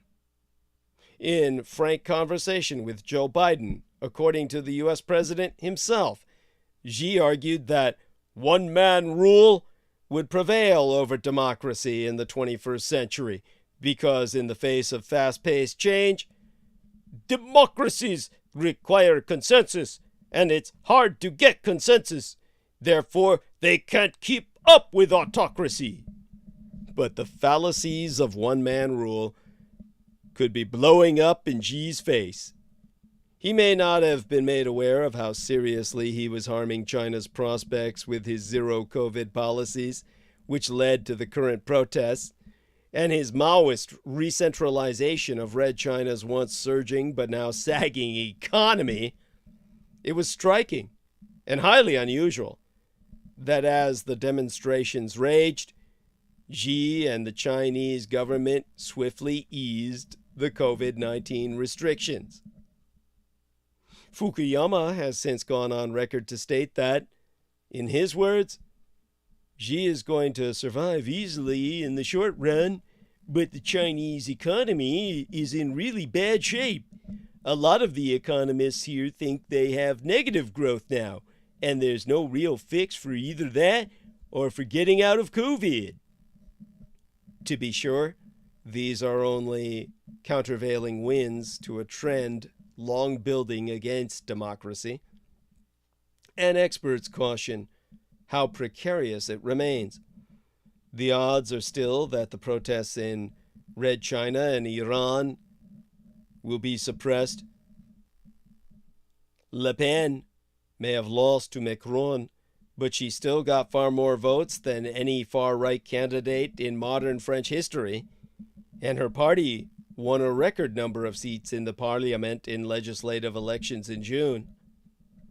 Right-wing politicians are still in power elsewhere, are taking control, as seen in Italy with the rise of Giorgia Meloni, the far-right leader who has sworn in as Italy's first female prime ministress in October.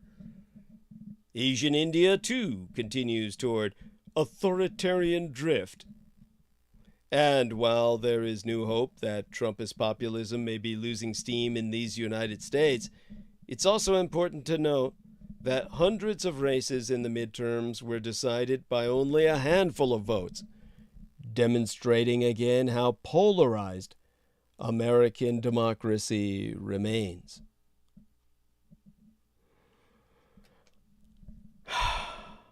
Those deep divisions were exposed yet again mid-December when Senatoress Kyrsten Sinema announced she was departing the Democratic Party, potentially leaving the Senate equally divided once again.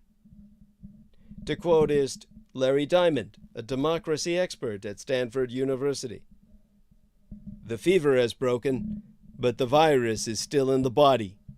The struggle between democracy and authoritarian trends is going to be a fluid and very messy situation for a long time to come." Indeed, many Republicans now argue that what is mainly costing Trump support among voters today is his continued obsession with the false claim that he won the 2020 election. In the midterms, just about every major Trump-endorsed candidate not only lost, but in contrast to Trump in 2020, conceded the race as well. Only one losing Trump cultist, Kari Lake, a gubernatorial candidate in Arizona, challenged the legitimacy of the voting. Viewed globally, the odds still seemed stacked against democracy. According to Freedom House, only 20% of the world's population lives in free countries. The rest in nations that are considered either not free or partly free. A report by the Sweden-based VDEM Institute, released this year, was even more grim, finding that liberal democracies exist in only 34 nations, down from 42 in 2012, which are home to only 13% of the world's population, and that dictatorships now harbor 70% of the world population, 5.4 billion people. The report concluded that just about all the global advances for democracy since the fall of the Berlin Wall in 1989 have been eradicated. While Biden can claim that his warnings about the dangers to American democracy helped influence the midterms, in a global context, his pro-democracy campaign is also meeting stiff headwinds. So much so that the U.S. president, in recent months, before the midterms, suddenly reframed his approach to winning worldwide support for Ukraine, whereas previously, Biden had portrayed the stakes as a battle between democracy and autocracy. He now began to characterize it as a broader strategic struggle to defend the norms of the international system, namely territorial integrity. That shift began with Biden's September speech to the United Nations General Assembly, when he noted that the United Nations Charter was not only signed by democracies of the world, it was negotiated among citizens of dozens of nations with vastly different histories and ideologies, united in their commitment to work for peace. A month later, a United States National Security Advisor, Jake Sullivan, said Washington will work with any nation prepared to stand up for the values of the UN Charter. Biden's new national security strategy also invoked the threat to territorial norms, noting that many non-democracies joined the world's democracies in forswearing these behaviors. Even so, Nicole Bibbins-Sadaka of Freedom House, the nonprofit think tank that tracks the status of democracy, political freedom, and human rights worldwide, agrees that the United States is facing very, very serious polarization, even whilst qualifying that in the midterms, we didn't see that manifesting in an attack on our system. The process worked. There was no violence, no questioning the process. Since arguing that in the United States and elsewhere there is a new fervor for defending democracy where it is being challenged, and a new hope that autocratic regimes are not an iron fortress that can't be challenged, that they are not as powerful as we thought. Worldwide, she observed, we see a pitched battle between democratic forces and autocratic forces, and people are stepping into that space. Another positive sign emerging from the street protests in China and Iran is that people are pushing back on autocratic regimes and realize that these regimes are not quite as strong and impenetrable as they were given credit for. The struggle in Ukraine started the trend by, in her words, awakening an awareness of what's at stake, of how fragile democracy can be with unrestrained authoritarianism. The positive part is that people are realizing this is not just a side issue, but a central existential one. And the mere potential that Trump and his brand of virulent xenophobia and ally bashing might be passing giveth the American empire somewhat more credibility abroad. Charles Kupchan, a Georgetown University political scientist, has concluded that, in his words, I would say that the high blood pressure in Europe has come down a bit, but everyone is still asking who will be the next president. The big global trend lines are worrying, and that's because that progressive arc of history has bent backwards, and on a global basis we're seeing the world becoming less, not more, democratic. The big picture here in the United States is that our political center has been largely depopulated. Until it's rebuilt, we will be swinging from left to right and prone to changes in power that have a big impact on foreign policy. Thus, the struggle will continue well into 2023 and beyond. But for the first time in a decade or more, democracy appeared to be making a comeback around the world. Tyrants and thugocrats have tightened their hold amid challenges to democracies, but they face problems too. So the international news to watch in 2023 cometh most immediately down to Ukraine and climate catastrophe. I will now articulate what the wars and crises of 2022 foreshadowed for 2023. Now, we're in the third month of this year, but this is the time to really articulate the rest of the year, what the rest of the year will look like. You see, in the late 20th century, the American psychic Jean Dixon, nicknamed the Seeress of Washington, won an enormous following after predicting in a 1956 magazine article that a man resembling John Fitzgerald Kennedy would be elected president 4 years later and then die in office. But she also said that the Third World War would begin in 1958 and that the Soviet Union would land the first man on the moon. Soothsaying is not science.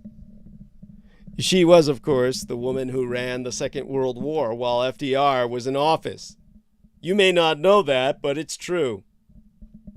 And Harry Truman found that out, much to his chagrin, and had her banned from coming into the White House.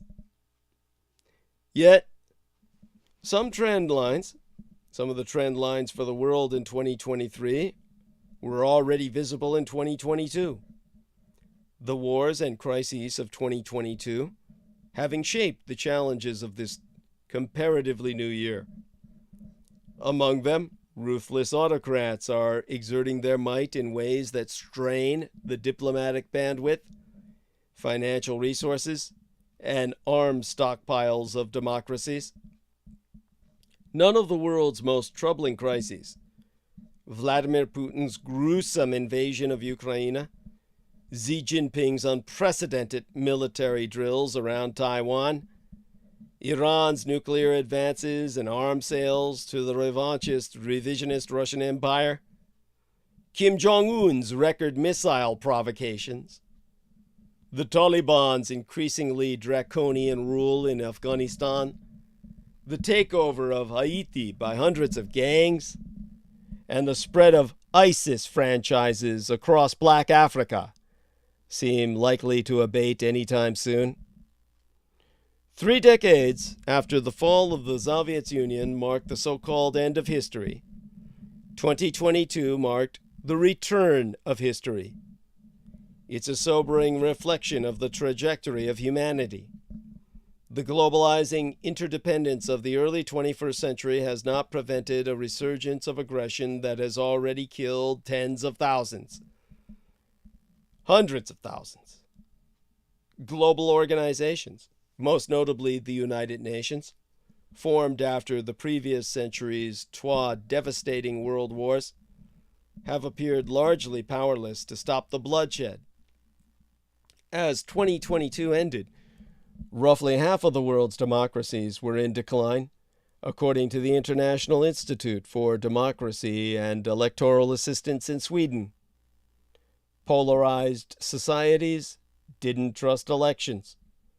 Corruption had become intractable. Civil liberties and press freedoms were threatened.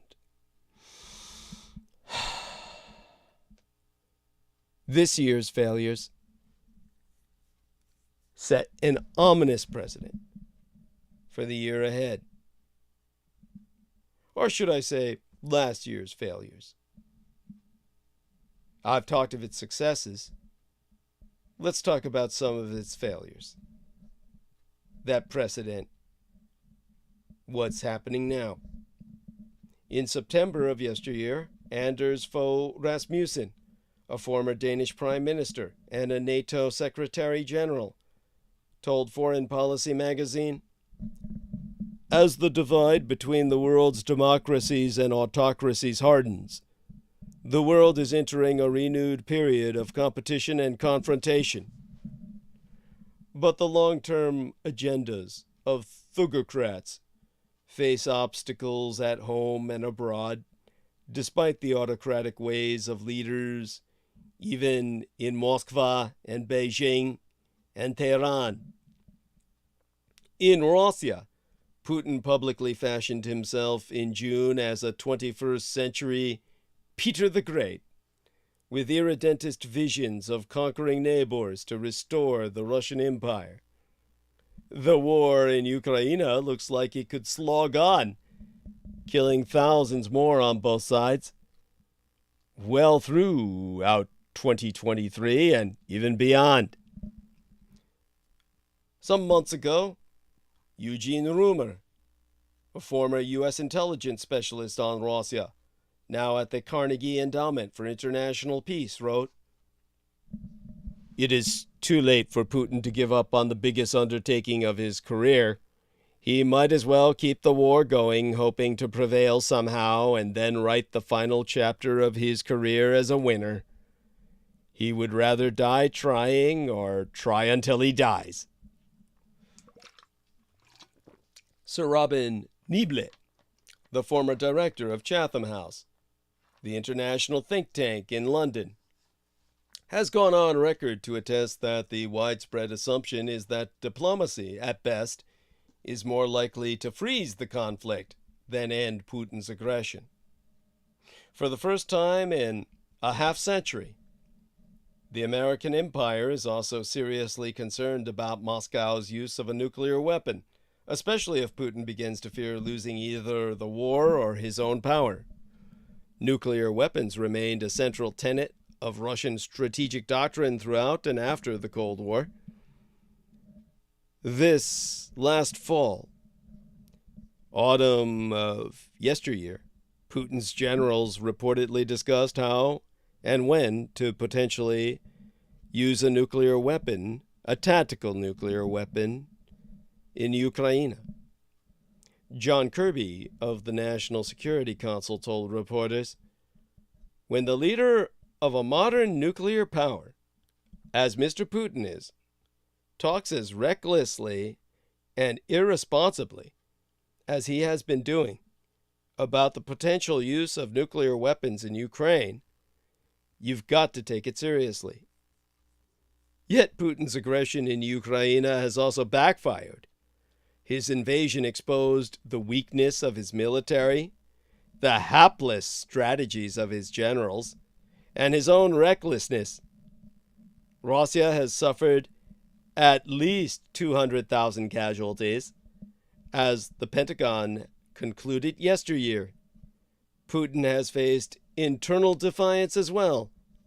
Military conscripts have complained about being dispatched to the front lines with scant training and antiquated weaponry.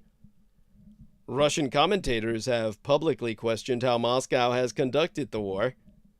Western sanctions have imperiled his economy.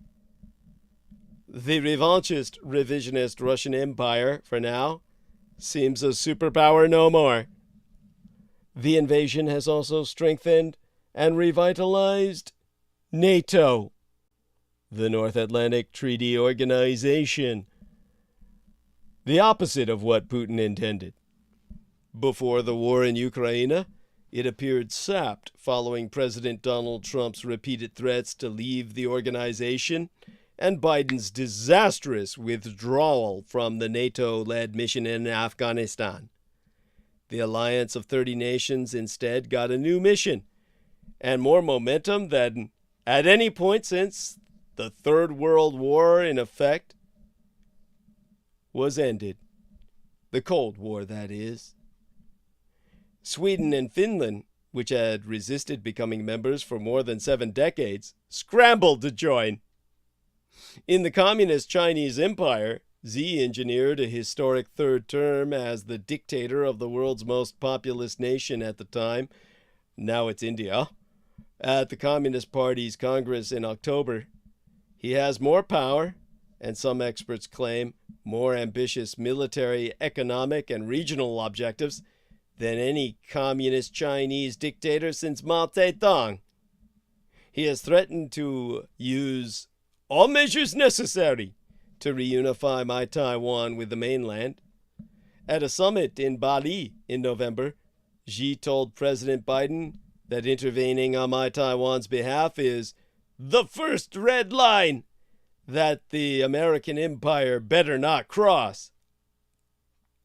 Ian Bremmer, the president of the Eurasia Group, insists, however, that Washington and Beijing are not yet in a new Cold War, himself noting that, in his words, it's not just Biden saying that. Xi has no interest in it, and there's far too much interdependence, despite the intense competition over technology and my Taiwan. For all of Xi's new political muscle, he needs Western trade to reverse his flagging economy. American allies don't want to be forced to choose between the economic and military powerhouses either. Like Putin, Xi's seeming omnipotence was challenged recently when protests in multiple cities demanded an end to his sweeping zero-COVID policy. A government that spent years tightening control over communications, particularly the internet, struggled to prevent videos of demonstrations and police brutality from going viral. Xi ended up ceding ground by easing restrictions. In a bid to shore up their positions at home and counter the West, Putin and Xi expanded their alliance in 2022. On the eve of the Olympic Games in February, the two leaders, wearing matching mauve ties, boasted that their partnership with No Limits would create a new era. They looked like a gay couple with their couple's attire. Putin backed Red China's claim to my Taiwan, while Xi agreed that NATO expansion in Europe threatened Russia. The breadth of their growing military cooperation was visible in September, when Red China deployed more than 12,000 troops, 21 warplanes, and 3 warships for a joint exercise in Russia itself. A few months later, Russia and the Communist Chinese Empire flew joint patrols, including bombers capable of carrying nuclear weapons, over the seas of Japan and the East China Sea. In the short term, the two major powers in Europe and Asia are more cohesive and less vulnerable to American pressure. In 2023, the divide between the West and the Sino-Slavic synaxis is likely to deepen. But the American empire is strengthening its position by linking its allies in the Atlantic and the Pacific. It has done this by drawing the Empire of Japan, the Republic of South Korea, and Australia closer to NATO and the G7. At the same time, it is encouraging the Europeans to turn their rhetorical commitments to Indo-Pacific security into practical steps. In Iran, President Ebrahim Raisi consolidated hardline control over the executive, legislative, judicial, and military branches of government. The regime rigidly enforced social codes and further restricted personal freedoms. After more than a year of diplomacy about reviving the 2015 nuclear deal, Tehran also balked at terms agreed to by the American, British, French, Germany, Russia, and China, and accelerated its nuclear program. It would now need less than a week to have enough enriched uranium to fuel a bomb. Other steps are required to build it. Iran also provided hundreds of drones to Moscow that Russian forces used to destroy infrastructure and kill civilians in Ukraine. Iranian Revolutionary Guards were dispatched to Crimea to train their Russian counterparts, according to American and British intelligence officials. Yet, in the fall, a new generation, led by teenage girls and other young women, mobilized months of protests across the country after the death of a 22-year-old woman who had been detained for not covering enough of her hair. It was the boldest challenge to the Islamic Republic since the 1979 revolution, at a time when the supreme leader, Ayatollah Ali Khamenei, is aged and ailing.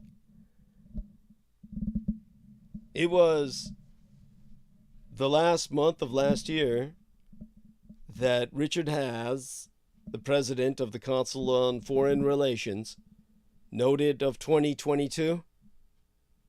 It was not all bad, though.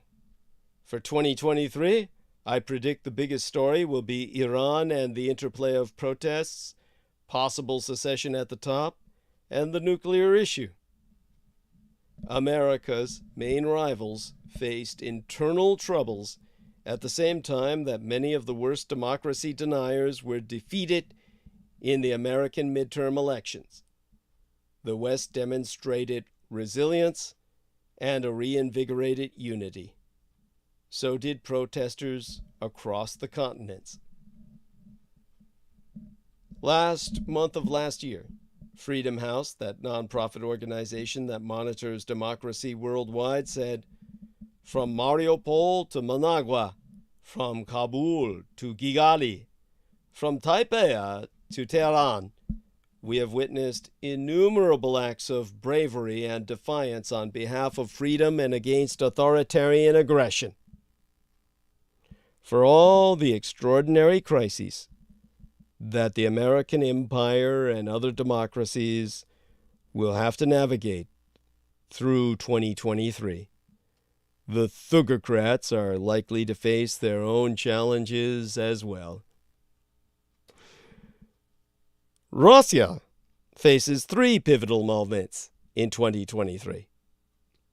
In 2023, Russia faces three crucial issues: dictator Vladimir Putin's plans for his future, the battle between the hawks and pragmatists in the elite, and looming government personnel changes that could reshape the empire.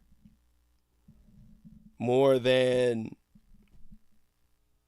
12 months on from the invasion of Ukraine, the contrast between the scale of the external shocks faced by Russia and the relative inertia inside the empire is striking. Despite military failings and punishing sanctions, most Russians have gone on with their lives as though nothing is happening, while the elites have tried not to think about what tomorrow may bring, instead putting their full trust in Putin. However, this 2023rd year in our Lord could prove a dramatic year for Russia and be make or break for its dictatorship's resistance to change, with 3 internal questions in particular promising to shape the empire's development for decades yet to come. First, Putin will have to decide whether to run for re-election in 2024. Russia's constitution was amended in 2020 to allow him to remain president until 2036. He may alternatively name a successor, though to leave enough time for campaigning, he would have to do so by the end of December this year. For now, no one is sure what his plans are. This is by design, as Putin prefers to keep his elites in the dark. Indeed, in the summer of 2020, he justified the constitutional changes that made it possible to extend his rule as a guard against unrest among the elites, who, he said, need to work, not look around for successors. Following the revision of the Constitution, both the presidential administration and elites operated on the assumption that Putin would hold on to power indefinitely. Today, the key question is how his calculations have been changed by the war, and, in particular, the fact that it has not gone according to plan. Some believe that in unleashing grave problems and threats, the war has strengthened Putin's resolve to stay in power beyond 2024. Given his contempt for political deserters, those who quit their posts in tough times, he is unlikely to become one of them himself. Others feel that not only is Putin open to giving up power, he may see doing so as part of a solution to the conflict with Ukraine. Even if that appears to be wishful thinking, part of the elite clearly hopes that such a reset will suffice to end Russia's recent string of setbacks. However, both sides lack certainty, any certainty about his designs.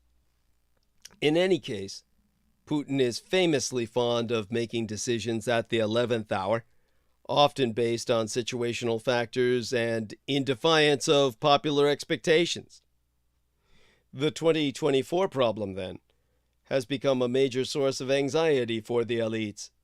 It will do more than any other issue to influence the events of 2023, as the political class tries to work out Putin's intentions and plan around them with an eye to minimizing risk. A second related issue is the growing schism between those in the elites who favor escalating the war and those who warn against doing so.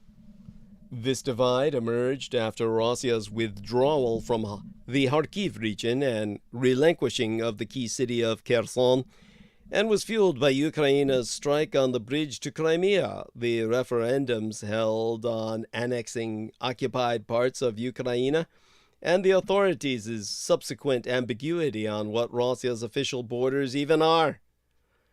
The pragmatists, who consist of technocrats as well as mid-ranking officials in the military and the security services, are united in their conviction that the war should be paused and rethought, and that the empire should opt for a more realistic policy in keeping with its rather limited capacities.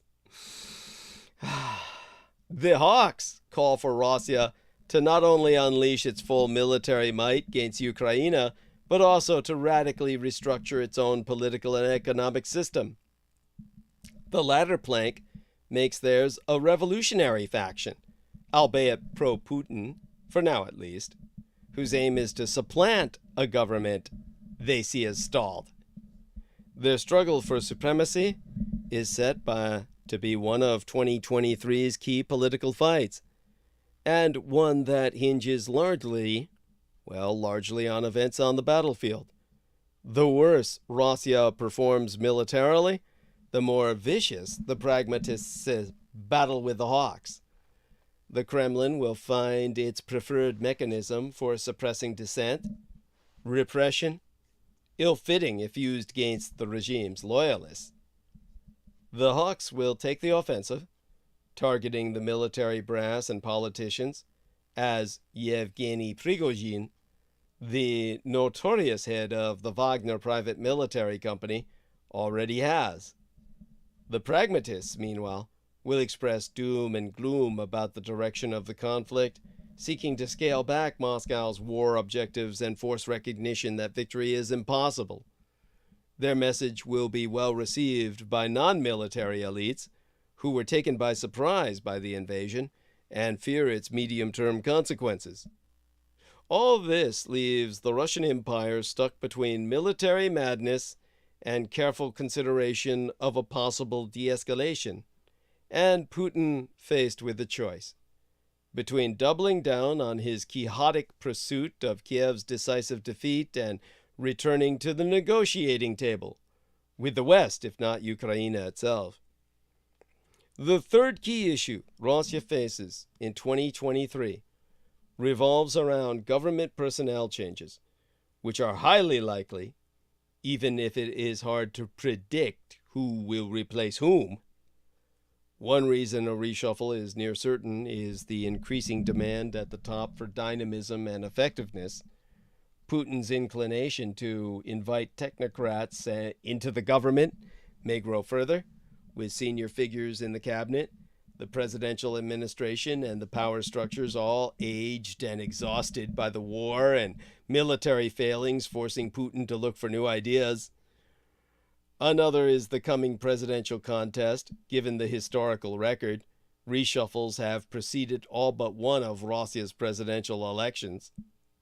A long buildup of tension within the government offers another reason to expect personnel changes. Defense Minister Sergei Shoigu and Chief of the General Staff Valery Gerasimov are being blamed for corruption within the armed forces, while the FSB, the successor state to the KGB, the Federal Security Bureau, has been slammed for intelligence failures. Security Council Deputy Chairman Dmitry Medvedev is seen as having lost the plot altogether, and Moscow Mayor Sergei Sobyanin is as too apolitical, while Central Bank Governor Elvira Nabulina is suspected of secretly opposing the war. The government's senior figures are all dissatisfied with each other, a mutual dislike that gives Putin cause to switch things up. Still, his conservatism and apprehensiveness when it comes to firing underlings will likely lead him to try to strike a balance between stability and renewal. These fateful developments will be profoundly influenced by events upon the battlefield. If, as Kiev has predicted, Russia attempts a large-scale offensive this month, it will likely be met with significant Ukrainian resistance. Otherwise, Moscow will continue slowly strangling Ukraine with attacks on its infrastructure, to which Kiev will respond with diversionary attacks on Russian soil. Here we are. Okay. So, there we go. Let's put response to this notification here. And I'll bring Pete the Moon Man back on with us. It's like, he's telling me no word from Will. That's not unexpected at all.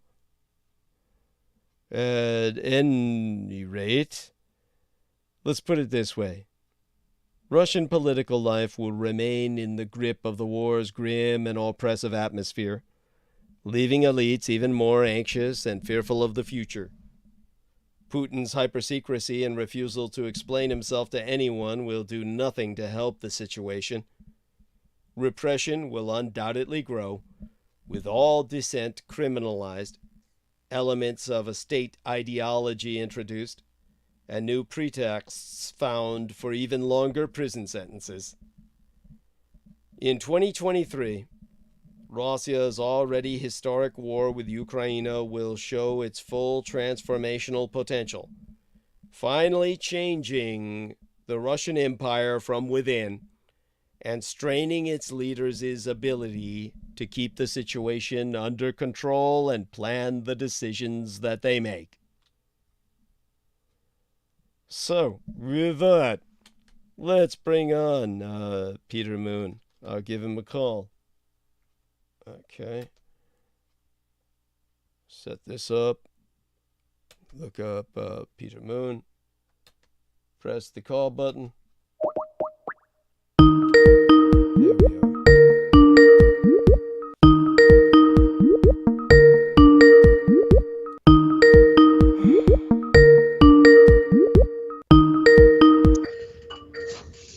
There we are. There we are, dear Peter.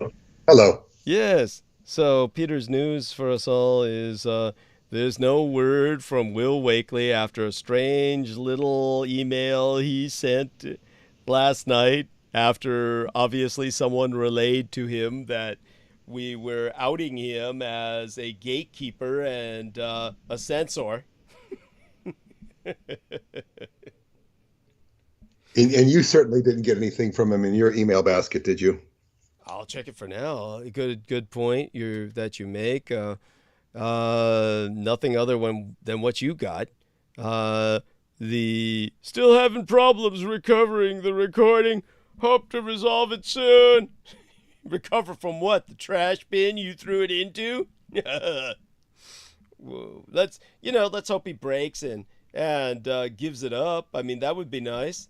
But I don't have any faith in it.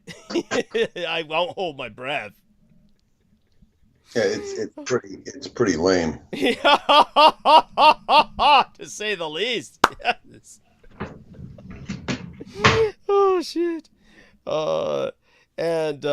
So aside from all that, dear sir, any interesting dreams last night? Yeah, I did have an interesting dream last night, but I don't remember what it was. I said, God, that was an interesting dream. Yeah, in fact, I didn't even think about it. I'm trying to relocate it right now. It must be in the trash bin. I'm trying to recover it from the trash bin.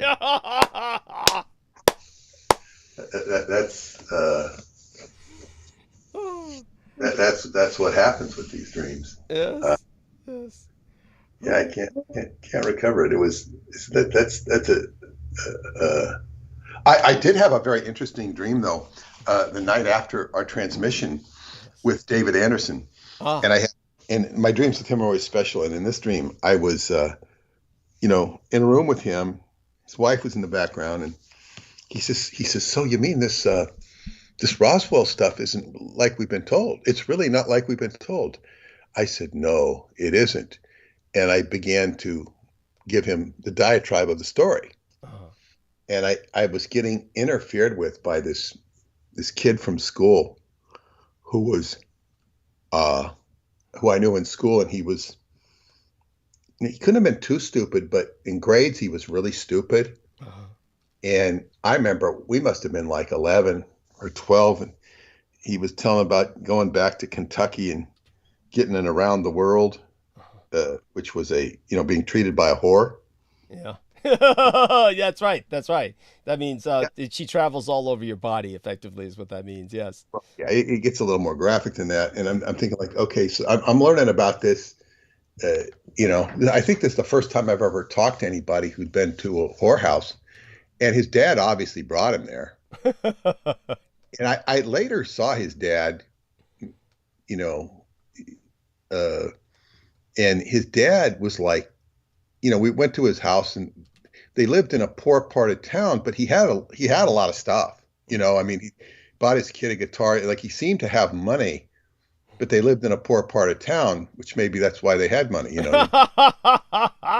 And he indulged his kid and he was like encouraged his son to have a girlfriend, and he'd be sitting there with his girlfriend with his arm around the girlfriend in the right, we're sitting there and we're just watching TV or something. He's not at somebody's house I'd normally be in, but he was in band with some of my friends, and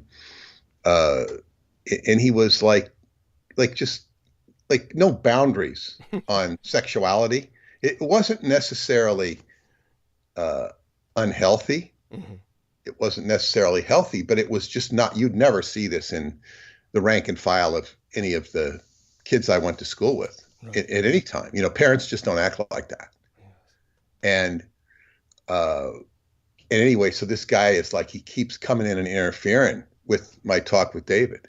Uh-huh. And he was not an obnoxious person in real life. He was very quiet, but it was like stupidity. What he reminded me of the lowest common denominator with sexuality and stupidity. Yeah. And he kept interfering, and I couldn't get my message across to David, and I was feeling like I was blocked, and I was becoming a spectacle to myself trying to tell this story. And I think I got most of it out, but that was very weird. And it's like it put me in the role of trying to educate even somebody like as brilliant as David about something so mundane as this, and I was being interfered with by just sheer stupidity. Yeah. And then I forget what the other dream was, but it went on to a similar theme where it's like,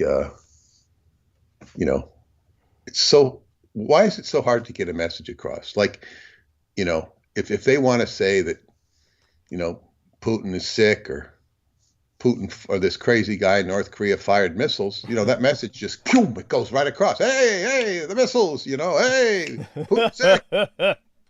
Putin's crazy. Somebody, tried to blow up his shoe on an airplane. Get that message out there, I mean, if you really think about it, it's mercurial. It's just like, okay, let's, what will fly? Oh, Trump wants to get arrested. Oh, hey, get it out there. It's like, it's like what? And you say, the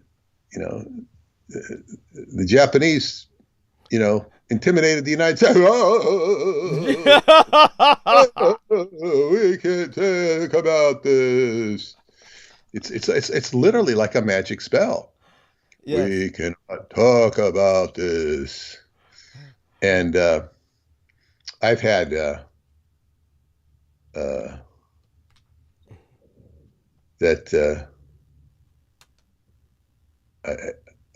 I remember I had this lady once who was very interested in me and my work. Yeah. And she was an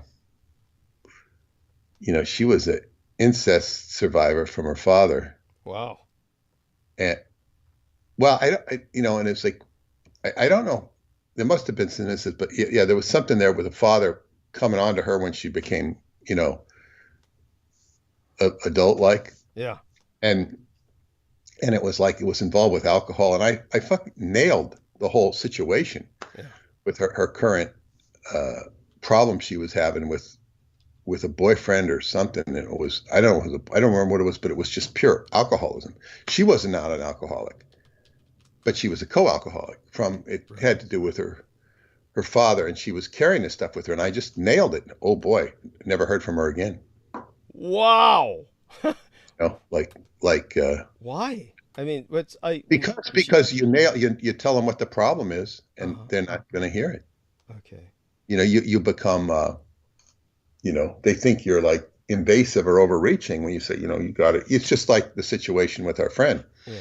It's like you nail it. And if you identify the situation, you'll polarize and isolate them. The good news is you don't have them in your life. And in the best situations, you don't want to be having a relationship with somebody who's got unresolved issues with regards to alcoholism or incest. Yeah. Because and it's very challenging to resolve those issues. Yes. It's not that they can't be done, But if they're unresolved, then you become part of the issue. You know, even if you're an innocent party, they'll start wrapping you around the issue because you're having to deal with this issue because they're not, you know, so you become a co-alcoholic or a co-incest survivor. Yes. And they end up, the havoc that was wreaked upon them will be in their aura and they will wreak it upon you one way or another. Yes. Or so this is like, you know, so it's like when people banish themselves from your life, it's a blessing. Yes. Because they, you know, unless they absconded with your savings or something like that. And that's another thing is people are in your life sometimes for a purpose that you're not aware of. Yes. And they're there to pick your pocket or your brain. You know, I mean, this is, and it's like, and so many people have been attracted to you, some of them are attracted to you for sexual reasons, but the ones that are attracted to you because they find your information interesting, stimulating, and then they turn like a dime. Yeah. You know, they're there, and I think some of them are just genuinely, what do you call it? Attracted to the data because it's so unusual and strange. They say, hey, there's something here. Yeah. There's something here. And then what's inside of them makes them, you know, polarize. That's right. And just makes them flip like a dime. And it brings out the demon in them.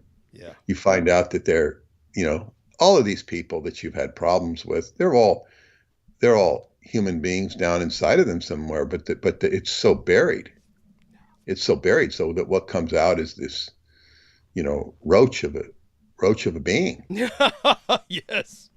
It is truly. And that is like, you know, the cockroach comes out because the cockroach wants to survive. Yes. So that they're part roach, and roaches are very good at survival. It's true. So adopt, you know, that's what you do in martial arts. You assume the identity of an animal to defend yourself. That's true. And, that's true. It's the mantis style kung fu, etc. Yes. Yeah. So you know, ultimately, it's a natural reaction. It's not something, you know, if you can tap into it. I mean, that's really becomes an art. But you know, down deep, a person will be like a rabbit. They'll go hide in a burrow so they don't offend anybody, or they'll, you know, be like a cockroach. Yes. And feed off of what cockroaches feed and do anything they can to survive. When we go off the air, I'll tell you a very interesting roach-like thing I saw. Oh my God! Yeah. We'll do that. I look forward to learning of what your experience was. I want to give a profound shout out to Clarice Claudette. I made certain everybody knew that you've sent me a wonderful care package, that you helped to make my rent at the beginning of the year, dear lady, and that you still sent another $250 last month. You are profoundly appreciated. I just want everyone to know that. And Amy, thank you. Yes, Amy Como also joins us. God bless her. Mwah, mwah. My kisses to both these wonderful exotic ladies and all that they've been all that they've been through, and yet they're still so generous. So what I'll do right now, we've got some time left, not too much, about 10 minutes. So I want to send this to Peter Moon. I'm going to put this in your message box. And of course, you know, as soon as people see the hyperlink, they assume it's live, and they go there, and it helps to circulate the episode. So that helps if that's shared. Other than that, of course, I certainly think that, you know, we still learned a lot from this experience. I've come to peace with your coming to terms with the experience that, you know, there was a lot to positive to be had, despite the fact that we have been, despite the fact that this idiot has attempted to suppress us and censor us completely and then pervert our message. Really, it's to our advantage. It's to our advantage because of the reasons that you said. It really points out to people the validity of everything that we're exposing. Well, I read that email that my friend sent last night. He said, it's like it totally reversed his opinion. Thank you. Yeah. And it's amazing, Yes. That's incredible, and I'm proud of him. I'm proud of him because that's hard. It's hard for people to. It wasn't that hard at all. He just had to hear the information. Good. Because how could he evaluate it otherwise? Because he didn't have the information. And so what this is a problem. Yeah. Is that we have to spend X amount of time explaining ourselves so we can say what we have to say. You see, and there's all this qualification. Yeah. It's and this is an exaggeration, and I would never say this, but it's like you start off saying, it's just like telling the audience, you're basically knuckleheads, right? And you're a knucklehead because people have been making you think like knuckleheads. Yeah. So we're here to teach you how to not think like a knucklehead. And of course, when you start teaching people how to think, you're like Rush Limbaugh, who's offering courses on how to think, or newsletters on how to think, and that's like, okay, how to think. Develop critical thinking skills. Don't be a Democrat, or whatever he would say. I don't know. Don't be a Democrat. I would agree with that. And I'd also say don't be a Republican either. And don't pay attention to politics. And as said, I have a lawyer friend who I was talking to yesterday who's going to help me with some, petty issue with permit to repair my driveway. I love that you have to get a permit to repair your own driveway. Not necessarily to repair it. I'd like to extend it. And there's all the bureaucracy, and there's no driveway on the survey. It's all a bunch of BS. And I called the town up, and they send you through 3 people, and they wanted, you're going to have to spend $200 per code violation if you have any. And, what the hell does that mean? It's like, so I called him, and, he's going to do what I need to do. He's going to finally come by and see the house that he helped me buy, 30 years ago, almost 30 years ago. He never came by the house, Oh my God. Office, but he's been a great friend. And why did I bring him up? I was talking about. Well, while you're thinking about that, let me show you something while we're publicly on air, because it's. We're talking about you're qualifying the audience. Yes. I will give him your book, and he will be interested. But it's like he studied. See, before he became a lawyer, he studied political science. Uh-huh. He studied political science, and he looked at it. He's a very sharp guy, and he says, "You know what? This is, it's just insane. There's no, anything you do in political science, the game's all rigged, you see." Yeah. And if you want to be good in political science, you got to be like Dick Cheney or Henry Kissinger. Uh-huh. And so you're saying just totally immoral, really. Oh yeah. It's not a real science. And it's what I tell people, study Machiavelli, and it's like the ends justify the means. Yeah. And you want to appear good. Bill Clinton's really good at doing his best to appear. Well, I feel your pain. I like you. I've got Southern charm. Yeah. I'm married to a hateful lesbian. I taught her to be. She's even more vicious than I am. That was the funniest thing. This one Clinton lookalike, he was a Clinton impersonator, and he was right next to a Hillary impersonator, and he was saying, "I did not have sex with that woman," and that's funny as hell. Yeah, pointing at the Hillary impersonator. I did not have sexual relations with that woman. Yeah, yes, that's right. And one of the funniest jokes I saw was one of those political comic strips, which was Senator Bob Dole when he was running for president against Bill Clinton, and he was trying to throw in something edgewise that would dent Bill Clinton, who was known as the Teflon president, and finally tried to one-up him by saying, "I was wounded in the war, And that's when Clinton says, "I know, Bob, and I feel your pain. And that was just that stupid conclusion that, by the way, for people who don't know, when Clinton said that, that was in response to a ACT UP activist. He was part of that radical gay community that was really brought in a protest to Clinton by throwing things all over the place in the room and making this scene to bring attention